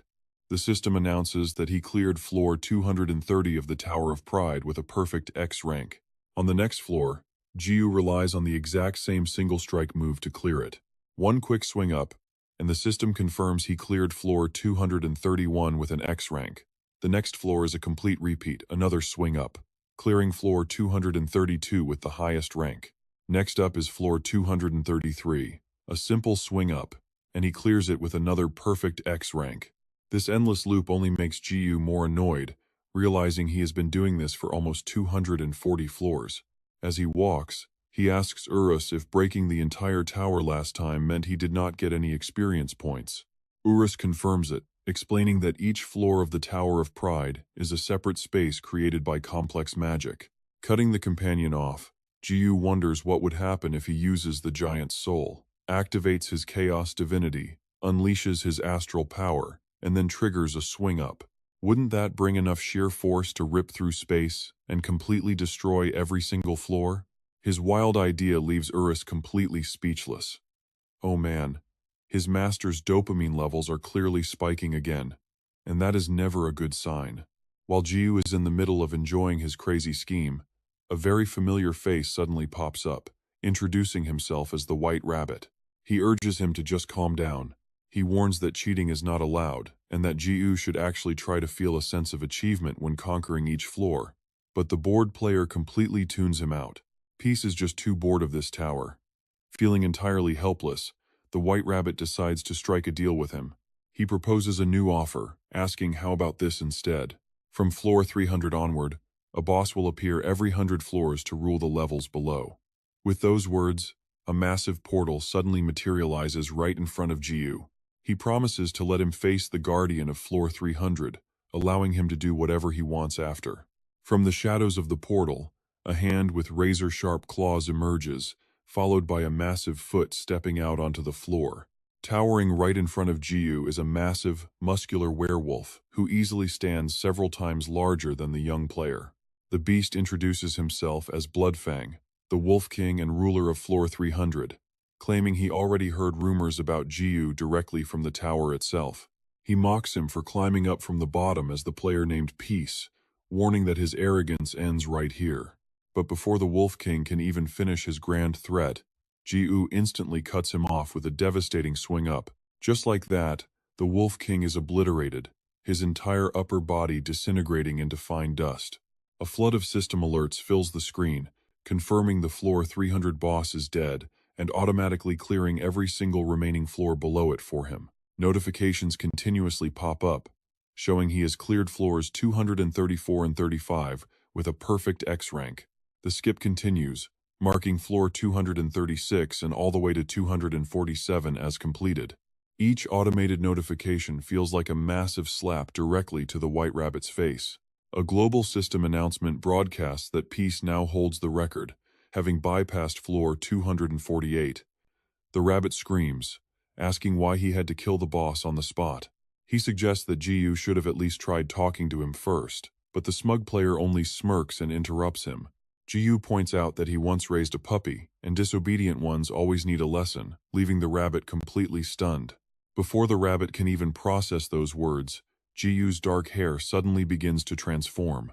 Shifting from pitch black to snowy white, his face darkens with a terrifying expression as he prepares to trigger Chaos Descent. Once activated, his hand transforms into a pocket watch, and just like before, he begins winding back the flow of time. The shattered body of the Wolf King is magically pieced back together until the winding watch finally halts at the perfect moment. Suddenly, the massive beast is standing upright again, looking completely untouched as if nothing had ever happened. Staring in utter confusion at his fully healed body, the massive wolf beast mutters that he clearly remembers dying. But before he can make any sense of it, Jiu suddenly calls out to him. Calling him a little kid, Jiu stares back with wide, unblinking eyes. Smiling ear to ear, he orders the beast to lead him straight to the top of the tower, leaving the petrified Wolf King completely frozen in fear. Up on floor 400 of the Tower of Pride, a solitary figure sits silently on a throne, revealed to be the High Tower Werewolf Lord. Ruling high above the other wolf lords, this beast boasts an absurd level of 15,000. With a physical build that far exceeds any normal werewolf, his raw power is easily enough to match a one-star Star Lord. Standing as the ultimate floor 400 boss, His sharp gaze is suddenly drawn to a limping figure approaching his throne room. The visitor is none other than the Floor 300 boss, covered from head to toe in wounds and looking completely pathetic. The Floor 400 boss speaks up, noting it has been a long time since they last met. He asks the Floor 300 boss about reports of an adventurer attacking the tower. Glaring at his comrade, he demands to know why he is slacking off instead of protecting Floor 300. The Floor 300 boss, a massive white wolf, can only look down in shame, unable to make eye contact. He mutters an apology. Before the wolf, Lord of Floor 400, can process what is happening, Jiwoo suddenly appears holding his wooden stick. With a deafening crack, Jiwoo swings that wooden stick straight down onto the boss's head.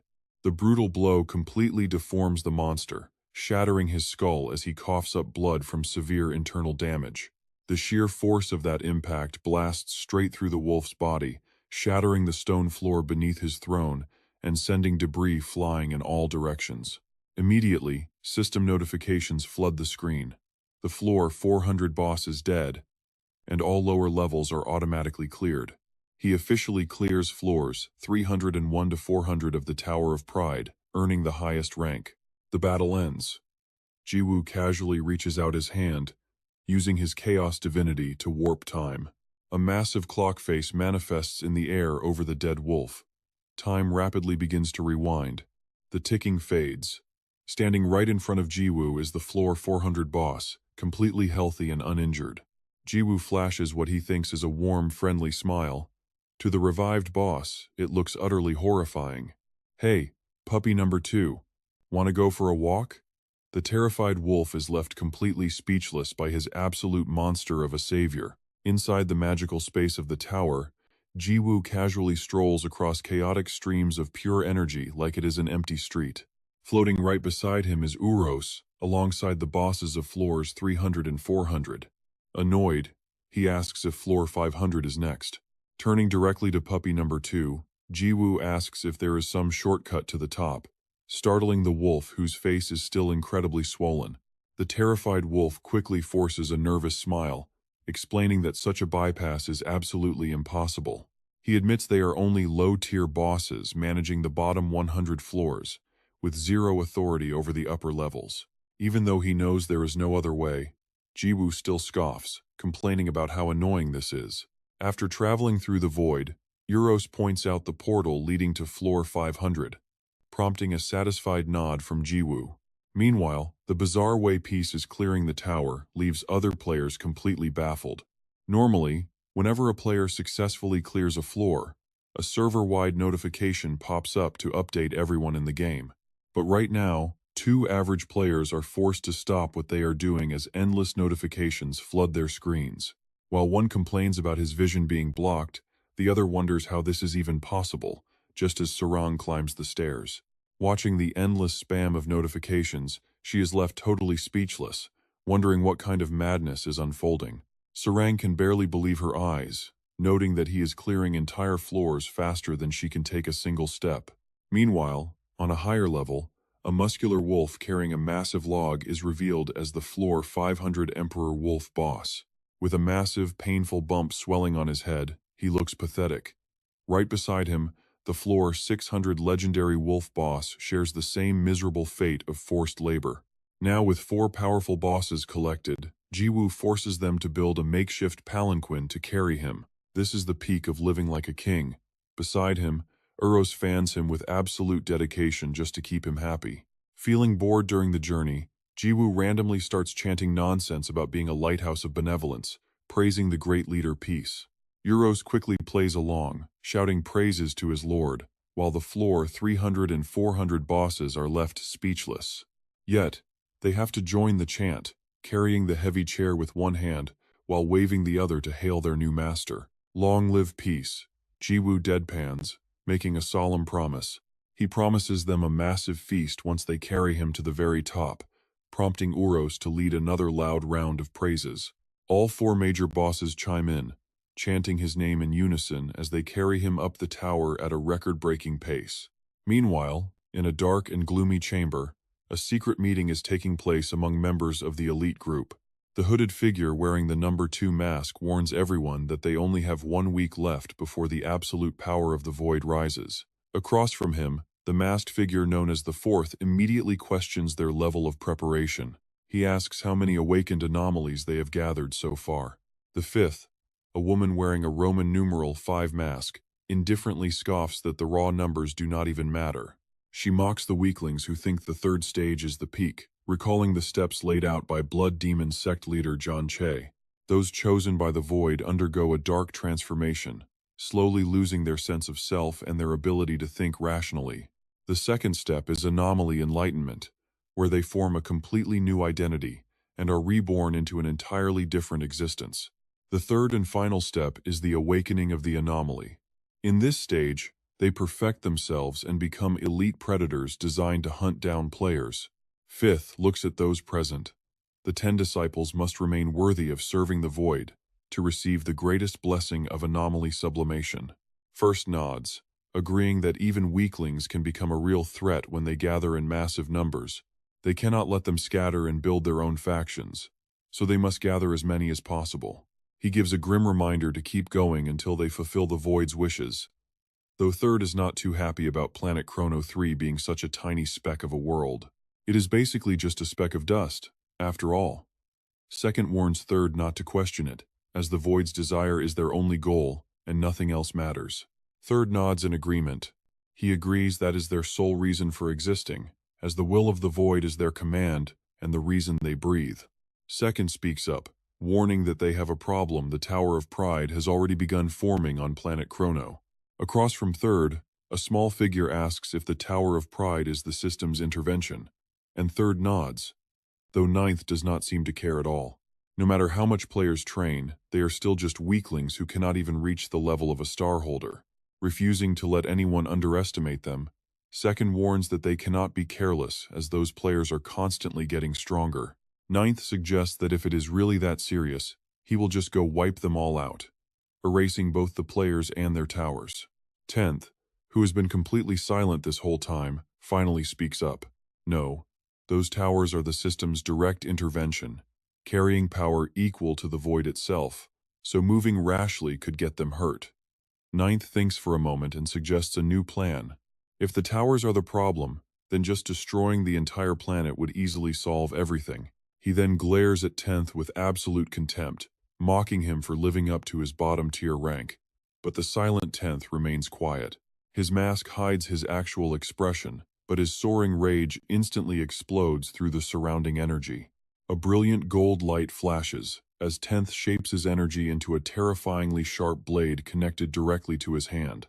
Ready for a fight, 10th threatens 9th, warning him to watch his mouth because he is not afraid of him at all. You might be massive, but that does not mean I cannot tear you to shreds. 5 glowing gold stars appear above his head, reflecting his immense, unpredictable power, prompting 1st to step in and demand they both stop. He coldly warns them that their numbers do not reflect their true strength, telling 9th to stop provoking 10th. Once the tension settles, 1st wraps up the meeting, stating they have only one task left to accomplish. He looks toward the only empty throne in the room, waiting for its ruler, and gives a stern order to the group. Focus on your growth, disciples, because we must become servants who are truly worthy of our master. The others listen silently to his lecture on honing their power and building up their own massive armies. That is the only path to proving themselves worthy of serving and ruling alongside their master. Walking this path alongside the Void will allow them to fully immerse themselves in true freedom.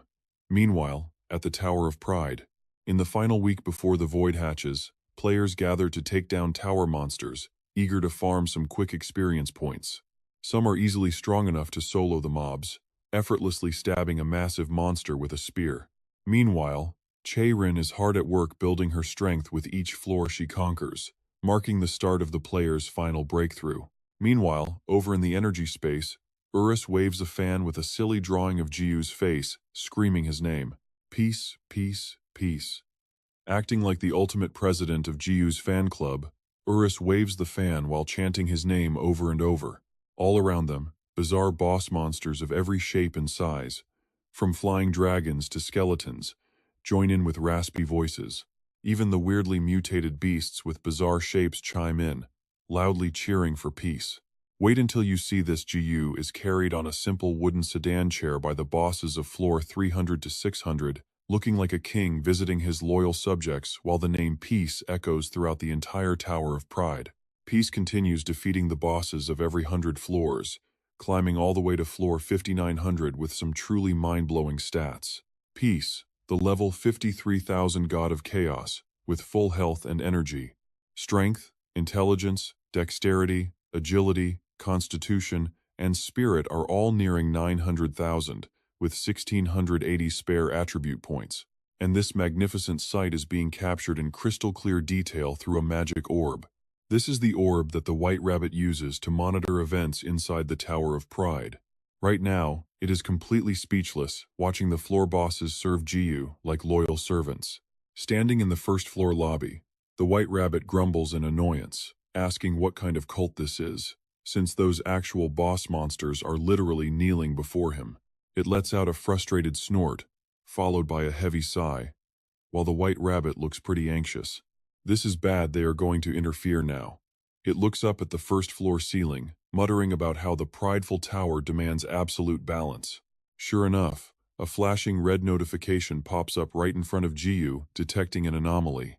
To maintain the tower's balance, the anomaly is assigned to the final trial. This alert leaves both GU and Urus completely stunned. Right after that, the four sedan-carrying bosses suddenly vanish into thin air, leaving the two of them staring in absolute disbelief. Soon after, the bosses from all the other floors disappear too, as if recalled by the tower back into their own pocket dimensions. With his palanquin carriers suddenly gone, GU faceplants hard onto the ground. He scrambles up and looks around in sheer confusion, wondering what on earth just happened. Where did everyone go? Urus shares what it knows, which seems connected to that system announcement from earlier. It looks like the final trial. The moment those words leave its mouth, a massive teleportation portal materializes right before them. After a few seconds of confusion, GU gets his sharp smirk back. He gets it now. The system really hates him conquering the tower his own way. With his servants gone, he has to stand up and walk on his own 2 feet. His tattered cloak flutters in the wind, exposing GU's signature skimpy underwear style. He eagerly marches toward the portal, excited that it is finally time for the ultimate trial. With that, he steps straight inside without a clue of what lies ahead, triggering another system notification. Peace has entered the final trial. On the other side is a lush green meadow, as the system repeats that Peace has begun the final challenge. But a simple empty meadow definitely would not be enough to leave GU standing there completely frozen in shock. He looks up at the sunset sky, his eyes sparking with intense curiosity as a soft gasp escapes his lips. The sky is absolutely packed with flying monsters, and some of them are even clutching deadly weapons in their claws. Down on the ground, a massive horde of monsters of every size and species has gathered, all locking their eyes on GU like he is a delicious piece of meat. Faced with this, he doesn't flinch. Instead, he just laughs out loud. He admits he is starting to love what this tower is throwing at him, feeling absolutely thrilled. This is exactly what he wanted, time for a truly explosive grand finale. With that, his bare feet dig into the green grass for leverage. GU executes an explosive jump, launching his body high into the air to charge straight at the monsters. He has absolutely zero fear of the giant beasts standing before him. Even though his body looks tiny compared to them, GU's eyes burn with pure battle spirit. He tightly grips his wooden stick, his trusty, reliable companion through everything, and swings. Swinging the stick upward, a massive arc of blazing hot fire erupts from the blow. A deafening explosion roars as the giant monsters get completely incinerated by the intense heat before they can even register an attack. Nobody expected such a small guy to pack this level of terrifying destructive power. With a flash of deadly fire, he burns countless monsters to ashes in an instant. After that, the system continuously spams notifications that he has leveled up, displaying his newly boosted stats. Chaos God Piece. Level 53,235. Fully charged. Strength 912,732. Agility 823,975. Intellect 851,331. Constitution 886,445, Dexterity 891,554, Spirit 711,671, and 2,580 remaining stat points while airborne. Targeting a massive beast mid-air, he spots the notifications and excitedly gasps, "Holy crap, 60 levels from just a single strike?" It looks like the monsters in this final trial are absolute tanks. Without missing a beat, he swings his weapon down, smashing the monster's head right into its bulky shoulders. Right after, those fierce flames burst forth once more, completely incinerate. With that single hit, the sweet level-up chimes ring in Jiu's ears as system alerts flood in. He cackles with pure joy, his tongue stretching out as he tells them to bring it on. He activates his hidden skill, Veracity, devouring enemies to absorb their levels and stats, as Jiu's tongue mutates right before our eyes. He excitedly declares that they are about to max out the level cap for the new season, showing off his current stats. Peace, the Chaos God, at level 53,285, fully charged. Strength, 912,732. Agility, 823,975. Intellect, 851,331. Constitution, 886,445. Dexterity 891,554, Spirit 711,671, with 3,330 stat points left. Right there, a colossal dragon-like monster opens its jaws, charging up a glowing green energy sphere. Nearby, several multi-eyed beasts do the exact same thing, unleashing a barrage of green energy beams straight downward. Their target is exactly where Jiu is standing, but the sight of this impending doom only makes him more excited. Activating his light speed dash, he instantly vanishes from the spot and rockets high into the sky to dodge, moving at a blistering speed that absolutely cannot be caught. The relentless monsters have zero intention of stopping, growing more and more frantic by the second. Yet they still can't seem to catch up to Peace. Grinning with pure amusement as he flies away, a flash of madness gleams in his eyes. He sticks out his incredibly long tongue to trigger a devastating combo of light speed and gluttony. Just as he speaks, Peace stops running and whips right back in a split second, eyes wide open. The instant his tongue taps the beast's head, a sharp, deadly click echoes through the air. Before the monster can even register what is happening, its massive body dissolves entirely into thin air like dust. The system alerts that the target is successfully absorbed, giving his levels and stats a massive boost.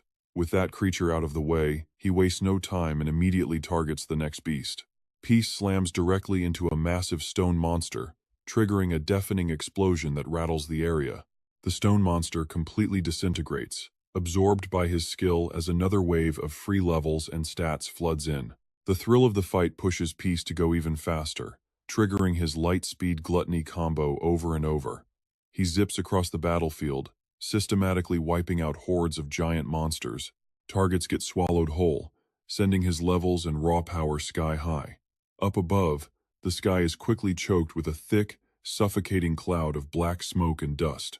Meanwhile, his system screen goes wild with endless notifications, repeating that another target has been absorbed, levels have risen, and stats have boosted, on and on. Normally, the gluttony skill cannot steal levels and stats if there is a massive gap in power between him and the target. This hidden gluttony skill swallows targets to absorb their levels and attributes, meaning it is basically useless when used on ordinary, low-level monsters. But these tower monsters are on a different level, easily 5 times stronger than any average beast outside. Plus, this final challenge buffs their stats to ridiculous heights. That buff makes them the ultimate high-yield prey for Peace. Standing amidst the carnage, he bursts into a satisfied, booming laugh after wiping out the entire pack. "Delicious," he laughs. Chaos God, level 61,553, with over 127,000 undistributed stat points. From the other side, the White Rabbit watches this entire insane spectacle unfold through its crystal orb, completely speechless. Defeated, both the Tower of Pride and its rabbit manager are left frozen, unable to speak. Honestly, the rabbit had somewhat expected this disaster, but the Pride Tower's soul is in absolute, chaotic panic. The irregular is an undefinable entity, a walking anomaly that is the absolute embodiment of pure chaos. The Tower of Pride lives for balance and fairness, so to eliminate a rule-breaking anomaly like Peace, it triggered its ultimate, final challenge. Carrying his simple wooden stick, Peace stands there with a dark expression, though even this final challenge seems destined to fail. If he actually conquers this final trial, the absolute laws of balance will force the tower to bestow an unimaginably powerful, god-tier reward on him. Suddenly, a desperate voice echoes directly inside the White Rabbit's head. "Rabbit Manager, you have to help me." The voice pleads, "We cannot let him conquer the final challenge under any circumstances." Hearing this, the White Rabbit can only sigh in absolute defeat, muttering that they are totally and completely doomed. Thinking it over, the rabbit speaks up, saying he might actually have a plan, prompting the desperate voice to immediately beg for his genius wisdom to save them. The White Rabbit explains his plan, advising the tower to funnel every last drop of its remaining power into one single monster. Throwing a massive horde of weaklings at him won't work anymore. If you want to take down that anomaly, you have to go all in. The tower hesitates, questioning if it should really condense all remaining energy into just one single entity. Doing so would heavily disrupt the laws of causality, and if they somehow fail, the balance of the tower will break even further. The White Rabbit can only sigh, knowing what might happen if they still fail to stop that absolute monster. He cuts in, reminding the tower spirit that it was already trapped in a corner the second it triggered this final challenge. Right now, you only have two choices left. Either accept the utter humiliation of being cleared for the first time in history, or use any dirty trick imaginable to crush that anomaly once and for all. This blunt reality leaves the tower in a long, tense silence. Finally, the tower spirit responds, declaring that it will place its heaviest weight on the scale, making this its absolute final play to win. Meanwhile, as Peace is standing there enjoying his victory, a sudden, blinding pillar of purple light blasts down, catching him completely off guard. Up in the sky, a massive, towering magic seal reveals itself. An ominous system alert announces the arrival of the Tower of Pride's final boss, and before he can even react, the seal slams onto the ground. Through the fading purple light, a towering, menacing figure slowly emerges and stands completely motionless. The newly summoned beast is a skeletal warrior clad in tattered, ancient armor, tightly gripping a colossal greatsword in its hand. An incredibly powerful aura radiates from its body. Dead, the Wraith Lord, level 999,999. Watching this unfold, Peace lets out a surprised hum, though his face remains completely calm, showing absolutely zero fear. "Oh ho," he chuckles, as his face immediately breaks into a deeply satisfied grin. The level 61,553 Chaos God sticks his long tongue out once more, staring at his new opponent while wondering what this could possibly be. "Is that dessert after the main course? Looks pretty tasty, doesn't it? Hey. The Dark Lord cuts him off, declaring that the anomaly's eradication now begins. Those words only make him more excited, and he laughs out loud at the opponent's decisive attitude. Without a single second of hesitation, Ju drops low to the ground to gain momentum, hungrily licking his lips as he prepares to strike. He announces he will happily enjoy this sweet dessert before vanishing instantly, charging forward at high speed with his trusty wooden stick ready. The move Ju unleashes is exactly the same as before. Activating his gluttonous hunger, a massive tongue shoots straight from his mouth, aiming directly at the Dark Lord. Facing the incoming attack, the entity shows zero fear and stands perfectly still before tightening its grip on its sword, purple sparks flashing on its head as it strikes. With a devastating evil slash, Ju's tongue is completely severed in the blink of an eye, falling to the ground. His greedy expression instantly freezes as his eyes fly wide open in shock. The residual energy of that slash keeps flying straight at his body, but luckily, Ju ducks just in time to barely dodge the lethal strike. Unfortunately, the massive mountains behind him are not so lucky, cleanly sliced right in half by the sheer force of that single blow. He smirks at the sheer disrespect before instantly vanishing once more, launching himself forward at a blistering speed. Closing the distance to the Dark Lord, Ju leaps high into the air, finally getting dead serious about this fight. Declaring it is time to fight for real, Ju swings his wooden sword down with immense force, but the Dark Lord successfully blocks it.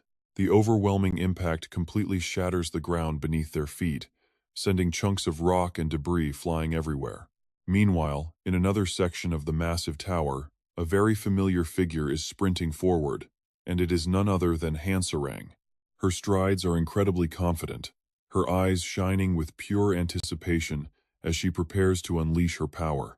Muttering that it has been quite a while since she used her ultimate skill, Hansarang spins gracefully through the air to unleash her devastating flying dragon kick. The phantom of a massive dragon instantly manifests in the air. It crashes directly onto the head of the unlucky monster, splitting its body in half as the system announces a level up. She reaches level 9,999, jumping with absolute joy after defeating the beast. Excited to hit level 9,999, she raises her hands, wondering if this level finally gives her a shot at becoming a one-star constellation. She thinks she is definitely a top-tier powerhouse now, excluding absurd monsters like Ingong or that pizza guy. Right as she speaks, Hansarang suddenly notices both of her palms starting to glow with a brilliant golden light. As she gasps in surprise, the system congratulates her, announcing that the Transcendent Gauntlets have officially recognized her as their master. The glowing source is none other than her own gauntlets. They slowly begin to transform, changing in the blink of an eye into a brilliant gold with a massive red gem embedded in the center. Staring at the majestic transformation, she stands completely dumbfounded as she carefully inspects her brand new weapon. The system informs her that the Transcendent Gauntlets have successfully unsealed their true form, immediately displaying their newly updated information screen. The Transcendent Gauntlets are a Transcendent rank weapon, boosting her attack power by 200%. With scaling bonuses based on her level, overall speed increases by 30%, unlocking the Transcendent Fist Dance skill with a 3600-second cooldown. 2 remaining locked attributes will automatically unlock once she reaches level 30,000 and level 50,000. Reading the stats, Hansarang is completely blown away, wondering how her damage and overall speed can scale so insanely high. With a massive 200% attack boost and an extra 30% speed increase, she notes that 2 incredibly powerful attributes still remain completely sealed for now. Yet, no matter how she looks at it, Hansarang still prefers her old style. She silently complains that the bulky design is simply too flashy for her, wishing for her original simple style, when the gauntlets suddenly burst with another vibrant golden glow. It turns out that Transcendent Gauntlets can shift shape according to the master's desire. Sure enough, her simple gauntlets reappear, completely replacing the overly flashy gold design she disliked. Stunned for a moment, she inspects them closely and jumps with excitement, happily adjusting the size settings of her new Transcendent gear. Wasting no more time, she eagerly rushes straight through the gate to test them out. Ready to test her new toy on the next floor, she knows Transcendent gear only drops from the class god once a player hits level 999.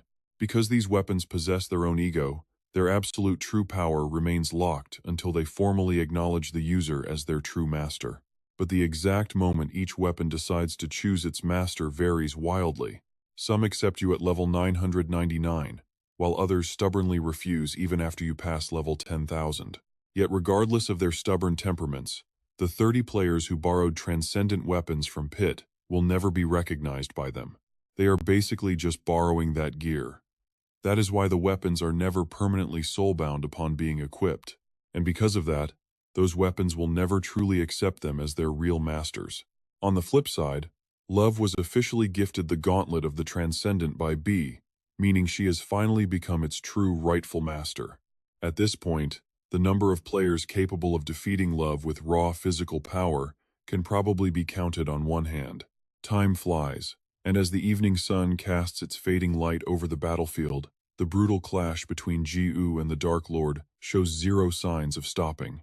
Dragging his massive sword along the ground to carve a deep trench, the boss unleashes a devastating Dark Moon Blade strike.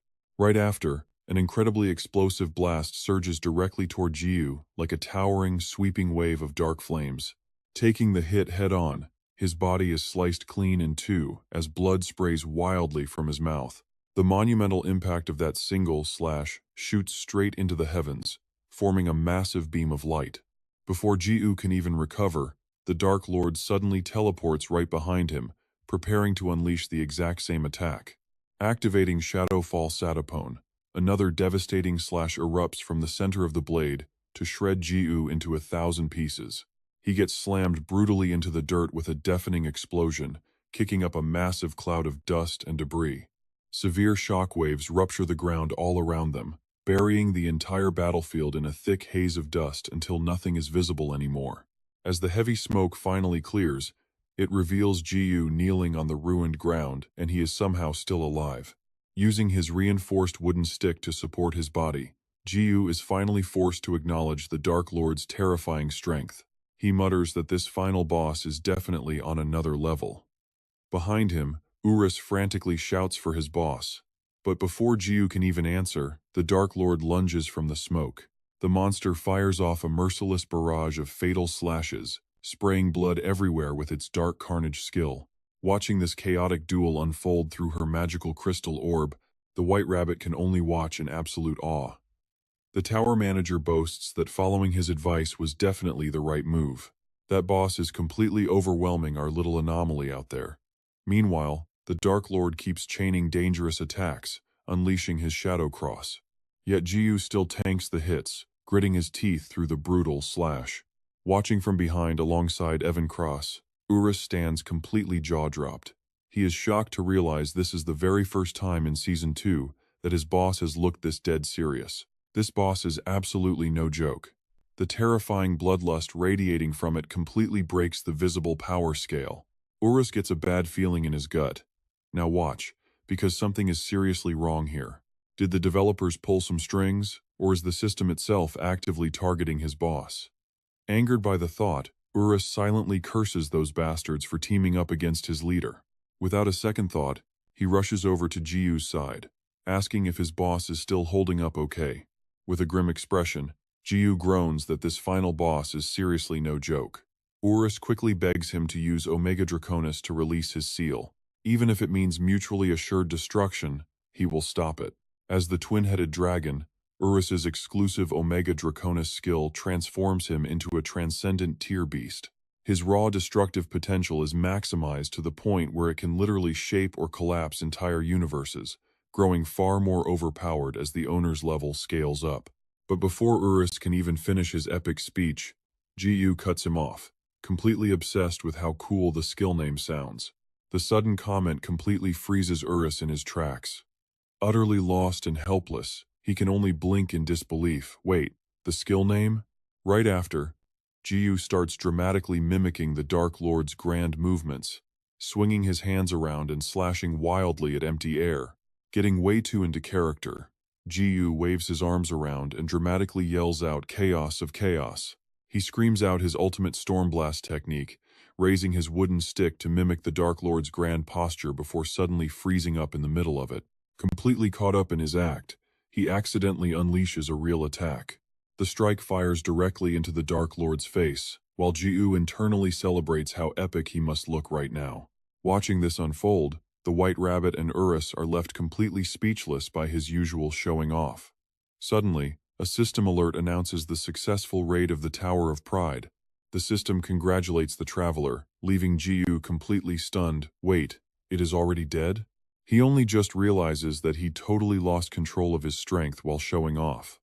Did he seriously just one-shot the final boss? Ji-U screams out in frustration, how can a final boss just evaporate in one single hit? He was fully planning to devour the monster with veracity, but the boss couldn't even survive a single hit from his +99 reinforced wooden stick. It took over 633 octillion damage. The system then announces the completion of the Tower of Pride and prepares to issue a special reward. However, right as the prize is about to drop, a system error suddenly glitches out the special reward. A special reward? Ji-U is completely speechless at the glitched system alert, wondering what on earth is going on.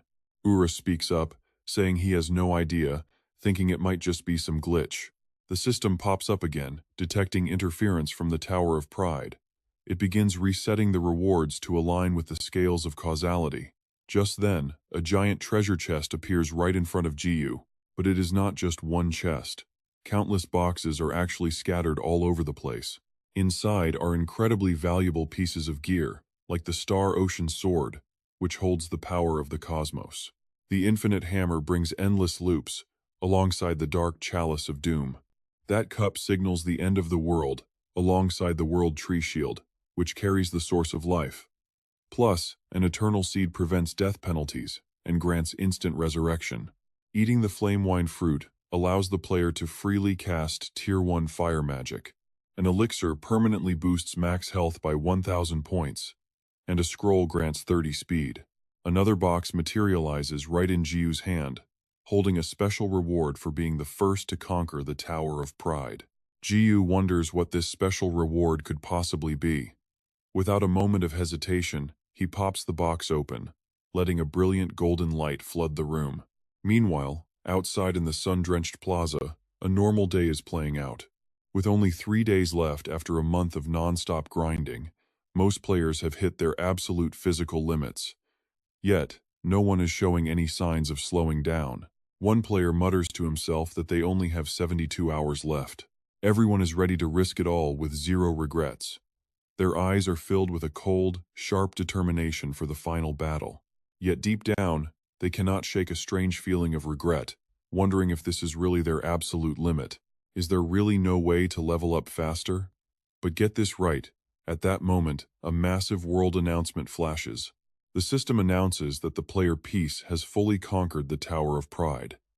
That single message leaves everyone completely speechless. Fully conquered? Inside the tower, Hong looks up as she receives the exact same system alert. She smiles, whispering that Jiu actually pulled it off. But then, the very next notification makes her freeze in her tracks. A special achievement has been unlocked for the first perfect clear. Now, experience points and item drop rates are multiplied by 10. Hearing this, Vero is so shocked, his mouth hangs wide open. He stares blankly, wondering if it really says 10 times. Other players stand completely frozen. There is no way. They keep asking if that 10 times multiplier is actually for real. This is absolutely insane. Why are people still sitting around watching the stream? Everyone starts logging into the game immediately. The brown-haired caster, Abracadabra, is just as stunned. The tower already offered 10 times the experience and drop rates compared to normal hunting grounds. Stacking another 10-fold multiplier on top of that is just mind-blowing. There is absolutely no doubt about it. She realizes this means 100 times boost compared to normal zones.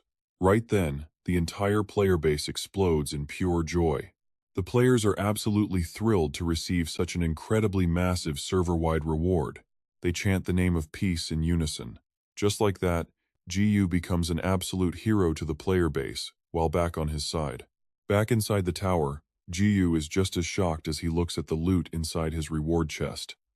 His eyes widen in disbelief as he realizes the final trial rewards have completely broken the game. But as the rules of causality go, every effect has a cause. To stop Jiu, the tower spirit overloaded the scales, causing a massive wave of karmic rewards to dump straight onto him. This includes items like the Star Ocean Sword. That legendary blade carries the power of the cosmos, alongside the Infinite Hammer with its endless loop power, and the Chalice of Doom. The chalice signals the end of the world, while the World Tree Shield holds the literal source of all life. Then there is the Eternal Seed to prevent death penalties, and the Flame Fruit that lets him cast Tier 1 fire magic for free. An elixir boosts his health by 1,000 points, and a speed scroll permanently increases his agility by 30. These items are so incredibly valuable, they cannot even be priced in gold, yet none of them seem special to him. What actually shocks Jiu is a single slip of paper sitting inside the chest, glowing with an intense, bright light. The paper is packed with fine print, revealing an ownership transfer contract for the Tower of Pride. The contract states that Jiu is now the new owner of the tower, allowing him to summon it anywhere, at any time.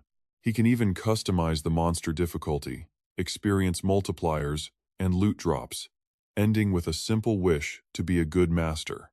Jiu asks blankly, wondering what he is supposed to do with a Tower Master title. It is surprising, but completely useless to him.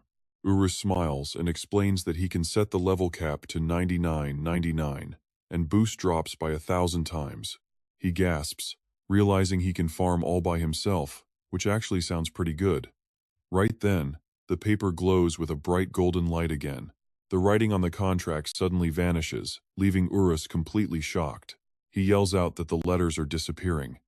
But before they can even process this, a new set of words begins to appear.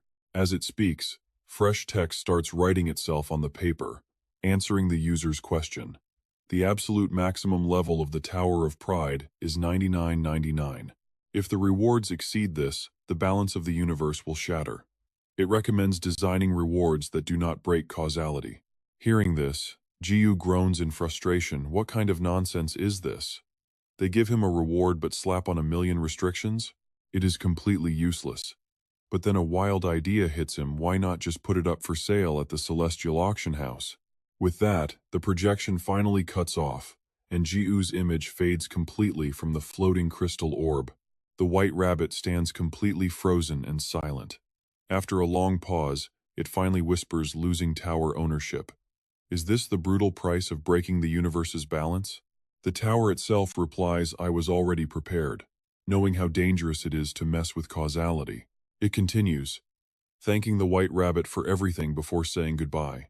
Deeply moved, the rabbit cries out that the tower spirit did an absolute amazing job. The rabbit laughs helplessly.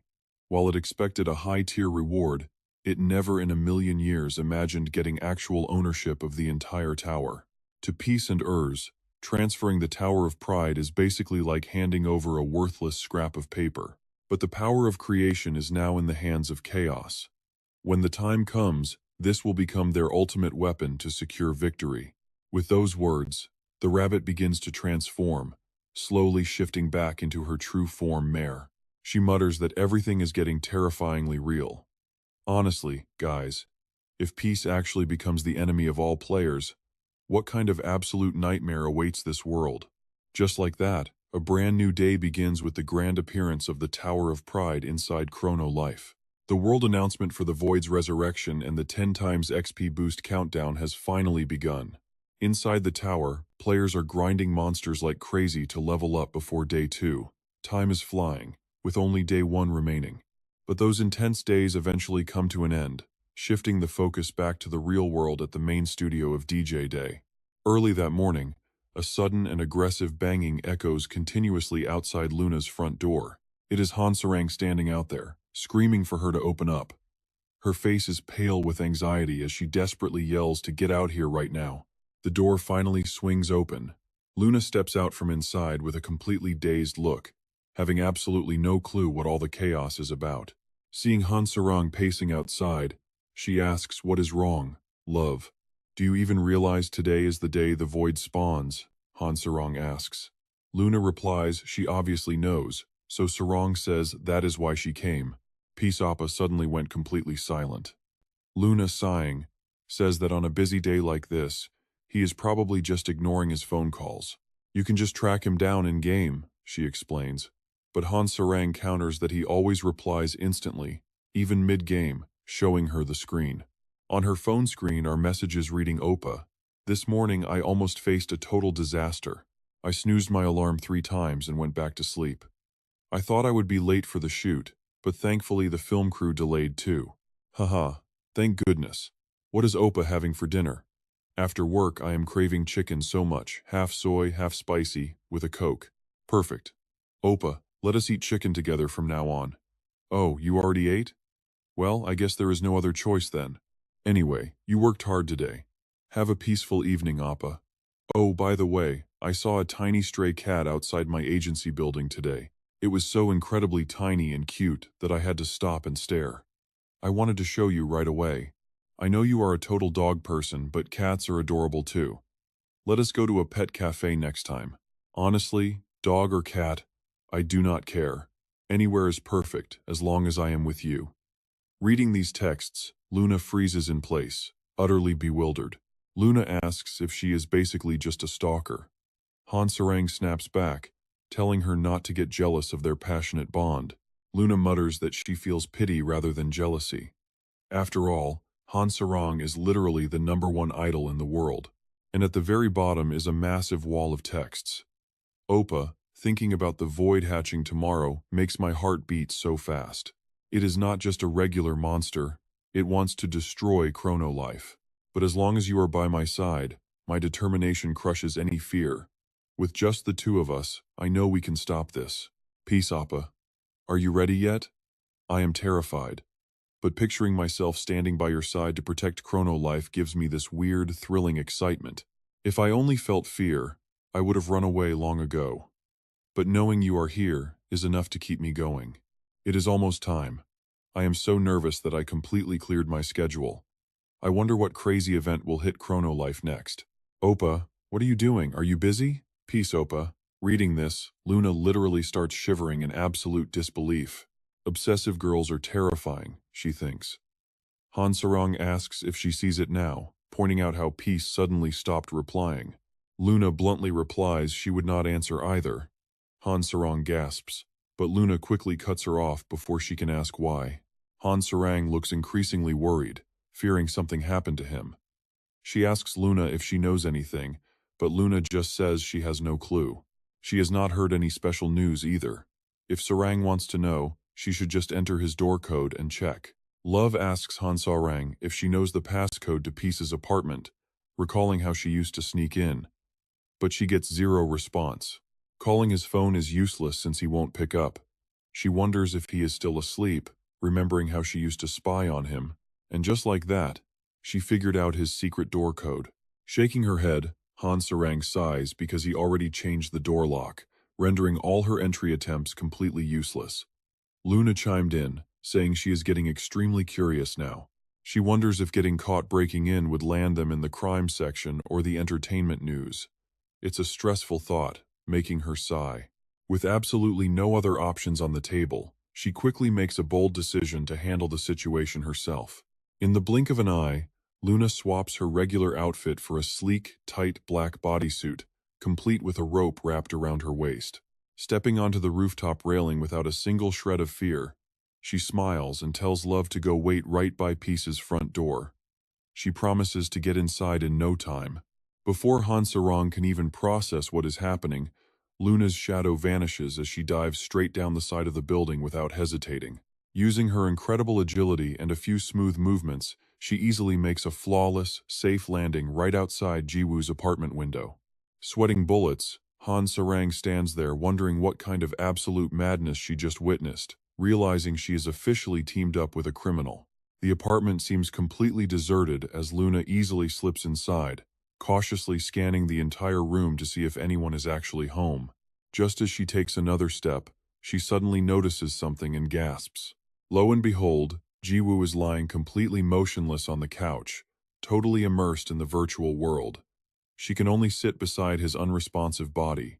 She recalls Love's words even while gaming. Peace is supposed to always reply to messages. So what on earth is he doing inside the game that is keeping him from answering his texts? Meanwhile, deep inside the game itself, a warrior clad in incredibly heavy armor slowly draws a massive, intimidating broadsword from its scabbard, ready for the ultimate clash. Swordsman Winfrith rose from level 389 to level 3,345. Standing nearby are two other elite players, a level 3,910 mage, and a deadly thief who is now level 3,409. The entire group is staring straight ahead into the distance, their expressions loaded with a deep, suffocating tension. Armed to the teeth and ready for combat, their sharp glares cut through the air. The heavy silence around them is absolutely suffocating as they prepare for the worst. Despite their preparation, nothing happens. The sun continues to beat down as they anxiously wait for the great void to finally make its entrance. One player nervously asks if the event is truly scheduled for today, while his teammate reassures him that the system never tells lies. Word on the street is that the beast will hatch from a special egg, making them wonder if they have to search the entire world map for it. What a nightmare, considering how massive the Chrono Life map actually is. Before they can even finish talking, a sudden and massive shockwave rips through the ground, violently shaking the entire landscape and catching them completely off guard. Excitement erupts among the players as they realize the final raid boss of the Void is finally making its entrance. But before they can celebrate, a massive fissure suddenly tears open beneath their feet, widening rapidly with every passing second as the Earth itself threatens to swallow them whole. One player screams in panic as the ground splits wide open. Suddenly, a massive column of scorching fire erupts from the deep fissure, leaving the helpless players staring in complete, desperate shock at the unfolding chaos. In a split second of distraction, the rising inferno sweeps upward, engulfing the entire party before they can even try to run away. The massive pillars of flame surge endlessly into the sky, accompanied by countless other violent firestorms bursting open across every corner of the horizon. They quickly form a terrifying, burning ring around the entire planet. Caught in the blast, the players scream in agony as the sheer force of the explosion tosses them helplessly into the burning air. The entire planet splits right down the middle into two glowing halves, while high up in the sky, Hourglass calmly watches the disaster unfold.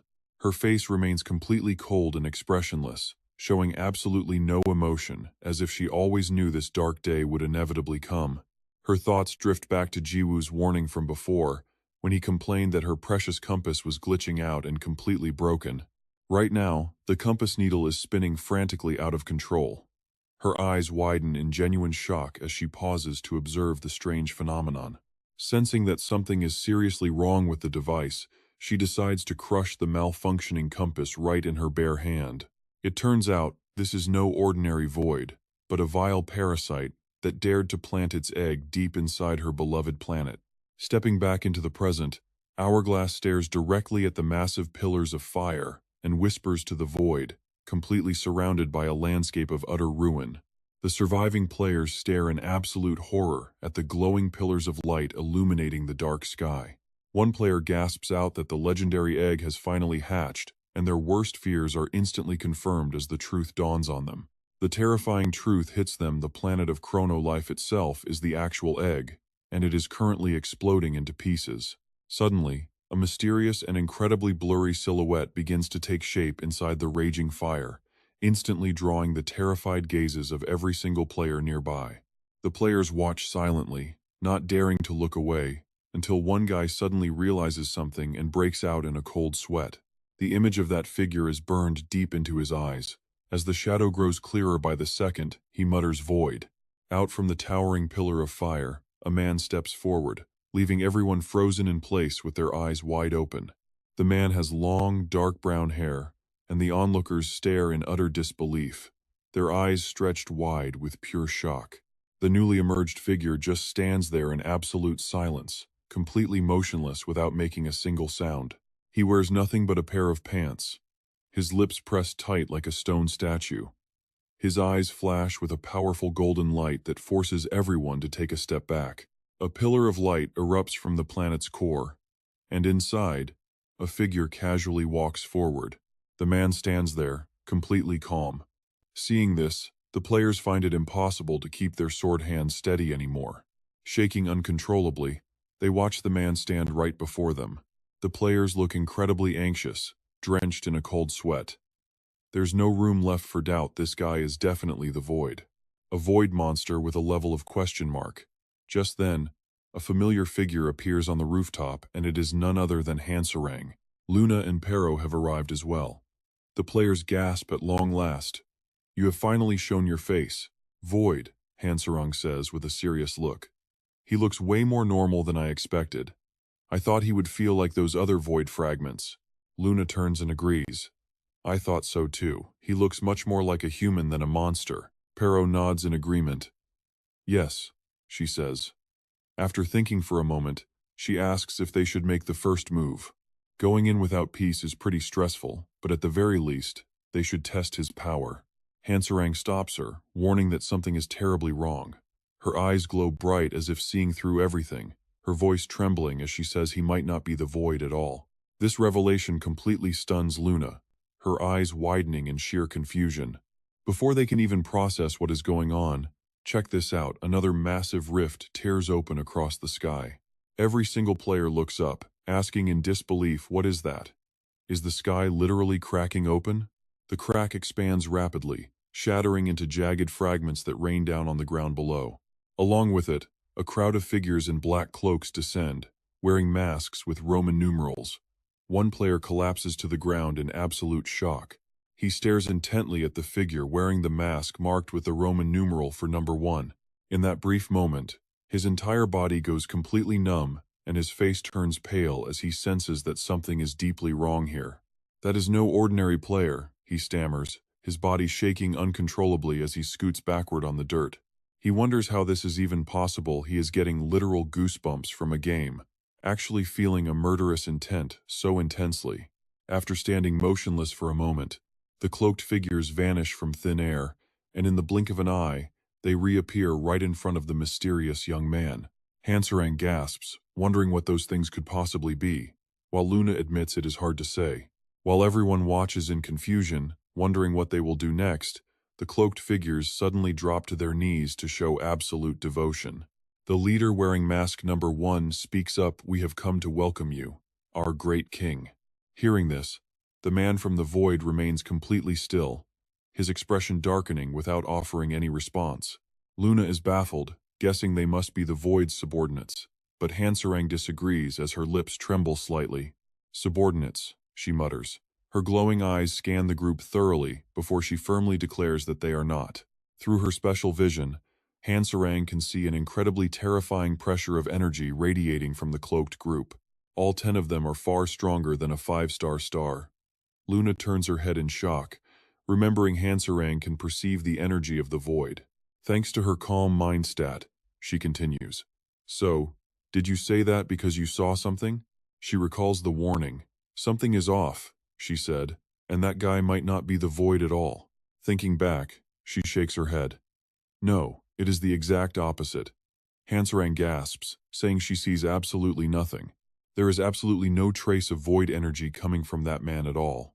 On the ground below, the mysterious figures continue to bow respectfully before the man. Suddenly, one of them raises his palm, creating a swirling vortex of purple energy.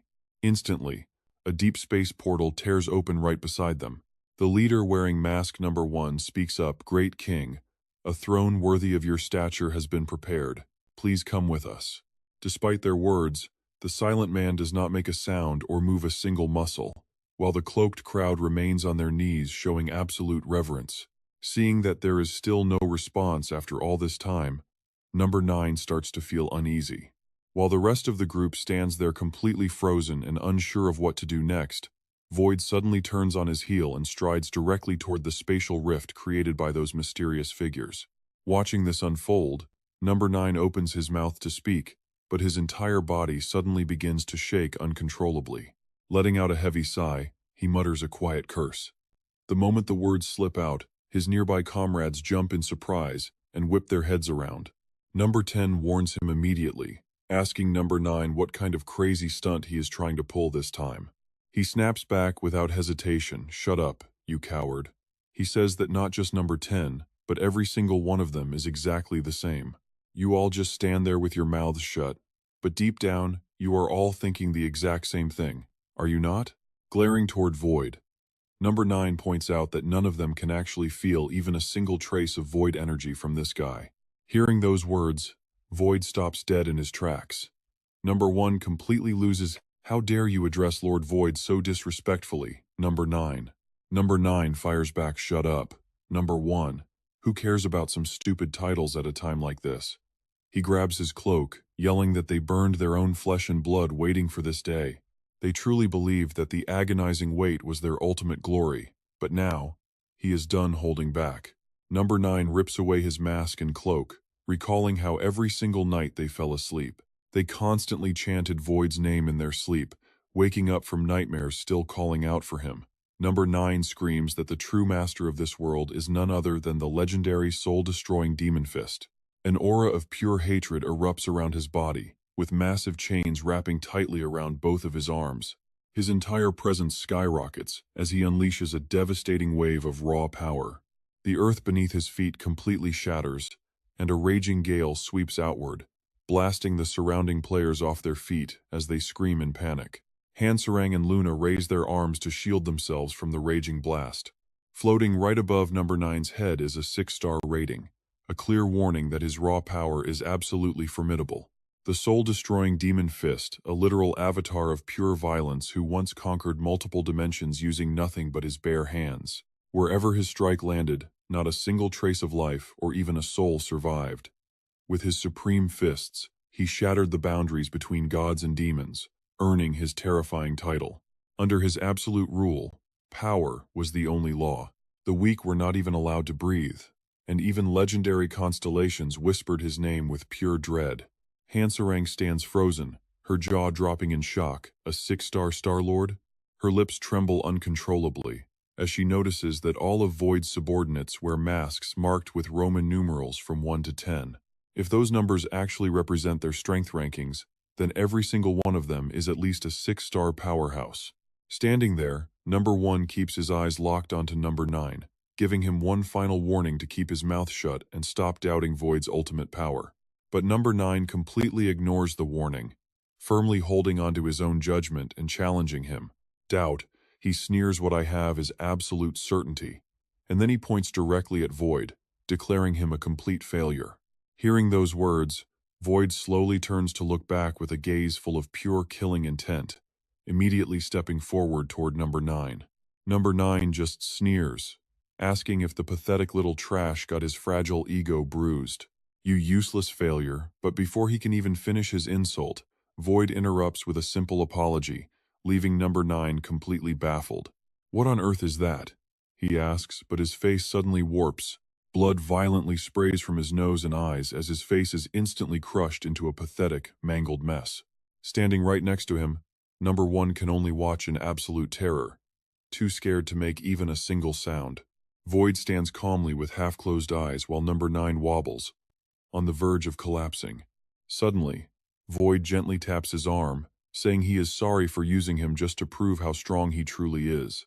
It is nothing more than a gentle touch, but what happens next will leave everyone speechless. The moment the words leave his mouth, a massive explosion erupts, and a blinding beam of light completely consumes number 9's entire body. Such devastating power is so immense that it obliterates absolutely everything in its path, leaving Luna and Hansarang staring in complete, frozen shock. That massive blast tears straight through the atmosphere and shoots into outer space, far beyond what any human could imagine. After the massive cloud of dust finally settles, only Void and that mysterious group are left standing, while number 1 remains completely paralyzed, his terrified expression hidden beneath his mask. Just like that, a massive chunk of the entire planet is completely erased by Void's strike. Hansarang's voice trembles as she admits she finally understands why they could not feel any Void energy coming from him. Drenched in cold sweat, she whispers that it is simply because they are physically incapable. How can someone standing in the middle of a dense forest see the whole forest? Just as she said, this boundless energy is far beyond the naked eye. But when the view zooms in 10 times over, then zooms in 100 times, and finally 1,000 times, a trace of energy appears, a massive aura wrapping the entire planet like a colossal beast. Hansarang gasps in horror as the raw energy of the Void completely envelops the entire planet. Standing below, the glowing golden eyes of the Void flash within a completely frozen, cold face.